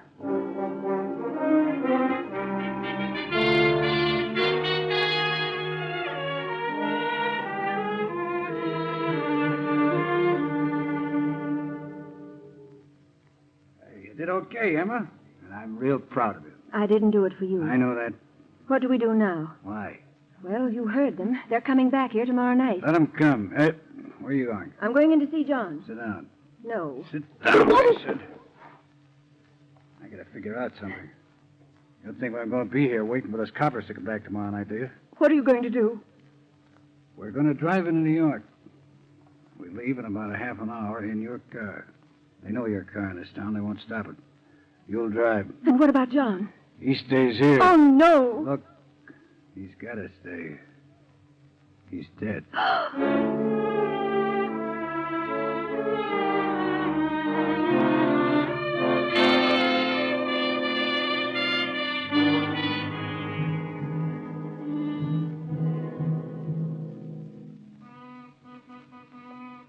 That's the third time I've rung this thing. The car's gone. She must have left. Look, if she doesn't answer this time, let's move in. We've got the warrant. Let's move in now. Hello? Hello in here. Sounds like nobody's home. Yes. They can't have been gone long. There's still a cigarette burning in the ashtray. They sure left in an awful hurry. Why? Looking in the kitchen. What's that? Something's still cooking in the stove. Uh-huh. Let's see what's in this room over here. Right. Hey. Yes, I see him. I don't know who he is, but my guess is that it's Fulton. Looks as if he died about an hour ago. That means he was dead when we were here before. Yes. That also means that Parker must have had the drop on her when she was talking to us. More than likely. Say, look at the sleeve of this coat here. Oh. What about it? These spots are old bloodstains. You think they might be Parker's? Well, let's take a look inside the pocket. Here's a label with a name. But it's not Parker's. Fulton's? No. The name is Ralph Cousins. Cousins. Let's call the tailor and find out who Mr. Cousins is. Right. And send out an alarm on the Fulton automobile. Right. I think Mr. Parker has finally run into a red light.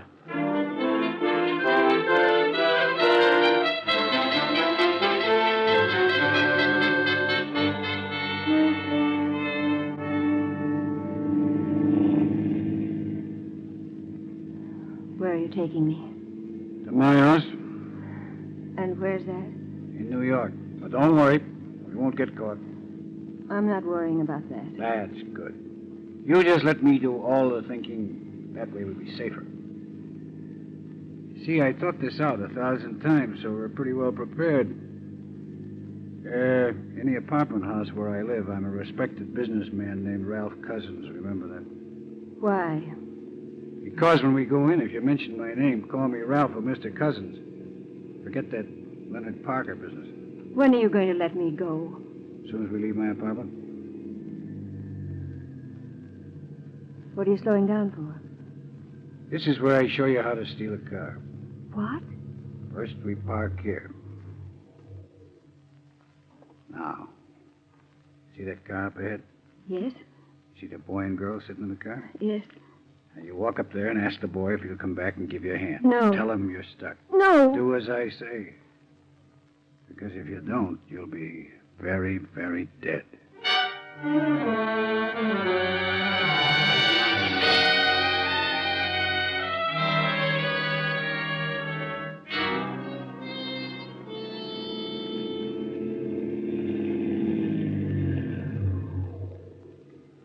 Well, here we are. This is where I live. Get out.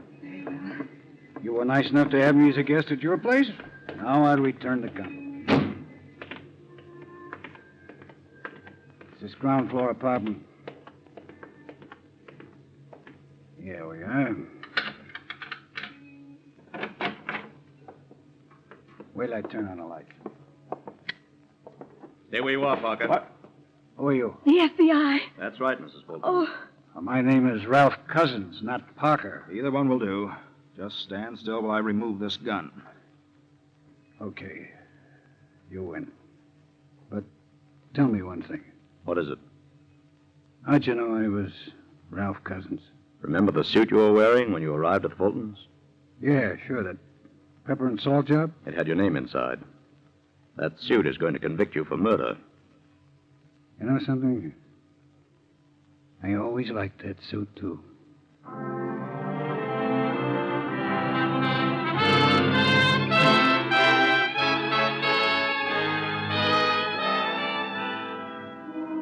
Leonard Parker was tried on a charge of murder, convicted, and sentenced to death in the electric chair. He was right when he said that you can't be too careful, especially if you're a criminal whose path crosses that of the FBI. John Fulton's life might have been spared if he had followed the simple instructions issued by the FBI. Criminals cannot be defeated by ordinary, decent, law-abiding citizens unless those citizens avail themselves of the help that lies at the other end of every telephone line, the Federal Bureau of Investigation. Remember that. The reign of terror which struck at the home of John and Emma Fulton could have struck at your home. If it ever does, remember that the FBI works on a 24-hour-a-day schedule, a schedule which continues to prove beyond any doubt that crime does not pay.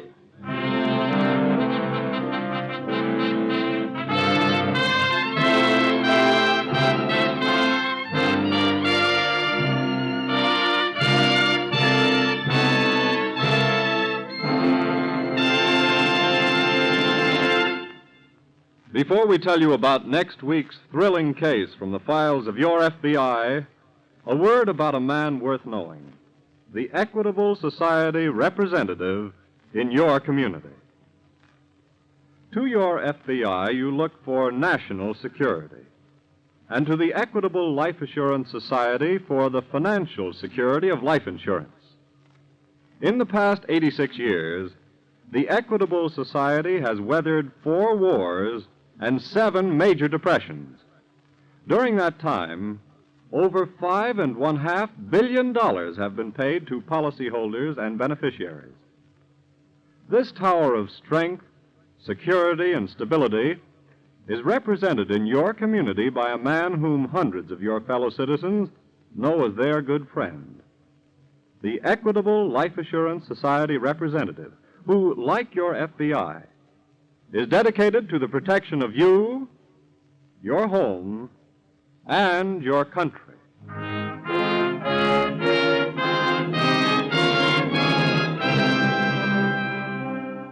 Next week, we will bring you another colorful story from the files of the Federal Bureau of Investigation, The Sinister Souvenir.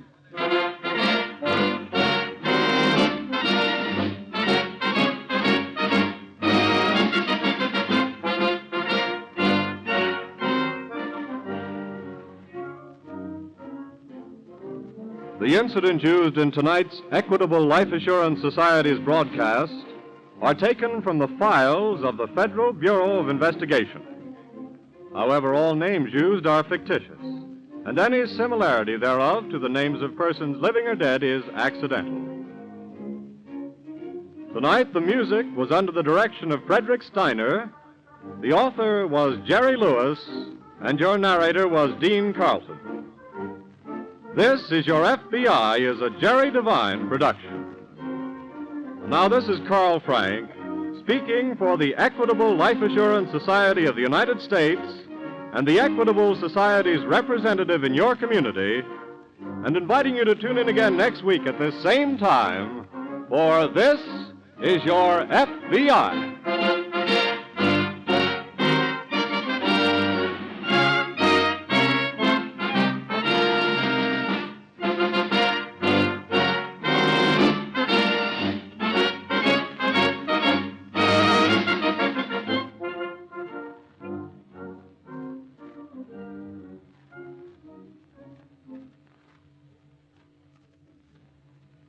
This is ABC, the American Broadcasting Company.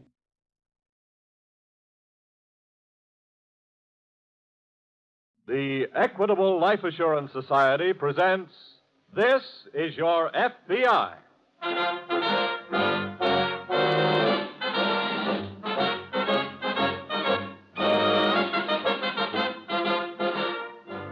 This is Your FBI, an official broadcast from the files of the Federal Bureau of Investigation, presented as a public service by the Equitable Life Assurance Society of the United States and the Equitable Society's representative in your community.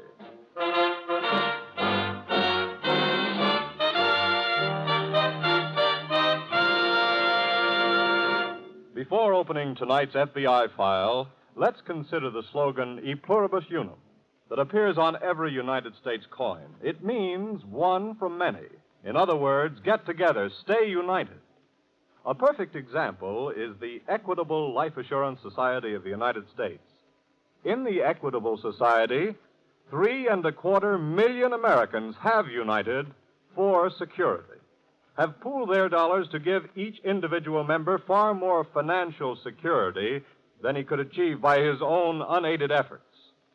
These Equitable Society dollars are invested for the benefit of its members and to promote the industrial and financial health of the entire country, so that by serving its members, the Equitable Life Assurance Society serves America.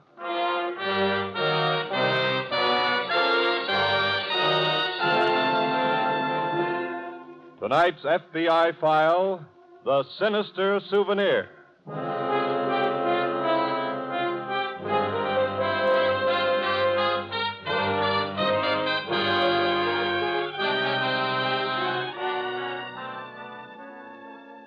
To all of you men who are now wearing discharge buttons in your lapels, here is a message from your FBI. It's about those souvenirs you brought back home with you. The shooting kind. You know, that rifle or pistol or Tommy gun. Well, already scores and scores of these weapons have figured in serious crimes committed by other persons who got possession of them. A little later, we'll tell you how you can keep your war trophy from becoming an instrument of crime. But first, listen to the recent case of one returning vet and the crime that came out of his gear bag.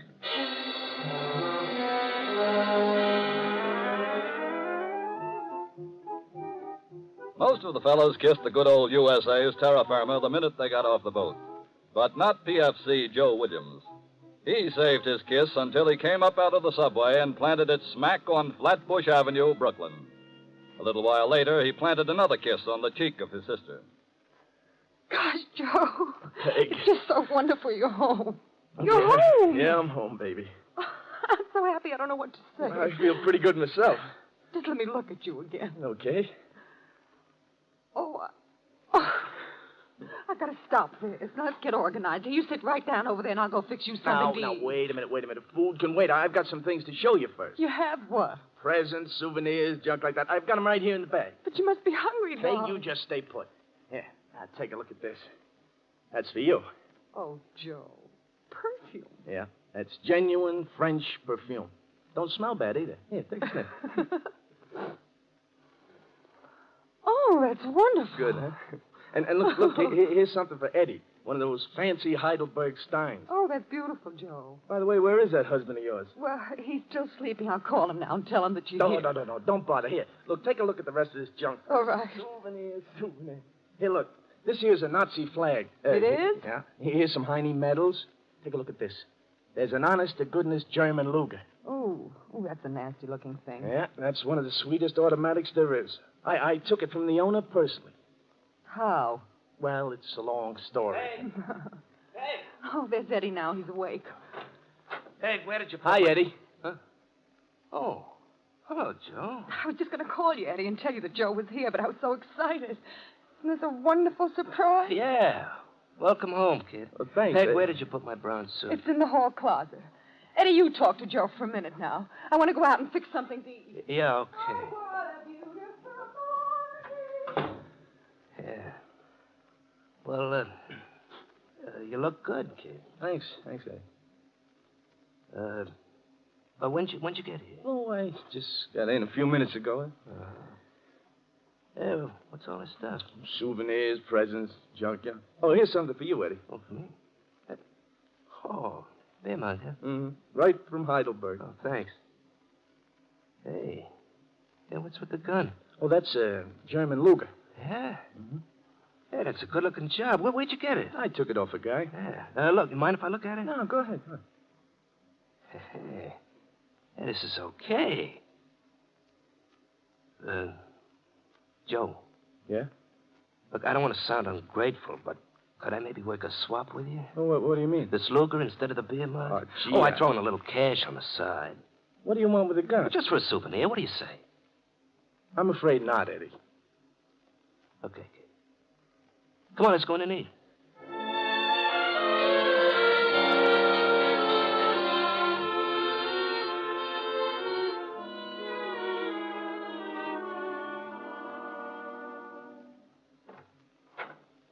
That you, Eddie? No, it's me, sis. Joe. Well, did you visit all the neighbors? Yeah, I saw a few of them. Weren't they surprised? Mm-hmm. I purposely didn't tell any of them that you were home. I wanted them to Peg, be. Yeah? I got to talk to you. What about? Eddie. Well? Now, look, Peggy, I know this is none of my business, and if he wasn't married to you, I'd keep out of it, but what does the guy do? You mean his job? Yeah. He's a salesman. What does he sell?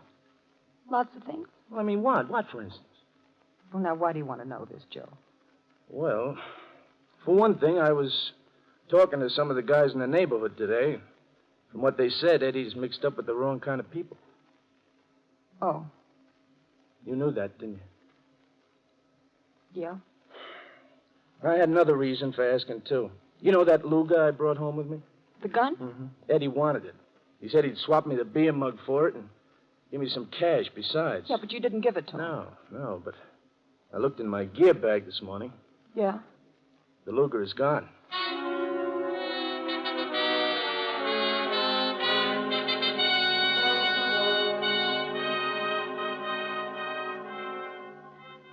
Yes, the Luger is gone. But it is no longer a war trophy, a souvenir. It has gone to a darkened warehouse on the Brooklyn waterfront.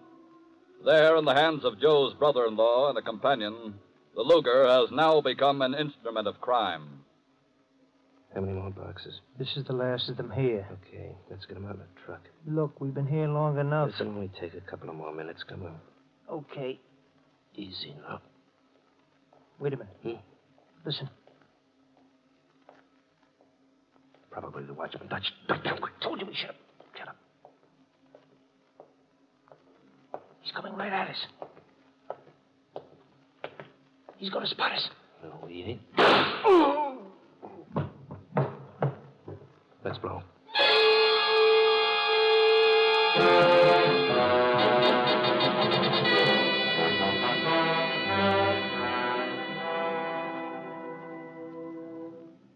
Mr. Forrest? Yes? My name is Hope. This is Mr. Rogers. We're from the FBI. How do you do? The body of the watchman is in the main warehouse. Come with me, please. Surely. Any idea when the killing occurred? Not more than 2 hours ago. That's the last time the watchman checked in. I see.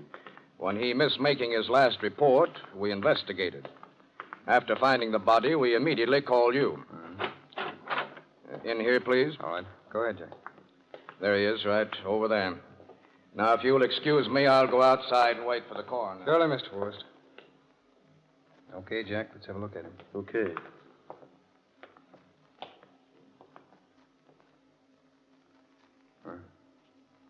Drilled him right through the head. Yeah. Well, we better start looking for where that bullet lodged. Now, let's see. He was standing right here at the entrance of this row of narcotic packing cases. The bullet entered low on the forehead, came out high in the back of his head. Hey, look, Larry, high up on that post there. Where? Oh, looks like a fresh chip. Yeah. Come on, give me a hand with this ladder. Okay. Over here now. Yeah, that's good. All right. Now hold it steady and I'll go up. Watch it. What'd you find, Jack? What we're looking for, all right. Good. If I don't break my knife digging it out. Yeah, that's got it. Okay, come on up. What's it look like? It's not big enough for a 38. Doesn't look like a 32 either. No. Well, let's not bother guessing. Let's see what other leads we can pick up and then get over to the lab.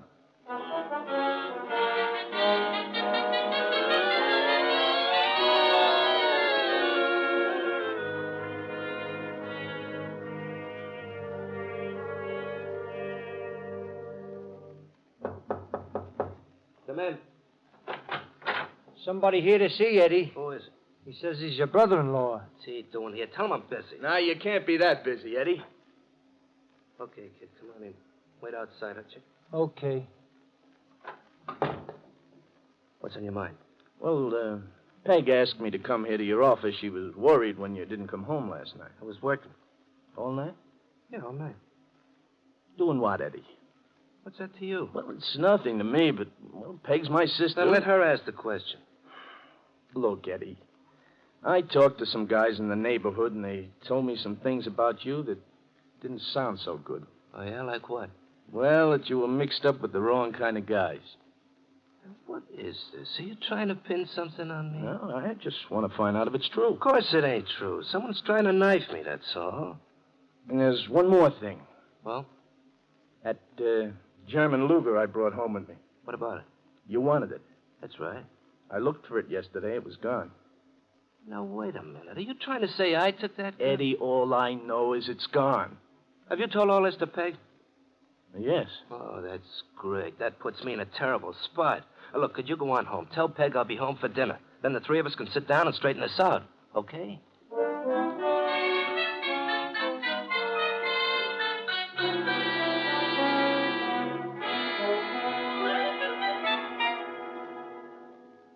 Any lab report on that bullet check yet, Larry? No, but they ought to call any minute. Looks like that's going to be our best clue. Why, Jack? What about those fingerprints we got off the windowsill where the thieves came in? They were the night watchmen's. Well, that's that. Targeted. Hope speaking. Oh, it's the lab. Oh. Yes. Yes, all right. Uh-huh. Send over the complete report, will you, please? Thanks. What's the verdict, Larry? Caliber of that bullet was 7.65. Millimeters. That's right. It was fired from a German Luger.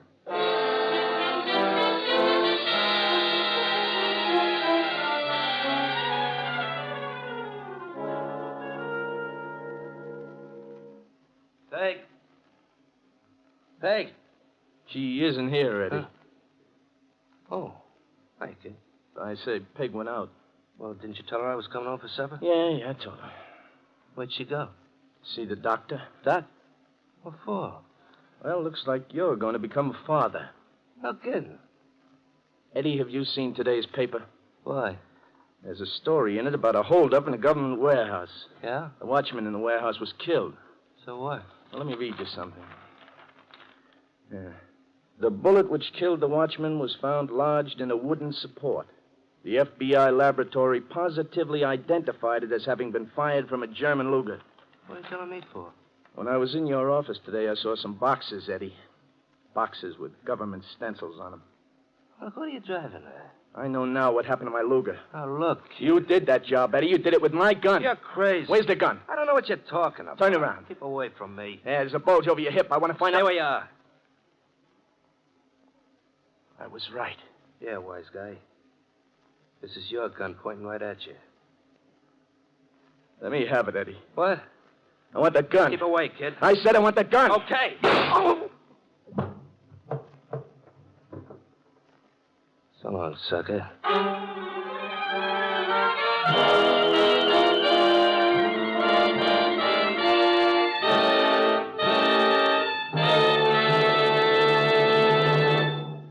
Tonight's FBI file on the sinister souvenir will reopen in just a moment. Meanwhile, perhaps you will be surprised, as I was, to learn that there is more than one kind of security. This week, at the Equitable Society, I got a brand new slant on the subject of security from Thomas I. Parkinson, president of the Society. Did it ever occur to you, Mr. Parkinson said to me, that there's such a thing as having too much security? Well, how could that be, I asked. Well, Mr. Parkinson said, a convict in jail serving a life sentence has perfect security. His clothes, food, and shelter are assured for the rest of his life. But who wants that kind of security bought at the price of freedom? Of course, that's an extreme case, President Parkinson went on, but don't forget that the oldest trick of all dictatorial governments, from Julius Caesar to Adolf Hitler, was to promise the people bread and circuses and security, and then take away their liberties. Mr. Parkinson paused for a moment, and when he continued, there was a note of deep conviction in his voice as he said, that's one reason why all of us in the Equitable Life Assurance Society of the United States are glad that Americans believe in life insurance. Equitable Society members do not pay for their security with lost freedom. Life insurance security is the result of individual thrift and forethought, of initiative and self-reliance. And a man with life insurance is pretty sure to turn a deaf ear to the glib promises of demagogues and agitators. Yes, we're proud to say that this week, and every week for 86 years, the Equitable Society has been building security. The right kind of security for you, your home, and your country. And now back to the FBI file on the sinister souvenir.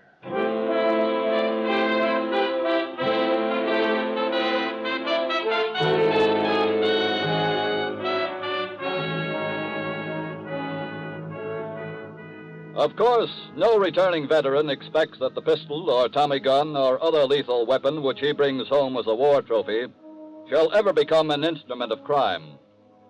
Joe Williams certainly didn't expect that to happen to his German Luger automatic. But 2 nights after he got home, one man had been murdered with it, and next day he himself was shot with it.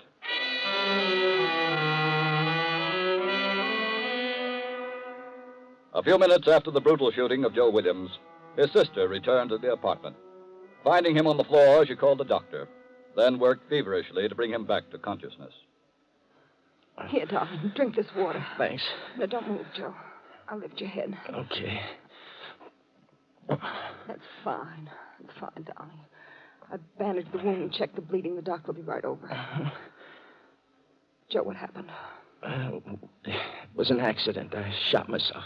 That's not true. Honest, Peg. Yeah, then where's the gun? Well, it's... Look, I've got a pretty good idea of what really happened. Eddie did this to you. No, Peg.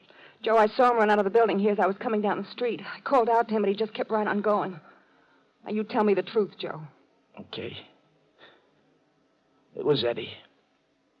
Why'd he do it? Why? He did take my gun. He used it in the holdup. He killed a man. Oh. I tried to take the gun back. He shot me with it. Oh. I'm sorry, sis. Joe, we gotta call the police. No, don't. Joe, he killed a man. He's gone. He won't be back. Look, you're going to keep out of this. What about the doctor? He's going to know that something was wrong. We'll tell him it was an accident. Look, sis, you're going to have a baby. Let's do this for the kid, huh?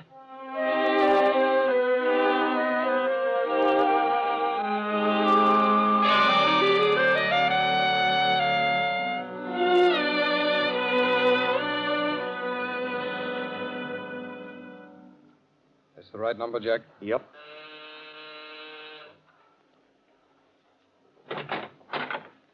Yeah? Good afternoon. We're special agents of the FBI.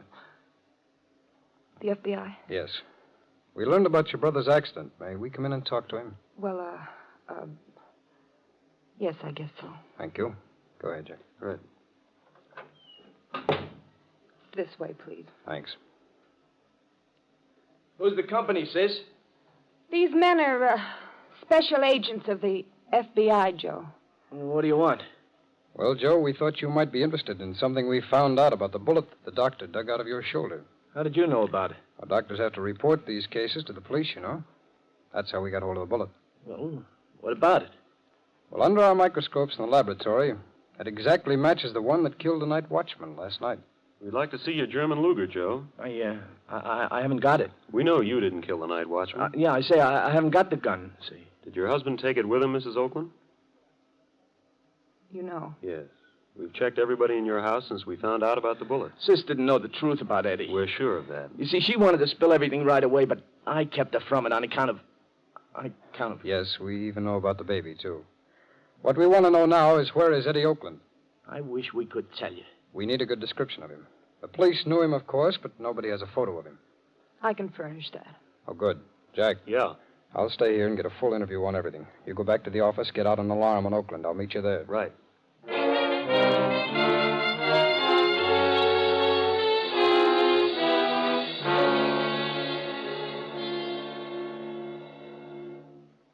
How you been doing, Jack? No results from the alarm yet. How did you make out? Very well. What did you get? Oakland's wife told me about an office he had. I went over to the place, found some of the goods stolen from the warehouse. Well. I also found a man there. I've had him booked as a suspect. Could he tell you where Oakland was? No, but he's being questioned now. I've put out an alarm on his car. No, he'll probably stay out of that. It's too hot. I'll get it. Hope speaking. Oh, hello, Howard. What? Yes, wonderful. Good work. We'll get on it pronto. Thanks.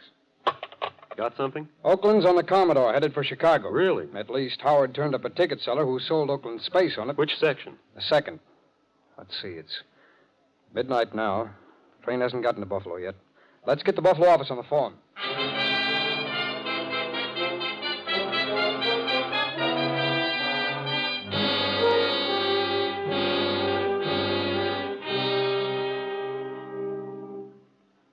Can I get you anything else, Joe? No, thanks. But you didn't eat a thing. I wasn't hungry. Now, you know the doctor said you've got to eat. I know what the doctor Sid. Look, sis, I'm getting out of bed tomorrow. Joe. I don't want you waiting on me like Now, this. Joe, I I've don't- caused you enough trouble. What are you talking about? Well, if I hadn't brought that stinking gun into this house... That gun's got no bearing on what Eddie did. Well, it was my pistol that killed that watchman. Eddie killed the watchman. Oh, if I could only get my hands on him, I'd... Do what, Peg? Tell me, what would you do? Why, you Take dirty... it easy. Eddie, why did Shut you... up and listen. I come back here for a couple of days until the heat cools off, then I'll be on my way again. No, you can't stay here. Well, this is the safest place for me to be. I'm supposed to be on my way to Chicago. Can I help it if I'm smart? You're so smart, you've got the whole FBI looking for you. That's why I come back. The FBI will never think of looking for me here until after I'm gone. That is, unless one of you tries to tell him something. In which case, there's plenty of bullets left in this Luger. Tell him where he can go, sis. Fix me something to eat, Peg, and some hot jam. I said tell him where he can go. Shut up, Carol, before I... Eddie, don't. I'll get you something to eat. Swell. Oh, and look. Nobody's leaving this house until after I do. Understand?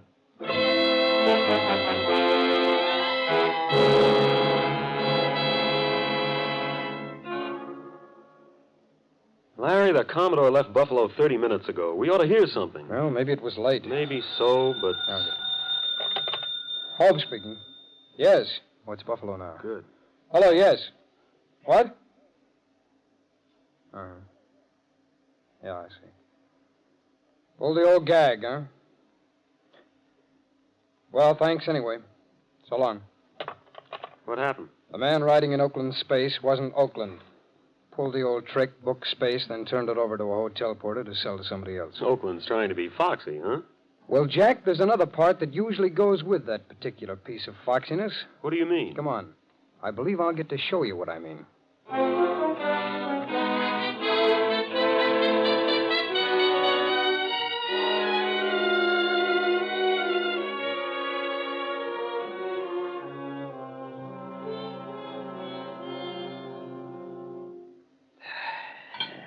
That tasted good. I hope it chokes you. Thanks. Any more Java there, Peg? Yeah. Pour me some. Let him pour his own. I didn't do a very good job on you, did I? Just swinging you in the shoulder. Maybe I can make up for it before I leave. What do you mean by that? Just trying to make him behave himself, that's all. That gun makes you a real big guy. I'm a big guy without it. Yeah, as long as I'm in bed, you are. Peg, will you tell this... Where did she go? Well, you wanted more coffee, didn't you? She had coffee right here. Well, maybe she went to make some fresh. Maybe she went to do something else, too, like getting on that phone. Leave her alone. Oh, no. Peg, what are you doing? Operator, hurry, please. Get away from that phone. Hang up, I said. Told you not to do that. Get back in there. Take your hands off her. Joe, get back to bed. I'm going to fix this guy right now. Look, kid, I don't want to blast you again. Keep away, I'm warning you. Eddie, don't. Drop that gun, Oakland, and don't turn around. The FBI. Ah, you see what I meant, Jack? If he was dumb enough to pull the old railroad gag, then he had to pull the rest of the act, too. Try to hide out at home. All right, Oakland. Come on.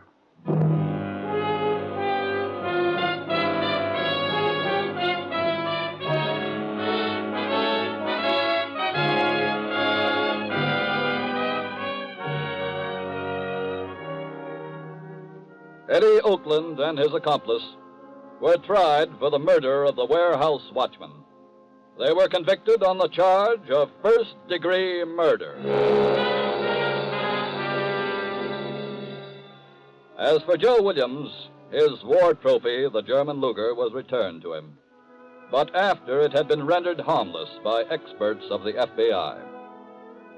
And that brings us to the final part of your FBI's message to you returned veterans who have brought back firearm souvenirs from the battlefield. No one wants you to give them up. You earned the right to keep them. Earned it the hard way.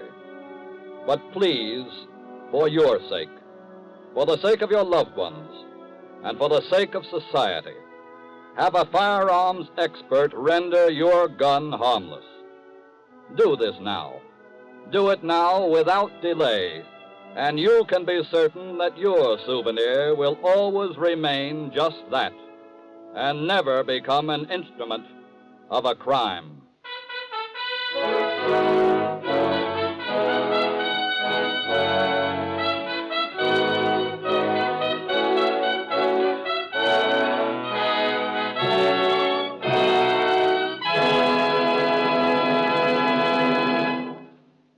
Next week, you will hear another thrilling case from the files of the FBI.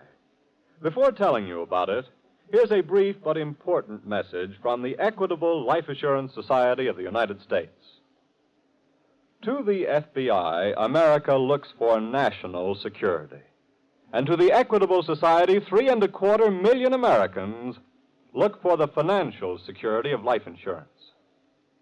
These 3.25 million people comprise the Equitable Society. Because, you see, the moment they purchased life insurance through an Equitable Society representative, they became members of this great mutual organization. Remember, like your FBI, the Equitable Life Assurance Society representative in your community is constantly working for the security of you, your home, and your country.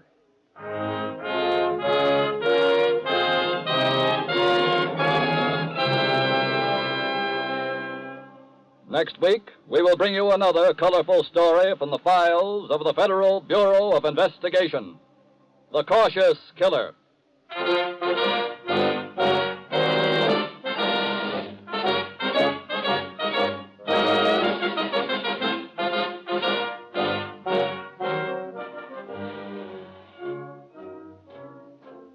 The incidents used in tonight's Equitable Life Assurance Society's broadcast are taken from the files of the Federal Bureau of Investigation.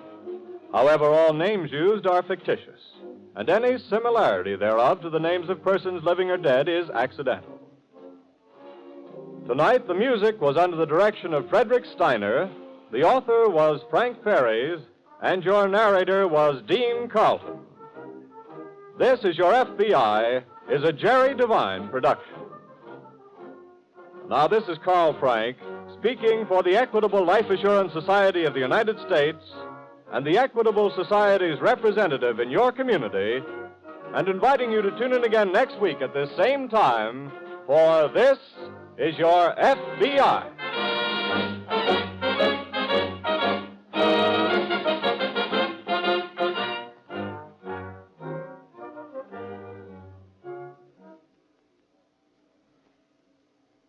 This is ABC, the American Broadcasting Company. The Equitable Life Assurance Society presents This Is Your FBI.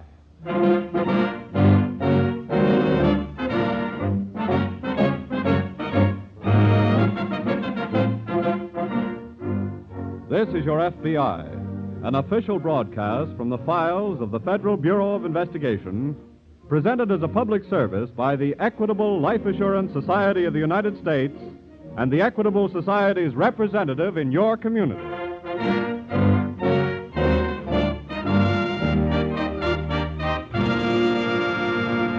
Before opening tonight's file, it occurs to us that as you have listened to previous programs in this series, you may have wondered about the word society in the name Equitable Life Assurance Society of the United States.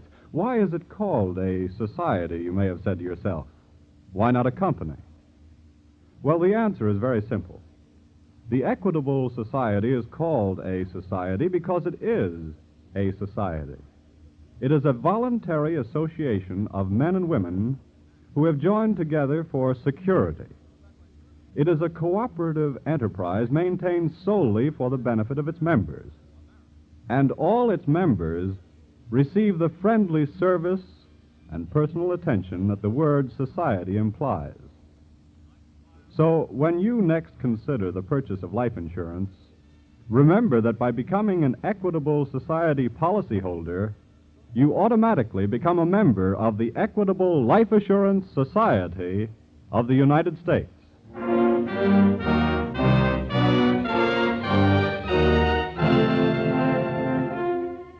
Tonight's FBI file, The Cautious Killer.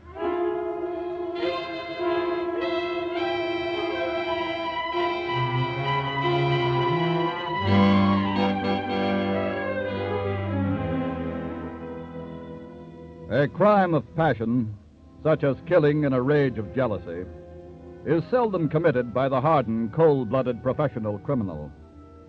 It is more often the act of a normally law-abiding citizen.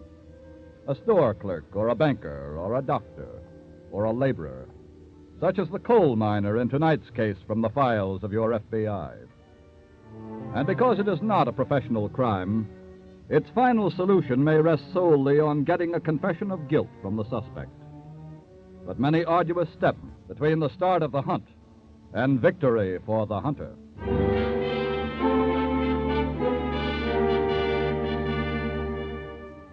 In most any small coal mining town, a pretty young woman stands out in sharp and refreshing relief against the dinginess of the community.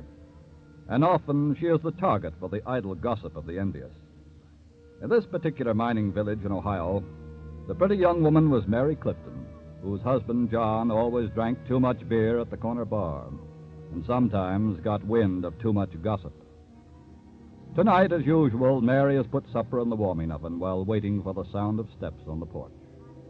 Tonight, the steps are heavier than usual.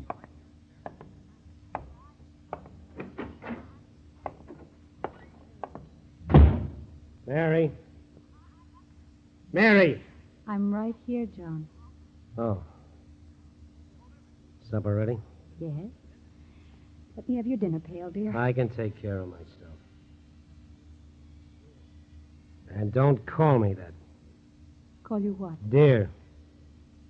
Let me have your dinner pail, dear. Supper's ready, dear. Wash up, dear. John, please.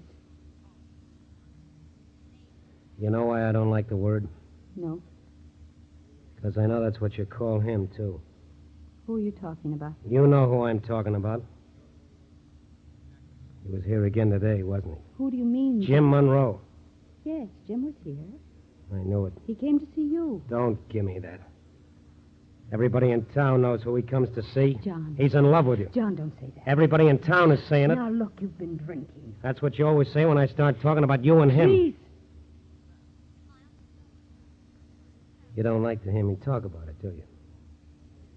But you like it when he comes here to see you. Stop it, John. You like it when he holds you in his arms and kisses you. I can't stand this. But you can't stand him loving you, can't you? Can't you?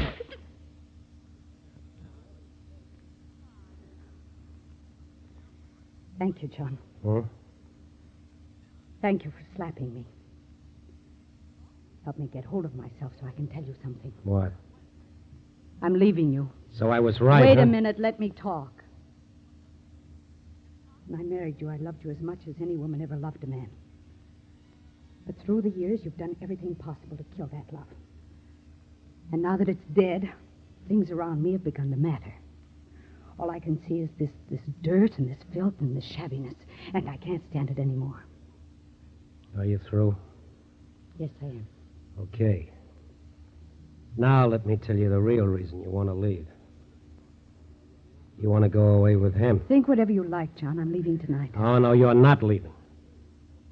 You don't think I'm going to let you go away with him, do you? I said think whatever you like. Come back here. Take your hands off me. You ain't pulling any double cross on John, me. let go of me. John, you're choking me. This kind of spoils your plans, don't it? This kind of messes everything up for you and Jim. He can have you, all right, when I'm done with you. Sure. Now he can have you any time he wants.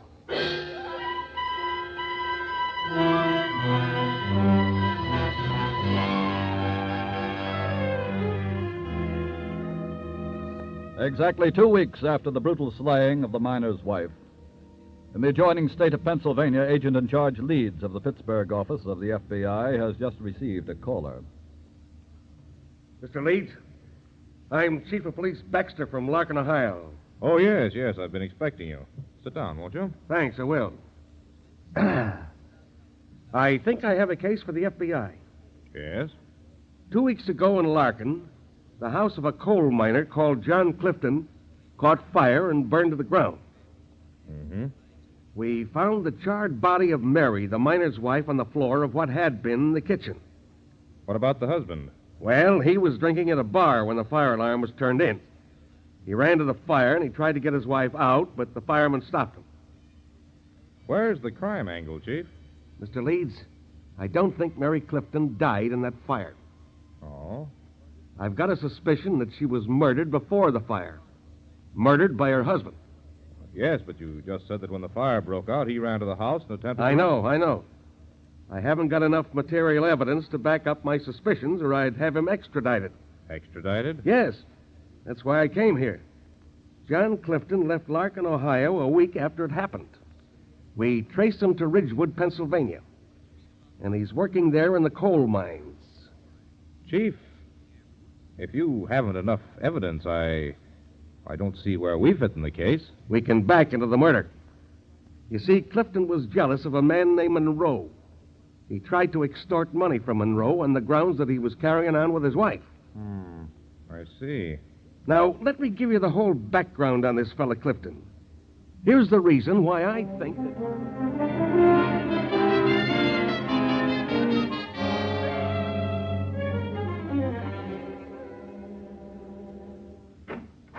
Did you want to see me, Mr. Leeds? Yes, come in, Jeff. Thanks. Did you finish reading up on the Clifton case? Yes, I just finished.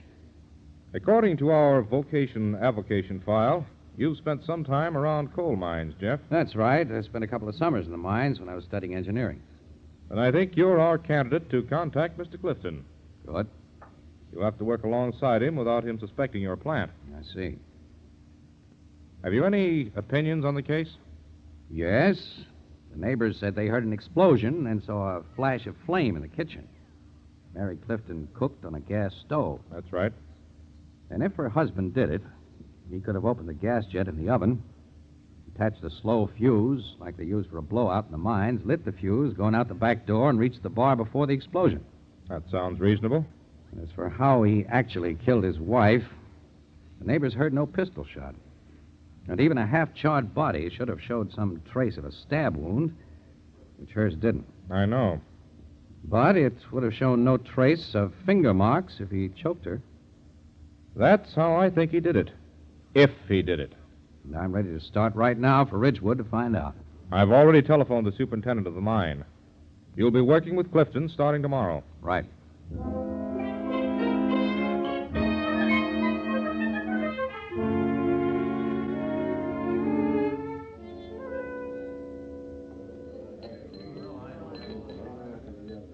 What are you drinking, fella? Beer? New here, ain't you? Yeah, just came in this afternoon. Signed up yet? Yeah, start tomorrow. Here you are. Thanks. I'm supposed to work with a cutter named Clifton. You know him? Yeah. Yeah, I know him all right. What's he like? Well, you can size him up for yourself. He's coming in now. Oh? Give me a Boilermaker, Sam. Your name Clifton? Yeah, what about it? My name's Jefferson. Come on, shove it out, Sam. Here you are. I said my name's Jefferson. Yeah, I heard you. I thought maybe you might like to know who's working with you. What do you mean? I'll be loading in your room starting tomorrow. What's the matter with the two working there now? One of them is switching shifts. Yeah? Yeah. You don't look like any miner to me. Give me another one, Sam. Right. That was too bad about your wife, Clifton. I just heard about it this afternoon. Never mind about that. You don't mind a guy saying he's sorry. I mind anything you say. You act like I'm accusing you of something. What do you mean? Well, nothing in particular. It's just that... All right, drink your beer and shut up. Okay. There you are, Sam. Thanks. Jefferson. Yeah? Now, get this. You're working with me. Okay, I can't do anything about that. But from the time we get in that cage tomorrow and start down the shaft until we quit and come out, don't bother me with talk. Understand?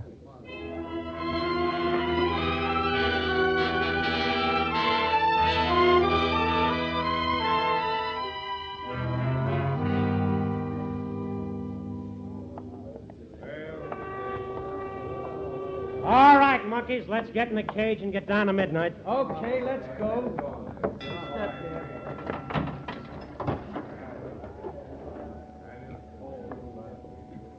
Since we're first on, we must be working the same level. That's right. You knew? Yeah, just come on. Name's Jefferson. I'm Hinton. What drift you working? Don't know yet. But I'm working with Clifton over there. Oh, that's number 3. You're working in a small head. Tight fit and dead end, huh? Yeah. Jefferson. Yeah? I want to ask you something. I thought we weren't talking, Clifton. Where do you come from? Still don't think I'm a miner. I said, where did you come from? Carter Mine in Kentucky. Oh, soft stuff, huh? Trying to do, Trippy. What do you mean? Carter's hard, same as here. That pass me okay? All right, come on, let us out.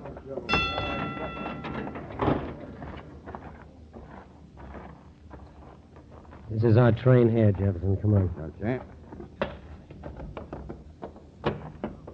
Low seam. You better bend down. Right. Okay, let's go.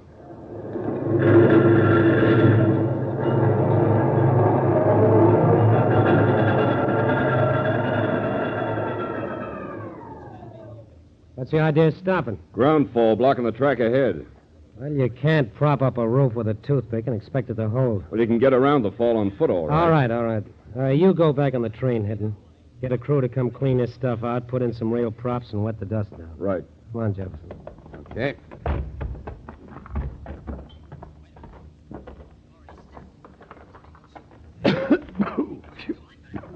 Can't take the dust? I'm not complaining.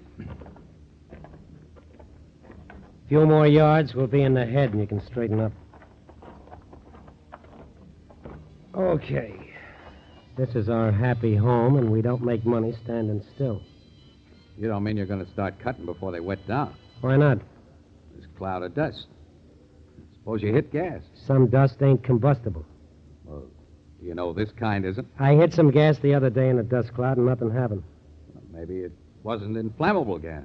Oh, a book miner, huh? Well, just cautious. Time is money. I'm going to start cutting.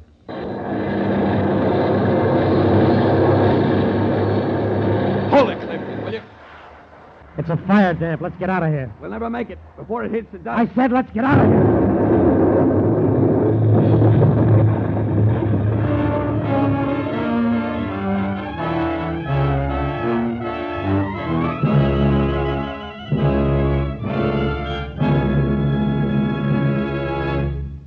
As you will learn from tonight's case, which will reopen in just a moment, training, the right kind of training, has plenty to do with security. This week at the Equitable Society, I learned something about training. The president of the Equitable Life Assurance Society of the United States, Thomas I. Parkinson, told me about it. Do you know, he said, that the FBI operates a school for law enforcement officers called the FBI National Academy? Policemen from all over the country attend its classes in modern crime detection and advanced police work of all kinds. Down there recently, I was astonished to find how closely this FBI school parallels our own Equitable Society schools and training courses, and for the same purposes, too: protection and security. Yes, representatives of the Equitable Society are always going to school. Classes run steadily at the Equitable Society, and special courses of instruction are given to Equitable Society representatives throughout the country, as field training instructors constantly bring new information to Equitable field men everywhere. That's why the Equitable Society representative in your community is so well versed in the things that are closely tied in with life insurance. Things like trusteeships, tax problems, mortgages, partnership agreements. And let me tell you that because many factors, such as taxes, are constantly changing, Equitable Society representatives must be progressive, must be forward-looking. So we can always say that this week and every week for more than 86 years, the Equitable Society has been building security for you, your home, and your country. And now, back to the FBI file, The Cautious Killer.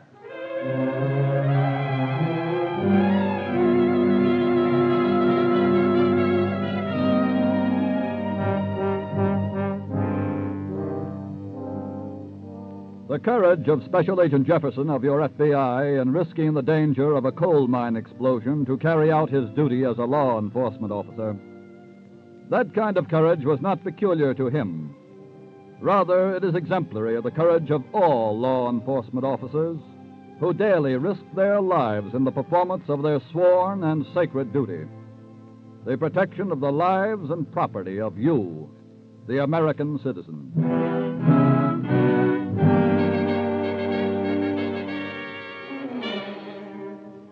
At the first sound of the distress signal at the Ridgewood mine, Superintendent Miller and agent-in-charge Leeds of the FBI rushed to the shaft head. Miller personally took charge of the rescue party, which is now making its way deep into the seam where the explosion occurred. Think there's any possible chance that they're alive, Mr. Miller? Well, if they are alive, Mr. Leeds, they're sealed up in a small head, and that's pretty bad. Even if the force of the explosion knocked out the gas fire before it burned up what oxygen was in the head, well, there couldn't be too much left for them to breathe. I see. Here's where the fall begins, Mr. Miller. All right, men. Wet it down.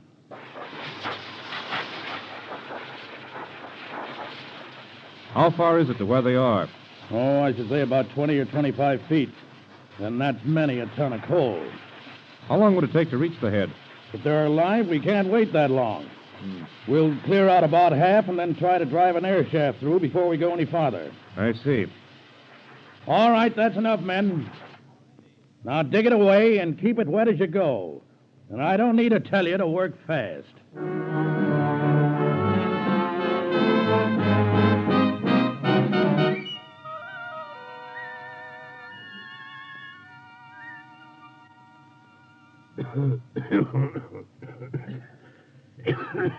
Clifton, Yeah, you okay? I think so. I must have passed out for a minute. Yeah, You got any room over there? not much. Jefferson. I wonder how bad off we are. I don't know. That depends on how much fell between here and the main shaft. I know. At least the explosion snuffed out the fire. You still got a little stuff to breathe. Talking burns it up faster. You mean, why don't I shut up? Yeah. Hey, Clifton. What is it? There's just one trouble with this keeping quiet. It starts a fella thinking. In a spot like this, you don't know if you'll come out of it or not. Well, what? Well, you start thinking of all the bad things you did. Know what I mean? No. You mean you never did anything you're sorry for? Well, keep quiet, will you? No, I just asked you. Shut up. Shut up. Shut up. Okay. I'll keep quiet. Let's both keep quiet. And think.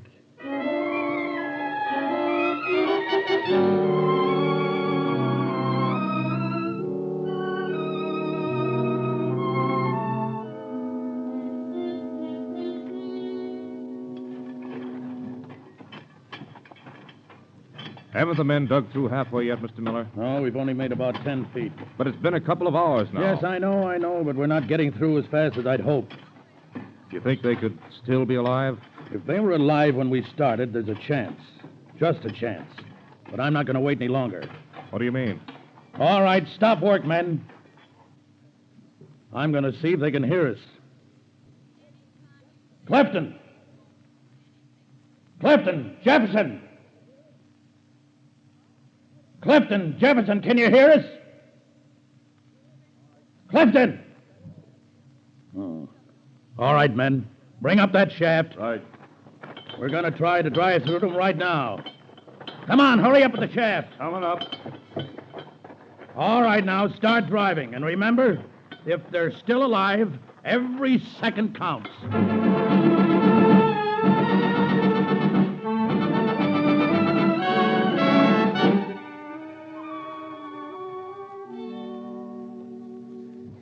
Jefferson. Jefferson. Yeah? I changed my mind. Let's talk. Did the thinking get a little rough? Just let's talk. Okay. Got a subject? Yeah. Getting out of here. How? There should be a rescue party digging through to us. Yeah, that could take days. Yeah. That ended that subject. Got another one? No. I'll throw one in. What? Women. I'm not interested. Why? Just not interested. On account of your wife, Clifton? What do you mean? What happened to her? What are you talking about? Why did you do it, Clifton? Do what? You thought she was in love with somebody else, didn't you? What are you talking about? You were insanely jealous, weren't you? I said, what are you talking about? Look, why don't you get it off your conscience? I don't know what you mean. Your wife wasn't in love with Jim Monroe. It's a lie, she was. You just thought she was. That's why you choked her to death. She said she was leaving. That's why you choked her to death. She was going away with him, I know it. That's why you choked her to death and set fire to the house. Yes, yes. You did kill her, didn't you? Yes. You did kill her, didn't you? Yes! I killed her! I killed her!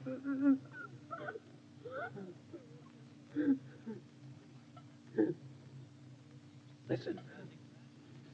What? They're coming through to us, Clifton. What? Listen.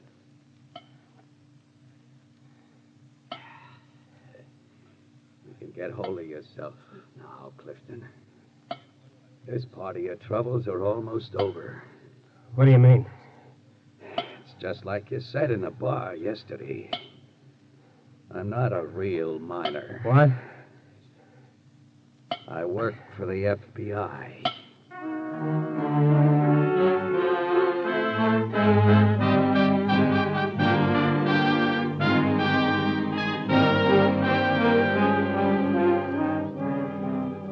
John Clifton was returned to Ohio, where he was tried and convicted for the murder of his wife.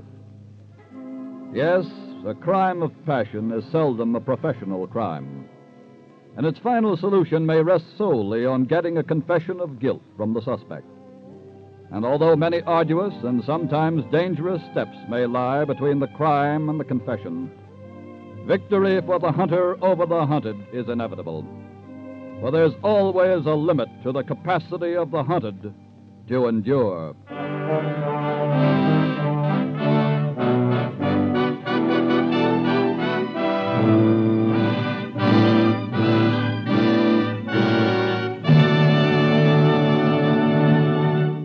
Next week, you'll hear a particularly exciting case from your FBI files. Before telling you about it, a word about one of your neighbors. Just as you look to your FBI for national security, so to the Equitable Society you look for the financial security of life insurance. Yes, like the FBI agent, the Equitable Society representative in your community is a specialist on the subject of security. His job is to preserve homes, to help keep children in school, and to make old age a time of happiness and contentment. It's a good job, and one that has won for him the respect and confidence of his fellow citizens, who recognize his contribution to the security of you, your home, and your country.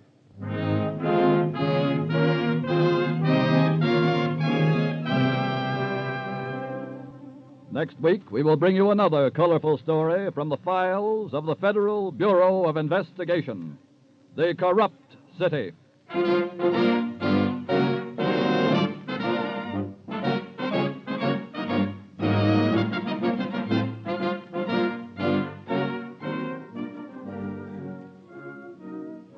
The incidents used in tonight's Equitable Life Assurance Society's broadcast are taken from the files of the Federal Bureau of Investigation. However, all names used are fictitious, and any similarity thereof to the names of persons living or dead is accidental. Tonight, the music was under the direction of Frederick Steiner, the author was Frank Ferries, and your narrator was Dean Carlton. This is Your FBI is a Jerry Devine production. Now, this is Carl Frank speaking for the Equitable Life Assurance Society of the United States and the Equitable Society's representative in your community, and inviting you to tune in again next week at this same time, for This is Your FBI.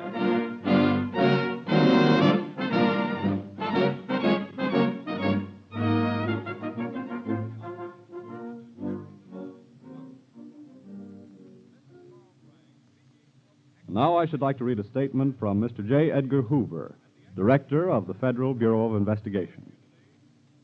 The observance of Boy Scout Week should command the attention of the entire nation. At a time when our country is suffering from the ravages of youthful crime, the spirit of the Boy Scouts of America is doing much to influence the future thought not only of our nation, but the world. During this period of readjustment, there is a definite need for honor among men. The Boy Scouts theme for this year is Scouts of the World, Building Together. All of us might very well adopt this theme. If we do, I am sure the family of nations will enjoy peace instead of war, truth instead of false ideologies. The keynote of scouting is good citizenship.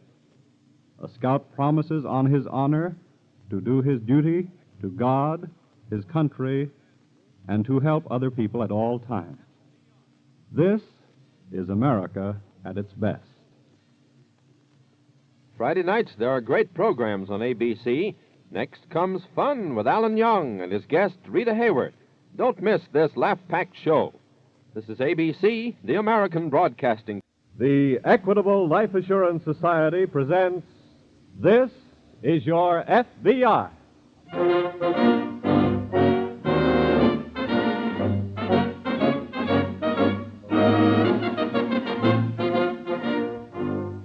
This is Your FBI, an official broadcast from the files of the Federal Bureau of Investigation, presented as a public service by the Equitable Life Assurance Society of the United States and the Equitable Society's representative in your community.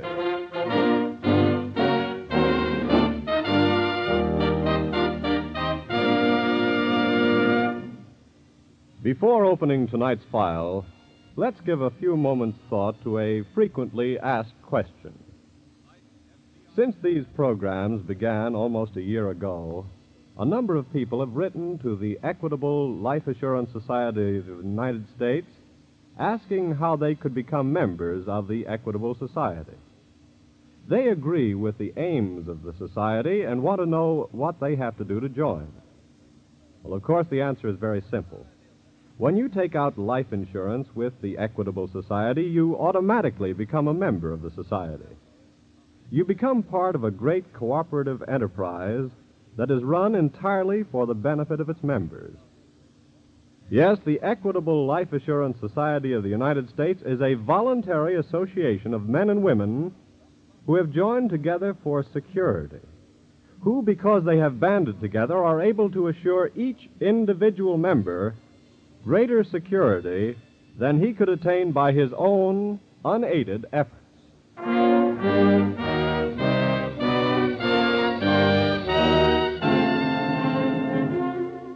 Tonight's FBI file, The Corrupt City.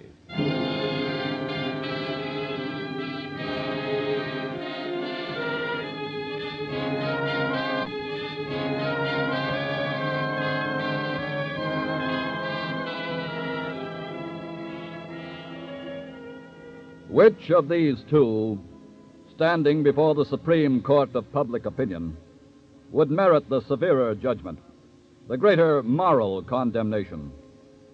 The professional criminal whose business is violating the law for profit, or he who occupies a position of public trust and uses its power to protect the criminal for self-gain? It is eloquent testimony of the worthiness of a system of free elections that there is in America a minimum of corruption in public office.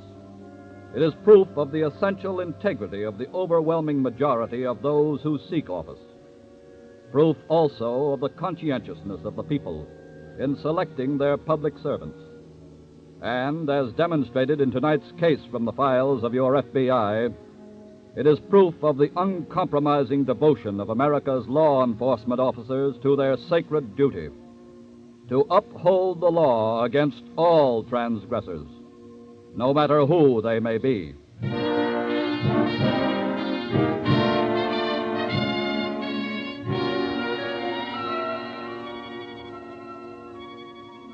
In a Midwestern city along the waterfront, midnight darkness and a light fog shroud the deserted docks and warehouses.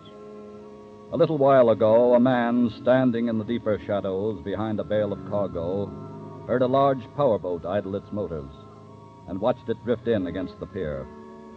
Two of its crew clambered onto the pier, passed several heavy crates to those on board, and then... How many more cases, Mike? That's all of them. Okay, get aboard and let's shove off. The man in the shadows snaps on a flashlight and steps swiftly out along the pier. Just a minute there. Huh? Stay where you are. Who are you? This badge will tell you who I am. Oh. Cop, huh? That's right. You have authority to move those cases of cargo? Sure. Why? Because there's been quite a lot of cargo moved from piers lately without any authority. Hop aboard, Mike. Wait a minute. I want to see your papers authorizing movement of those cases. Mike, hop aboard. Let me straighten this copper out first. Go ahead, stupid. We're pulling out of here. Stop that boat!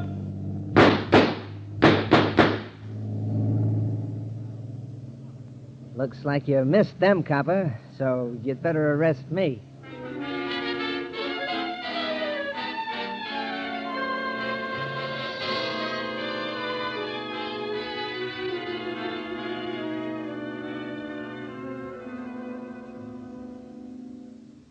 Did you want to see me, Chief? Yes, come in, Donovan. Donovan? Yes, sir. If I were asked what I think of you and your work, I'd say you're one of the most promising young men on the force. Oh, thank you, sir. And the thing that really sold me on your earnestness about your work was last fall when you asked for a leave so you could attend the FBI's National Academy. And at your own expense, too. And that diploma you came back with, well, I guess I was almost as proud of it as you were. Thanks, Chief. You have a great future ahead of you as a law enforcement officer if you can stand the test of hard knocks. Well, They can come in a million forms. Sometimes they're hard enough to break a man's spirit completely if it's not strong enough to take it. Yes, sir. Personally, I want to commend you, Donovan, for the arrest you made 2 nights ago at Pier 26. Thank you, sir, but I read your report. I think you're on the right track. And somehow that gang of river thieves has got to be broken up. I bungled the job the other night by getting only one, but I'll get the rest of them, sir. The man you arrested was released this morning. I'll get... What did you say, sir? Mike Haynes was released this morning. Released? But And here is your first test in the School of Hard Knocks, Donovan. A statement from the councilman in charge of our appropriation.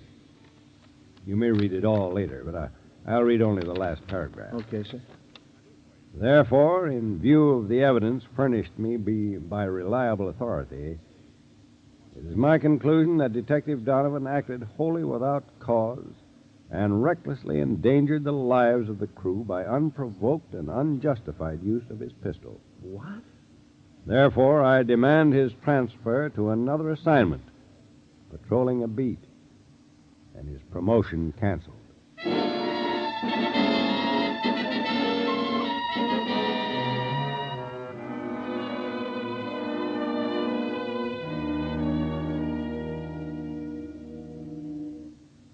Well, that's a pretty sordid story, Donovan.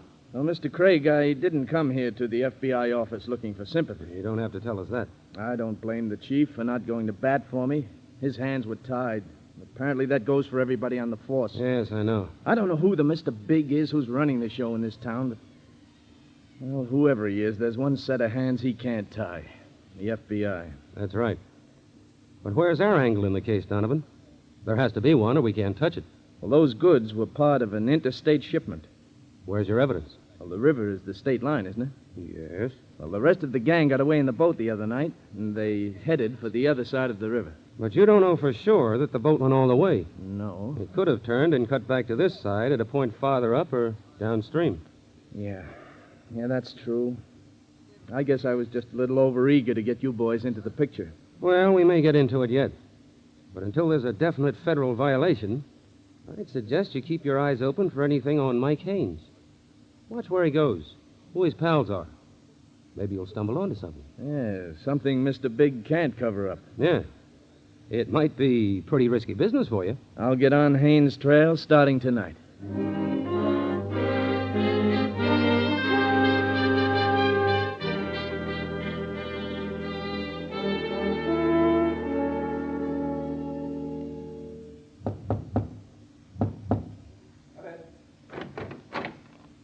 Busy, Sam? No. Come on in. You got me sprung, huh? Yeah. I don't know why, though. What do you mean? That was a real stupid play, Mike. What? Playing the big shot for that copper. You acted like you had protection sticking out all over you. Well, that's the deal, ain't it? No, not for publication, sucker. They're still honest cops, you know. Well, how was I to know? The big guy didn't like it. Well, he sprung you this time, but from now on, take it easy. Something's got to be done about that cop. Why? He's been tailing me ever since I was sprung. I go in for a beer, and he comes in for a beer. I go in the bowling alley, and he comes in. I go home, and he walks by the house. Well, he hasn't tailed you across the river any time, has he? How could he? That's out of bounds for him. Well, the guy's driving me crazy. Maybe that's what he wants to do. Huh? Figures you'll get too jumpy sometime and make the wrong kind of move. Oh, not me, Sam. We're not going to take a chance on that. What do you mean? You want to get that copper off your neck? Sure. And here's what you do. Tomorrow, as soon as you know that the guy...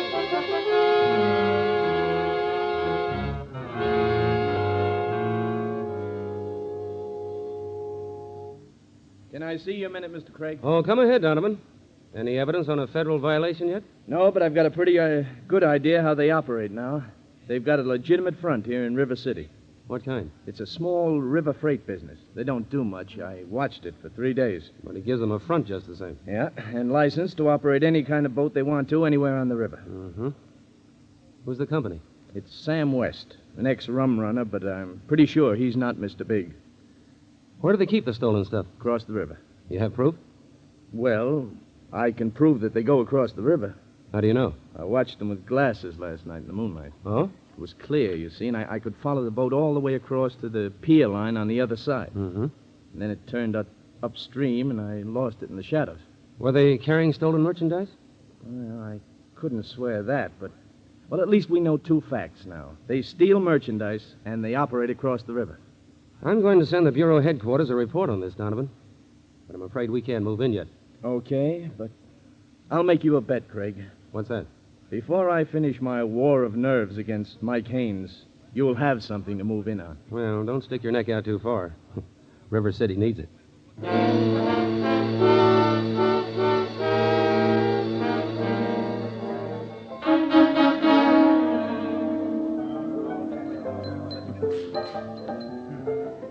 What are you drinking, mister? Well, maybe I'm not drinking. That's about all you can do in here. The sign outside says, bar and grill. Okay. How'd you like some nice grilled salami on graham crackers? That's what we got left. Thanks. You looking for somebody? Yeah, I thought I saw a fella come in here just ahead of me. I guess I never seen him. You got a back door? Yeah, it's out back. Thanks again.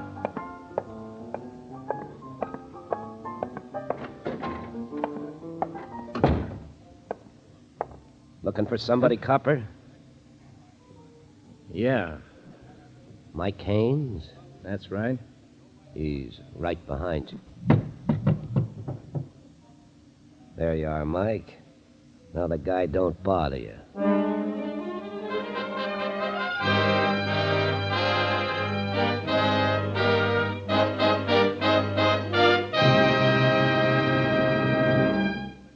We'll return to this FBI file in just a moment. In the meantime, since it's still only a few hours past Valentine's Day, let's consider a subject that's very close to every man's heart and every woman's. This week at the Equitable Society, one of the representatives told me about a unique valentine which he helped prepare.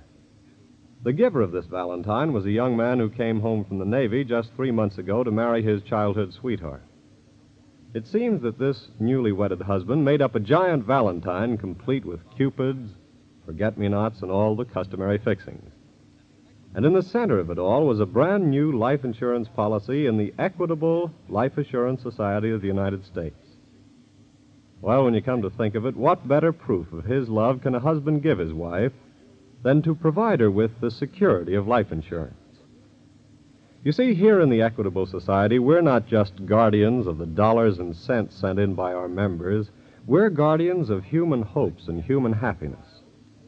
Our job is to keep home fires burning and to give boys and girls wider opportunities for education and advancement.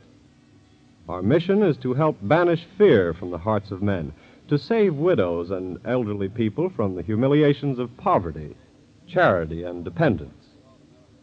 So is it any wonder that we of the Equitable Society are proud to call ourselves life insurance men and life insurance women, and that we're equally proud to say that this week and every week for 86 years, the Equitable Life Assurance Society of the United States has been building security for you, your home, and your country. And now back to the FBI file, The Corrupt City.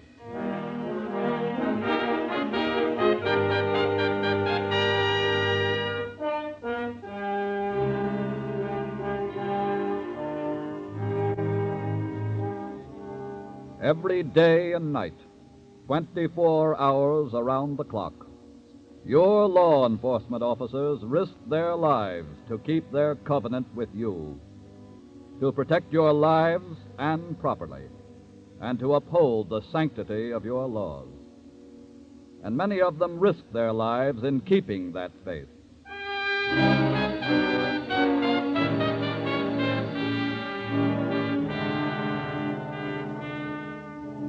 It is nearly noon now, the second day after Officer Donovan walked into the trap set for him by Mike Haynes of the River Gang. Agent in Charge Craig of the River City office of the FBI is sitting at his desk with Special Agent Tom Farrell. I'll take it, Tom. Okay. Craig speaking. Oh, hello, Chief. What? Yeah, I was afraid of something like that. Where? Uh-huh. I see. Well, I guess that puts it up to us now, Chief. And we're moving in on the case right away. Thank you, sir. And we'll keep in touch with you. Right. Trouble? Yes, that young policeman, Donovan. What about him? A farmer on the other side of the river found him in a ravine this morning. 5 slugs in him, but he's still alive. He had to be kidnapped. Okay, what's our first move? Not much doubt about whose work it is. Want to round up the gang now? No, we've got to get the proof first. And we'd better start on that stolen goods angle. That might lead us to Mr. Big himself. Mr. Big could be that councilman. Why? He made the chief break Donovan, didn't he? Proving what? Well, in his memo, he referred to evidence furnished by a certain reliable authority. But he could be that certain authority, you know. Yes, it's possible. The chief of police might be mixed up with him. Oh, I doubt that. I'll bet my last cent the chief is honest. Chiefs of police are clean, Tom. They've got to be to get that far. Sometimes they've got to take a dirty order and like it, and ask no questions in order to do a bigger job. Well, where do we start on this case? Well, let's watch their boats first, and see if they'll lead us to a cache somewhere on the other side of the river. Okay. And then we'll figure out a way to get Mr. Big.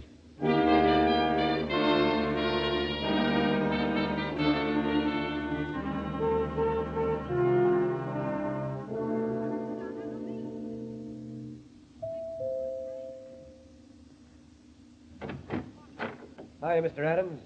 Come in, Tom. You want to see me? Yes. Okay, what's on your mind? That policeman. Who you talking about? Donovan. Oh. Okay, so he was getting too nosy, so we got rid of him. Did I tell you to? I take protection from you, Adams, not orders. Really? Now, what are you squawking about Donovan for? He might have found his way all the way up to you, you know. I could have handled that. Are you kidding? It goes to the papers then, and you can't handle them. You may be the party boss, councilman, and run everything in this town, but you can't... Shut up. Now listen to me. Okay. You know what you've done by kidnapping Donovan? Shooting him, dumping him across the state line? What? That's not a local police case. That belongs to the FBI. Huh? You've heard me.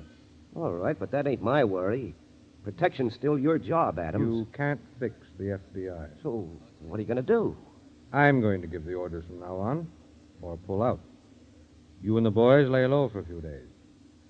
No more jobs until I tell you. Understand?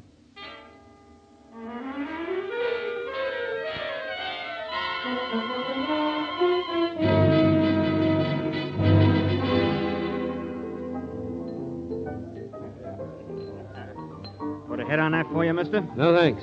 No, it goes better with the music when it's flat. A comedian. Tom? Yeah? Mike Haynes down the bar ways. Yeah. Wish we could take him in now. Don't worry, we'll get him. Looks like he's about ready to shove off. I imagine he'll head for home. Well, we've been watching them 3 days now. They haven't moved a boat. Yeah, they must have gotten orders to lay off for a while. Yeah. Come on. Let's get back to the office and plan our next course of action. What about Haynes? Let him get home by himself. We've got more important work to do right now.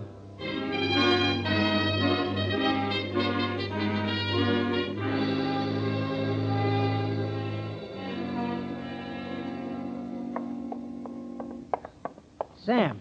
Yeah? I got a hot tip on something big, Sam. Big like what?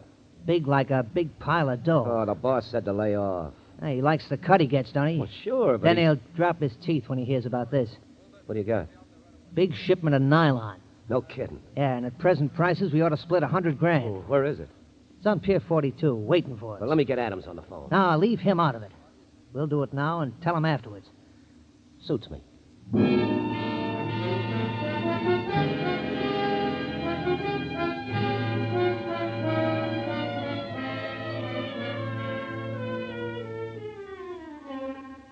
It is nearly midnight on the river now, and a ferry boat crossing far upstream seems to be the only sign of life on the surface of the water. But 3 hours ago, shortly after dark, 4 small boats put out from the River City shore, deployed, and took up assigned positions. 3 are now hidden in the shadows at widely separated points along the pier line on the far side of the river.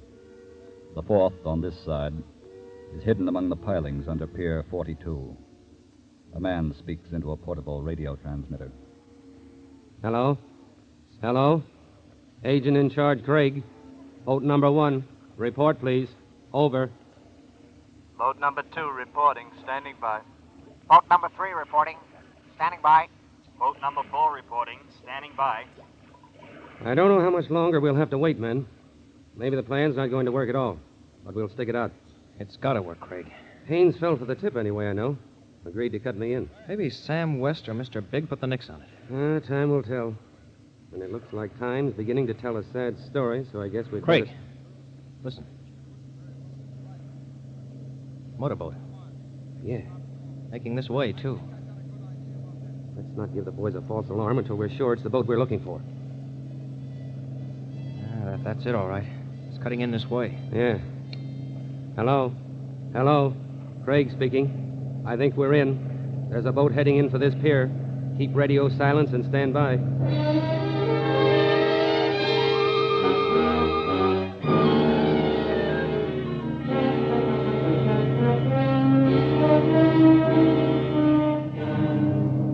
Hello? Hello? Boat number 2. Come in. Boat number 2 reporting. They've loaded and pulled away, headed across the river for your position.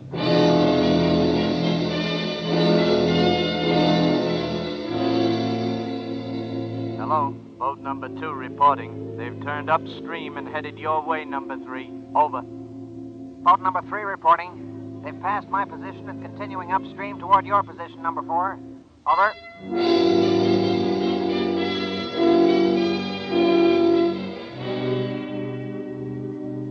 I've had time to pass number 4 by now, Craig. What's happened, I wonder? Maybe we'll hear something in a minute. Don't want anything to go wrong now, just Hello, number 4 reporting. They've just put in under a warehouse 50 yards from my position. Good. What are your orders, Craig? Over. Stand by number 4 until we all reach your position. Then we'll move in. Number 2 and 3, let's go.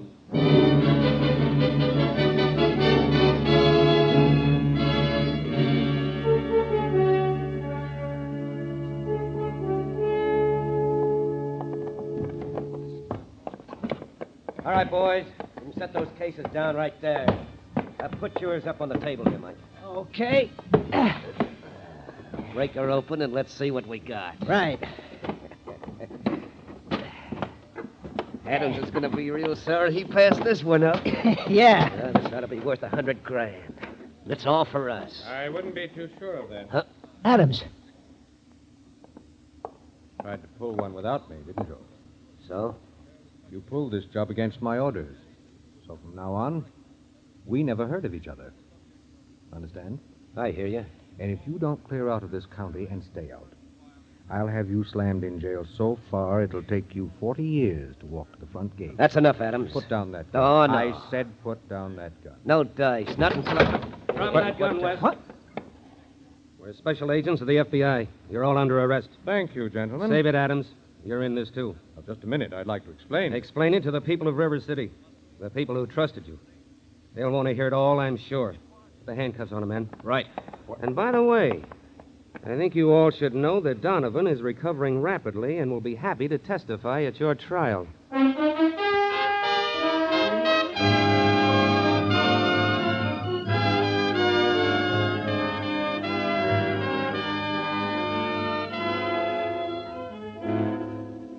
The vicious political influence of John Adams and his accomplices was broken up by their trial and conviction in a federal court. They were sentenced to long terms in a penitentiary. The significance of tonight's case can be best illustrated by a quote from an article written by J. Edgar Hoover, director of the Federal Bureau of Investigation, in this month's American magazine. In this article, Mr. Hoover stated, "A great menace to successful law enforcement is the crooked politician or policeman who places the pork barrel above the welfare of society. These politicians either corrupt policemen or destroy their morale. I must say here and now that if we are to stem the rise of crime, we must take police and sheriffs, the first line of defense against terrorism, out of the hands of venal politicians. The police department must be placed, like so many municipal fire departments and school systems, in the control of a nonpartisan commission. It may be a hard job, particularly when a powerful political machine exists in a city, but it can be done if every decent citizen puts pressure on his local lawmakers."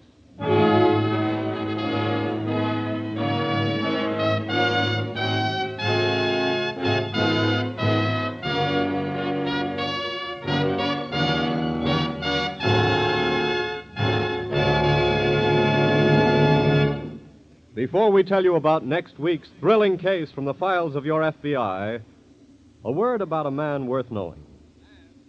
To your FBI, you look for national security, and to the Equitable Society for the financial security of life insurance. In the past 86 years, the Equitable Life Assurance Society has weathered 4 wars and 7 major depressions. During that time, over $5.5 billion have been paid to policyholders and beneficiaries. This tower of strength, security, and stability is represented in your community by a man whom hundreds of your fellow citizens know as their good friend, the Equitable Society representative, who, like your FBI, is dedicated to the protection of you, your home, and your country.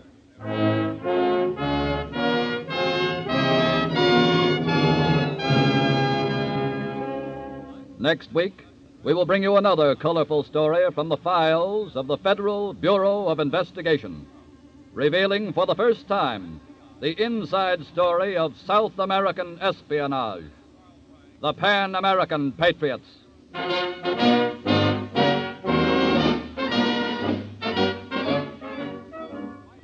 The incidents used in tonight's Equitable Life Assurance Society's broadcast are taken from the files of the Federal Bureau of Investigation. The role of J. Edgar Hoover was impersonated. However, all other names used are fictitious, and any similarity thereof to the names of persons living or dead is accidental. Tonight, the music was under the direction of Frederick Steiner, the author was Frank Ferries, and your narrator was Dean Carlton. This is Your FBI is a Jerry Devine production. Now, this is Carl Frank, speaking for the Equitable Life Assurance Society of the United States and the Equitable Society's representative in your community, and inviting you to tune in again next week at this same time, for This is Your FBI.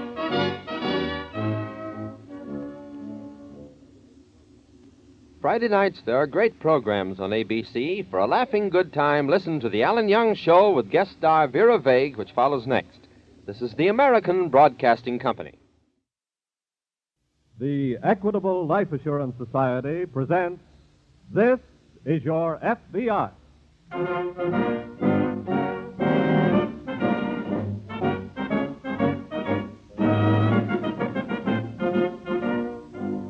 This is Your FBI. An official broadcast from the files of the Federal Bureau of Investigation, presented as a public service by the Equitable Life Assurance Society of the United States and the Equitable Society's representative in your community.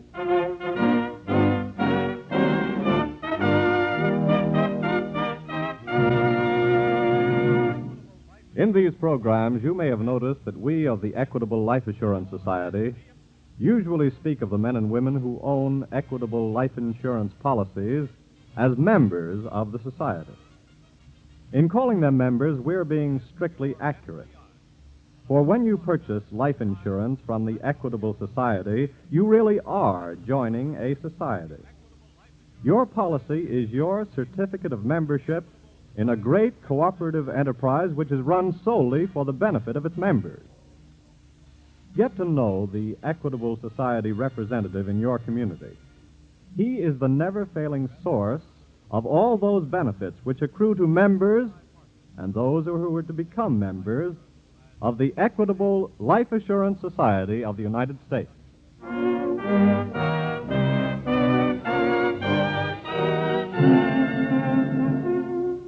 Tonight's FBI file, The Pan American Patriot.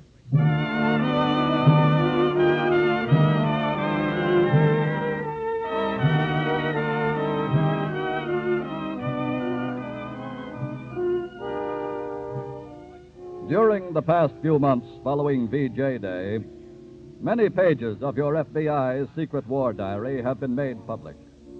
Pages which tell the thrilling story of your FBI's victory over Axis agents here at home. But until now, the seal on a certain other chapter has remained unbroken. A chapter which might be entitled Foreign Operations. Tonight, we shall break that seal and bring you for the first time a story of your FBI's foreign operations in South America.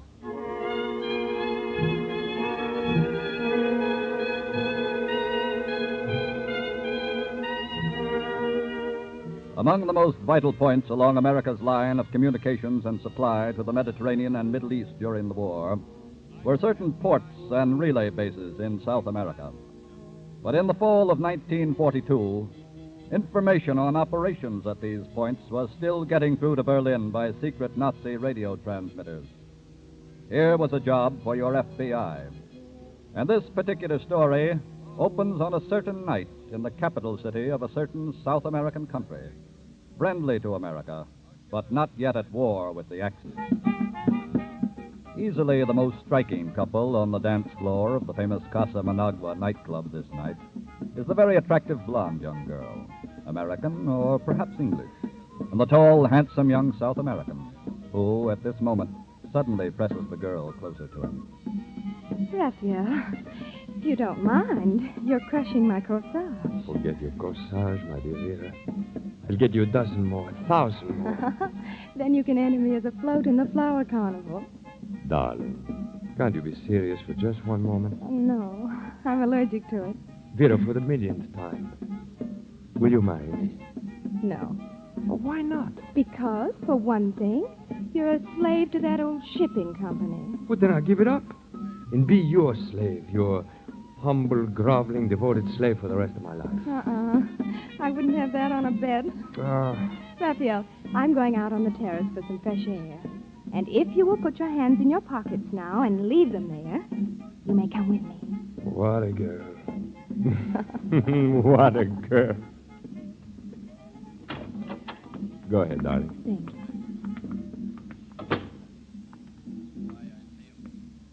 May I have a cigarette? Sorry.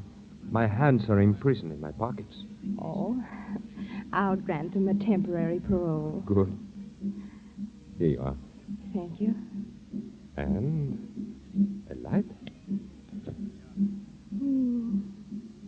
The moon is lovely. Yes. Do you know the lines, yon rising moon that looks for us again? How oft hereafter will she wax and wane? How oft hereafter, rising, look for us through this same garden, and for one in vain. Oh, that's beautiful. You see, I do have my serious moments. Oh, darling. Raphael, look behind you. Das hast du gut gemacht, Müller. Jetzt tragen weg. Jawohl, Herr Brunner.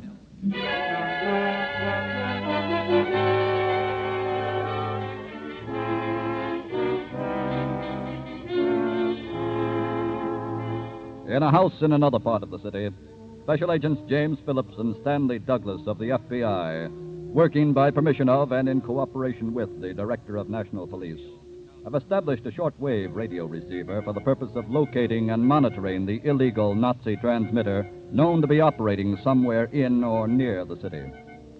3 days ago, they had just picked up the transmitter for the first time when suddenly it stopped sending. It is now 2 nights after the incident at the Casa Managua. Douglas at the receiver keeps a listening vigil with the headphones. Still dead air, Stan? Yeah, not a peep. Maybe they've been changing the location of the transmitter.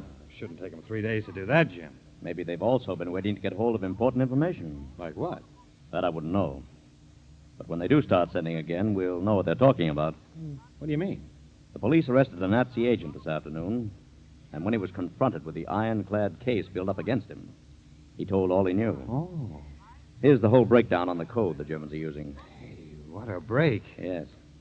Want me to relieve you a while there? Yeah, I'd like to stretch my legs and get some coffee if you don't mind. Right. Is the antenna angled in the direction we picked them up before? Yeah, it is now. I've been all around with it, but I have... Hey, wait. Wait a minute. Got something? Yeah, I think so. It's awfully faint, and it may not be them. See if you can bring it up with the antenna. That does it all right. Jim, it's them. That's their call signal. Good. You spell out the message. I'll take it down and decode it. Right.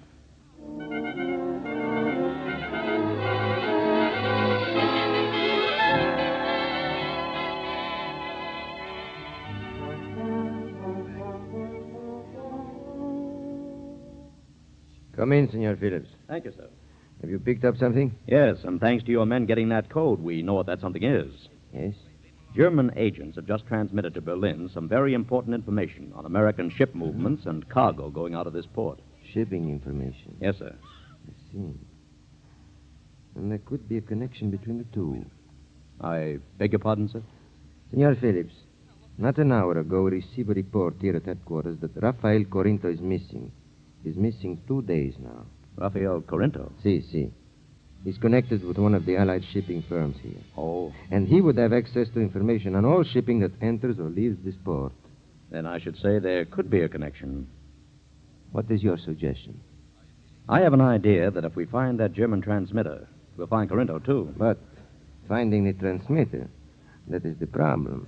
A problem that my partner may have solved by now. How? Once a transmitter has been picked up, its position can be determined with mathematical precision. I'll get back over to our house, and as soon as my partner has the answer, I'll contact you, sir.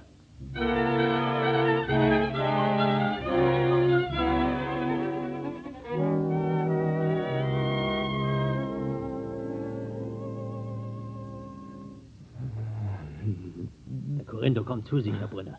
Na, helfen doch ein bisschen nach. Aha. Gern. So. Ja, genug, Miller.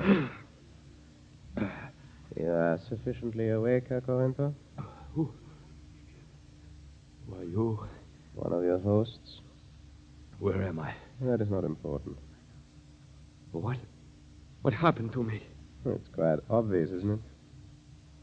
You're Germans. That's right. Nazis. Correct again, sir.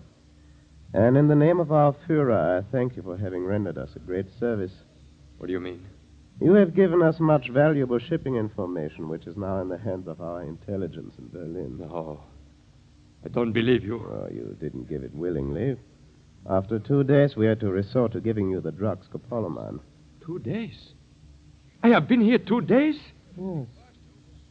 Well, what about the girl who was with me? What have you done with her? Well, answer me. Where is Vera? Oh, darling. Are you all right? Yes, I'm fine, thank you. Thank heavens. What shall we do with him, Fräulein? Just let him stay here. Fräulein. Vera. He called you Fräulein. That's right. But why should he These go... men work for me. Vera. You see, Raphael, as I said on the terrace the other night, I do have my serious side, too.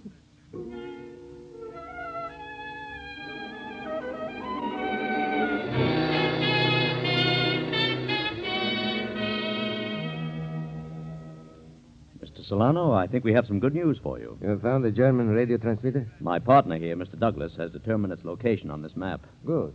Where is it? Show him, Stan. Right. I've checked my own calculations 3 times, Mr. Solano, and I'm pretty sure this is right. Show me, please.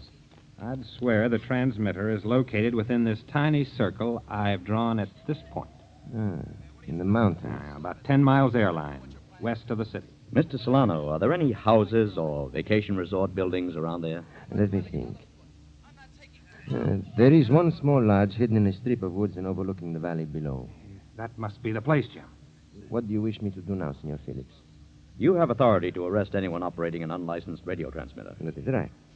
And Rafael Corinto is missing. And if he was abducted, whether by German agents or anyone else... That is a crime. Yes, and time is precious. They may decide to move the transmitter again any moment. And our work would have to be done over again. Then we shall leave immediately. Pablo, diga al Capitán Otero que tenga pronto sus hombres. Tenemos que irnos en 5 minutos.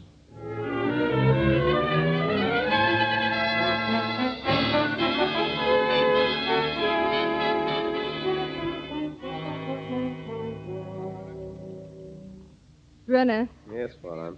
is the transmitter dismantled and ready to go? In a few more minutes. Good. I don't understand why we are moving. Only just established ourselves here. We can't take the chance of having our position located. But moving so often is a risk, too. Brenner, let me handle things, please. Very well. What shall we do with your friend? I'm seeing him now. Let me know when the transmitter's in the car. Right. How are you, Raphael? What do you want? Oh, I've just come in to say goodbye. Don't talk to me. Darling. No pouting, please. Leave me alone. That sounds like the voice of frustrated love. It's the voice of something that you wouldn't understand. Really? You've made me betray the friends of my country. A Nazi would not understand that. Oh, Raphael, you are so delightful. I really hate to leave you. Please go away. Not until I've made our parting final. Sorry, Raphael. The car's ready, Fräulein. Oh, thank you, Brenner. It's a lovely day for a drive.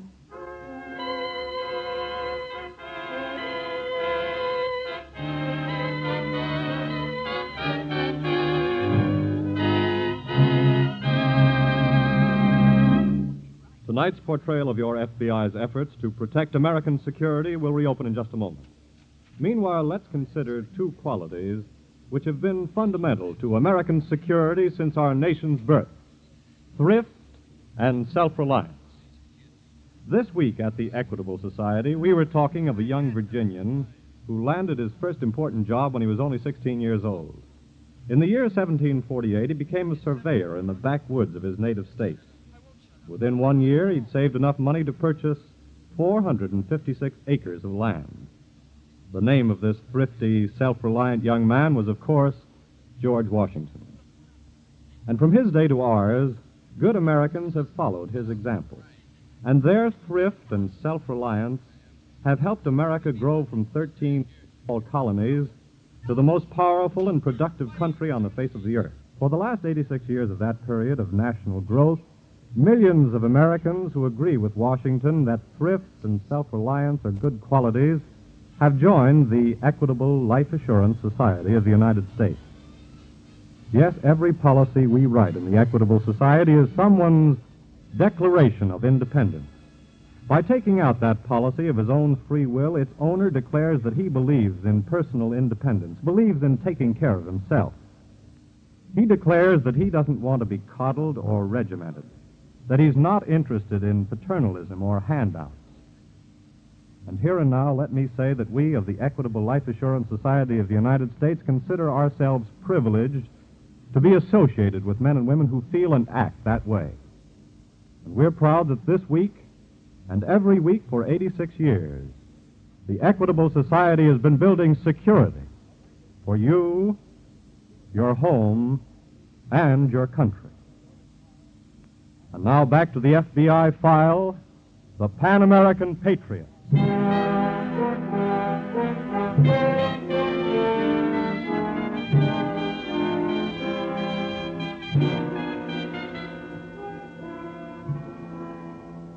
Agents of an enemy country differ from the average professional criminal in their objectives only.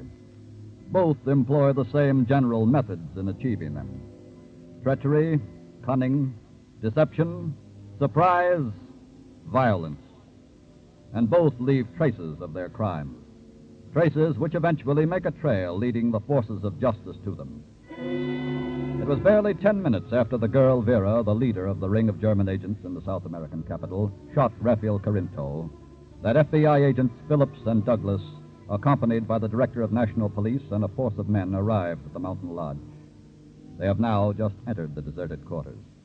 Well, they've cleared out of here all right, Mr. Solano. See? By all the signs, Senor Phillips, they seem to have left in a hurry. Ordinarily, that would indicate they'd received a tip that we were coming. Oh, there was no time for that. I know. I guess they simply just decided to move again, and unfortunately for us, they timed it right. But Corinto, what did they do with him if they... Huh? Yes, Dan? In here. Oh. Look. Oh. That answers what they did with Corinto, Mr. Solano. It was the work of an automatic, Jim. I just picked up this empty cartridge. Small caliber, too. Looks like it might have been fired by one of those little pearl handle jobs that women use. Say, look in this ashtray. Cigarette stuff. Lipstick on it. Yes.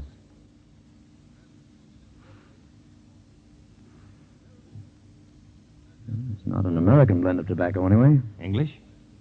No. That'd be straight Virginia tobacco. And this one has a Turkish or Egyptian odor. We can have it analyzed in the laboratory, senor. Yes, and this cartridge, too. And the bullet in Corinto's body. Well, I guess there's nothing more to be done here. Then I shall have the men take care of Corinto's body and we'll return to headquarters at once.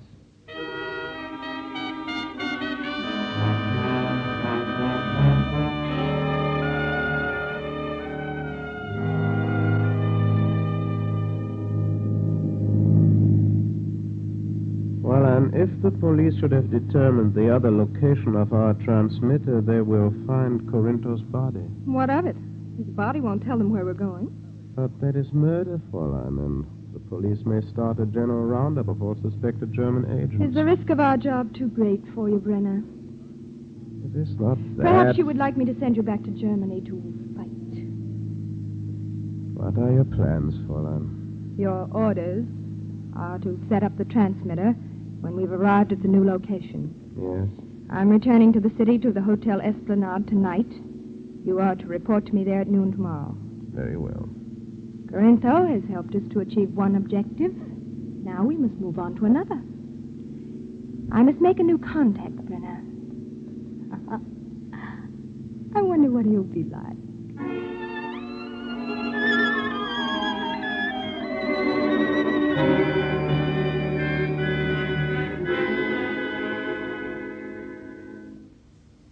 Stan? Oh, hello, Jim. Get the ballistic report from Solano's office yet? Yep, I just phoned it over. 25 caliber automatic, American make. And I think I've got a lead on the girl who fired it. What? I've been tracking down the source of that Egyptian cigarette. Oh? Only one tobacco shop in the city imports them. And he has only 2 customers for them. Well? One customer is an attaché of the British Embassy who spent some years in Cairo. Well, that eliminates that one. And the other is an attractive young girl, a Miss Vera Morgan. Who's she? Well, the tobacconist thinks she might be American or English. But I'm going to find out if she's German. How? She lives at the Hotel Esplanade. Oh. You think I'll look all right in swimming trunks, Stan? What do you mean? According to the assistant manager of the hotel, Miss Morgan usually takes a dip in the hotel pool every afternoon about 4 o'clock. And it's a 4:15 now. So long, Stan.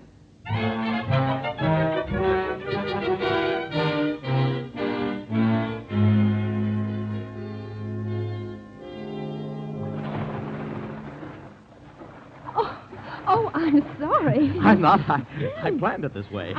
I beg your pardon. I misjudged your last 2 dives, and you didn't bump into me. Oh, so you deliberately plotted this collision. Do you mind? No. Well, shall we sit down here and talk, or isn't that being done in 20 feet of water? I'll race you to the side. Right.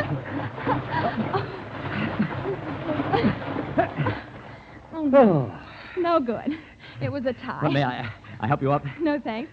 I can make it. Now, what time are we having dinner this evening? Oh, did you say your name was Swift? No, it's Jim Phillips. Who are you? Don't tell me you haven't already found out. I'd rather hear you say it. All right. Born in Connecticut. My parents moved to Paris when I was 4, to South America when I was 18. My mother is dead. My father's in France and can't get home. Now, how does your biography go? Born in Cleveland. Went to engineering school. Came the war, and here I am working in South America and looking into a pair of the most exciting blue-gray eyes in the world. And how am I doing? An engineer. How fascinating. If I'd been a man, that's what I would have been. Personally, I'm glad you turned out this way. Working in the mines down there? No, doing a little stuff for Uncle Sam. They call it hush-hush, you know. Oh, sorry. You haven't answered my question. What time are we having dinner? Why don't you call for me about 8:30? It's a date.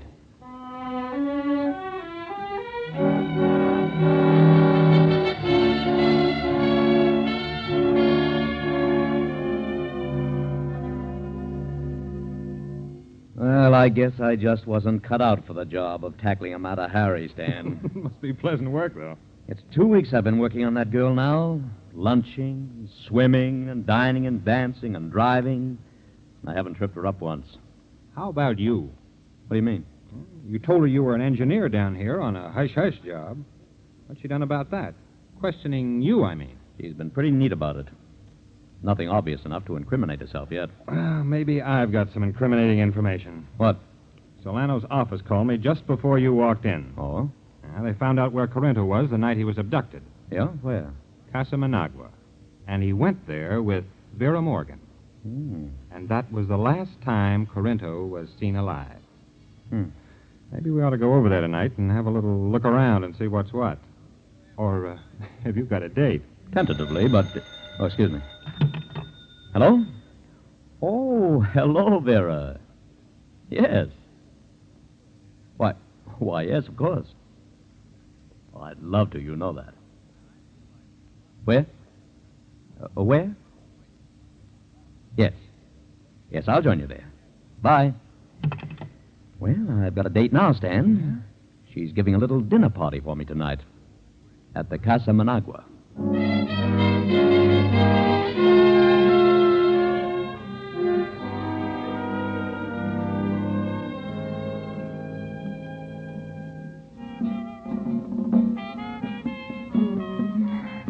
You danced beautifully, Jim. Thanks for letting me hold you in my arms again, darling. I wanted to get away from those stuffy people. I know. Jim, Yes, dear? I'd like to go out on the terrace and get some fresh air. Wonderful idea. Let's go. After you, dear. Thank you. May I have a cigarette? Here you are. Thanks.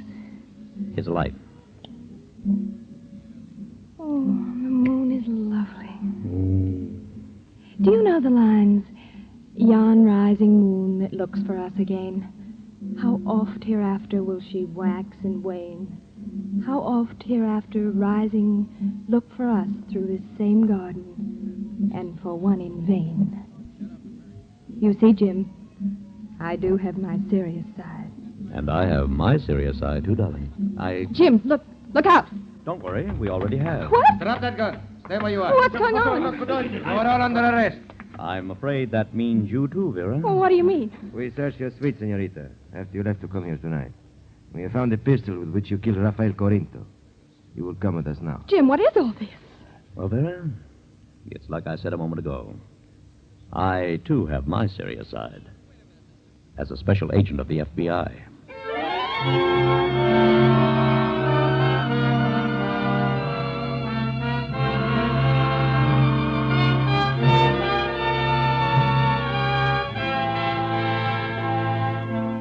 Vera Morgan and her Nazi accomplice were tried and convicted by the local authorities for the murder of Rafael Corinto. You have just heard for the first time a page from your FBI's secret war diary of foreign operations. While your FBI humanly takes pride in the success of its work against enemy agents abroad as well as at home during the war, this story was presented solely for the purpose of reporting to those whom the FBI serves. You, the citizens of America. Of reporting that your FBI has duly carried out its single obligation to protect the lives and property and welfare of your country, wherever flies the American flag.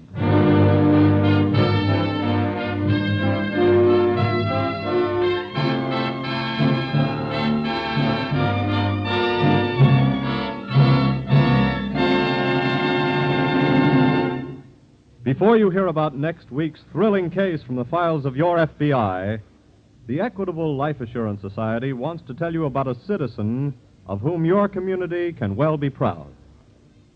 Just as you look to the FBI for national security, you look to the Equitable Society representative in your community for the financial security of life insurance. He is a man ready to serve you in the same spirit in which throughout 86 years, the Equitable Life Assurance Society of the United States has always served its members. Like your FBI, your Equitable Society representative is dedicated to the security of you, your home, and your country.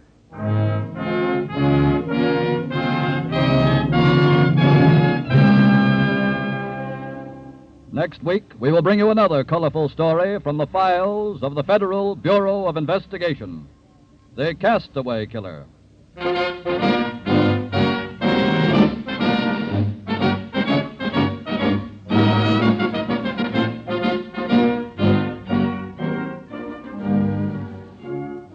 The incidents used in tonight's Equitable Life Assurance Society's broadcast are taken from the files of the Federal Bureau of Investigation. However, all names used are fictitious, and any similarity thereof to the names of persons living or dead is accidental. Tonight, the music was under the direction of Frederick Steiner, the author was Frank Ferries, and your narrator was Dean Carlton. This is Your FBI is a Jerry Devine production. Now, this is Carl Frank, speaking for the Equitable Life Assurance Society of the United States and the Equitable Society's representative in your community, and inviting you to tune in again next week at this same time for This is Your FBI.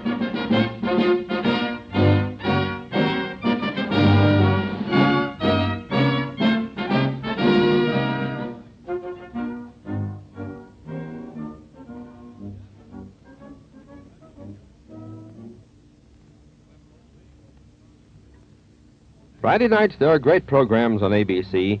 Maybe Washington never told a fib, but listen now for Frank Morgan on The Alan Young Show. This is ABC, the American Broadcasting Company.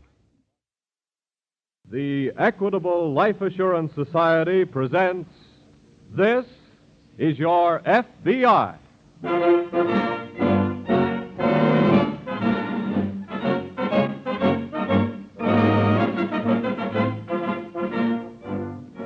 This is Your FBI, an official broadcast from the files of the Federal Bureau of Investigation, presented as a public service by the Equitable Life Assurance Society of the United States and the Equitable Society's representative in your community.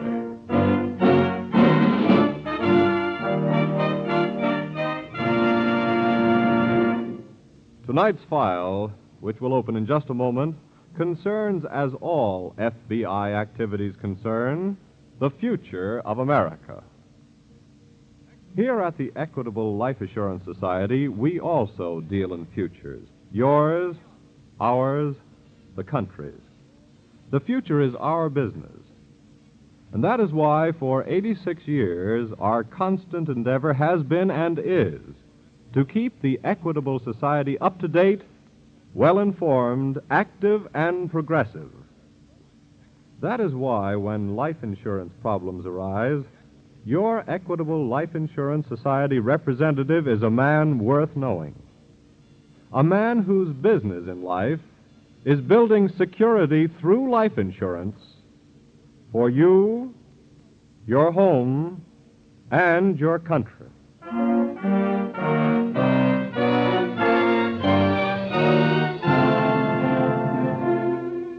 Tonight's FBI file, The Castaway Killer.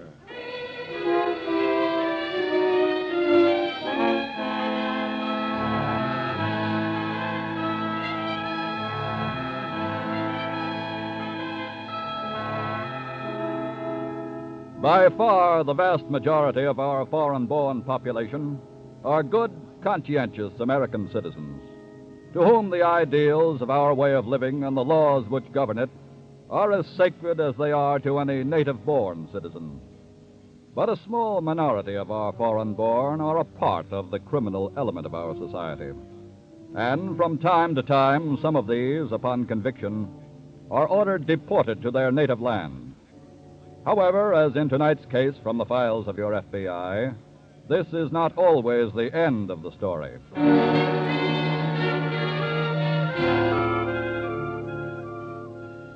Shortly after dawn one morning, the fleet of fishing trawlers off the coast of Maine made their last haul.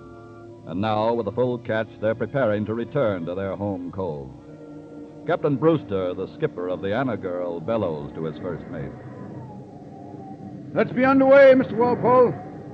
Aye, sir. Well, don't stand there glued to those glasses. There's a blow on the way. Personally, I'd like to run in ahead of it. I think I see something, sir. Now, don't tell me it's a periscope, because the war's over. I'm not sure what it is, sir. You have a look. Where is it?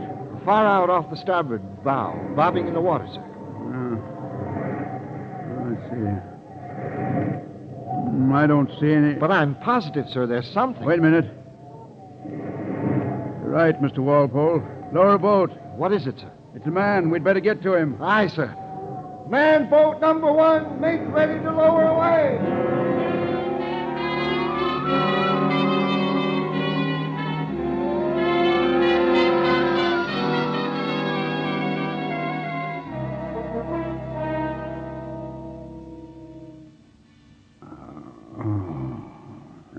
Now, just take it easy, mister. You're going to be all right. Just take another swallow of this. Okay. Now that's fine. Who are you? I'm Captain Brewster, skipper of the Anna Girl. She's a fishing trawler. Oh. We picked you up just after dawn this morning. Where am I now? You're at my house. I brought you ashore. Uh-huh. What happened to you? Well, close as I could remember, I was on the fourth watch. Had heavy going. I went forward to batten down number 1. Bow took a dive. Well, here I am. What was your ship?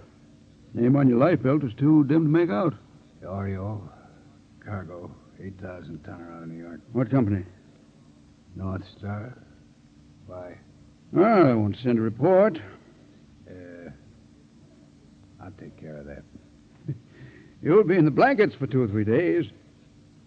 Look, Captain, you like a joke? Oh, as well as the next one. Why? I owe the bosun $50, and I'd like to let him worry those 2 or 3 days. Okay? Sure. I thought you'd understand, Captain. Thank you, sir. John, Oh, come in, Anna. how is he? Well, he seems to be coming along fine. I don't think I know your name, mister. It's Butler. Joe Butler. Well, this here's my wife, Anna. I'm pleased to meet you. How are you? Think you're up to eating something, Mr. Butler?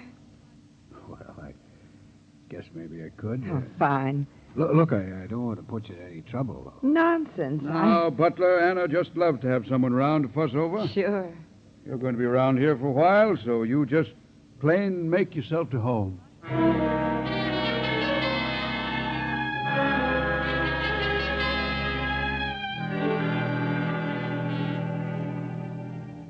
That same day, in the Boston office of the FBI, Agent in Charge Lanham is reading a radio message as Special Agent Wiley enters. Wiley, Yes, sir? I have a report here you might be interested in. What's it about? Nick Corona. Corona? Why, I thought immigration wished him bon voyage and no happy returns yesterday. They did, but this radio message just came in a while ago from the ship he was aboard, the Oreo. Yeah? Corona went over the side sometime during the night. What? When they unlocked his cabin to take him to breakfast, he was gone. Evidently got out through the porthole. Are they sure he went over the side? He left a note saying he'd rather take a bath than take that kind of a rap. So, he chose suicide, huh? I don't think so. Huh?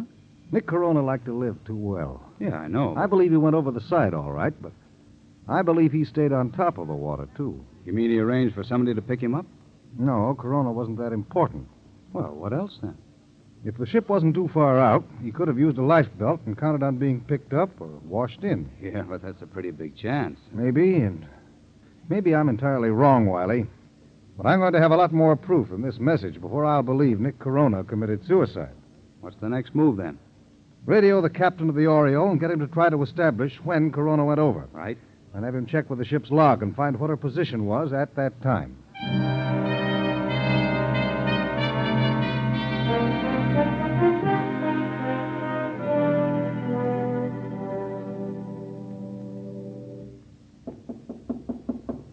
Come in. Good morning. Good morning. I have some coffee for you. Oh, swell. Yeah, just drink this and tell me what you'd like for breakfast. Look, I wish you'd quit knocking yourself out over me. Oh, I'm glad to do it. You're okay. How did you sleep, Mr. Butler? Oh, real good. Real good. I was afraid I kept you up too late last night, but I just loved hearing you talk. Oh, look, it's the best thing I do. All those wonderful places you've been to. Oh, I could have listened all night long. Oh, now. No, I mean it. Just to be free. To go wherever you please. Sounds funny coming from you. What do you mean? Well, you're married to a sea captain, ain't you? I'm married to a fisherman. I've never been further than 100 miles from here in my life. Some more coffee? No, thanks. Tell me something, will you? What? How long you been married? 5 years? You ever been married before? No. He's a lot older than you, ain't he? Yes. Why did you ask those questions? I just wanted to know the setup, and now I think I got it. Well? You kind of get scared of the calendar, didn't you? I don't know what you mean. The boat was sailing, baby. The parade was passing by, so you settled for the guy. Maybe I did. Can I tell you something? Yes. You sold yourself short. You could have done better. Lots better. In fact, sweetheart, you could have... Anna! I'd better see what he wants. Yep. What about your breakfast? That can wait, Mrs. Brewster. Call me Anna, please. Okay. Anna! I'll be right there, John.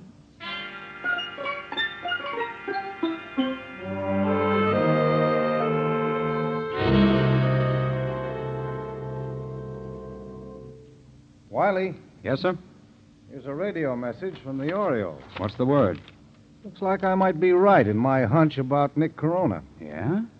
The captain questioned the crew, and one of the men on the fourth watch said he saw somebody standing by the starboard deck rail about 2:30 a.m. Oh?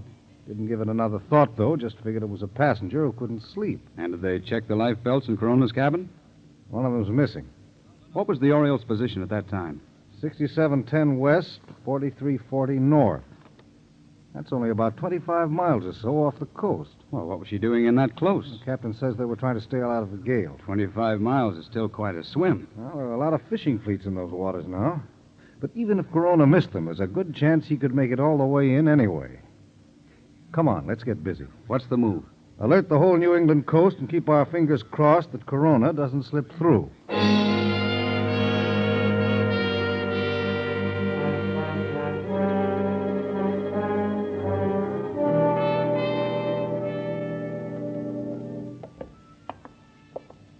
Anna?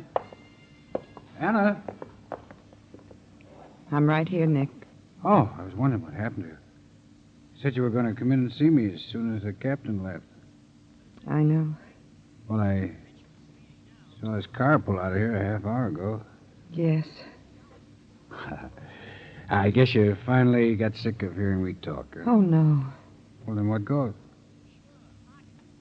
I was listening to the radio a little while ago. Yeah? There was a news broadcast on it. Told about a federal prisoner named Corona who was being deported on the ship the Oriole. Uh-huh. When that ship was about 25 miles off our coast night before last, this man, Corona, jumped overboard. Go on. Nick, that was you, wasn't it? Yeah. I knew it. Well, what are you going to do? Yell for the cops? No, I know what it's like to be in a jail myself. Thanks, sweetheart. Did the captain hear this, too? Not while he was here. Good. But I'm afraid he will as soon as he reaches the village. Well, then, looks like I'd better be getting out of here. Nick, wait. Well? I want to go with you. Huh? Take me with you, please. Now, look, you're letting yourself in for a lot of trouble. I don't care. I can't stay here any longer. Well, I guess you know what you're doing. You will take me. Yeah. Yeah. But look, we gotta hurry because...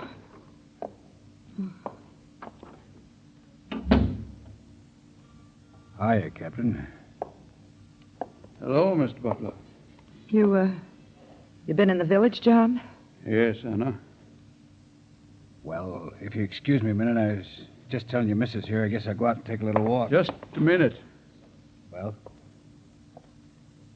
I heard a story up in the village about a man who was being deported, jumping ship. Uh-huh. Not much doubt as to who that man was. Me, huh? You're admitting it? Yes. Well, before I did anything, I wanted to be sure. I guess you know there's only one thing for me to do, sir. Call the cops? That's right. John, you can't. Huh? You can't call the police. Anna, now you keep out of He this. ain't calling no cops, honey, so get in and start packing. Now, just a minute. What is this? I'm pulling out of here. And I'm going with him, John. Hannah. Hurry it up, honey. Hannah, do you realize what you're doing? Yes. This man's a criminal. He's a fugitive from the law. Don't you understand that? I know all about him. What's got into I'll you? break this up, will you? We gotta move. You're not leaving here, either one of you. Keep away from that phone. No. Okay, Pop, you asked for it.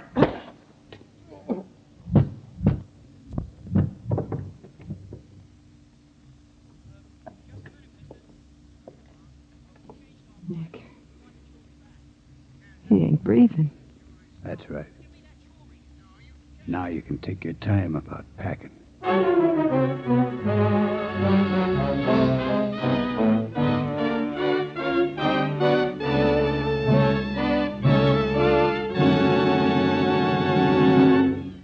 The second half of tonight's program, dealing with the eventual downfall of Nick Corona, will open in just a moment. Meanwhile, let me tell you about a man who makes a business of worrying. This week at the Equitable Society, well, I've never known it to fail. Every time I go down to the Equitable Life Assurance Society, something interesting happens to me. Yesterday, as I was passing a group of executives, one of them called, "Come on over here. I've got a man I want you to meet." Well, a big, genial citizen stuck out his hand, and I said, "Gosh, you look so happy you must have had something pleasant just happen to you." Said he, "Happy? Well, I may look happy, but the truth is, I'm a professional worrier. Back in my hometown, I'm known as the town's official worrier for one and all.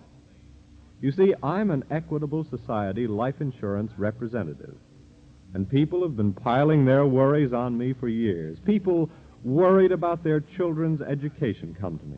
Families worried about keeping their home together ask my advice.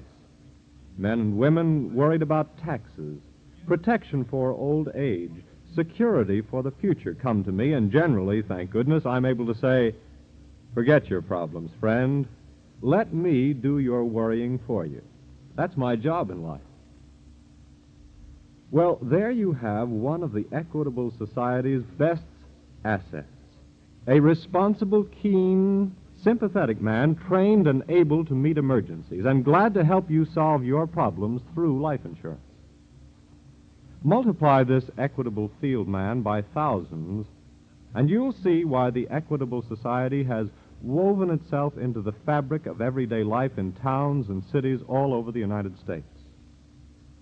Yes, because Equitable life insurance representatives are professional worriers, proud of their calling, anxious to help, we are able to say that this week and every week for more than 86 years, the Equitable Society has been building security for you, your home, and your country. And now back to the FBI file, The Castaway Killer.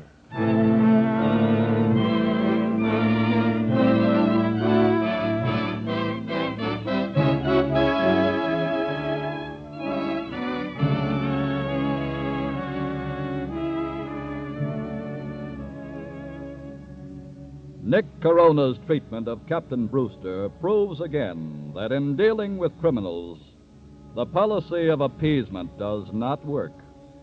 Being kind to a criminal pays no dividends. You merely expose yourself as a potential victim. That is because the basic ingredient of every criminal is greed. Nick Corona had been in trouble with the police before. Trouble which led to deportation proceedings.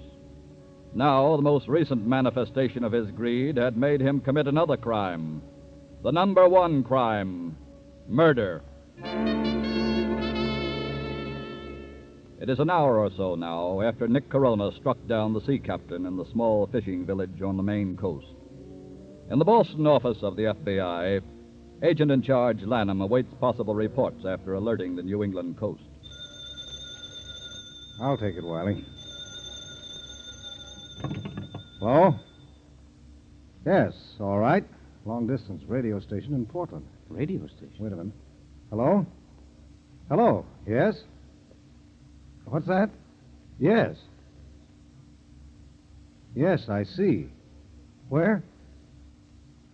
I've got it. We'll get on it right away, and thanks for reporting it so promptly. Goodbye. You got a lead?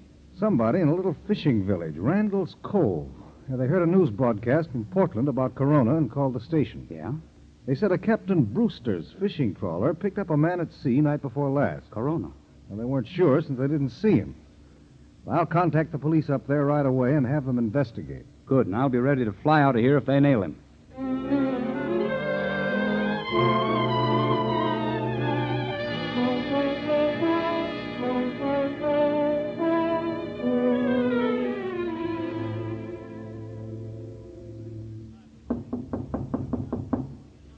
Shall I answer it? Yeah, go ahead. But whoever it is, get rid of him fast. All right.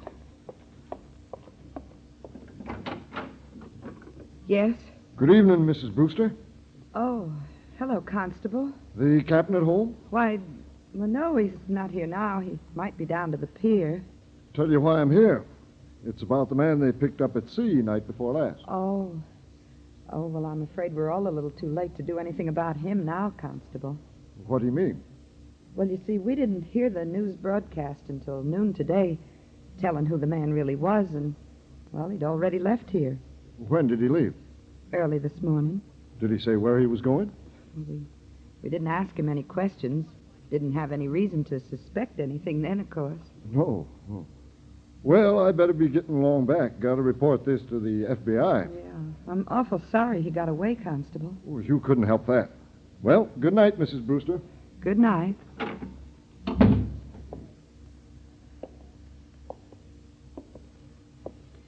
You handle that beautiful, sweetheart. Oh, I was awful scared. It's dark enough now. Let's get out of here. But, Nick.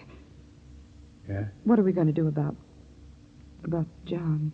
Well, we can't take his body with us. Yes, I know, but... Look, they won't pay another visit here before we put a lot of miles behind us. Where are we going? You leave that to me, sugar. Let's move.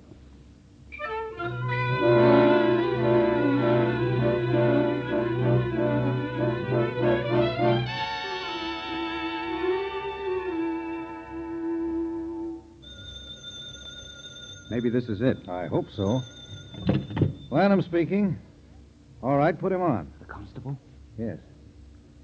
Hello? Hello, Constable. Yes.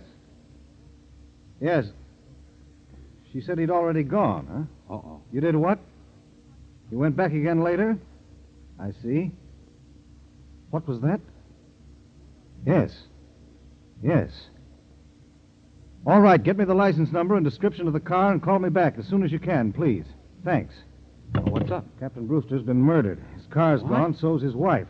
Corona? Definitely. Where do you think he'd most likely head for? Not where he's been recently. Then I guess all we can do is wait for a description of the car and put out an alarm on it. Yes. In the meantime, get me out the complete file on Corona. Right. Maybe if we do a little research, we might pick up a clue as to where he could be heading for.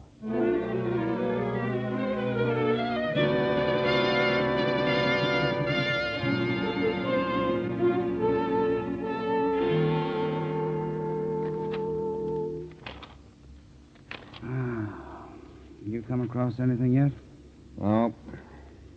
How about you? I'm covering his career in 1931. I just got down to the part about his rum running days here. Yeah? Maybe I'll come across something in it that... Wait a minute. Let me see that record, will you? Sure. Here you are. I had several encounters with Mr. Corona in those days. Seems to me there was something... Wait a minute. Yeah. Here it is. Wiley. Yeah? Slide that map over here. I've got a hunch where Nick Corona might be headed for.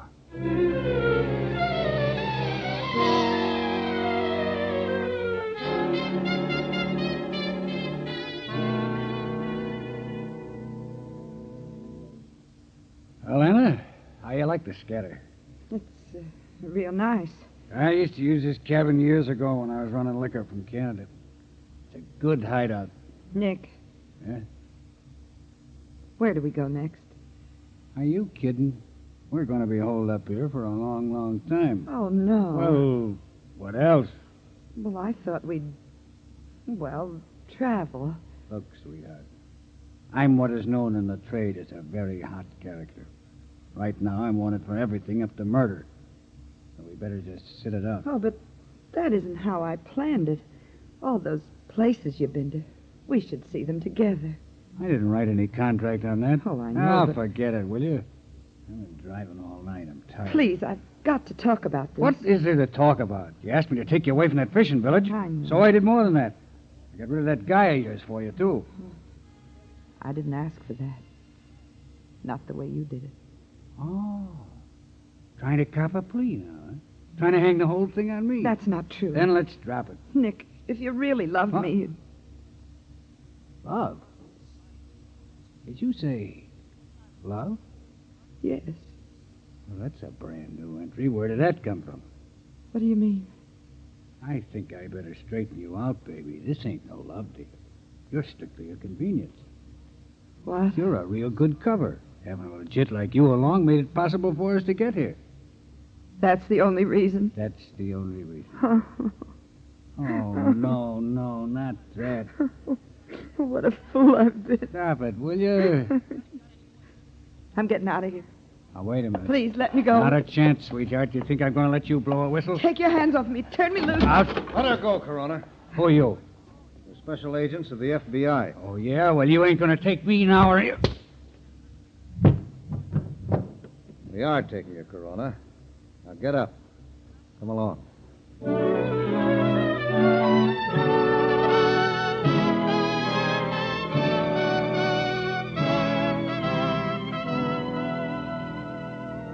Nick Corona's desire to remain in this country was fulfilled by a federal jury who tried and convicted him for the murder of Captain Brewster.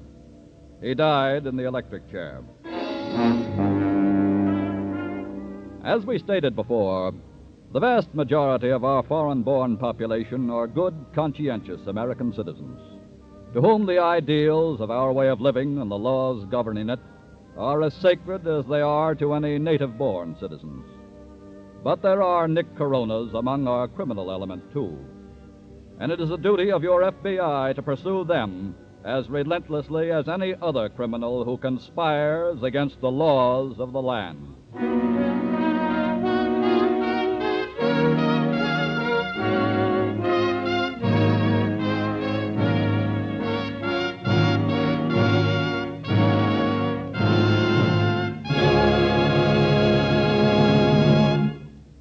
Before telling you about next week's thrilling case from the files of the FBI, a message from the Equitable Society. To the FBI, America looks for national security. And to the Equitable Society, 3.25 million Americans look for the financial security of life insurance. These 3.25 million people actually comprise the Equitable Society. And as members of the Equitable Life Assurance Society of the United States, they know that the Equitable Society representative in their community is a man worth knowing, a man constantly working for the security of you, your home, and your country.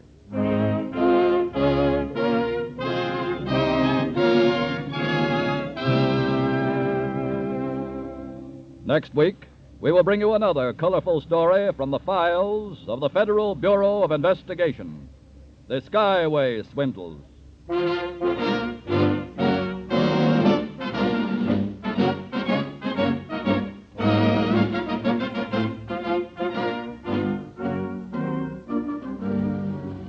The incidents used in tonight's Equitable Society's broadcast are taken from the files of the Federal Bureau of Investigation. However, all names used are fictitious, and any similarity thereof to the names of persons living or dead is accidental. Tonight, the music was under the direction of Frederick Steiner, the author was Frank Ferries, and your narrator was Dean Carlton. This is Your FBI is a Jerry Devine production. Now, this is Carl Frank speaking for the Equitable Life Assurance Society of the United States and the Equitable Society's representative in your community, and inviting you to tune in again next week at this same time when the Equitable Life Assurance Society of the United States will bring you another colorful story from the files of the Federal Bureau of Investigation, the Skyway Swindles, on This Is Your FBI.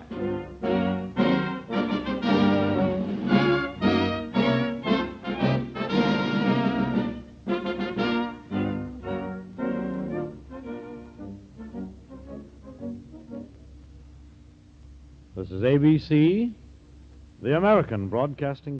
The Equitable Life Assurance Society presents This Is Your FBI.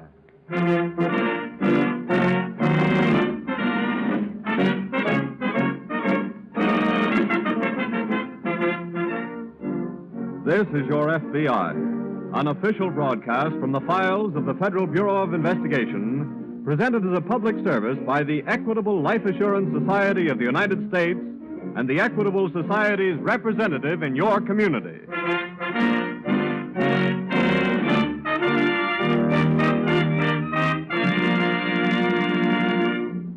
Here's an old saying you'll recognize.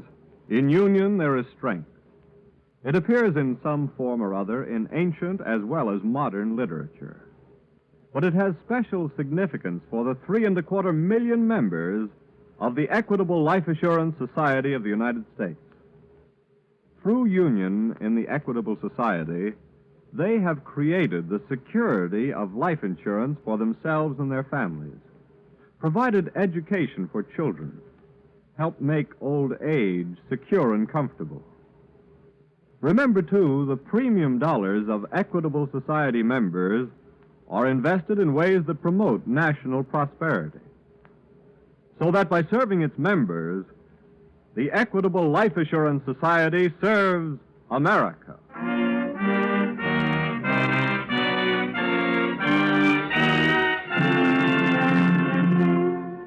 Tonight's file, the Skyway Swindle.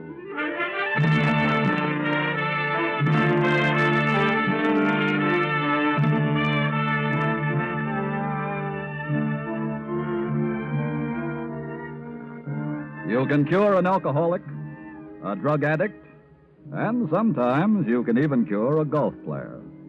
But you'll never cure a flying man. Once he has learned to fly, his heart and soul forever after belong to the sun, wind, and stars.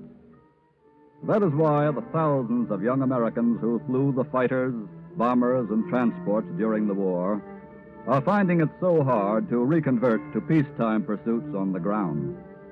They know that America's civilian aviation industry cannot possibly absorb them all, and they are readjusting as best they can. But just let them see an opportunity to fly again, and, well, one young veteran of 30 missions over Tokyo saw such an opportunity recently. And here's what happened.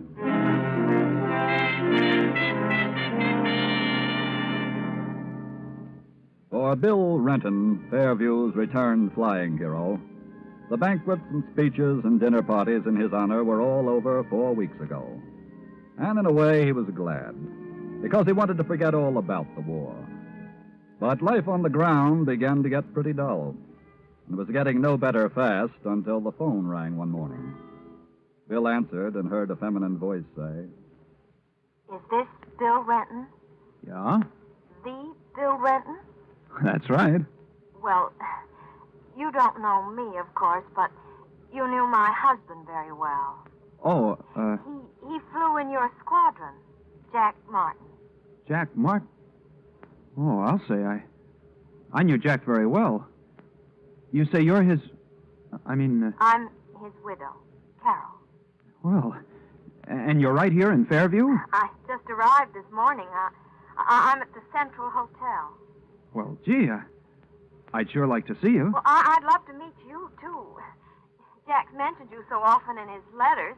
Well, then, hold everything. I'll meet you in the lobby in 10 minutes.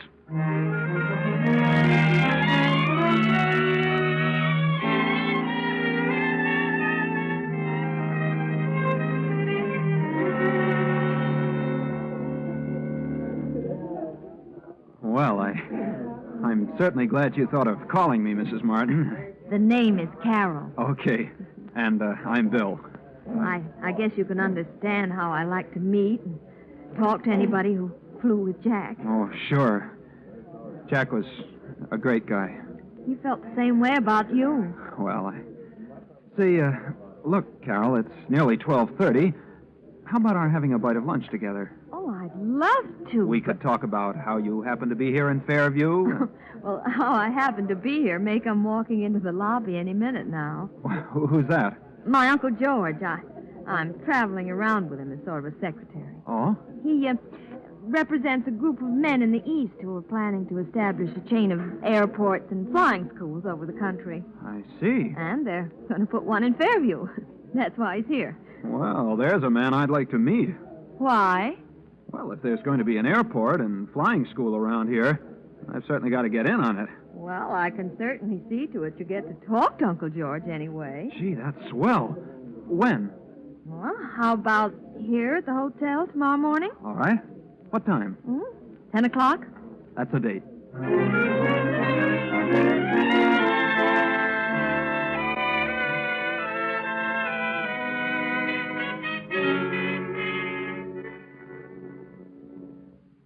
Mr. Sterling. Yes? Your niece has already told me that actual operations of the airport and flying school are, well, probably still 6 months away. About that, I'd say. But I thought if I got my bid in early enough for a flying job, sir, well, Renton? Yes, sir? How would you like to start work right away? Right away? And how would you like to be head of the flying school? Well, I... And how would you like for it to be called the Renton Flying School? Now, wait a minute, Mr. Sterling. One thing at a time. I... Don't misunderstand. This is not a sentimental gesture to a war veteran. Nor is it because you're a friend of my niece's husband.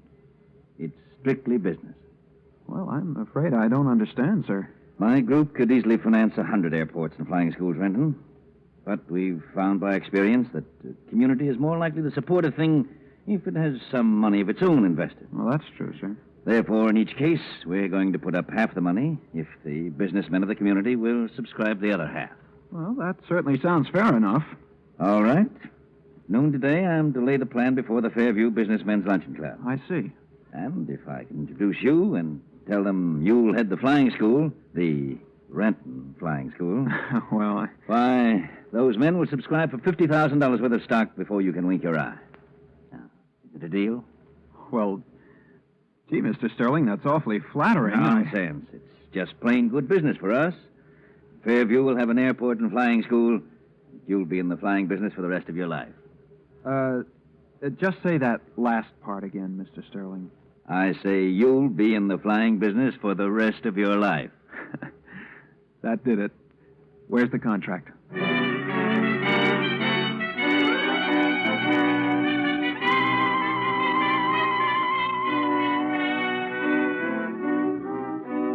In another part of the state that same morning, Agent in Charge Redding of the FBI field office has just finished reading a teletype from the Washington Bureau.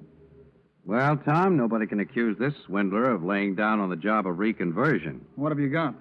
Washington bulletin to all officers. Who's wanted? Man about 50, girl about 26 or 7. Here's all the information on him.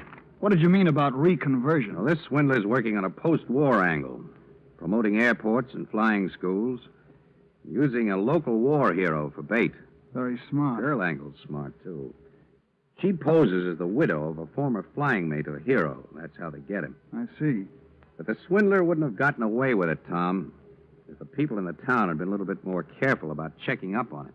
How long ago did he pull the job? 3 weeks ago. He'll probably strike again any time now. But far away from the last one, eh? Yes. So let's get ready for him in case he invades our district. What's your plan? Notify police chiefs in all towns over 7,500 without an airport. And suggest that they warn their chambers of commerce. Right. The girl is using the name of Carol Martin, widow of Lieutenant Jack Martin. Well? There had to be such a flyer. Let's check. See if the girl working with the swindler is the real widow. Okay. You start on that. I'll get busy alerting police chiefs.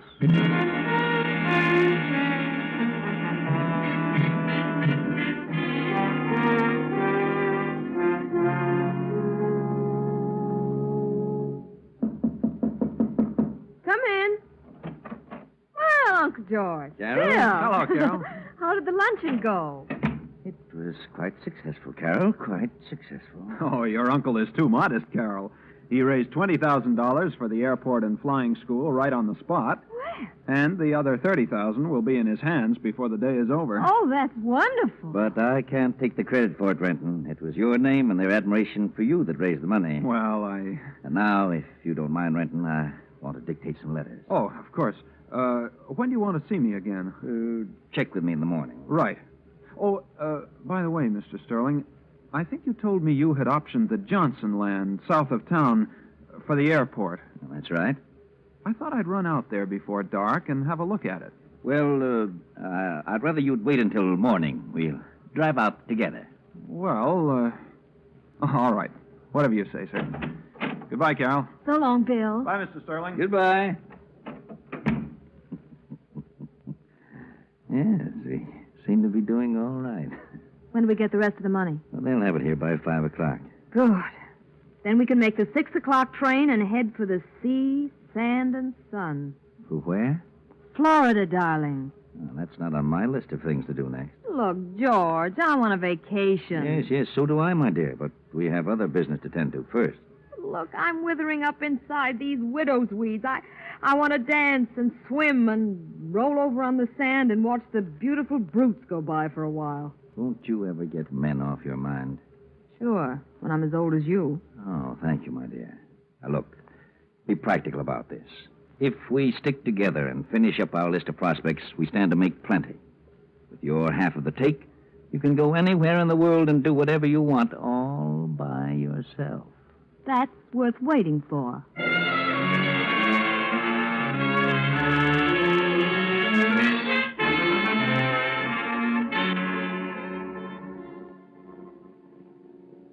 Well, Tom, anything happened while I was out? Yes, I got the information on the widow of Lieutenant Jack Martin. Oh?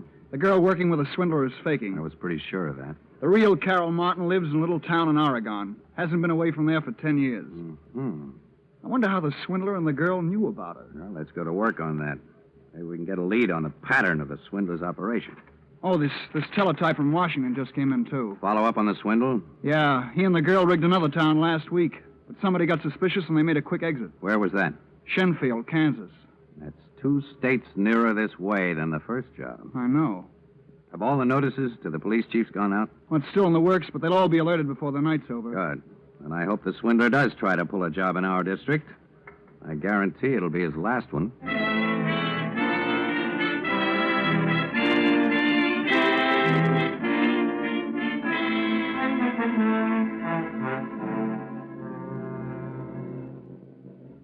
Will you hurry it up, George? All right. Give me a hand with some of this stuff. Oh, you're worse than an old woman when it comes to packing. Come on, cram it in. Let's go. Yeah, what time do we get to Midland? 7 tomorrow night. Where's the money? Locked up in the other bag. All 50,000?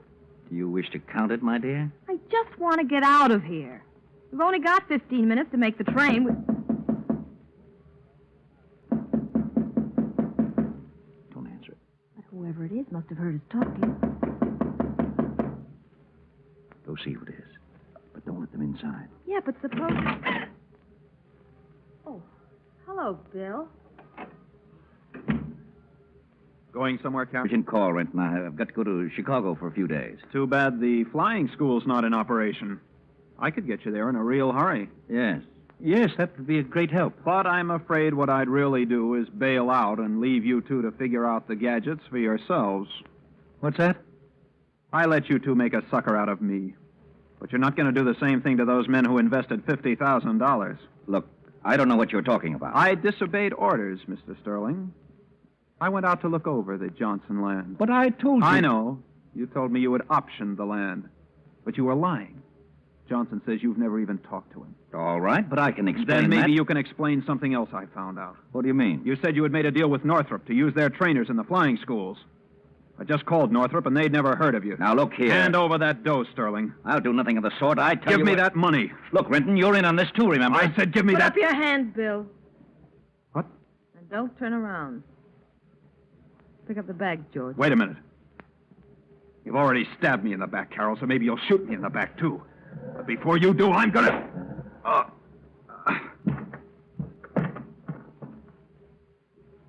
He was such a sweet boy. Come on, George.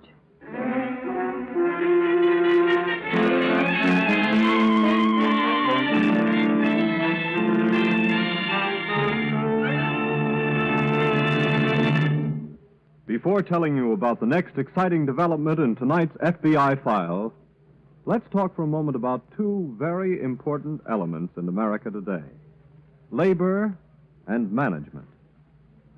This week at the Equitable Society, I was invited to accompany a group insurance serviceman to a conference between labor and management. The purpose of the meeting was to announce to a certain group of employees that their company had taken out group life insurance with the Equitable Life Assurance Society of the United States.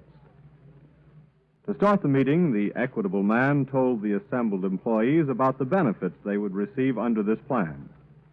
Insurance on their lives, accident and health insurance, hospitalization and surgical expenses in case of sickness or accident to themselves or their dependents.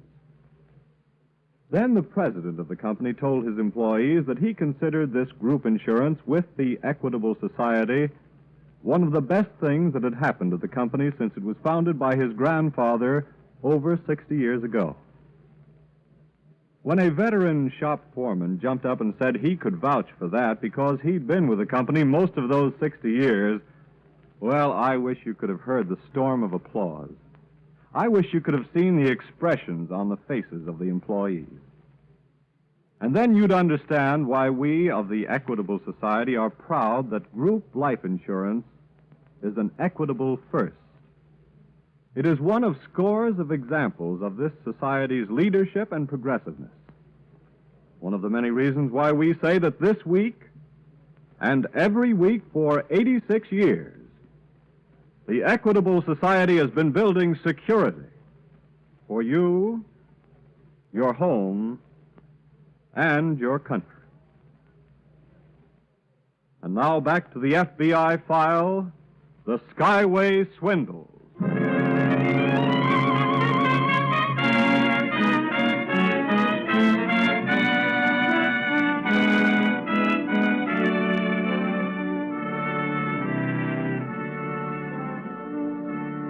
To put it mildly, it must turn the stomachs of America's returning veterans when they come back home and encounter some of the people for whom they fought, and for whom so many thousands of their buddies gave their lives. People like, to cite only one of many types, people like swindlers such as George Sterling and his accomplice, the girl Carol.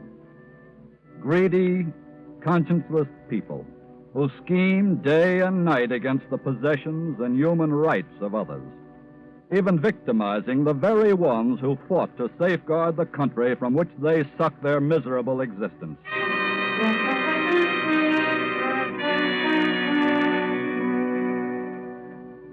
It must have been 2 hours after Sterling and the girl fled from the hotel in Fairview, leaving their victim, Bill Renton, sprawled on the floor, that the phone rang in the FBI field office some 100 miles away. I'll take it, Tom. Okay. Redding speaking. Oh, hello, Chief. You got our warning, eh? Was that too late? I see. Yes? Yes, go ahead. I'm getting it all right. Uh-huh. All right. Good. We'll get busy right away. Yes, we'll leave here immediately. Thank you, sir. Something on the swindler? Yes. That was Chief of Police of Fairview calling. What happened? Same pattern. The man and the girl used a war hero for front and skipped town a couple of hours ago with $50,000. Well. The kid caught on to the swindle, went to their hotel room. They slugged him and escaped. Is he dead? No, thank goodness. How did they get out of town? Nobody knows. Come on. We're headed for Fairview.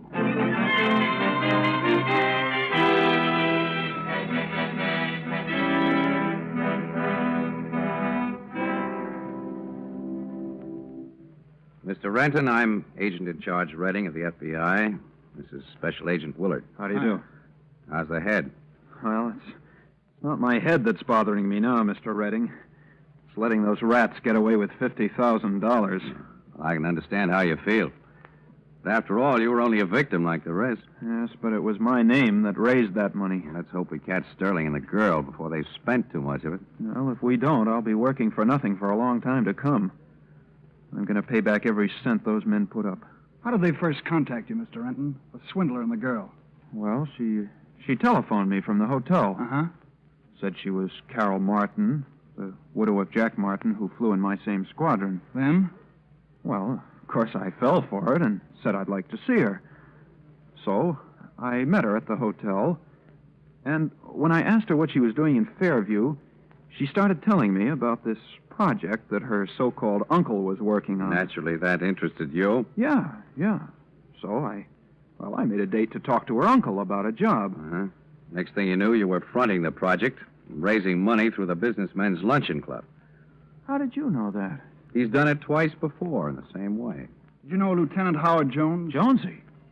Why, sure, he flew in the same squadron with me. Why? He was their first victim. How about Lieutenant Robert Lansing? He flew with us, too. Did they get him? He was their second victim. Well, it looks like they're going right down the line of fellows in my outfit. And those of you who live in the smaller towns, anyway. But how did they know who we were or where we lived? I've no idea. But we've got to get a roster of your squadron. That's about the surest way we'll have of catching him. You got a list of the men in your outfit? No, sir, I haven't. Well, then we better contact the War Department right away. As soon as we get the list, we'll alert all the men on it. Good. I've got an idea we're going to get all of that $50,000 back for you. Well, that'll be plenty okay with me.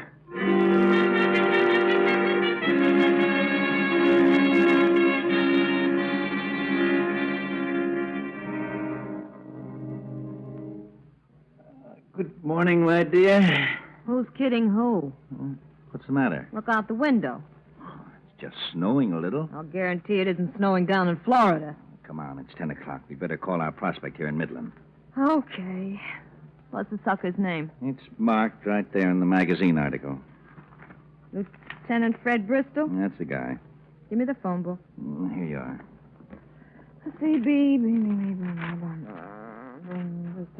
Bristol. Here it is. Yeah. Operator, I want 6087, please. That's right. That magazine article was really something. I don't know how much the author made out of the glorious record of that squadron, but I feel like sending him a bonus for including a roster of the heroes. Anytime you send anybody a bonus for anything, Greatheart, I'll buy you a bit. Oh, hello? Is this Fred Bristol? The Fred Bristol? Well, you don't know me, of course, but you knew my husband very well. He flew in your squadron.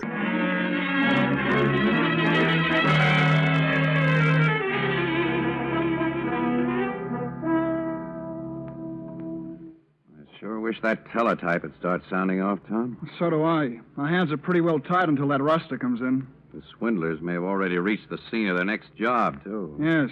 One good thing for us, though, it takes them a couple of days to set the stage and cash in. Hope it doesn't take us longer than that to start. There she goes. Let's have a look. Following his list of men who served in... This is it. Get Barnes and Kennedy in here. Okay. Tell the switchboard operator to keep 6 trunks clear for us. We're going to get on long distance and stay on it until we make a strike.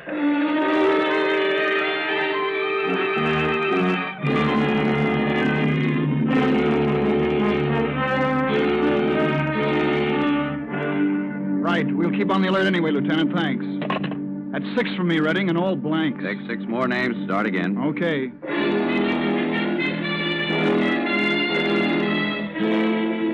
Contacted 14 names by long distance. No luck. We're narrowing the field anyway. Get some more. Keep going. Right.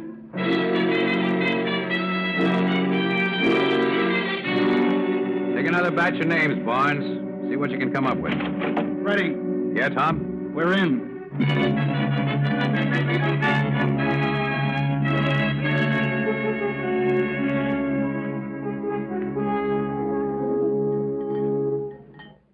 Oh, here comes Uncle George now, Fred. Good. I'm awfully sorry, young man. I was late for our breakfast appointment. Oh, I'm sure you're quite busy, sir. So you're Lieutenant Bristol? Ex-lieutenant. My niece spoke to me about you yesterday, Bristol. Said you were interested in a connection with the airport and flying school we plan to establish here in Midland. Yes, sir. Bristol, how would you like to be head of the flying school? Head of it? And how would you like to have it called the Bristol Flying School? Well, gee, Now, this is not a sentimental gesture to a war veteran. No, because you were a friend of my niece's husband. It's strictly business. Pardon me for interrupting, sir. How's that? There are 2 gentlemen just coming into the dining room I'd like to have meet you. Oh, interested in the project, perhaps? Oh, yes, sir. Well, here they are. Good morning. Good morning, Bristol. Mrs. Martin, Mr. Sterling, I'd like you to meet Mr. Redding and Mr. Willard. How do you do? Won't you join us for a bite of breakfast, gentlemen? Mr. Bristol tells me that you're interested in the airport project, which brings me to Midland. We're quite interested, Mr. Sterling, but... Then do sit down, by all means. I should be glad to explain it to you, and perhaps... Well, that won't be necessary, Mr. Sterling. We're quite well acquainted with it already. Really, sir? Yes. You see, Mr. Willard and I are special agents of the FBI. FBI? Yes, that's right. And if you are interested in the project that has brought us to Midland, we should be glad to explain it to you. If I may quote you, sir, that won't be necessary. I'm well acquainted with it already.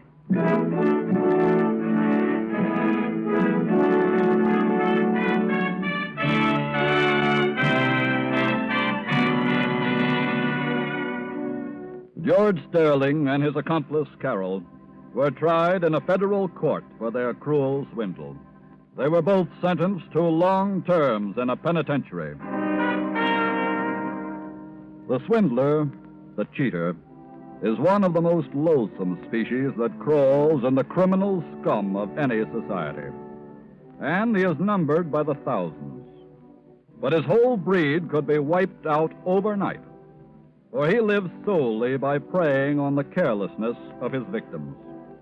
The simple exercise of due caution in dealing with and checking on the stranger with a proposition, this one step alone on the part of each of us could exterminate the swindler.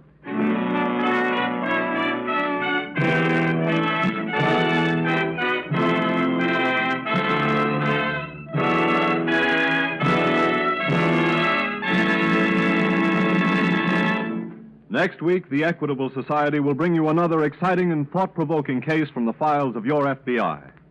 Before telling you about it, let me remind you that just as you look to your FBI for national security, so to the Equitable Society you look for the financial security of life insurance.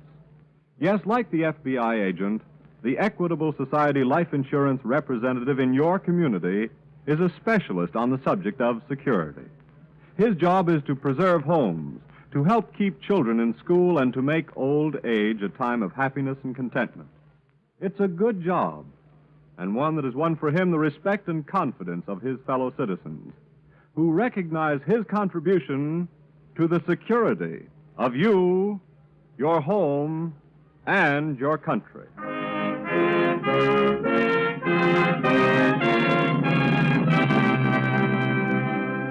Next week, we will bring you another colorful story from the files of the Federal Bureau of Investigation, The Paroled Killer.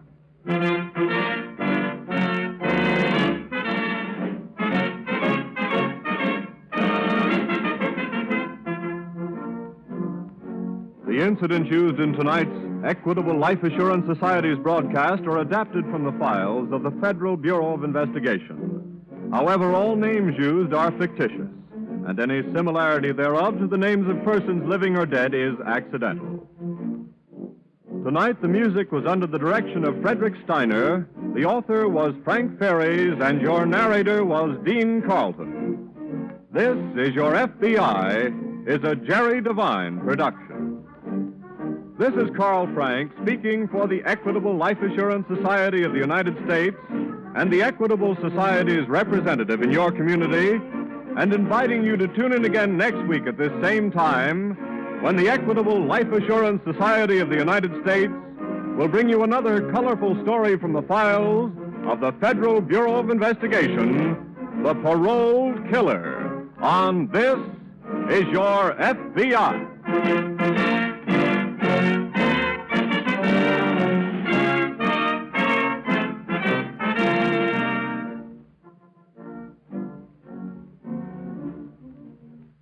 This is ABC, the American Broadcasting Company. The Equitable Life Assurance Society presents This Is Your FBI.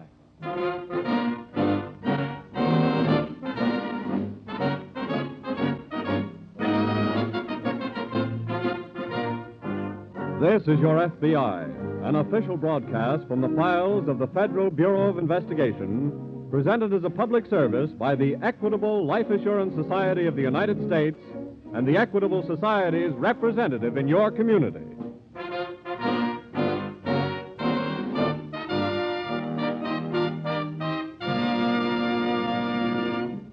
Since you've been listening to these programs, such as the one which will start in a moment, you doubtlessly have often heard someone say, I'm insured in the Equitable Society. But just what does that much-used word equitable mean?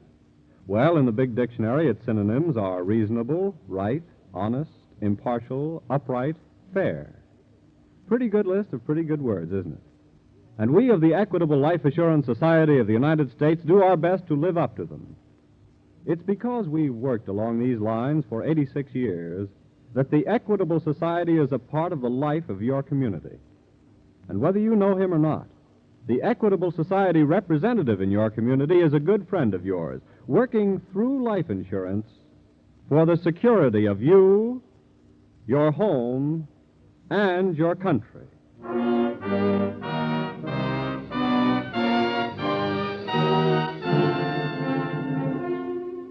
Tonight's FBI file, The Paroled Killer.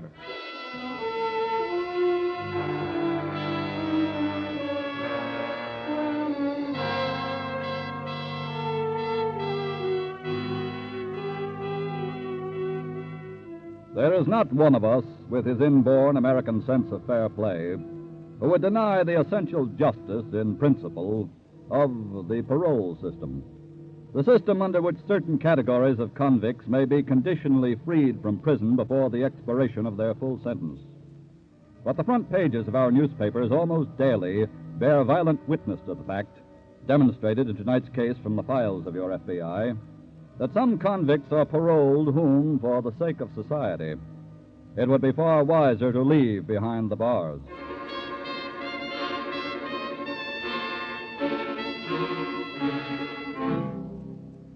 Convict number 728056 of a certain state prison has just been ushered into the office of the warden. He is a rather tall, lean, blond young man with smooth, sensitive features. His artistic hands grow restless as he waits for the warden to look up from a sheaf of papers on his desk. Presently, the warden speaks. Norwood? Yes, sir? I guess you're anxious to know the outcome of your appearance before the parole board yesterday. Yes, sir. As you might well imagine, I spent most of the night wondering. Did you ever hear of the Second Chance Society? I think I have, sir. It's a very worthwhile organization, and with a noble purpose. But I sometimes wish they were better informed on criminology before they exerted pressure on parole boards. Well, what do you mean, sir? The board was inclined to deny you parole, Norwood. But a representative of the Second Chance Society interceded in your behalf. Your parole has been granted. That's fine, sir.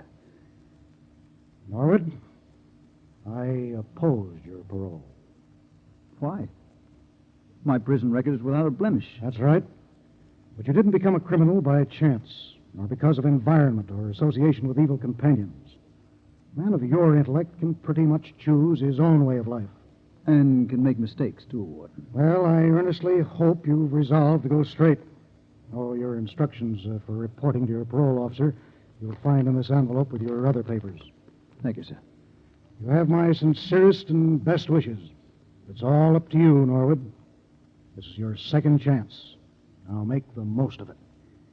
You can rest assured, sir, that I shall.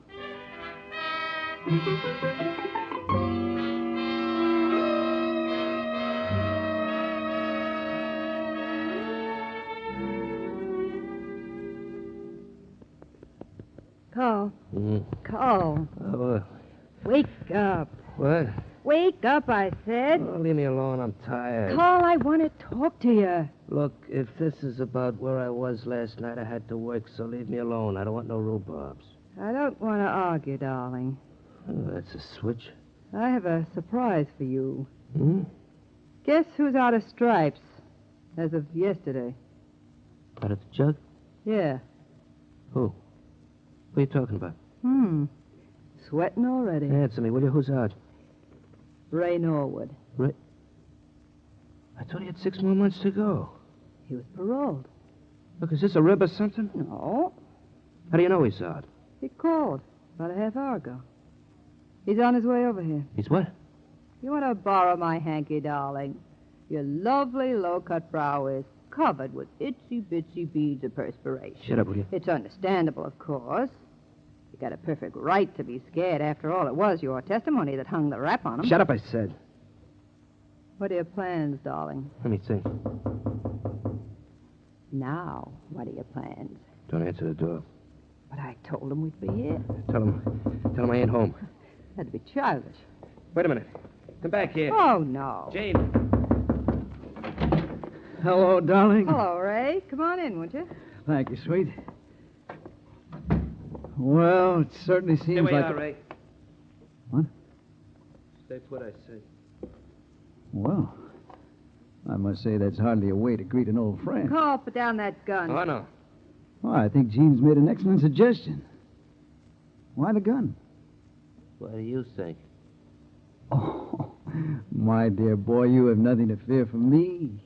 Absolutely nothing. Are you kidding? Why, of course not. You evidently imagine that I've come here seeking revenge for your testimony at my trial. That's right. No, I hold no grudge for that.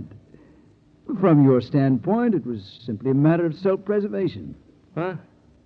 Well, one of the reasons I came here was to convince you of that. Oh, now, please, put down that gun. Do as he says, Cole. Oh. Okay. That's better. And now you might be interested to know that I've been given a second chance. The warden asked me to make the most of it. So, to please him, let's get busy.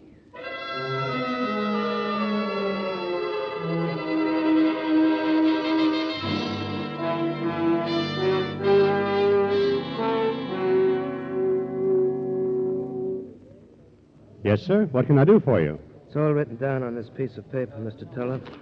There you are. Oh, let me see. You want stacks of 20s and stacks of 10s. Right. 15 grand worth. You can put it in this bag. Yeah. But your check, sir. Your check to cover. This gun looking at you should be cover enough. And if you make one move to step on that alarm pedal, you won't be going home to your wife tonight. Put the bag, stuff in a bag like I told you. Well, you won't get away with this. It better not be your fault, Bud. Okay. That's a 20s, not a 10s. And get this, too. I'm going to walk out of here normal-like, which means my back will be to you. But that girl standing over there is a better shot than Annie Oakley. So, hold this pose until we're both gone. Okay?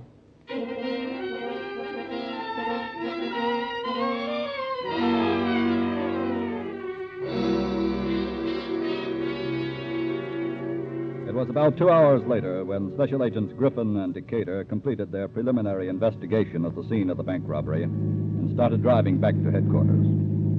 Did you get any leads at all, Fred? Nobody I talked to saw anything. What about the bank's special officer on duty? Well, he was at the side door when it happened, overseeing the transfer of some money from an armored car. Looks like they picked their time rather cleverly. Yes. What about the teller? Well, he gave a pretty sketchy description of the man. Too excited, I guess, for all the details to register. Could he give you anything on the girl? No. Just said she was an attractive blonde. Well, it seems like they just walked in, picked up $15,000, walked calmly out, and disappeared without leaving a trace. No, they left a trace, all right. What? Oh, I've got the note that the bandit handed the teller through the window. Oh? It's not much, but he might have left a fingerprint on it. We'll know when we get to the laboratory. Oh, we're pushing time on this one. Let's step on it.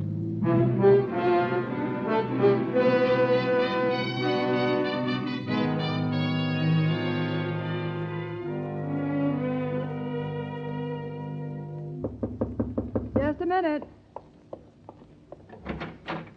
Hello, darling. Hello, Ray. Come on in. Thank you. Where's Carl? Out. I don't know where. Good, I want to talk to you. What about? You and Carl. Well, How has he been treating you? let's talk about something pleasant.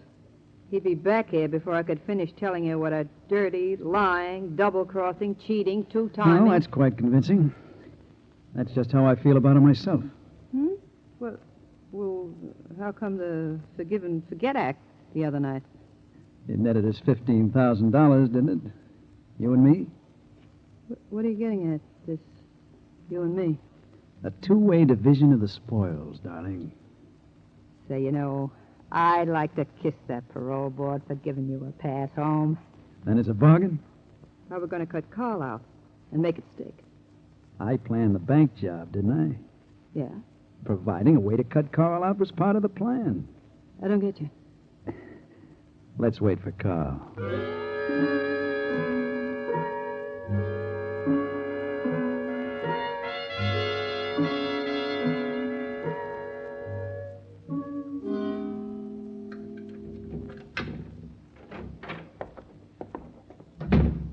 Jane?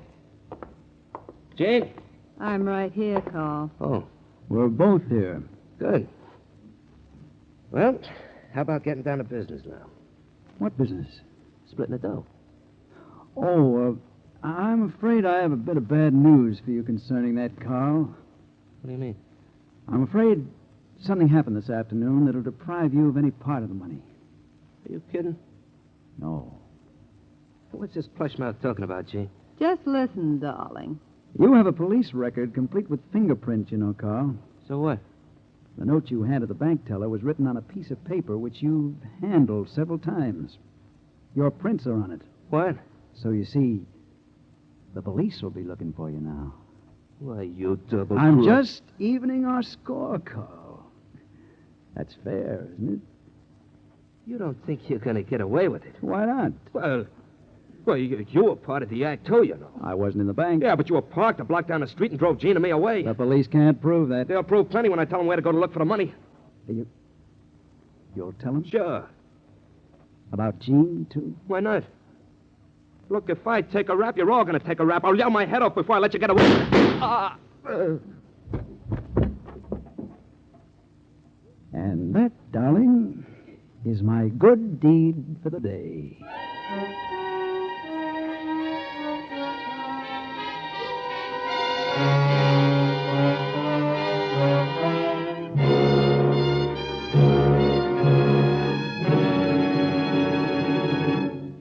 Before resuming tonight's FBI file, as we shall in just a moment, let me describe another little drama for you.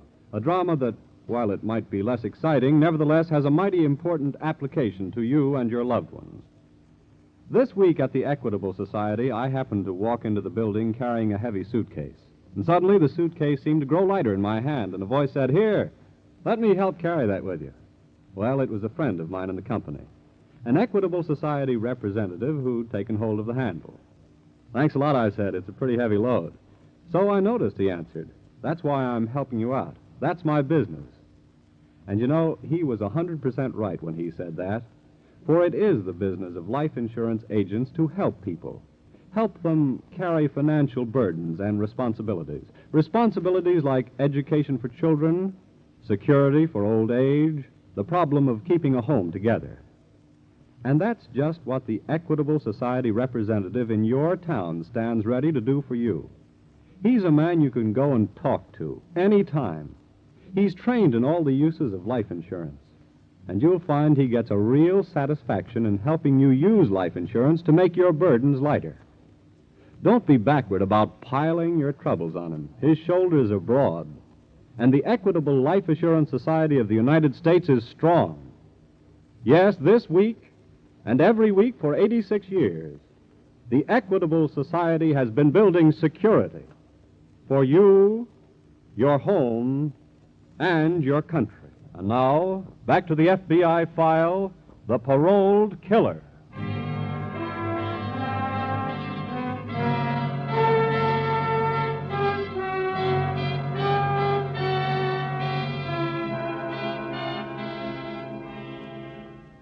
In most cases, the parole boards throughout America are composed of conscientious and qualified men and women who perform well the difficult job of deciding whether a convict eligible for parole can safely be returned to society.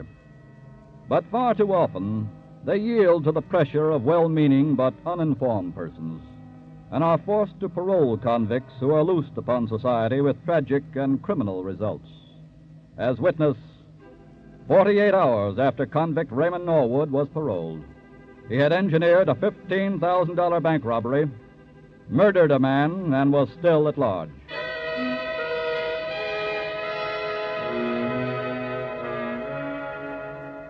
It is some 30 minutes now after Carl Sterling crumpled to the floor with 2 pistol slugs in his body.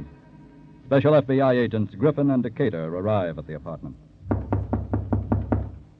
Better stand to one side, Fred, just in case Sterling resents our visit.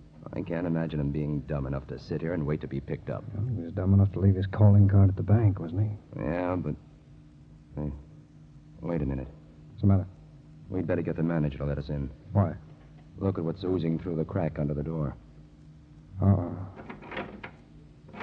We don't need a key. The door's open. Come on. Watch it.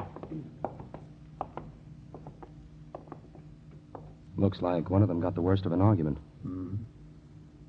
It's Sterling. Oh. Is he dead, John?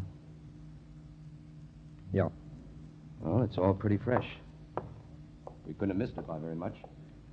What's in there, Fred? Oh, bedroom. A lot of pull-out drawers. Mm-hmm. It's her stuff that seems to be missing. Sure. It would be now. He doesn't seem to have started any packing at all. Everything of his is in place. Well, then that's the answer.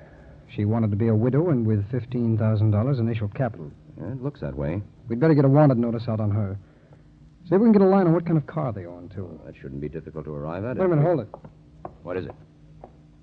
The little pocketbook automatic. Oh, her gun. Could be. 2 shots fired. And that's the number of holes in Sterling, too. But what's the idea of leaving her gun behind? That's pretty stupid. Yeah, that's what I was thinking. Maybe it's too stupid. Huh? Maybe, to coin an old phrase, there's a little more here than meets the eye.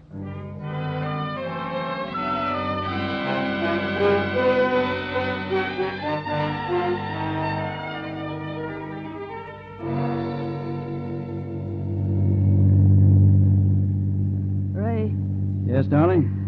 I'm not exactly the 90-mile-an-hour type, but considering our Class B movie exit tonight, don't you think we ought to be driving a little faster? And have a state trooper arrest us for speeding? Car's probably hot by now, anyway. That's true. So what are we going to do? Keep on modeling it? No, my pet. I have a much more practical idea. Like what? Like this. Ray! Ray, are you crazy? Why? You almost plunged us down that ravine. But I didn't. Thanks to the good brakes. But how come you're parking here? Well, I told you. I have a more practical idea. For me, anyway. What do you mean? Those skid marks across the road will look like you swerved over toward the ravine to avoid a crash. Right? I swear. Oh, but you're driving. But when they find the car piled up at the bottom of the ravine, I won't be in it. What are you saying? I'm saying au revoir, my sweet... Oh.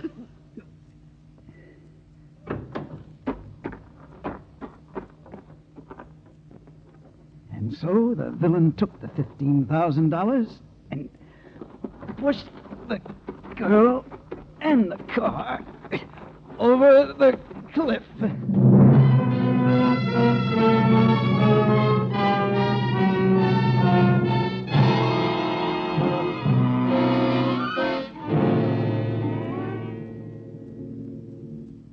Oh, Fred, what's the lab say? The slugs taken from Sterling were fired from that gun you picked up. Well, that figured. You're still convinced it was the work of a third person, huh? Yes. Revenge work, too. Sterling's leaving his prints on that note at the bank wasn't a dumb move on his part. It was meant to be a smart move on the part of somebody else. To pin the job on him. That's right. Couldn't that have been his wife? No, she would hardly have been that clever and then left her pistol behind as obvious evidence. Oh, and that's where the third person comes in. Yes. Somebody who had good reason in his own mind to frame Sterling with a bank job and frame the girl with murder. Who would that be? Well, I've been looking over the police information on their background. Yeah? Sterling and his wife at one time were more or less stooges for a man named Raymond Norwood. Oh. Norwood was sent up 1.5 years ago on a robbery charge. But where's the revenge motive? Well, Sterling turned state's witness against Norwood. But how could Norwood get revenge if he's still in prison? Oh, he was paroled 2 days ago. Well, then what are we waiting for? Let's find him. Well, we've got to get some tangible evidence on him first. Like what? Well, if we can prove the presence of a third party in all this, the bank job, the murder, and the girl's getaway, I'll take it. Special Agent Griffin speaking. Who? Oh, yes. State Trooper. Oh, yeah? Yes.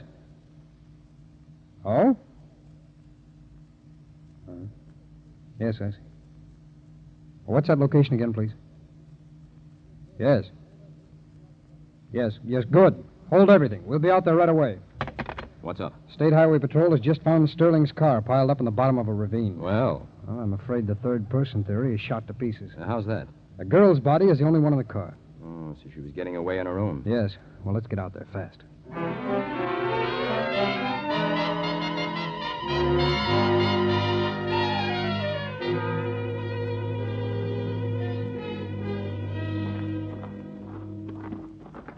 Oh, I agree with you, Fred. Those skid marks back up on the highway make it look like an accident, but then again, maybe it wasn't. Sticking to the third-party idea, huh? Well, wait till we take a look at the wreck. Oh, that looks like the heap over there by that state trooper. Yeah. Oh, officer, do you mind if we have a look? We're special agents of the FBI. Oh, go right ahead. Thanks. Fred, throw your light over this way, will you? Phew, what a mess. Yeah. Oh, look, there's a traveling bag. Come here. Yeah. Lift up the side a little while I pull it out, will you? Okay. All right, now. Oh, okay, I got it. That does it. All right, shine your light down here, will you? What's in there? Just clothes. Yeah, that's all. No $15,000. But that still doesn't prove I know, I know. The third party. Well, let's look around a little more. Fred! Yeah? Come here. What'd you find? The evidence I've been looking for. What, where? This is the right front door of the car, isn't it? That's right. With the girl sitting next to it, she couldn't very well have been driving the car, could she? No. Come on. Next stop, Norwood. But where? I think I've got a good idea about that, too.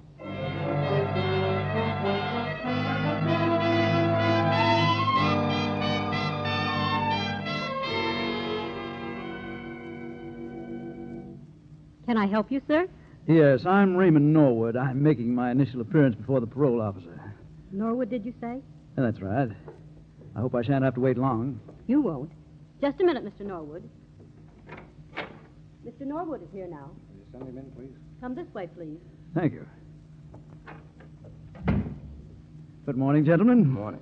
Good morning. I presume you would like first to see my credentials. On the contrary, Norwood, allow us to present our credentials. What's this? We're special agents of the FBI. But I understood this was the office of the parole officer. That's why we're here. We knew you had to report here, Norwood, and we wanted to talk to you. What about? About the robbery of the City National Bank yesterday, the revenge murder of your former associate, Carl Sterling, the accidental death of Mrs. Sterling, which, of course, wasn't accidental at all. But you have no evidence that I had a hand in any of it? Norwood, if you had wanted it to appear that Mrs. Sterling was alone in the car, you should have seen to it that her dress wasn't caught in the door on the right side. Very clever, gentlemen. I'm afraid I shall have to frustrate your plans for taking me. Oh, no, you don't. What? Now, what were you saying about frustrating someone? I suppose a retraction is in order. Come on, get up. And this time, Norwood, there'll be no parole.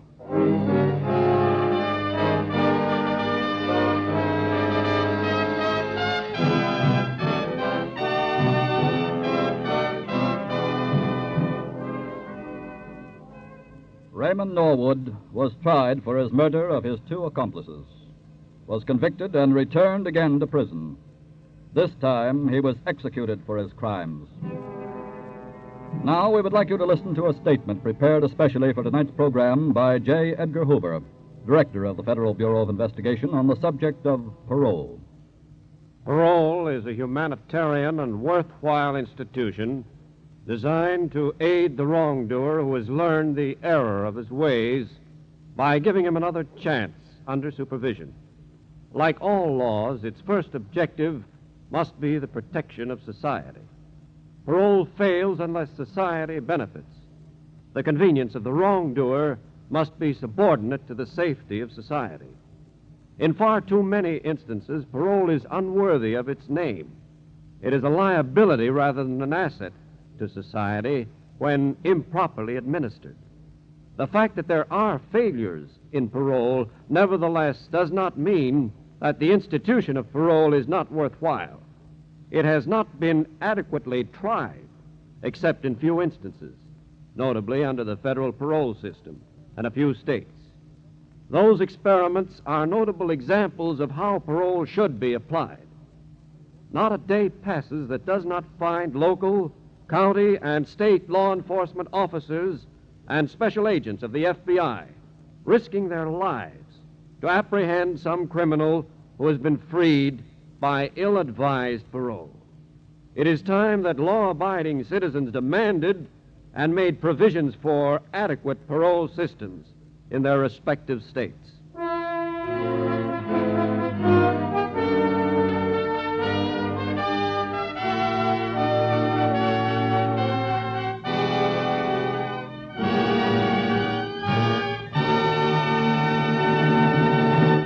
In just a moment, we'll tell you about next week's thrilling case from the files of the FBI. It will once again demonstrate the accuracy, the speed, and above all, the intelligence with which FBI men work. But now, let me introduce to you another expert in security, the Equitable Society representative in your community. You'll find him just as accurate, just as swift and intelligent in solving the problems of life insurance. Solutions that mean homes kept together, children educated, and old age made comfortable. In your community, the representative of the Equitable Life Assurance Society of the United States is a man worth knowing, a man who likes his job, a man who is making a great contribution to building security for you, your home, and your country.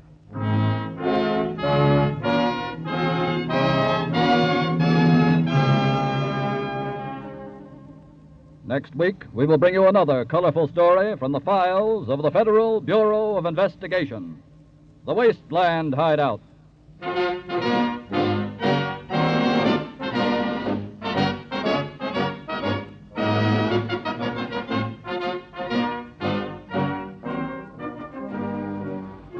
The incidents used in tonight's Equitable Life Assurance Society's broadcast are adapted from the files of the Federal Bureau of Investigation.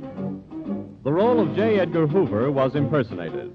However, all other names used are fictitious, and any similarity thereof to the names of persons living or dead is accidental. Tonight, the music was under the direction of Frederick Steiner, the author was Frank Ferries, and your narrator was Dean Carlton. This is Your FBI is a Jerry Devine production.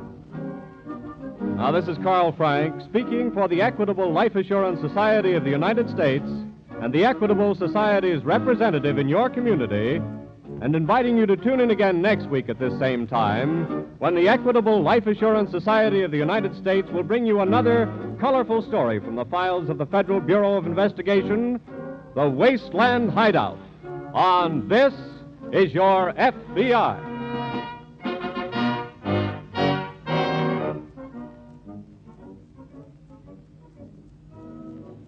This is ABC, the American Broadcasting Company.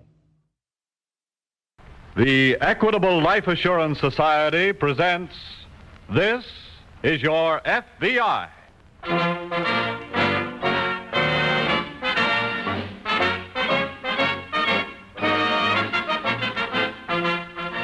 This is Your FBI, an official broadcast from the files of the Federal Bureau of Investigation, presented as a public service by the Equitable Life Assurance Society of the United States and the Equitable Society's representative in your community.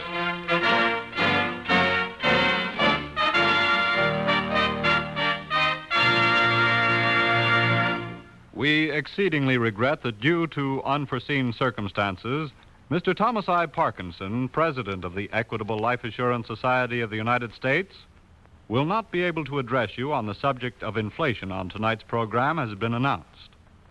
Mr. Parkinson will, however, speak on this subject over this same network at a later date. If you've been listening regularly to these FBI programs, such as tonight's case, which will open in just a moment, you have heard the word cooperation used a great many times. And that's because it's a key word in the Equitable Life Assurance Society of the United States. 86 years ago, a group of self-reliant men and women cooperated to found the Equitable Society, to assure each member more security than any individual effort could provide. And now, the sound common sense of such an enterprise is revealed once more in the yearly report of the Equitable Society to its members. Just published, this report is so interesting that later on I want to tell you about this book. A book which proves once again that by serving its members, the Equitable Society serves America.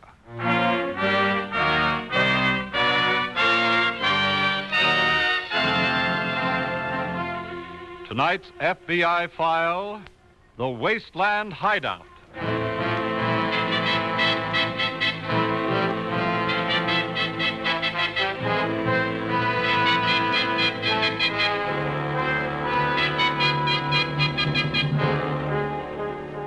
Far more numerous than the so-called psychopathic killers, and dangerous to more people, are killers of the type dealt with in tonight's case from the files of your FBI.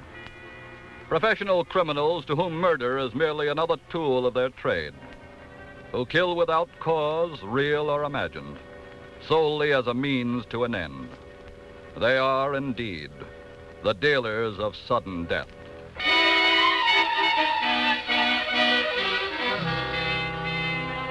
In a small cabin somewhere deep inside the blackness of the Bitterroot timber country, separating Idaho and Montana, a man sits before a rough table in the yellow glow of a lantern, clenching his left arm from which blood oozes. Eddie. Eddie, Yeah? hurry up with that pan of water, will you? Right with you. I wish you'd let me heat this stuff first, Rocky. I don't want no fires. Well, it's night outside. Who's gonna see? Look, you can see smoke against the sky at night. I don't want no forest ranger getting hep that anyone's here. Oh. Now clean off this arm and get some bandage on it. Are you sure the slug ain't still in there? I told you it went clean through. Oh. Well, just hold still then. How long you had this hideout? I picked it up 5 years ago. It sure is buried away. That's why I nailed it. Any hunting around here? Sure. How about fishing? Plenty. Hey, this can be a regular vacation, huh? Not exactly. We just go under here until the heat cools off. Easy, will you? Oh, sorry. Eddie. Yeah? There's a job you're going to have to do. What's that? You got to rustle us some grub. You mean go hunting? Nah, stupid. You got to get some store grub. Hey, but you said there was plenty of hunting. There's plenty of guys hunting for us. We ain't running loose in these woods. Oh. Where's the store? There's a joint about 10 miles from here. You got any dough? You don't use dough, you heist it. Oh. If I could make it, I'd go myself, but I can't, so I gotta send you. And look, just for once, do a job right, will you? Oh, now, Rocky, you know I know if it hadn't been for you, I wouldn't have this bum wing. Now, listen close. I'm gonna tell you how to get there, and you're gonna get it right if I have to spell every word.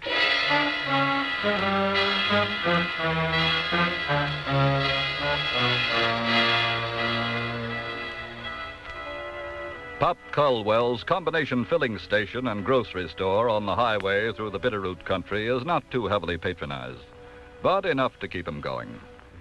And the radio on the counter is enough to keep him company. Pop is sitting on a box in his store reading a paper and listening to a musical program out of Spokane. Then suddenly, we interrupt this program of music, ladies and gentlemen, to bring you a special police bulletin. Well, what's All motorists and persons living on highways in the area comprising southeast Washington, northern Idaho, and southwest Montana are warned to be on the alert for 2 men who escaped from the federal penitentiary this afternoon after killing a guard. Well, what do If you you know? should see them, go to the nearest phone and call the police or the FBI. Under no circumstances, engage them in conversation. They will kill without provocation. Here are their descriptions. Edward Corning, age 35, 5 feet Turn it off, 6 mister. inches tall, Turn it off. weighs 100... Where'd you come from? I just walked in. You're one of them fellas That's that just... right. What you want here? Groceries, a big stack of them. And I need a card, too. Well, you ain't getting neither one. Oh, no, you don't.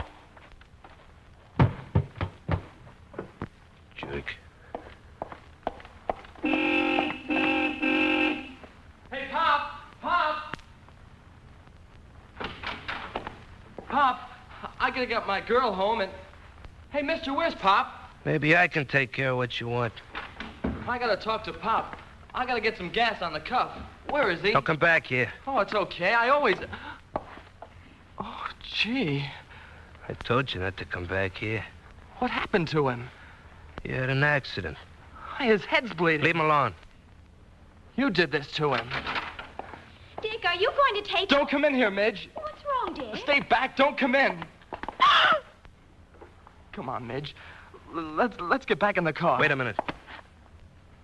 You're gonna stay here and give me a hand. Now, look, the mister... son's giving the orders. Oh. You're gonna help me load some groceries. Then we'll all get in the car.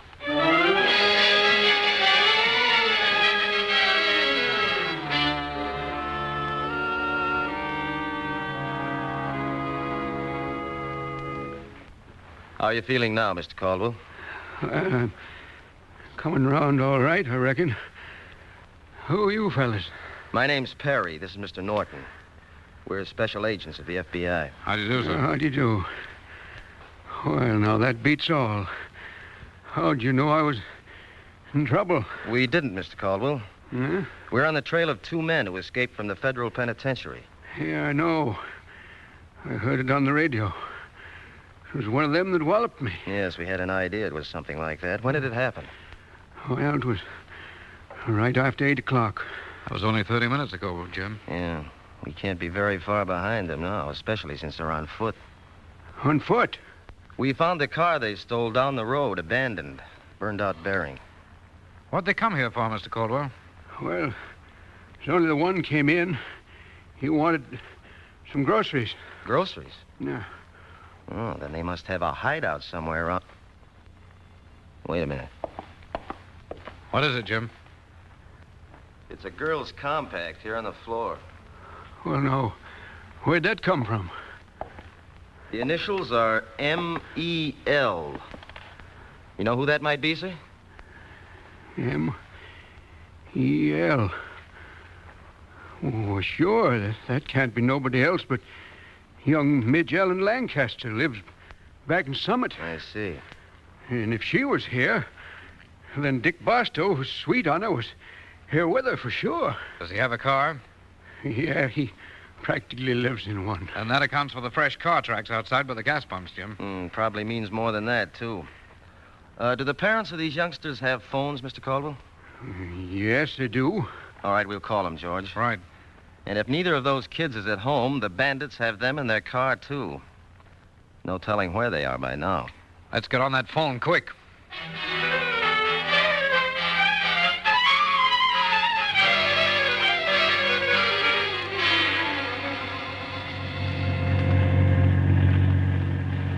Go slower going back. We don't want to miss that turn-off trail into the woods again, you hear? I hear you. Oh, Dick. If we'd only started for home before dark like I promised Mother, this wouldn't have happened to us. I know. It's all my fault. Oh, I didn't mean it that way. Yeah, but it's true. Hey, look, pay attention to your driving, will you? Dick, Mother and Daddy will be out of their minds. Don't worry about them. They're okay. It's us I'm thinking about. Especially you. Oh, Dick. What'll we do? I know what we'll do. Hey, what are you stopping for? Look, mister, I don't know what you're planning to do with us, but whatever it is, I'm not letting my girl in for it. You better start the car going again. I'm not driving another foot. I'm not taking... Hey. Oh! Shut up, both of you. Now, let's move. And like I said, go slow so we don't miss the turn-off trail to the woods again.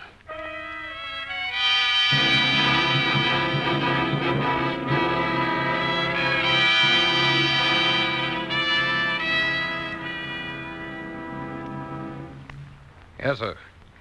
And try not to worry. I'm confident everything will turn out all right. Yes, we'll keep in touch with you. Goodbye, sir. Well, I guess that cinches it, Jim. Both kids are missing. While you're at the phone, George, you better get out an alarm on the car and the boy and girl. Oh, sure. Hello. Hello, operator. Oh, get me the FBI office in Spokane right away, please. Yeah, that's right. I'll hold on. Say, George. Yeah? Those car tracks outside turn around going out of the drive and head east. Now, if they kept driving steadily after leaving here, they couldn't have made more than 50 or 60 miles. What are you thinking? Let's get the office to contact police at all points 100 miles east of here. That'll block all roads ahead of them. Right. Then if we don't get a report back here in a reasonable length of time, we'll know that they've holed up somewhere in this area. Well, let's hope they keep driving through.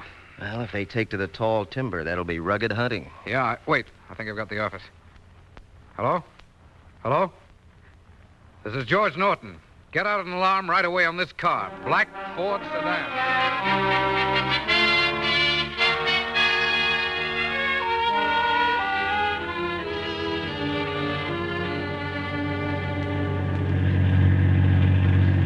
Okay, stop here. Get out, both of you. Come on, Midge. We have to do what he says.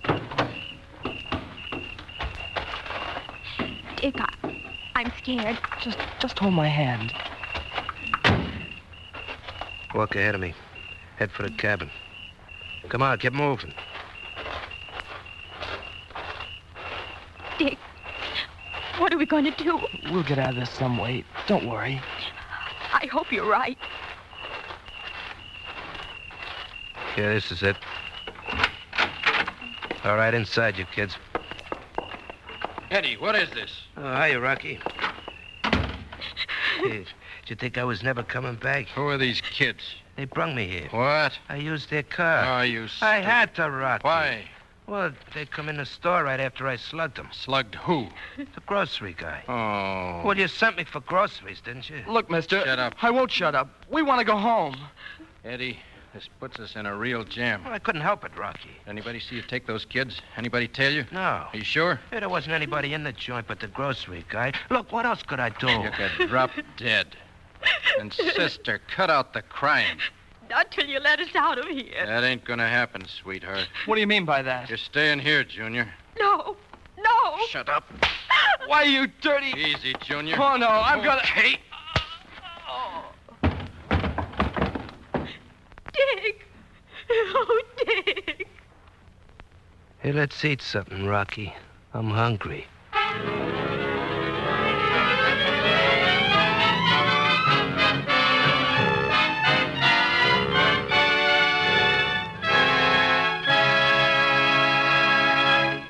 In a moment, we'll reopen tonight's FBI file. Meanwhile, let's open another important record. This week at the Equitable Society, the advertising manager handed me an attractive little book.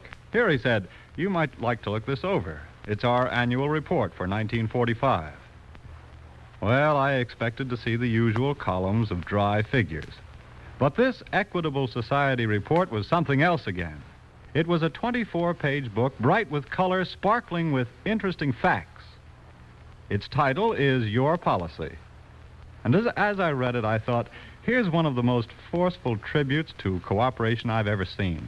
It just shows what people can accomplish when they honestly and willingly work together for protection and security.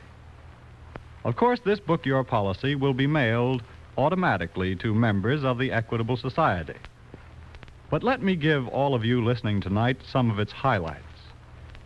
This book explains how the Equitable Society's investments aid government, industry, agriculture, homeowners. In short, how the society, by serving its members, serves America.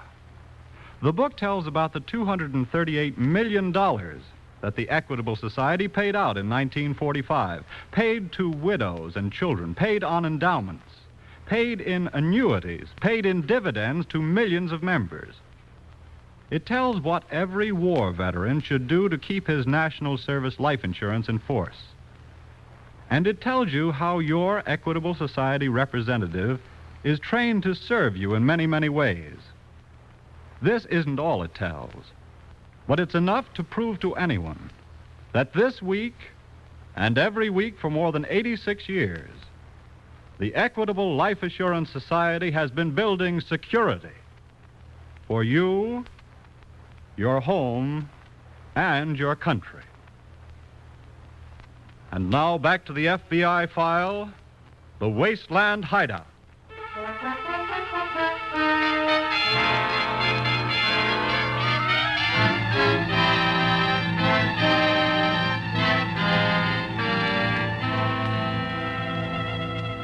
When fugitive criminals keep on the move, they're in the open, and their capture is largely just a matter of keeping on their trail until they can be overtaken. But when they go underground, when they hole up in some unknown hideout, the job of capture is not so simple. And if, as in tonight's case, the unknown hideout be somewhere inside several million acres of mountains and timber, the job may present a staggering handicap.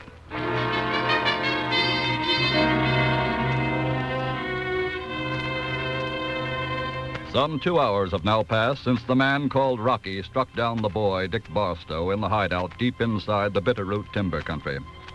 Back at Pop Caldwell's filling station and grocery store on the highway, actually only 10 miles as the crow flies from the hideout, Special Agents Perry and Norton of the FBI are studying a map and hoping the phone will ring. They couldn't possibly have had more than a 50 or 60-mile start from here when you put out the alarm, George. Yeah, I know. We've got police and deputies covering all roads east of here. I don't see how they could have gotten through. Still, the phone doesn't ring with any report. Then that's got to mean only one thing. They've stopped traveling. Here's some hot coffee for you boys. Oh, thank you, Mr. Caldwell. Take milk and sugar in it? No, not for me. Oh, thanks. Say, Jim, if they've taken to the tall timber, what do we do now? Well, I'm afraid there's not a great deal we can do tonight.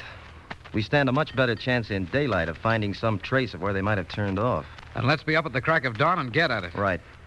You know something, boys? What's that?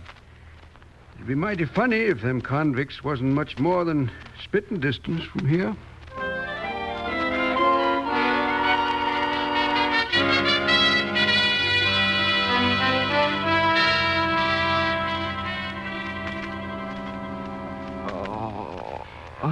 Oh, Dick.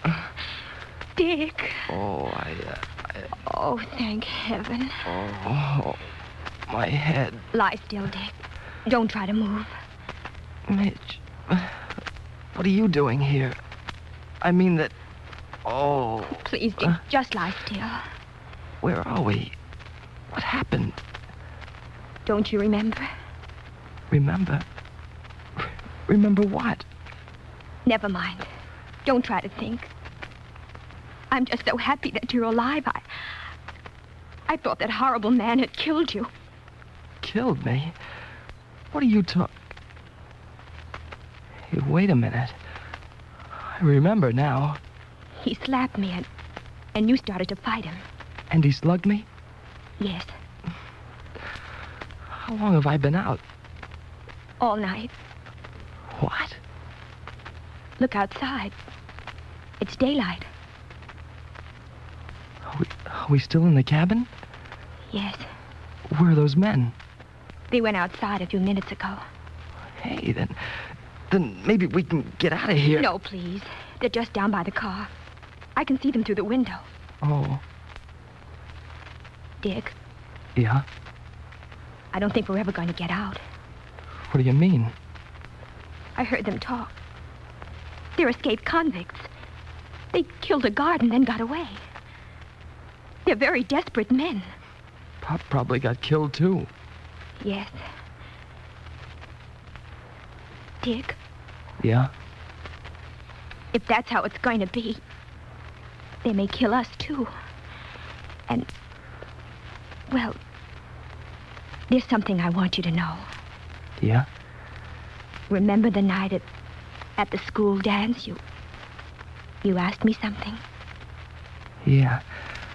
About us getting married someday? Uh-huh. I didn't know the answer then. But I do now. Thanks, Midge. Oh, Dick. Don't, Midge. Don't cry, please. If we're going to have to die, then... Hey, wait a minute. Maybe we aren't going to have to die. What? Let me get up. What are you going to do? I've got an idea. If those men only stay out of here long enough, it might work.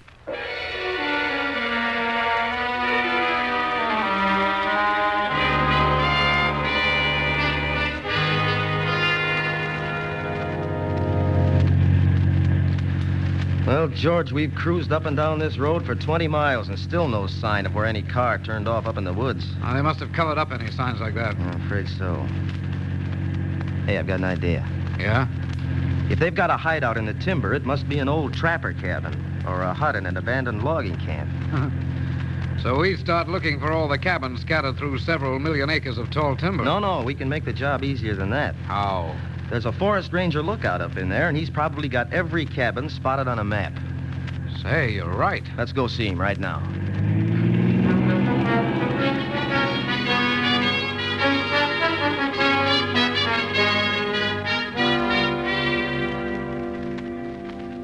You FBI fellas have picked out a pretty good job for yourselves, I'd say. How do you mean? Reducing the area where the killers are likely to be hiding, even to that smallest circle. Yeah? I'd say there are probably 30 or 40 cabins sprinkled around in that area. Well, I realize it's a lot of legwork, but it's got to be done. And one of them might be the one we want. Okay. Here's your map with the cabins spotted on it. Good. And I'll get a guide for you, and that'll save time. And look, where? On that ridge, right over there to the east. Mm-hmm. It's smoke from a cabin. I saw it just before you fellas drove up. Yeah, but look at it now. What about it, George? Somebody's doing something with that smoke. What? Yeah. Looks like somebody was trying to signal with it. Yeah. Say, where is that on the map? I can locate it in a second on the fire finder here. Good. Jim, if that smoke is coming from a cabin in the circle we laid out, it'll be the first one we go to. And in a big hurry, too.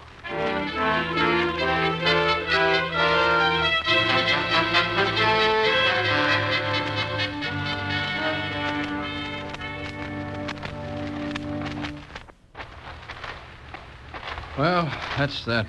Why'd you drive the car way under them trees, Rocky? So nobody could spot it. Nobody could see it where it was. From the air, they could. That car's red hot. They'll use planes or anything to find it. Oh. Hey, Rock. Yeah?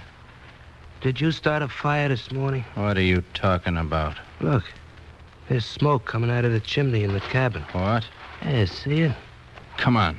Hey, what's the matter? The kid started that. Oh, I thought... Shut up and hurry. Put that fire out, kid. It's too late now, mister. Give me that bucket of water, Eddie. Right. Hey,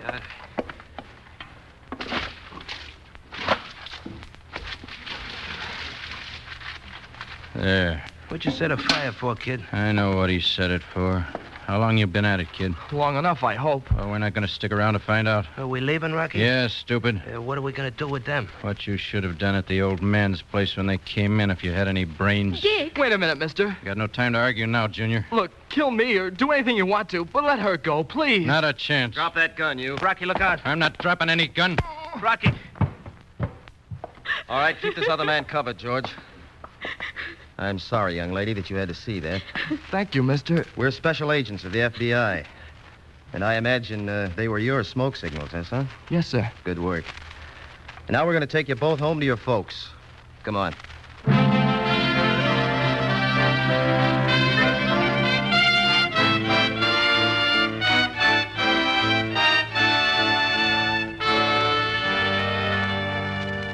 Rocky and his accomplice in crime were tried for the murder of the prison guard. They were both convicted for this crime and sentenced to death by hanging. And so ended the career of two more dealers of sudden death. There are, however, many more of their kind still at large.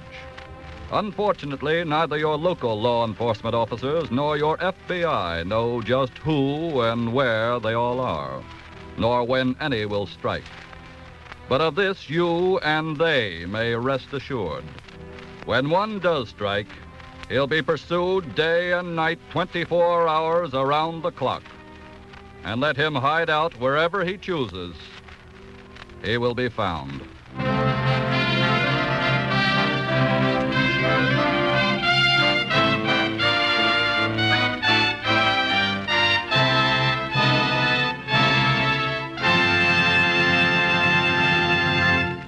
In next week's exciting program, which we'll tell you about in just a moment, This Is Your FBI, will present new evidence to prove how well the FBI guards national security. And in the booklet called Your Policy, the same one I was talking to you about a few minutes ago, the Equitable Society presents new evidence to prove how carefully and intelligently the Society protects your financial security through life insurance. If you're not already a member of the Equitable Life Assurance Society, ask the Equitable Society representative in your community for a free copy of this booklet. It's so interesting, so easy to read. Get a copy from your Equitable Society representative, a neighbor whom you ought to know anyway, for like your FBI, he is constantly working for the protection of you, your home, and your country.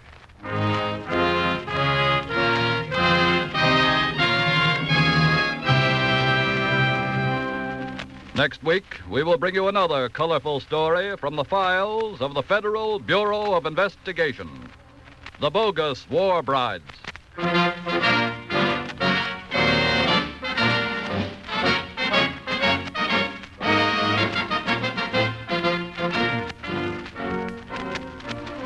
We exceedingly regret that due to unforeseen circumstances, Mr. Thomas I. Parkinson, President of the Equitable Life Assurance Society of the United States, was not able to address you on the subject of inflation on tonight's program as had been announced.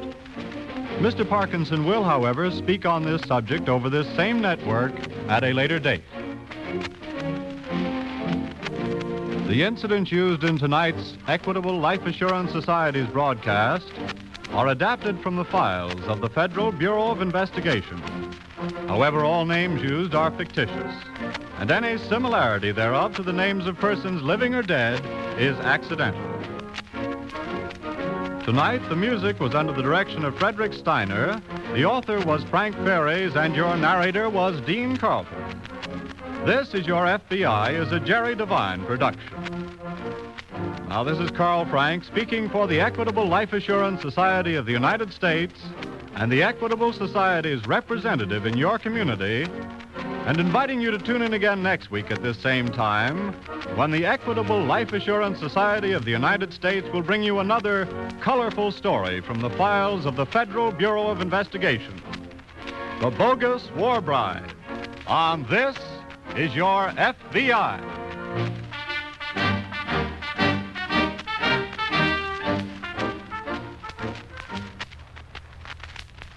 This is ABC, the American Broadcasting Company. The Equitable Life Assurance Society presents This Is Your FBI.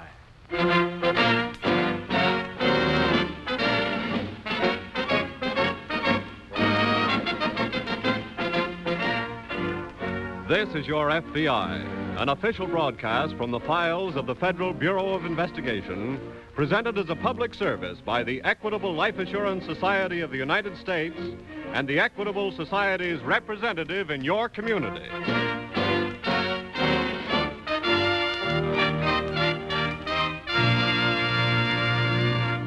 Before enacting tonight's timely case, I'd like to call your attention to a very significant fact about the sponsor of tonight's program, the Equitable Life Assurance Society of the United States.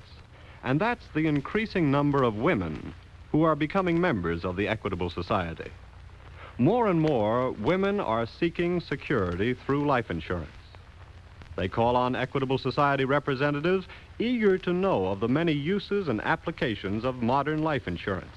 In fact, a number of our Equitable Society representatives are themselves women. I'll tell you about one of them later. Just like the men, they realize the value of life insurance both to the individual policyholder and to the community. They know that by serving Equitable Society members, they serve America.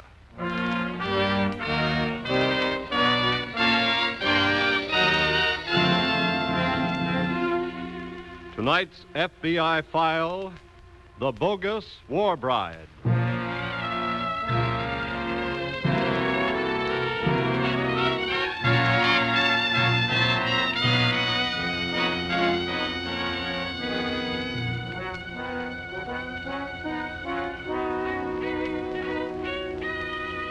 Tonight's case from the files of your FBI presents another in the series of demonstrations of gratitude for the heroic sacrifices of the returned veteran being performed daily by that lower rung member of America's criminal society.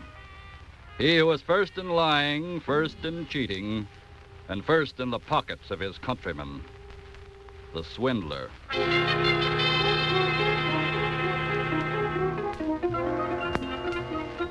In a certain bar off Times Square, which became a favored oasis of GIs during the war, 2 of the last 3 vacant stools have been quickly spotted by the deliriously happy couple just coming in the door.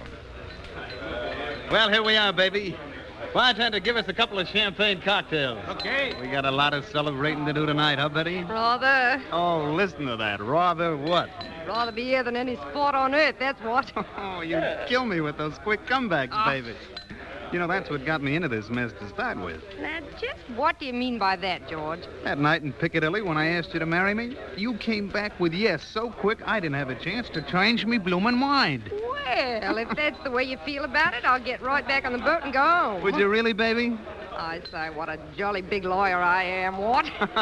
Here's your drinks, mister. Oh, thanks. Here, baby. Go. Here's to the Queen Mary for bringing me Princess Betty. Here's to you, love. Congratulations, chum. Huh? Congratulations. Oh, thanks, pal. My bride's still stuck over there. Huh? May take another 6 months. Oh, so, what a pity. Yeah, it's tough. Anyway, let me join in drinking to your reunion. Thanks, it's awfully nice of you. Yeah. Well, here's to you.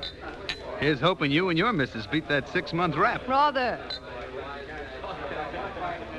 You know, confidentially, pal, my wife here would still be stuck over there, too, if I hadn't run onto a way to do a little finagling. George. What's the matter? You want us to get arrested on our first night? What do you mean, get arrested? For talking about how we worked it, that's why. Oh, look, baby, the soldier here's one of us. Well, you can't tell who else might be listening. Well, there's no police in here. Just because you don't see any brass buttons is no sign. Okay. Look, I don't know how you worked it to get your wife over, but I'd sure like to know. Well, I guess you can tell from the way Betty's putting the clamps on me that it's kind of a down-under proposition, if you know what I mean. Anything that will get my wife over here is all right with me. After all, she's got a right to be here, hasn't she? Come on. Let's all move over to that empty booth in the corner. Okay. Come on, baby. Righto. Excuse me, mister. Slide in, sugar. Charlie. Now, look, pal. Yeah? Maybe I better tell you first how much this deal cost me. How much? 500 smackers. 500? Can't you raise it? I guess I can. Well, these guys work fast. Well, I'll have the dough tomorrow. That fast enough? Yeah, I guess so. Okay. What's the proposition? Is it all right with you if I tell him, Betty? After all, I gotta help a buddy, you know. Go ahead. Okay. If you can raise $500 tomorrow, you can get your wife over here in 2 or 3 weeks, just like I did. Really? Sure. And here's how it works.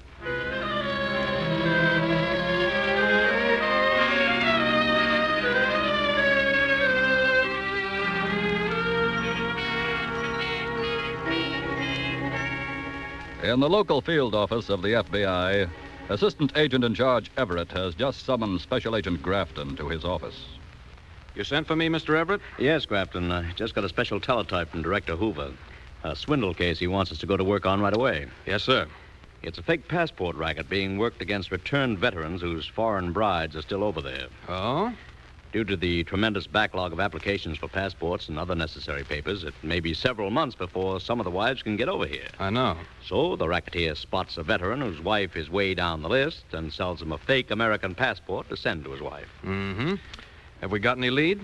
2 of these fake passports were picked up in London yesterday when 2 brides presented them for inspection. I see. They're being rushed to us by airmail. But in the meantime, here are the names and addresses of the 2 husbands here in the city. Aren't they liable to arrest on a conspiracy charge? Technically, yes. But Mr. Hoover has no desire to arrest a veteran for trying to get his wife over here. All we want is their cooperation in exposing the swindlers. Well, then I better try to contact them right away. One of them lives out in Jackson Heights. The other one up near Columbia University. Here are the addresses.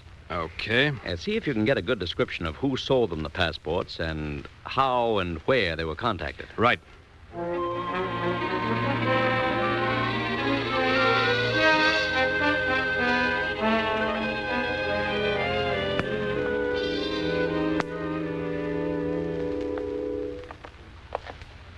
Got that passport for the sucker nearly ready, baby? Just about, George, old thing. Oh, look, can that accent, will you, when we're not working on somebody? Okay, sugar. But if I slip out of character in the middle of a deal sometime, well, it just might be rather embarrassing for us, don't you know?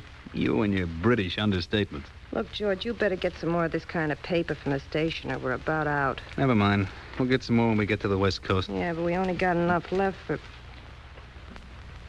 What did you say? I said we'll get some more paper on the West Coast. What do you mean, West Coast? That's where we're going. How come?